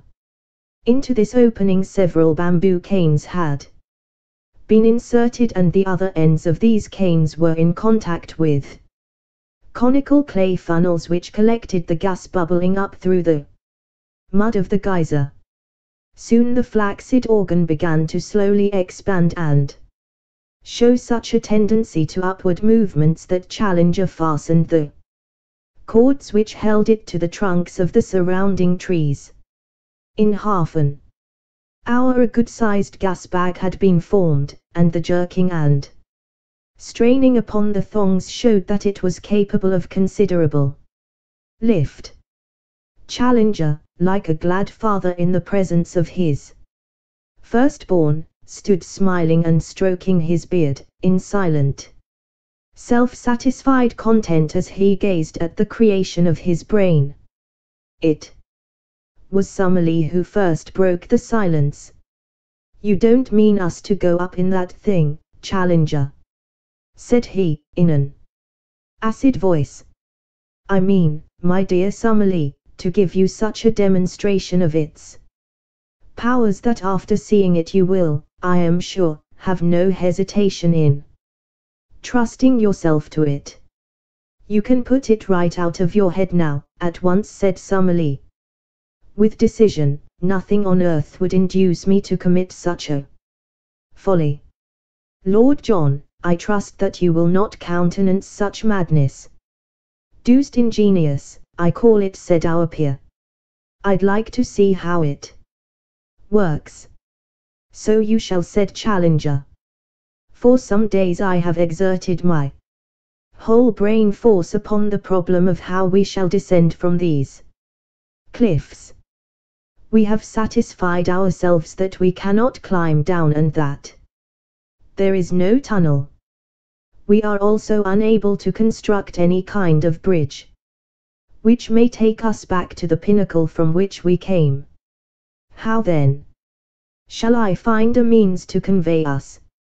Some little time ago I had remarked to our young friend here that free hydrogen was evolved from the geyser. The idea of a balloon naturally followed. I will admit, somewhat baffled by the difficulty of discovering an envelope to contain the gas, but the contemplation of the immense entrails of these reptiles supplied me with a solution to the problem. Behold the result. He put one hand in the front of his ragged jacket and pointed proudly with the other. By this time the gas bag had swollen to a goodly rotundity and was jerking strongly upon its lashings. Midsummer madness, snorted Summerlee. Lord John was delighted with the whole idea. Clever old dear, ain't he? He whispered to me, and then louder to Challenger. What about a car? The car will be my next care. I have already planned how it is to be made and attached. Meanwhile I will simply show you how capable my apparatus is of supporting the weight of each of us. All of us, surely.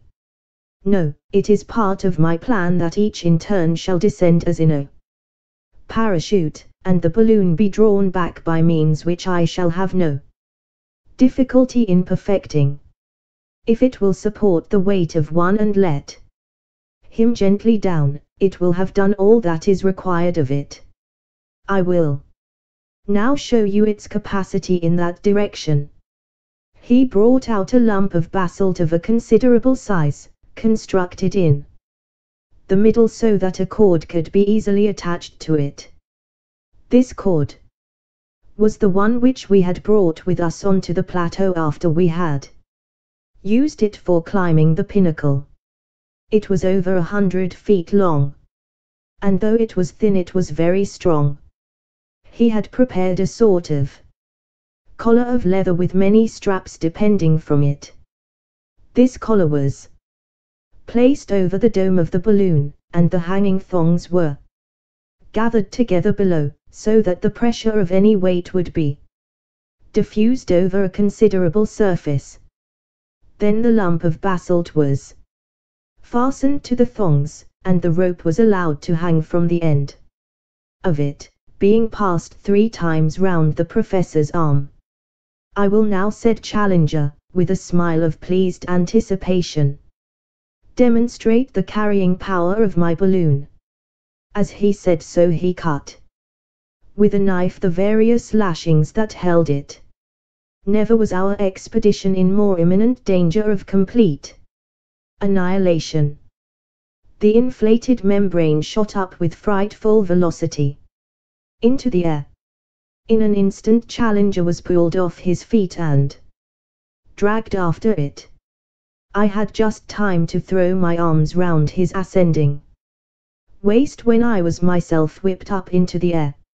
Lord John had me with a rat-trap grip round the legs, but I felt that he also was coming off the ground. For a moment I had a vision of 4 adventurers floating like a string of sausages over the land that they had explored. But happily, there were limits to the strain which the rope would stand, though none apparently to the lifting powers of this infernal machine. There was a sharp crack, and we were in a heap upon the ground with coils of rope all over us. When we were able to stagger to our feet we saw far off in the deep blue sky one dark spot where the lump of basalt was speeding upon its way. Splendid! Cried the undaunted Challenger, rubbing his injured arm. A most thorough and satisfactory demonstration. I could not have anticipated such a success. Within a week, gentlemen, I promise that a second balloon will be prepared, and that you can count upon taking in safety and comfort the first stage of our homeward journey. So far I have written each of the foregoing events as it occurred. Now I am rounding off my narrative from the old camp, where Zambo has waited so long, with all our difficulties and dangers left like a dream behind us. Upon the summit of those vast ruddy crags which tower above our heads, we have descended in safety, though in a most unexpected fashion, and all is well with us. In 6 weeks or 2 months we shall be in London, and it is possible that this letter may not reach you much earlier than we do ourselves. Already our hearts yearn and our spirits fly towards the great mother city which holds so much that is dear to us. It was on the very evening of our perilous adventure with Challenger's homemade balloon that the change came in our fortunes. I have said that the one person from whom we had had some sign of sympathy in our attempts to get away was the young chief whom we had rescued. He alone had no desire to hold us against our will in a strange land. He had told us as much by his expressive language of signs. That evening, after dusk, he came down to our little camp, handed me, for some reason. He had always shown his attentions to me, perhaps because I was the one who was nearest his age, a small roll of the bark of a tree, and then, pointing solemnly up at the row of caves above him, he had put his finger to his lips as a sign of secrecy and had stolen back again to his people. I took the slip of bark to the firelight and we examined it together. It was about a foot square, and on the inner side there was a singular arrangement of lines, which I here reproduce. They were neatly done in charcoal upon the white surface, and looked to me at first sight like some sort of rough musical score. Whatever it is, I can swear that it is of importance to us, said I. I could read that on his face as he gave it. Unless we have come upon a primitive practical joker, Summerlee suggested, which I should think would be one of the most elementary developments of man. It is clearly some sort of script, said Challenger. Looks like a guinea puzzle competition, remarked Lord John, craning his neck to have a look at it. Then suddenly he stretched out his hand and seized the puzzle. By George, he cried, I believe I've got it. The boy guessed right the very first time. See here. How many marks are on that paper? 18. Well, if you come to think of it, there are 18 cave openings on the hillside above us. He pointed up to the caves when he gave it to me, said I. Well, that settles it. This is a chart of the caves. What? 18. Of them all in a row, some short, some deep, some branching, same as we saw them. It's a map, and here's a cross on it. What's the cross for? It is placed to mark one that is much deeper than the others. One that goes through, I cried. I believe our young friend has read the riddle, said Challenger. If the cave does not go through, I do not understand why this person, who has every reason to mean us well, should have drawn our attention to it. But if it does go through and comes out at the corresponding point on the other side, we should not have more than 100 feet to descend. 100 feet, grumbled Summerlee. Well, our rope is still more than 100 feet long, I cried. Surely we could get down. How about the Indians in the cave? Summerlee objected. There are no Indians in any of the caves above our heads, said I. They are all used as barns and storehouses. Why should we not go up now at once and spy out the land? There is a dry bituminous wood upon the plateau, a species of Araucaria, according to our botanist, which is always used by the Indians for torches. Each of us picked up a faggot of this, and we made our way up weed-covered steps to the particular cave which was marked in the drawing. It was, as I had said, empty, save for a great number of enormous bats, which flapped round our heads as we advanced into it. As we had no desire to draw the attention of the Indians to our proceedings, we stumbled along in the dark until we had gone round several curves and penetrated a considerable distance into the cavern. Then, at last, we lit our torches. It was a beautiful dry tunnel with smooth grey walls covered with native symbols, a curved roof which arched over our heads, and white glistening sand beneath our feet. We hurried eagerly along it until, with a deep groan of bitter disappointment, we were brought to a halt. A sheer wall of rock had appeared before us, with no chink through which a mouse could have slipped. There was no escape for us there. We stood with bitter hearts staring at this unexpected obstacle. It was not the result of any convulsion, as in the case of the ascending tunnel. The end wall was exactly like the side ones. It was, and had always been, a cul-de-sac. Never mind, my friends, said the indomitable challenger. You have still my firm promise of a balloon. Summerlee groaned. Can we be in the wrong cave? I suggested.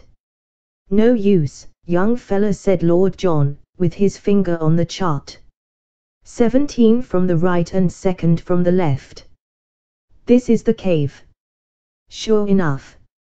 I looked at the mark to which his finger pointed, and I gave a sudden cry of joy. I believe I have it. Follow me. Follow me. I hurried back along the way we had come, my torch in my hand. Here, said I, pointing to some matches upon the ground, is where we lit up. Exactly. Well, it is marked as a forked cave, and in the darkness we passed the fork before the torches were lit. On the right side as we go out we should find the longer arm. It was as I had said. We had not gone 30 yards before a great black opening loomed in the wall. We turned into it to find that we were in a much larger passage than before. Along it we hurried in breathless impatience for many hundreds of yards. Then, suddenly, in the black darkness of the arch in front of us we saw a gleam of dark red light. We stared in amazement. A sheet of steady flame seemed to cross the passage and to bar our way. We hastened towards it. No sound, no heat, no movement came from it, but still the great luminous curtain glowed before us, silvering all the cave and turning the sand to powdered jewels, until as we drew closer it discovered a circular edge. The moon, by George! Cried Lord John. We are through, boys. We are through. It was indeed the full moon which shone straight down the aperture, which opened upon the cliffs. It was a small rift, not larger than a window, but it was enough for all our purposes. As we craned our necks through it we could see that the descent was not a very difficult one, and that the level ground was no very great way below us. It was no wonder that from below we had not observed the place, as the cliffs curved overhead and an ascent at the spot would have seemed so impossible as to discourage close inspection. we satisfied ourselves that with the help of our rope we could find our way down, and then returned, rejoicing, to our camp to make our preparations for the next evening. What we did we had to do quickly and secretly, since even at this last hour the Indians might hold us back. Our stores we would leave behind us, save only our guns and cartridges. But Challenger had some unwieldy stuff which he ardently desired to take with him, and one particular package, of which I may not speak, which gave us more labor than any. Slowly the day passed, but when the darkness fell we were ready for our departure. With much labor we got our things up the steps, and then, looking back, took one last long survey of that strange land, soon I fear to be vulgarized, the prey of hunter and prospector, but to each of us a dreamland of glamour and romance, a land where we had dared much, suffered much, and learned much. Our land, as we shall ever fondly call it. Along upon our left the neighboring caves each threw out its ruddy cheery firelight into the gloom. From the slope below us rose the voices of the Indians as they laughed and sang. Beyond was the long sweep of the woods, and in the center, shimmering vaguely through the gloom, was the great lake, the mother of strange monsters. Even as we looked a high whickering cry, the call of some weird animal, rang clear out of the darkness. It was the very voice of Maple White Land bidding us goodbye. We turned and plunged into the cave which led to home.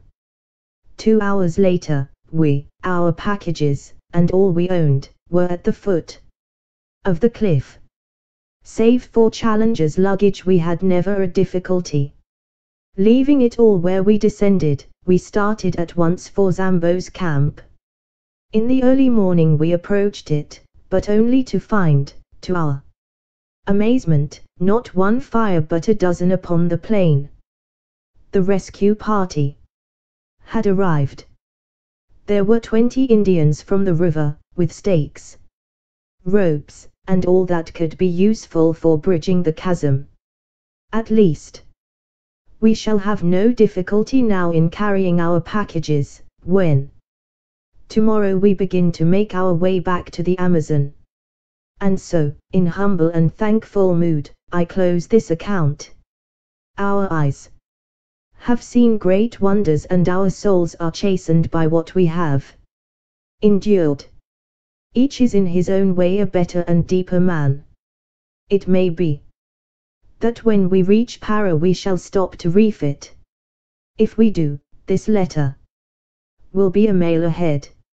If not, it will reach London on the very day that I do. In either case, my dear Mr. McArdle, I hope very soon to shake you by the hand. Chapter 16. A Procession. A procession.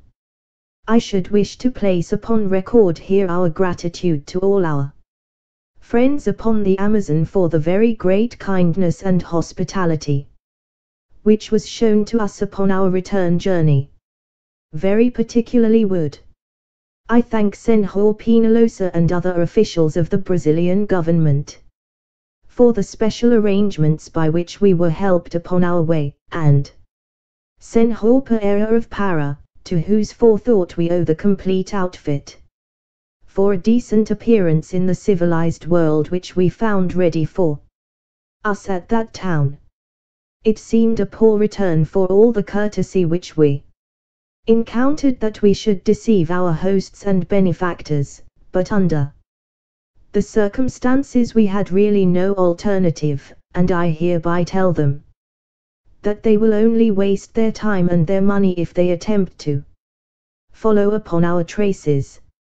Even the names have been altered in our accounts, and I am very sure that no one, from the most careful study of them, could come within 1,000 miles of our unknown land.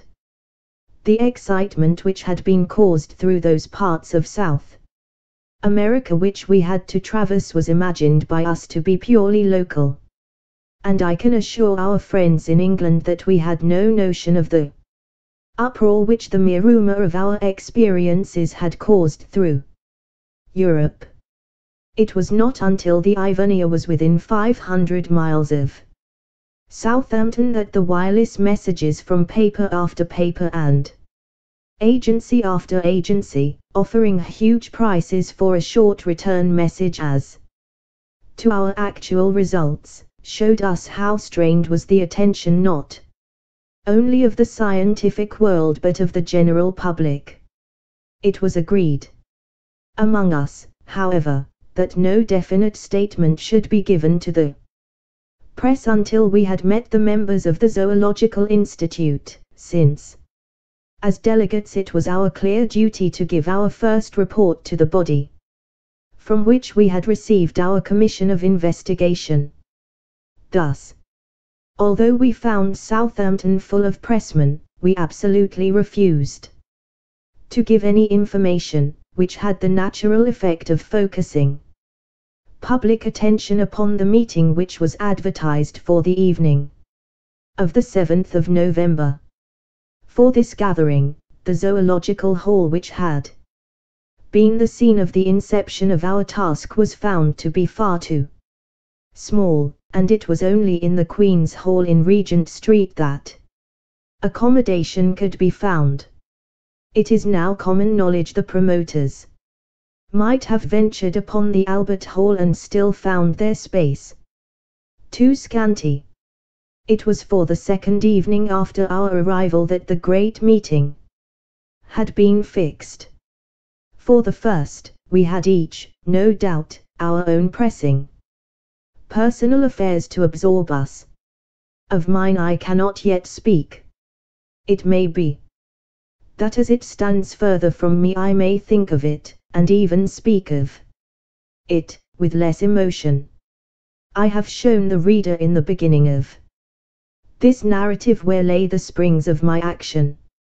It is but right, perhaps, that I should carry on the tale and show also the results.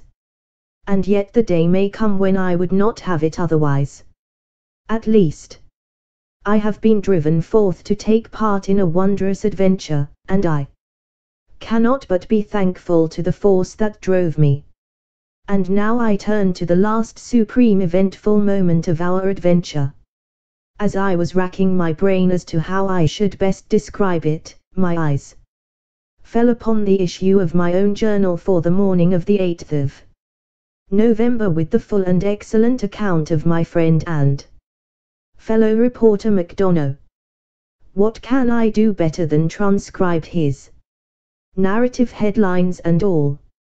I admit that the paper was exuberant in the matter, out of compliment to its own enterprise in sending a correspondent, but the other great dailies were hardly less full in their account. Thus, then, friend Mac in his report, The New World. Great meeting at the Queen's Hall. Scenes of uproar. Extraordinary incident. What was it? Nocturnal riot in Regent Street. Special.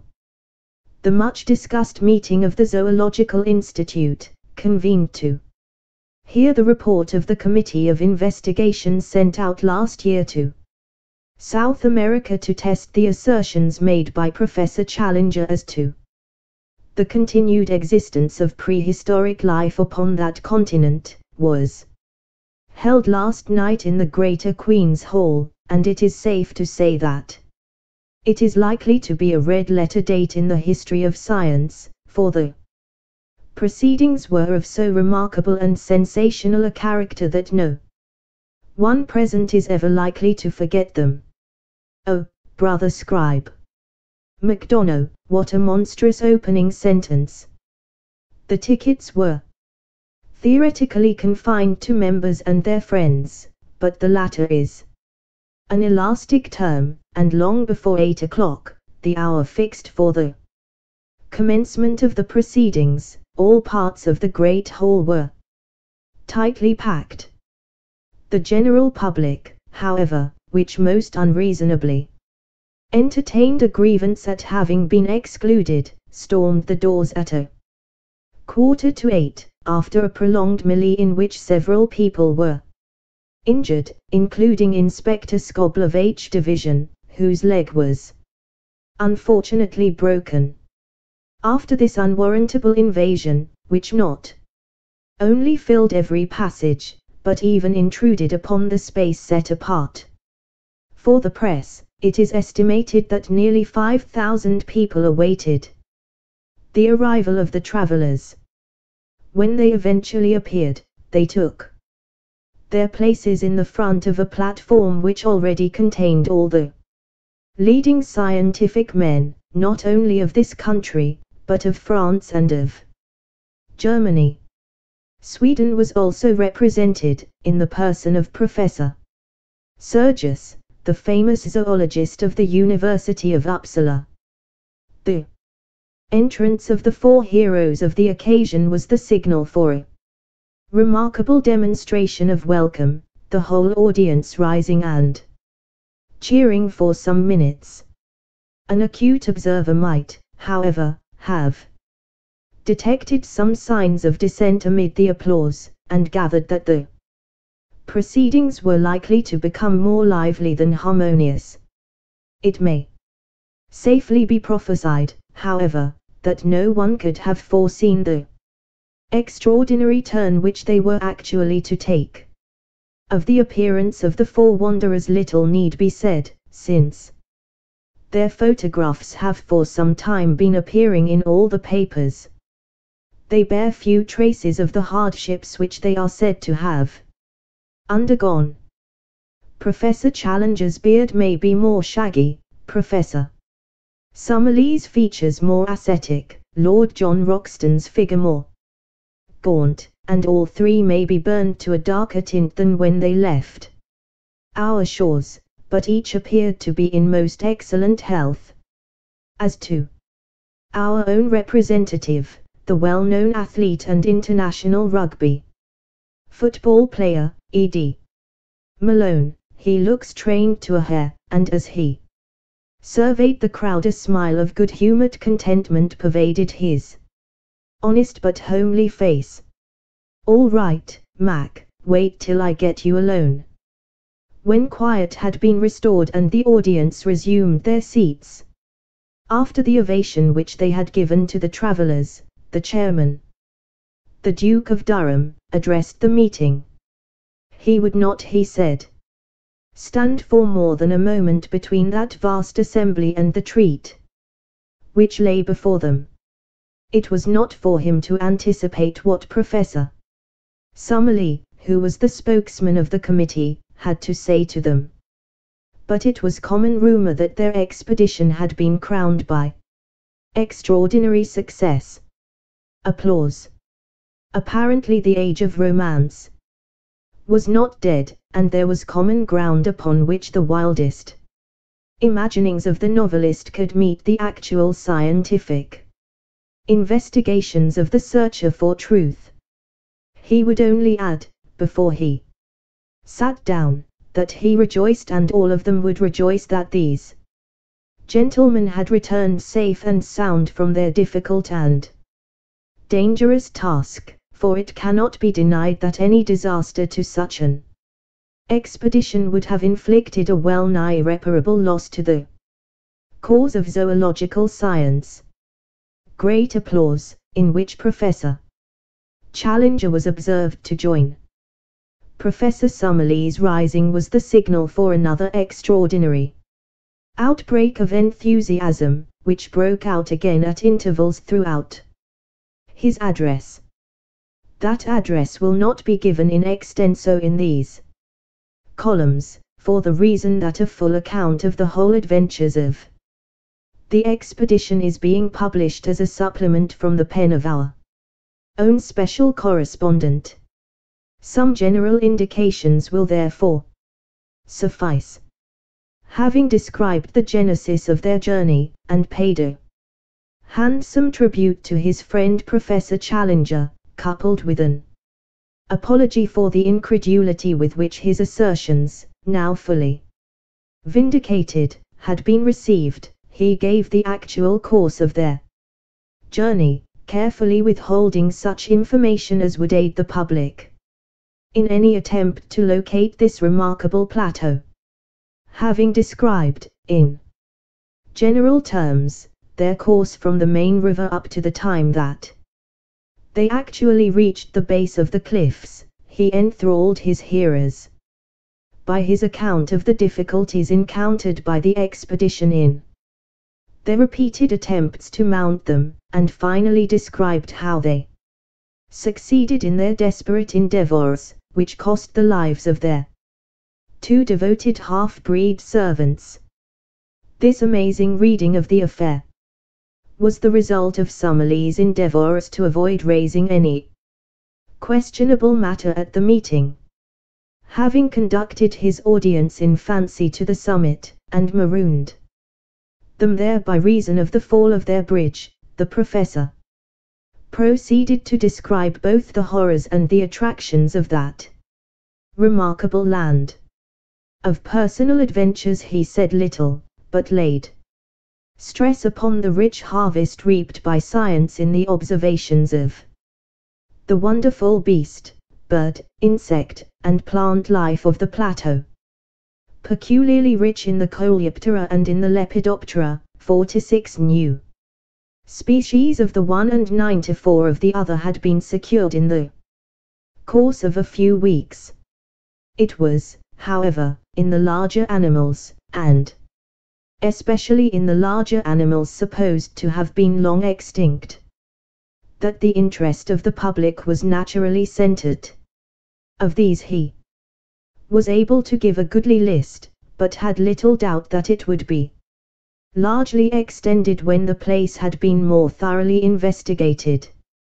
He and his companions had seen at least a dozen creatures, most of them at a distance, which corresponded with nothing at present known to science. These would in time be duly classified and examined. He instanced a snake, the cast skin of which, deep purple in color, was 51 feet in length, and mentioned a white creature, supposed to be mammalian, which gave forth well-marked phosphorescence in the darkness, also a large black moth, the bite of which was supposed by the Indians to be highly poisonous. Setting aside these entirely new forms of life, the plateau was very rich in known prehistoric forms, dating back in some cases to early Jurassic times. Among these he mentioned the gigantic and grotesque Stegosaurus, seen once by Mr. Malone at a drinking place by the lake, and drawn in the sketchbook of that adventurous American who had first penetrated this unknown world. He described also the iguanodon and the tridactyl, 2 of the first of the wonders which they had encountered. He then thrilled the assembly by some account of the terrible carnivorous dinosaurs, which had on more than one occasion pursued members of the party, and which were the most formidable of all the creatures which they had encountered. Thence he passed to the huge and ferocious bird, the Phararachus, and to the great elk which still roams upon this upland. It was not, however, until he sketched the mysteries of the central lake that the full interest and enthusiasm of the audience were aroused. One had to pinch oneself to be sure that one was awake as one heard this sane and practical professor in cold measured tones describing the monstrous 3-eyed fish lizards and the huge water snakes which inhabit this enchanted sheet of water. Next he touched upon the Indians, and upon the extraordinary colony of anthropoid apes, which might be looked upon as an advance upon the Pithecanthropus of Java, and as coming therefore nearer than any known form to that hypothetical creation, the missing link. Finally he described, amongst some merriment, the ingenious but highly dangerous aeronautic invention of Professor Challenger, and wound up a most memorable address by an account of the methods by which the committee did at last find their way back to civilization. It had been hoped that the proceedings would end there, and that a vote of thanks and congratulation, moved by Professor Sergius, of Uppsala University, would be duly seconded and carried, but it was soon evident that the course of events was not destined to flow so smoothly. Symptoms of opposition had been evident from time to time during the evening, and now Dr. James Illingworth, of Edinburgh, rose in the centre of the hall. Dr. Illingworth asked whether an amendment should not be taken before a resolution. The chairman: "Yes, sir, if there must be an amendment." Dr. Illingworth: "Your Grace, there must be an amendment." The chairman: "Then let us take it at once." Professor Summerlee, springing to his feet: "Might I explain, Your Grace, that this man is my personal enemy ever since our controversy in the Quarterly Journal of Science as to the true nature of Bathybius." The chairman: "I fear I cannot go into personal matters." Proceed. Dr. Illingworth was imperfectly heard in part of his remarks on account of the strenuous opposition of the friends of the explorers. Some attempts were also made to pull him down. Being a man of enormous physique, however, and possessed of a very powerful voice, he dominated the tumult and succeeded in finishing his speech. It was clear, from the moment of his rising, that he had a number of friends and sympathizers in the hall, though they formed a minority in the audience. The attitude of the greater part of the public might be described as one of attentive neutrality. Dr. Illingworth began his remarks by expressing his high appreciation of the scientific work both of Professor Challenger and of Professor Summerlee. He much regretted that any personal bias should have been read into his remarks, which were entirely dictated by his desire for scientific truth. His position, in fact, was substantially the same as that taken up by Professor Summerlee at the last meeting. At that last meeting Professor Challenger had made certain assertions which had been queried by his colleague.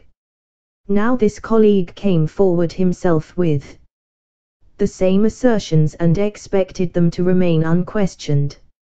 Was this reasonable?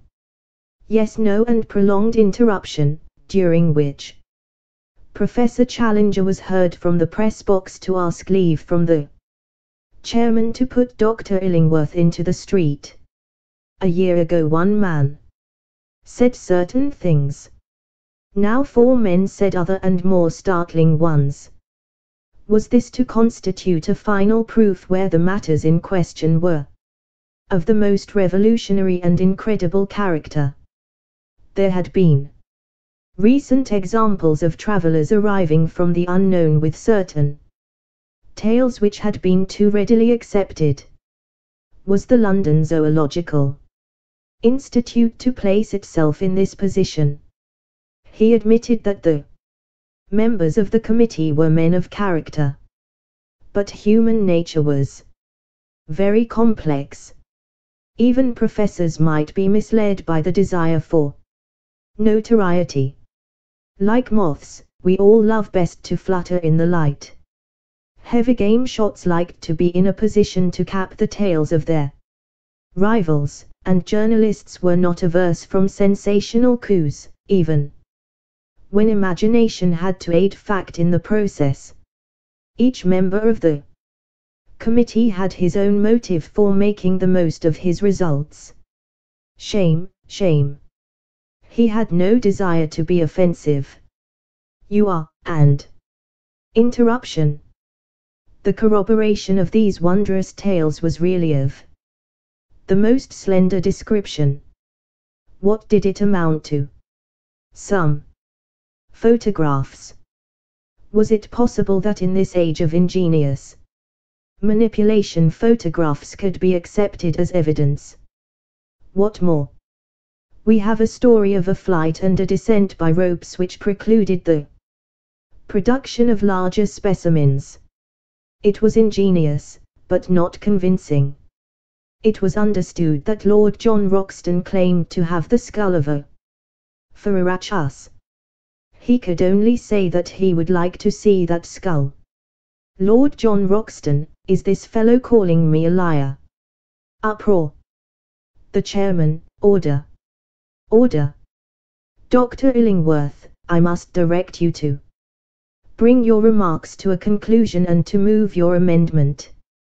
Dr. Illingworth, Your Grace, I have more to say, but I bow to your ruling. I move, then, that, while Professor Summerlee be thanked for his interesting address, the whole matter shall be regarded as non-proven and shall be referred back to a larger, and possibly more reliable committee of investigation. It is difficult to describe the confusion caused by this amendment.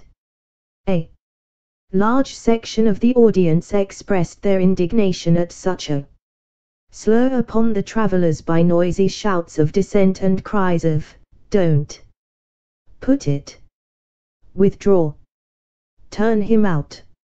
On the other hand, the malcontents, and it cannot be denied that they were fairly numerous, cheered for the amendment, with cries of order, chair, and fair play. A scuffle broke out in the back benches, and blows were freely exchanged among the medical students who crowded that part of the hall. It was only the moderating influence of the presence of large numbers of ladies which prevented an absolute riot. Suddenly, however, there was a pause, a hush, and then complete silence. Professor Challenger was on his feet. His appearance and manner are peculiarly arresting, and as he raised his hand for order, the whole audience settled down expectantly to give him a hearing. "It will be within the recollection of many present," said Professor Challenger, "that similar foolish and unmannerly scenes marked the last meeting at which I have been able to address them. On that occasion, Professor Summerlee was the chief offender, and though he is now chastened and contrite, the matter could not be entirely forgotten. I have heard tonight similar, but even more offensive, sentiments from the person who has just sat down, and though it is a conscious effort of self-effacement to come down to that person's mental level, I will endeavor to do so, in order to allay any reasonable doubt which could possibly exist in the minds of anyone." Laughter and interruption. I need not remind this audience that, though Professor Summerlee, as the head of the Committee of Investigation, has been put up to speak tonight, still it is I who am the real prime mover in this business, and that it is mainly to me that any successful result must be ascribed. I have safely conducted these three gentlemen to the spot mentioned, and I have, as you have heard, convinced them of the accuracy of my previous account. We had hoped that we should find upon our return that no one was so dense as to dispute our joint conclusions. Warned, however, by my previous experience, I have not come without such proofs as may convince a reasonable man. As explained by Professor Summerlee, our cameras have been tampered with by the ape men when they ransacked our camp, and most of our negatives ruined. Jeers, laughter, and tell us another, from the back. I have mentioned the ape men, and I cannot forbear from saying that some of the sounds which now meet my ears bring back most vividly to my recollection my experiences with those interesting creatures. Laughter. In spite of the destruction of so many invaluable negatives, there still remains in our collection a certain number of corroborative photographs showing the conditions of life upon the plateau. Did they accuse them of having forged these photographs? A voice, yes, and considerable interruption which ended in several men being put out of the hall. The negatives were open to the inspection of experts. But what other evidence had they? Under the conditions of their escape, it was naturally impossible to bring a large amount of baggage, but they had rescued Professor Summerlee's collections of butterflies and beetles, containing many new species. Was this not evidence? Several voices. No. Who said no? Dr. Illingworth. Rising, our point is that such a collection might have been made in other places than a prehistoric plateau. Applause.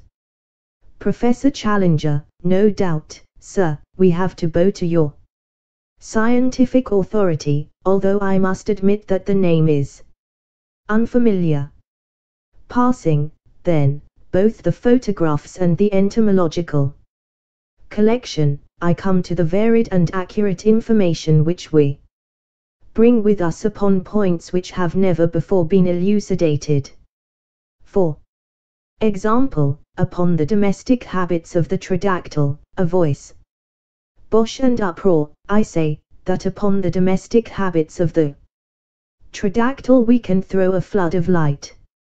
I can exhibit to you from my portfolio a picture of that creature taken from life which would convince you. Dr. Illingworth. No picture could convince us of anything. Professor Challenger. You would require to see the thing itself. Dr. Illingworth. Undoubtedly. Professor Challenger. And you would accept that? Dr. Illingworth. Laughing beyond a doubt. It was at this point that the sensation of the evening arose, a sensation so dramatic that it can never have been paralleled in the history of scientific gatherings. Professor Challenger raised his hand in the air as a signal, and at once our colleague, Mr. E.D. Malone, was observed to rise and to make his way to the back of the platform. An instant later he reappeared in company of a gigantic Negro, the two of them bearing between them a large square packing case. It was evidently of great weight, and was slowly carried forward and placed in front of the professor's chair.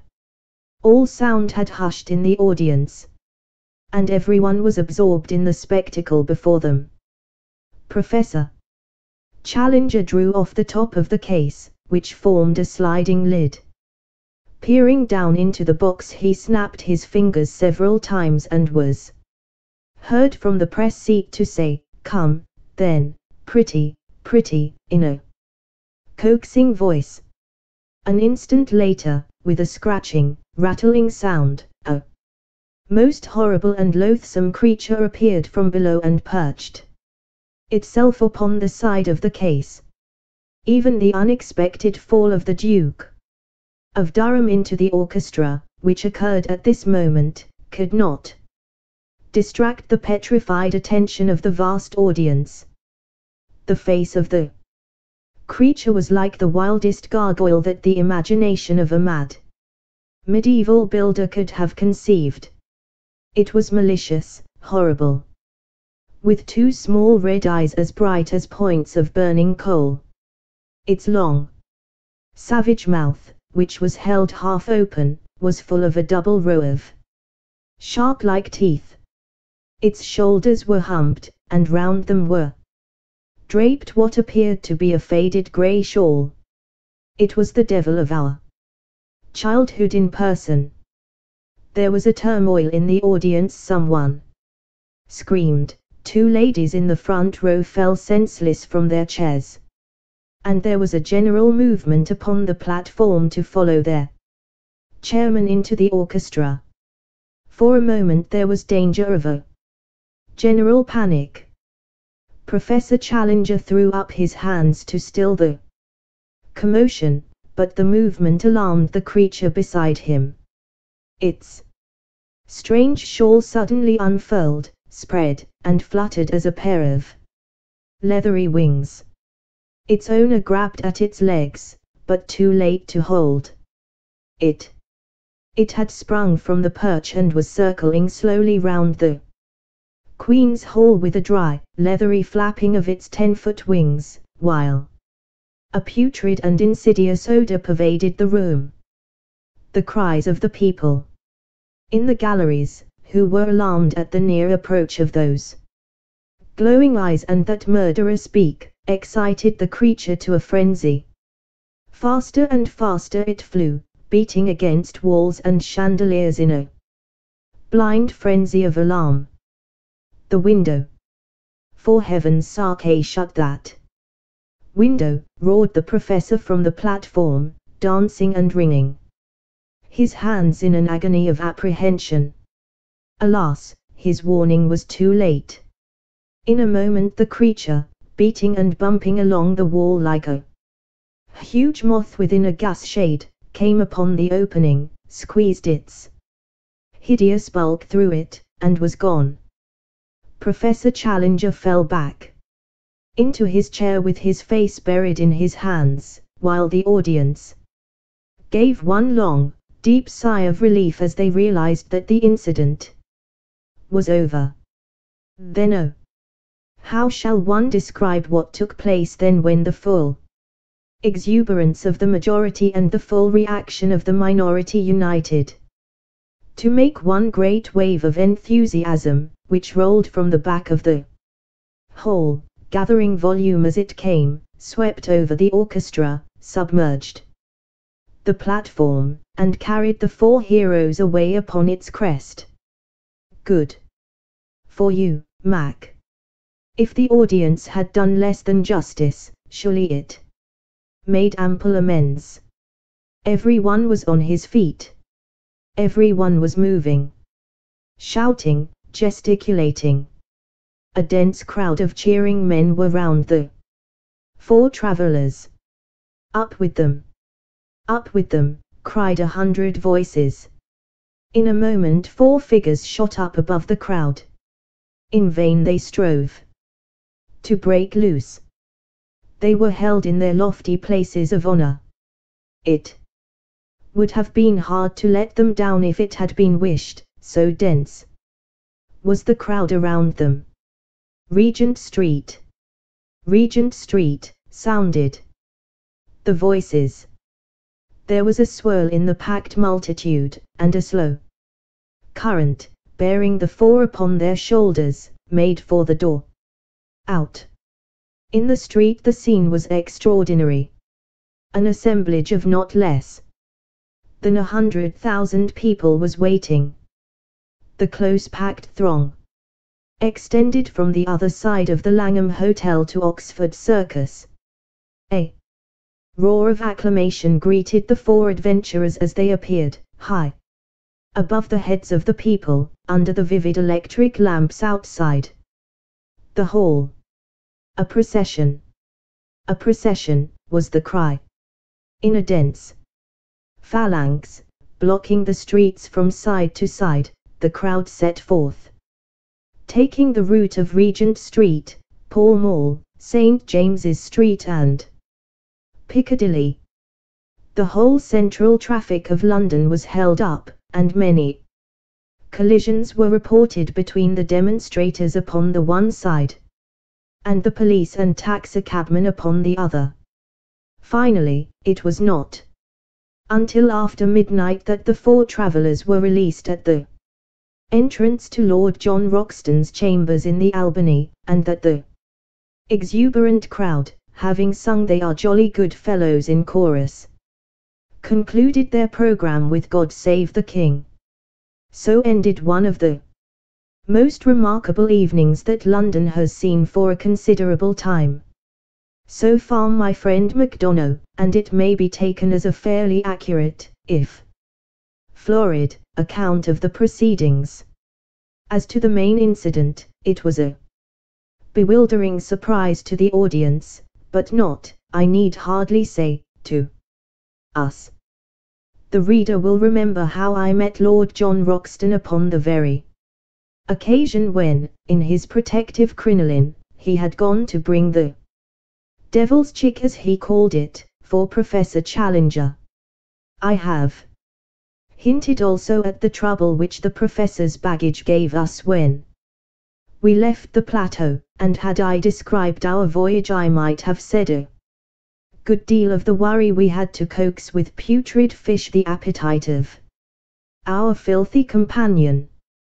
If I have not said much about it before, it was, of course, that the Professor's earnest desire was that no possible rumor of the unanswerable argument which we carried should be allowed to leak out until the moment came when his enemies were to be confuted.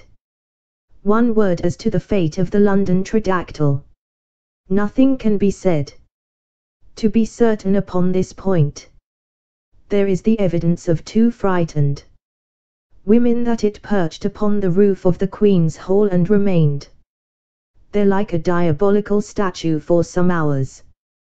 The next day it came out in the evening papers that Private Miles, of the Coldstream Guards, on duty outside Marlborough House, had deserted his post without leave, and was therefore court-martialed. Private Miles' account, that he dropped his rifle and took to his heels down the Mall because on looking up he had suddenly seen the devil between him and the moon, was not accepted by the court, and yet it may have a direct bearing upon the point at issue. The only other evidence which I can adduce is from the log of the SS Friesland, a Dutch-American liner, which asserts that at 9 next morning, start point being at the time 10 miles upon their starboard quarter, they were passed by something between a flying goat and a monstrous bat, which was heading at a prodigious pace south and west. If its homing instinct led it upon the right line, there can be no doubt that somewhere out in the wastes of the Atlantic the last European Tridactyl found its end. And Gladys, oh, my Gladys, Gladys of the Mystic Lake, now to be renamed the Central, for never shall she have immortality through me. Did I not always see some hard fibre in her nature? Did I not, even at the time when I was proud to obey her behest, feel that it was surely a poor love which could drive a lover to his death or the danger of it? Did I not, in my truest thoughts, always recurring and always dismissed, see past the beauty of the face, and, peering into the soul, discern the twin shadows of selfishness and of fickleness glooming at the back of it?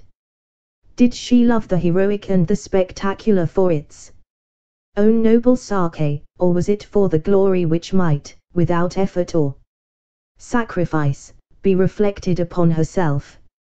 Or are these thoughts the vain wisdom which comes after the event? It was the shock of my life. For a moment it had turned me to a cynic. But already, as I write, a week has passed, and we have had our momentous interview with Lord John Roxton, and well, perhaps things might be worse. Let me tell it in a few words. No letter or telegram had come to me at Southampton, and I reached the little villa at Streatham about 10 o'clock that night in a fever of alarm. Was she dead or alive? Where were all my nightly dreams of the open arms, the smiling face, the words of praise for her man who had risked his life to humor her whim? Already I was down from the high peaks and standing flat-footed upon earth. Yet some good reasons given might still lift me to the clouds. Once more, I rushed down the garden path, hammered at the door, heard the voice of Gladys within, pushed past the staring maid, and strode into the sitting room. She was seated in a low settee under the shaded standard lamp by the piano. In 3 steps I was across the room and had both her hands in mine. "Gladys!" I cried, "Gladys!" She looked up with amazement in her face. She was altered in some subtle way. The expression of her eyes, the hard upward stare, the set of the lips, was new to me. She drew back her hands. "What do you mean?" she said. "Gladys!" I cried. "What is the matter? You are my Gladys, are you? Not little Gladys Hungerton?" "No," said she, "I am Gladys Potts. Let me introduce you to my husband." How absurd life is! I found myself mechanically bowing and shaking hands with a little ginger-haired man who was coiled up in the deep armchair which had once been sacred to my own use. We bobbed and grinned in front of each other. "Father lets us stay here. We are getting our house ready," said Gladys. "Oh, yes," said I. "You didn't get my letter at Para, then?" "No, I got no letter." "Oh, what a pity. It would have made all clear." "It is quite clear," said I. "I've told William all about you," said she. "We have no secrets." "I am so sorry about it. But it couldn't have been so very deep, could it, if you could go off to the other end of the world and leave me here alone? You're not crabby, are you?" "No, no, not at all. I think I'll go have some refreshment," said the little man, and he added, in a confidential way, "It's always like this, ain't it? And must be unless you had polygamy, only the other way round, you understand." He laughed like an idiot, while I made for the door. I was through it, when a sudden fantastic impulse came upon me, and I went back to my successful rival, who looked nervously at the electric push. "Will you answer a question?" I asked. "Well, within reason," said he. "How did you do it? Have you searched for hidden treasure, or discovered a pole, or done time on a pirate, or flown the channel, or what? Where is the glamour of romance? How did you get it?" He stared at me with a hopeless expression upon his vacuous, good-natured, scrubby little face. "Don't you think all this is a little too personal?" he said. "Well, just one question," I cried. "What are you? What is your profession?"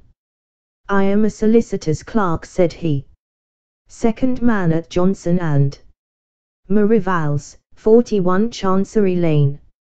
"Good night," said I, and vanished, like all disconsolate and broken-hearted heroes, into the darkness, with grief and rage and laughter all simmering within me like a boiling pot. One more little scene, and I have done. Last night we all supped at Lord John Roxton's rooms, and sitting together afterwards we smoked in good comradeship and talked our adventures over.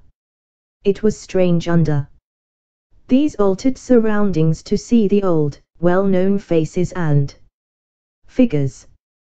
There was Challenger, with his smile of condescension, his drooping eyelids, his intolerant eyes, his aggressive beard, his huge chest, swelling and puffing as he laid down the law to Summerlee. And Summerlee, too, there he was with his short briar between his thin moustache and his grey goat's beard, his worn face protruded in eager debate as he queried all challengers' propositions. Finally, there was our host, with his rugged, eagle face, and his cold, blue, glacier eyes, with always a shimmer of devilment and of humour down in the depths of them. Such is the last picture of them that I have carried away. It was after supper, in his own sanctum, the room of the pink radiance, and the innumerable trophies that Lord John Roxton had something to say to us. From a cupboard he had brought an old cigar box, and this he laid before him on the table. "There's one thing," said he, "that maybe I should have spoken about before this, but I wanted to know a little more clearly where I was. No use to raise hopes and let them down again. But it's facts, not hopes, with us now. You may remember that day we found the Tridactyl rookery in the swamp. What? Well, something in the lie of the land took my notice. Perhaps it has escaped you, so I will tell you. It was a volcanic vent full of blue clay." The professors nodded. "Well, now, in the whole world I've only had to do with one place that was a volcanic vent of blue clay. That was the Great De Beers diamond mine of Kimberley. What? So you see, I got diamonds into my head. I rigged up a contraption to hold off those stinking beasts, and I spent a happy day there with a spud. This is what I got." He opened his cigar box, and tilting it over he poured about 20 or 30 rough stones, varying from the size of beans to that of chestnuts, on the table. "Perhaps you think I should have told you then. Well, so I should. Only I know there are a lot of traps for the unwary, and that stones may be of any size and yet of little value where color and consistency are clean off. Therefore, I brought them back, and on the first day at home I took one round to Spinks, and asked him to have it roughly cut and valued. He took a pillbox from his pocket, and spilled out of it a beautiful, glittering diamond, one of the finest stones that I have ever seen. There's the result," said he. "He prices the lot at a minimum of £200,000. Of course it is fair shares between us. I won't hear of anything else. Well, Challenger, what will you do with your 50,000? "If you really persist in your generous view," said the professor, "I should found a private museum, which has long been one of my dreams. And you, Summerlee?" "I would retire from teaching, and so find time for my final classification of the chalk fossils."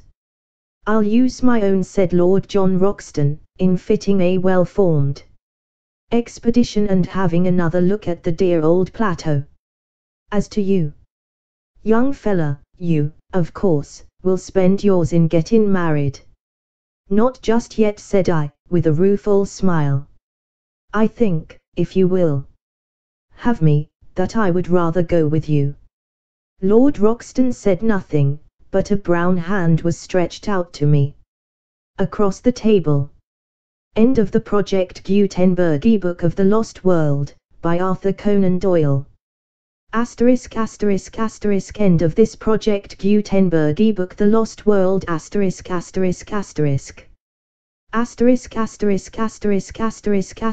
This file should be named 139.txt or 139.zip***********. This and all associated files of various formats will be found in https://www.gutenberg.org/1/3/139/.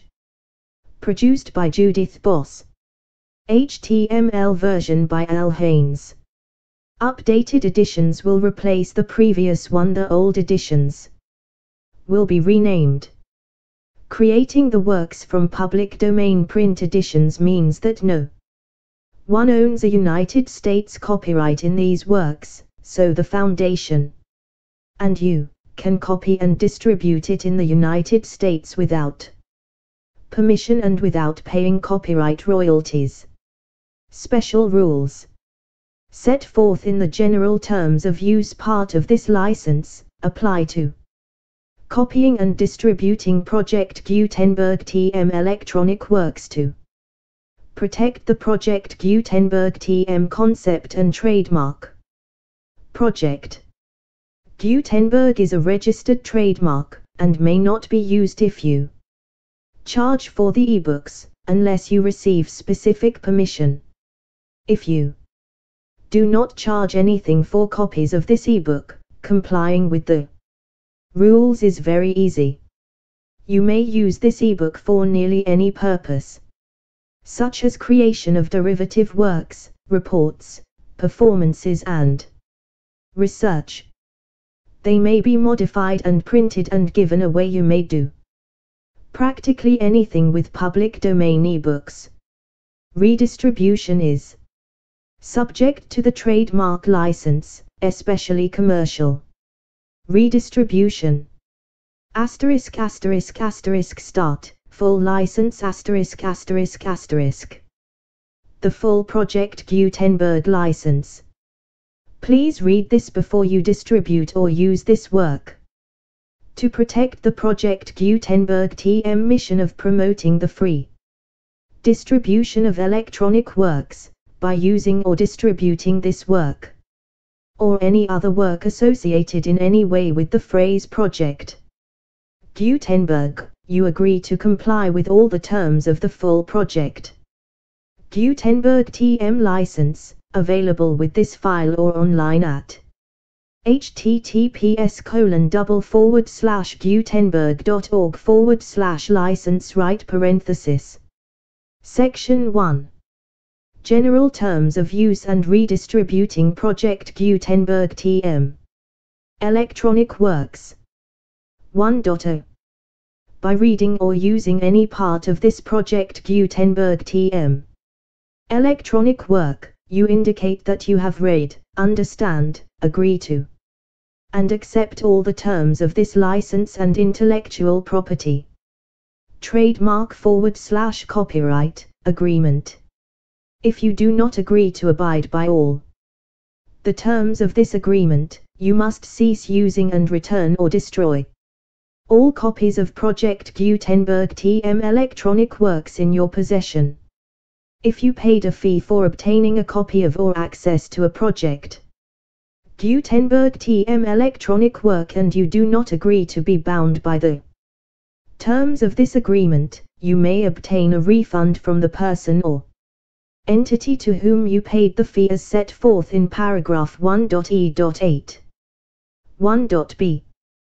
Project Gutenberg is a registered trademark. It may only be used on or associated in any way with an electronic work by people who agree to be bound by the terms of this agreement. There are a few things that you can do with most Project Gutenberg TM electronic works, even without complying with the full terms of this agreement. See paragraph 1.c below. There are a lot of things you can do with Project Gutenberg TM electronic works if you follow the terms of this agreement, and help preserve free future access to Project Gutenberg TM electronic works. See paragraph 1.e below. 1.c. The Project Gutenberg Literary Archive Foundation, the Foundation OPGLAF, owns a compilation copyright in the collection of Project Gutenberg TM electronic works. Nearly all the individual works in the collection are in the public domain in the United States.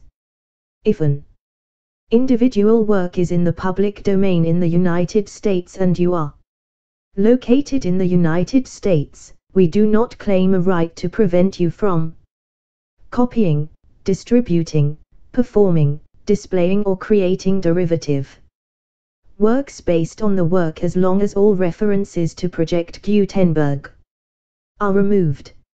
Of course, we hope that you will support the Project Gutenberg TM mission of promoting free access to electronic works by freely sharing Project Gutenberg TM works in compliance with the terms of this agreement for keeping the Project Gutenberg TM name associated with the work. You can easily comply with the terms of this agreement by keeping this work in the same format with its attached full Project Gutenberg TM license when you share it without charge with others. 1.d.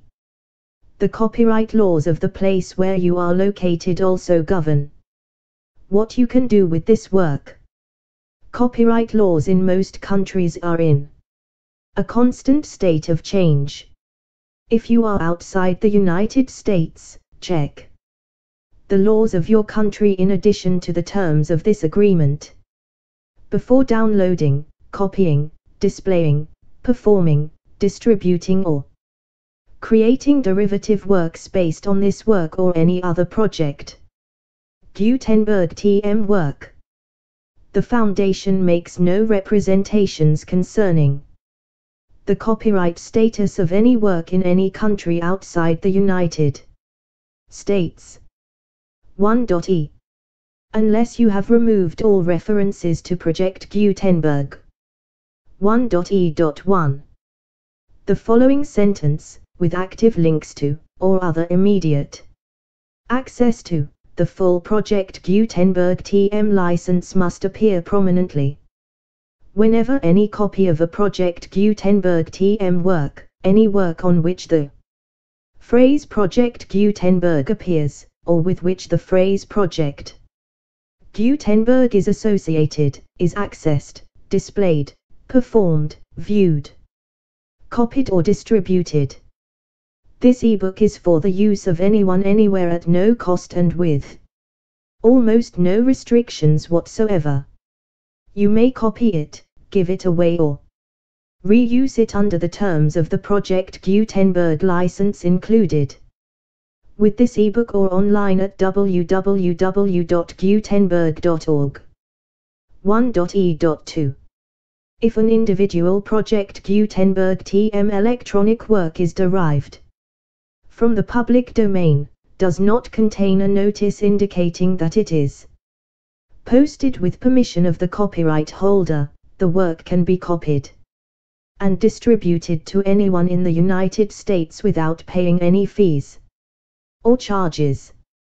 If you are redistributing or providing access to a work with the phrase Project Gutenberg associated with or appearing on the work, you must comply either with the requirements of paragraphs 1.e.1 through 1.e.7 or obtain permission for the use of the work and the Project Gutenberg TM trademark as set forth in paragraphs 1.e.8 or 1.e.9. 1.e.3. If an individual Project Gutenberg TM electronic work is posted with the permission of the copyright holder, your use and distribution must comply with both paragraphs 1.e.1 through 1.e.7 and any additional terms imposed by the copyright holder. Additional terms will be linked to the Project Gutenberg TM license for all works posted with the permission of the copyright holder found at the beginning of this work. 1.e.4.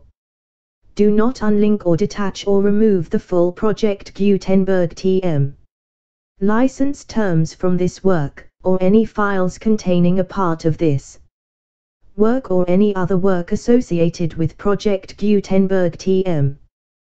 1.e.5.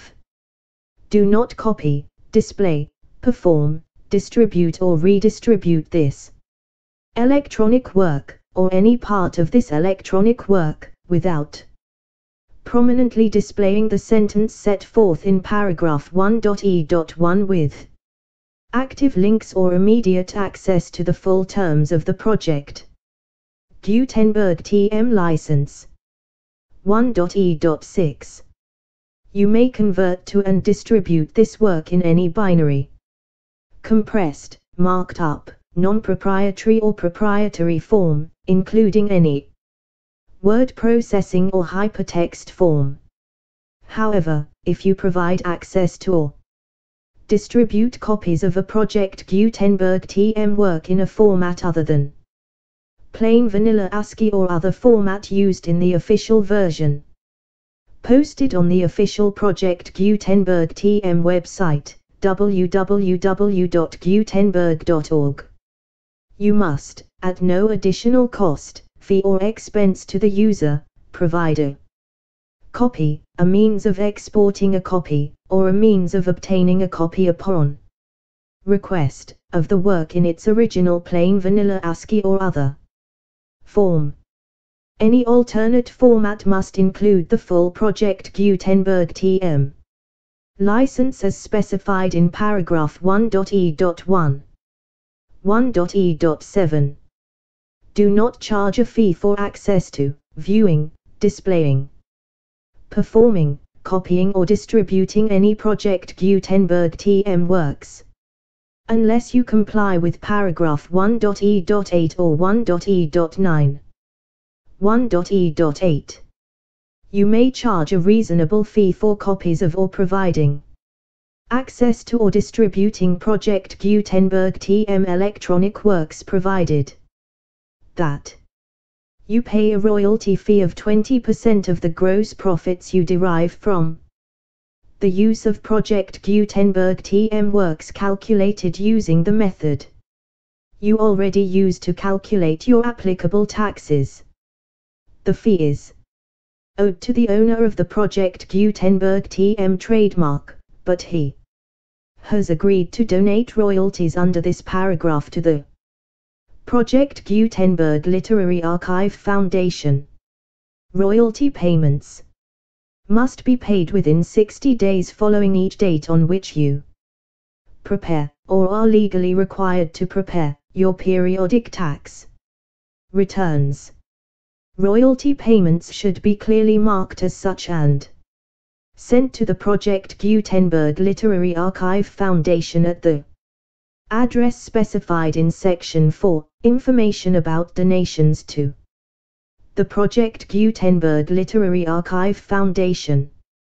You provide a full refund of any money paid by a user who notifies you in writing, or by email, within 30 days of receipt that he does not agree to the terms of the full Project Gutenberg TM license.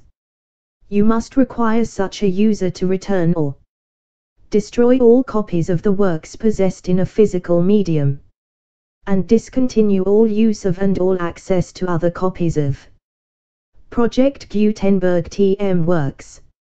You provide, in accordance with paragraph 1.f.3, a full refund of any money paid for a work or a replacement copy, if a defect in the electronic work is discovered and reported to you within 90 days of receipt of the work.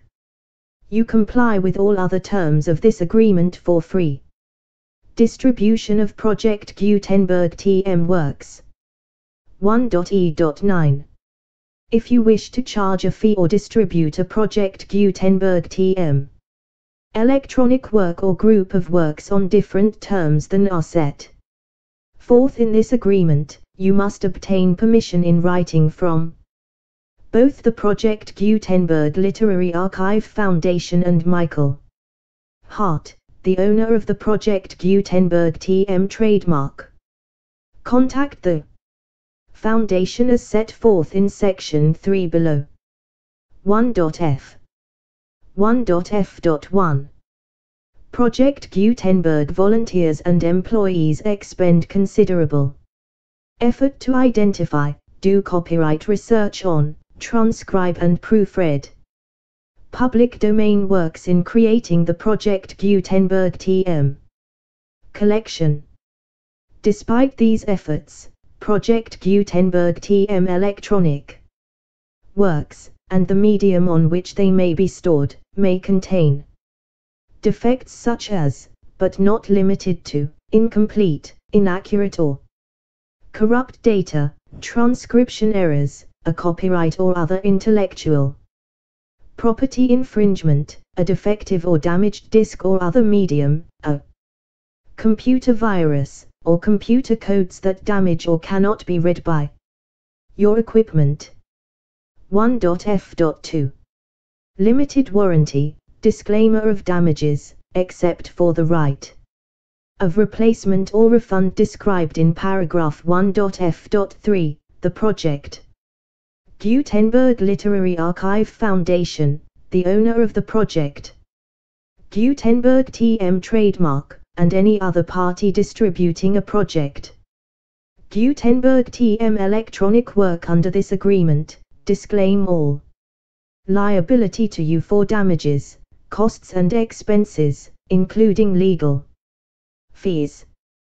You agree that you have no remedies for negligence, strict liability, breach of warranty or breach of contract except those provided in paragraph F3. You agree that the Foundation, the trademark owner, and any distributor under this agreement will not be liable to you for actual, direct, indirect, consequential, punitive or incidental damages even if you give notice of the possibility of such damage. 1.f.3 Limited right of replacement or refund, if you discover a defect in this electronic work within 90 days of receiving it, you can receive a refund of the money, if any, you paid for it by sending a written explanation to the person you received the work from. If you received the work on a physical medium, you must return the medium with your written explanation. The person or entity that provided you with the defective work may elect to provide a replacement copy in lieu of a refund. If you received the work electronically, the person or entity providing it to you may choose to give you a second opportunity to receive the work electronically in lieu of a refund. If the second copy is also defective, you may demand a refund in writing without further opportunities to fix the problem. 1.f.4 Except for the limited right of replacement or refund set forth in paragraph 1.f.3, this work is provided to you as is with no other warranties of any kind, express or implied, including but not limited to warranties of merchantability or fitness for any purpose. 1.f.5 Some states do not allow disclaimers of certain implied warranties or the exclusion or limitation of certain types of damages. If any disclaimer or limitation set forth in this agreement violates the law of the state applicable to this agreement, the agreement shall be interpreted to make the maximum disclaimer or limitation permitted by the applicable state law. The invalidity or unenforceability of any provision of this agreement shall not void the remaining provisions. 1.f.6 Indemnity. You agree to indemnify and hold the Foundation, the trademark owner, any agent or employee of the Foundation, anyone providing copies of Project Gutenberg TM electronic works in accordance with this agreement, and any volunteers associated with the production, promotion and distribution of Project Gutenberg TM electronic works, harmless from all liability, costs and expenses, including legal fees, that arise directly or indirectly from any of the following which you do or cause to occur: a. Distribution of this or any Project Gutenberg TM work, b. Alteration, modification, or additions or deletions to any Project Gutenberg TM work, and c. any defect you cause. Section 2. Information about the mission of Project Gutenberg TM. Project Gutenberg TM is synonymous with the free distribution of electronic works in formats readable by the widest variety of computers, including obsolete, old, middle-aged and new computers. It exists because of the efforts of hundreds of volunteers and donations from people in all walks of life. Volunteers and financial support to provide volunteers with the assistance they need is critical to reaching Project Gutenberg TM's goals and ensuring that the Project Gutenberg TM collection will remain freely available for generations to come. In 2001, the Project Gutenberg Literary Archive Foundation was created to provide a secure and permanent future for Project Gutenberg TM and future generations.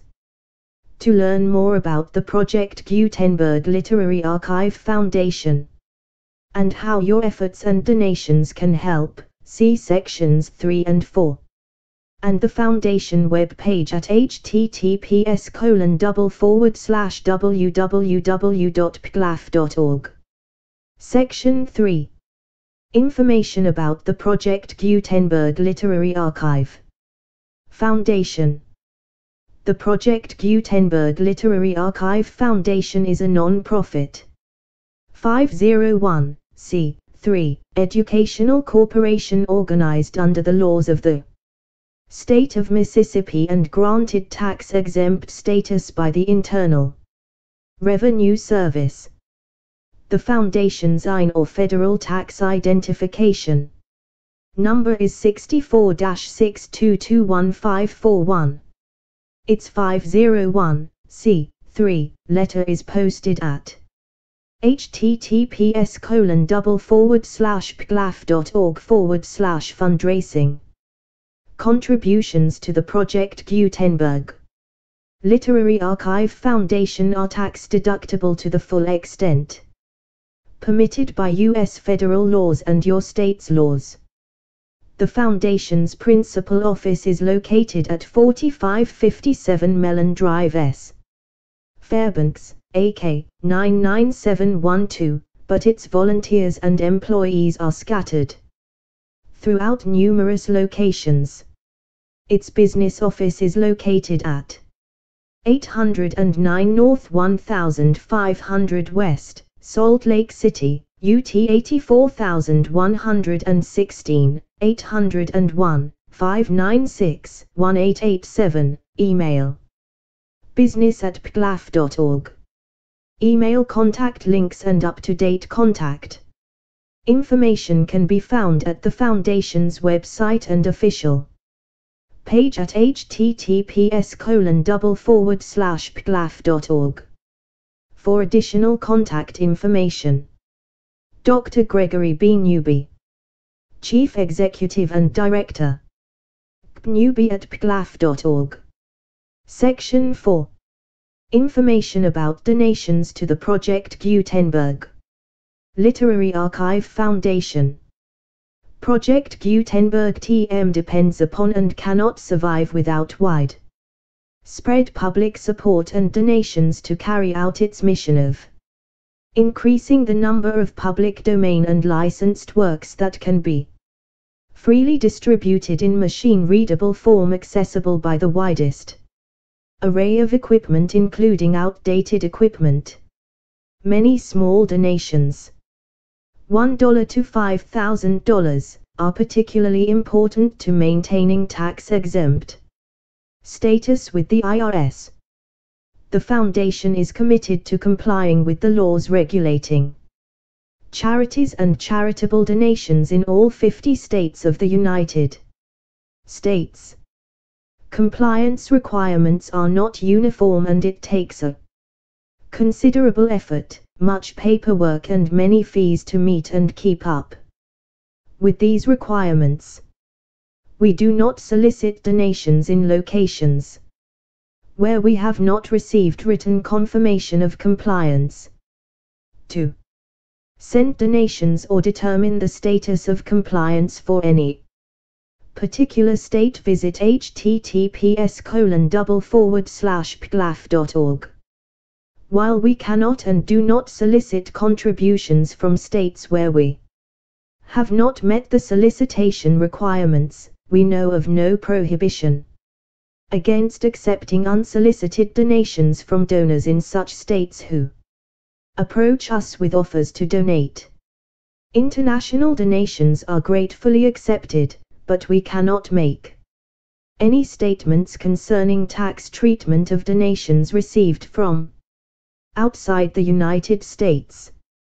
U.S. laws alone swamp our small staff.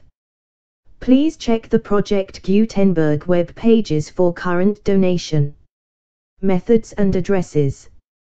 Donations are accepted in a number of other ways, including checks, online payments and credit card donations. To donate, please visit https://pglaf.org/donate. Section 5. General information about Project Gutenberg TM electronic works.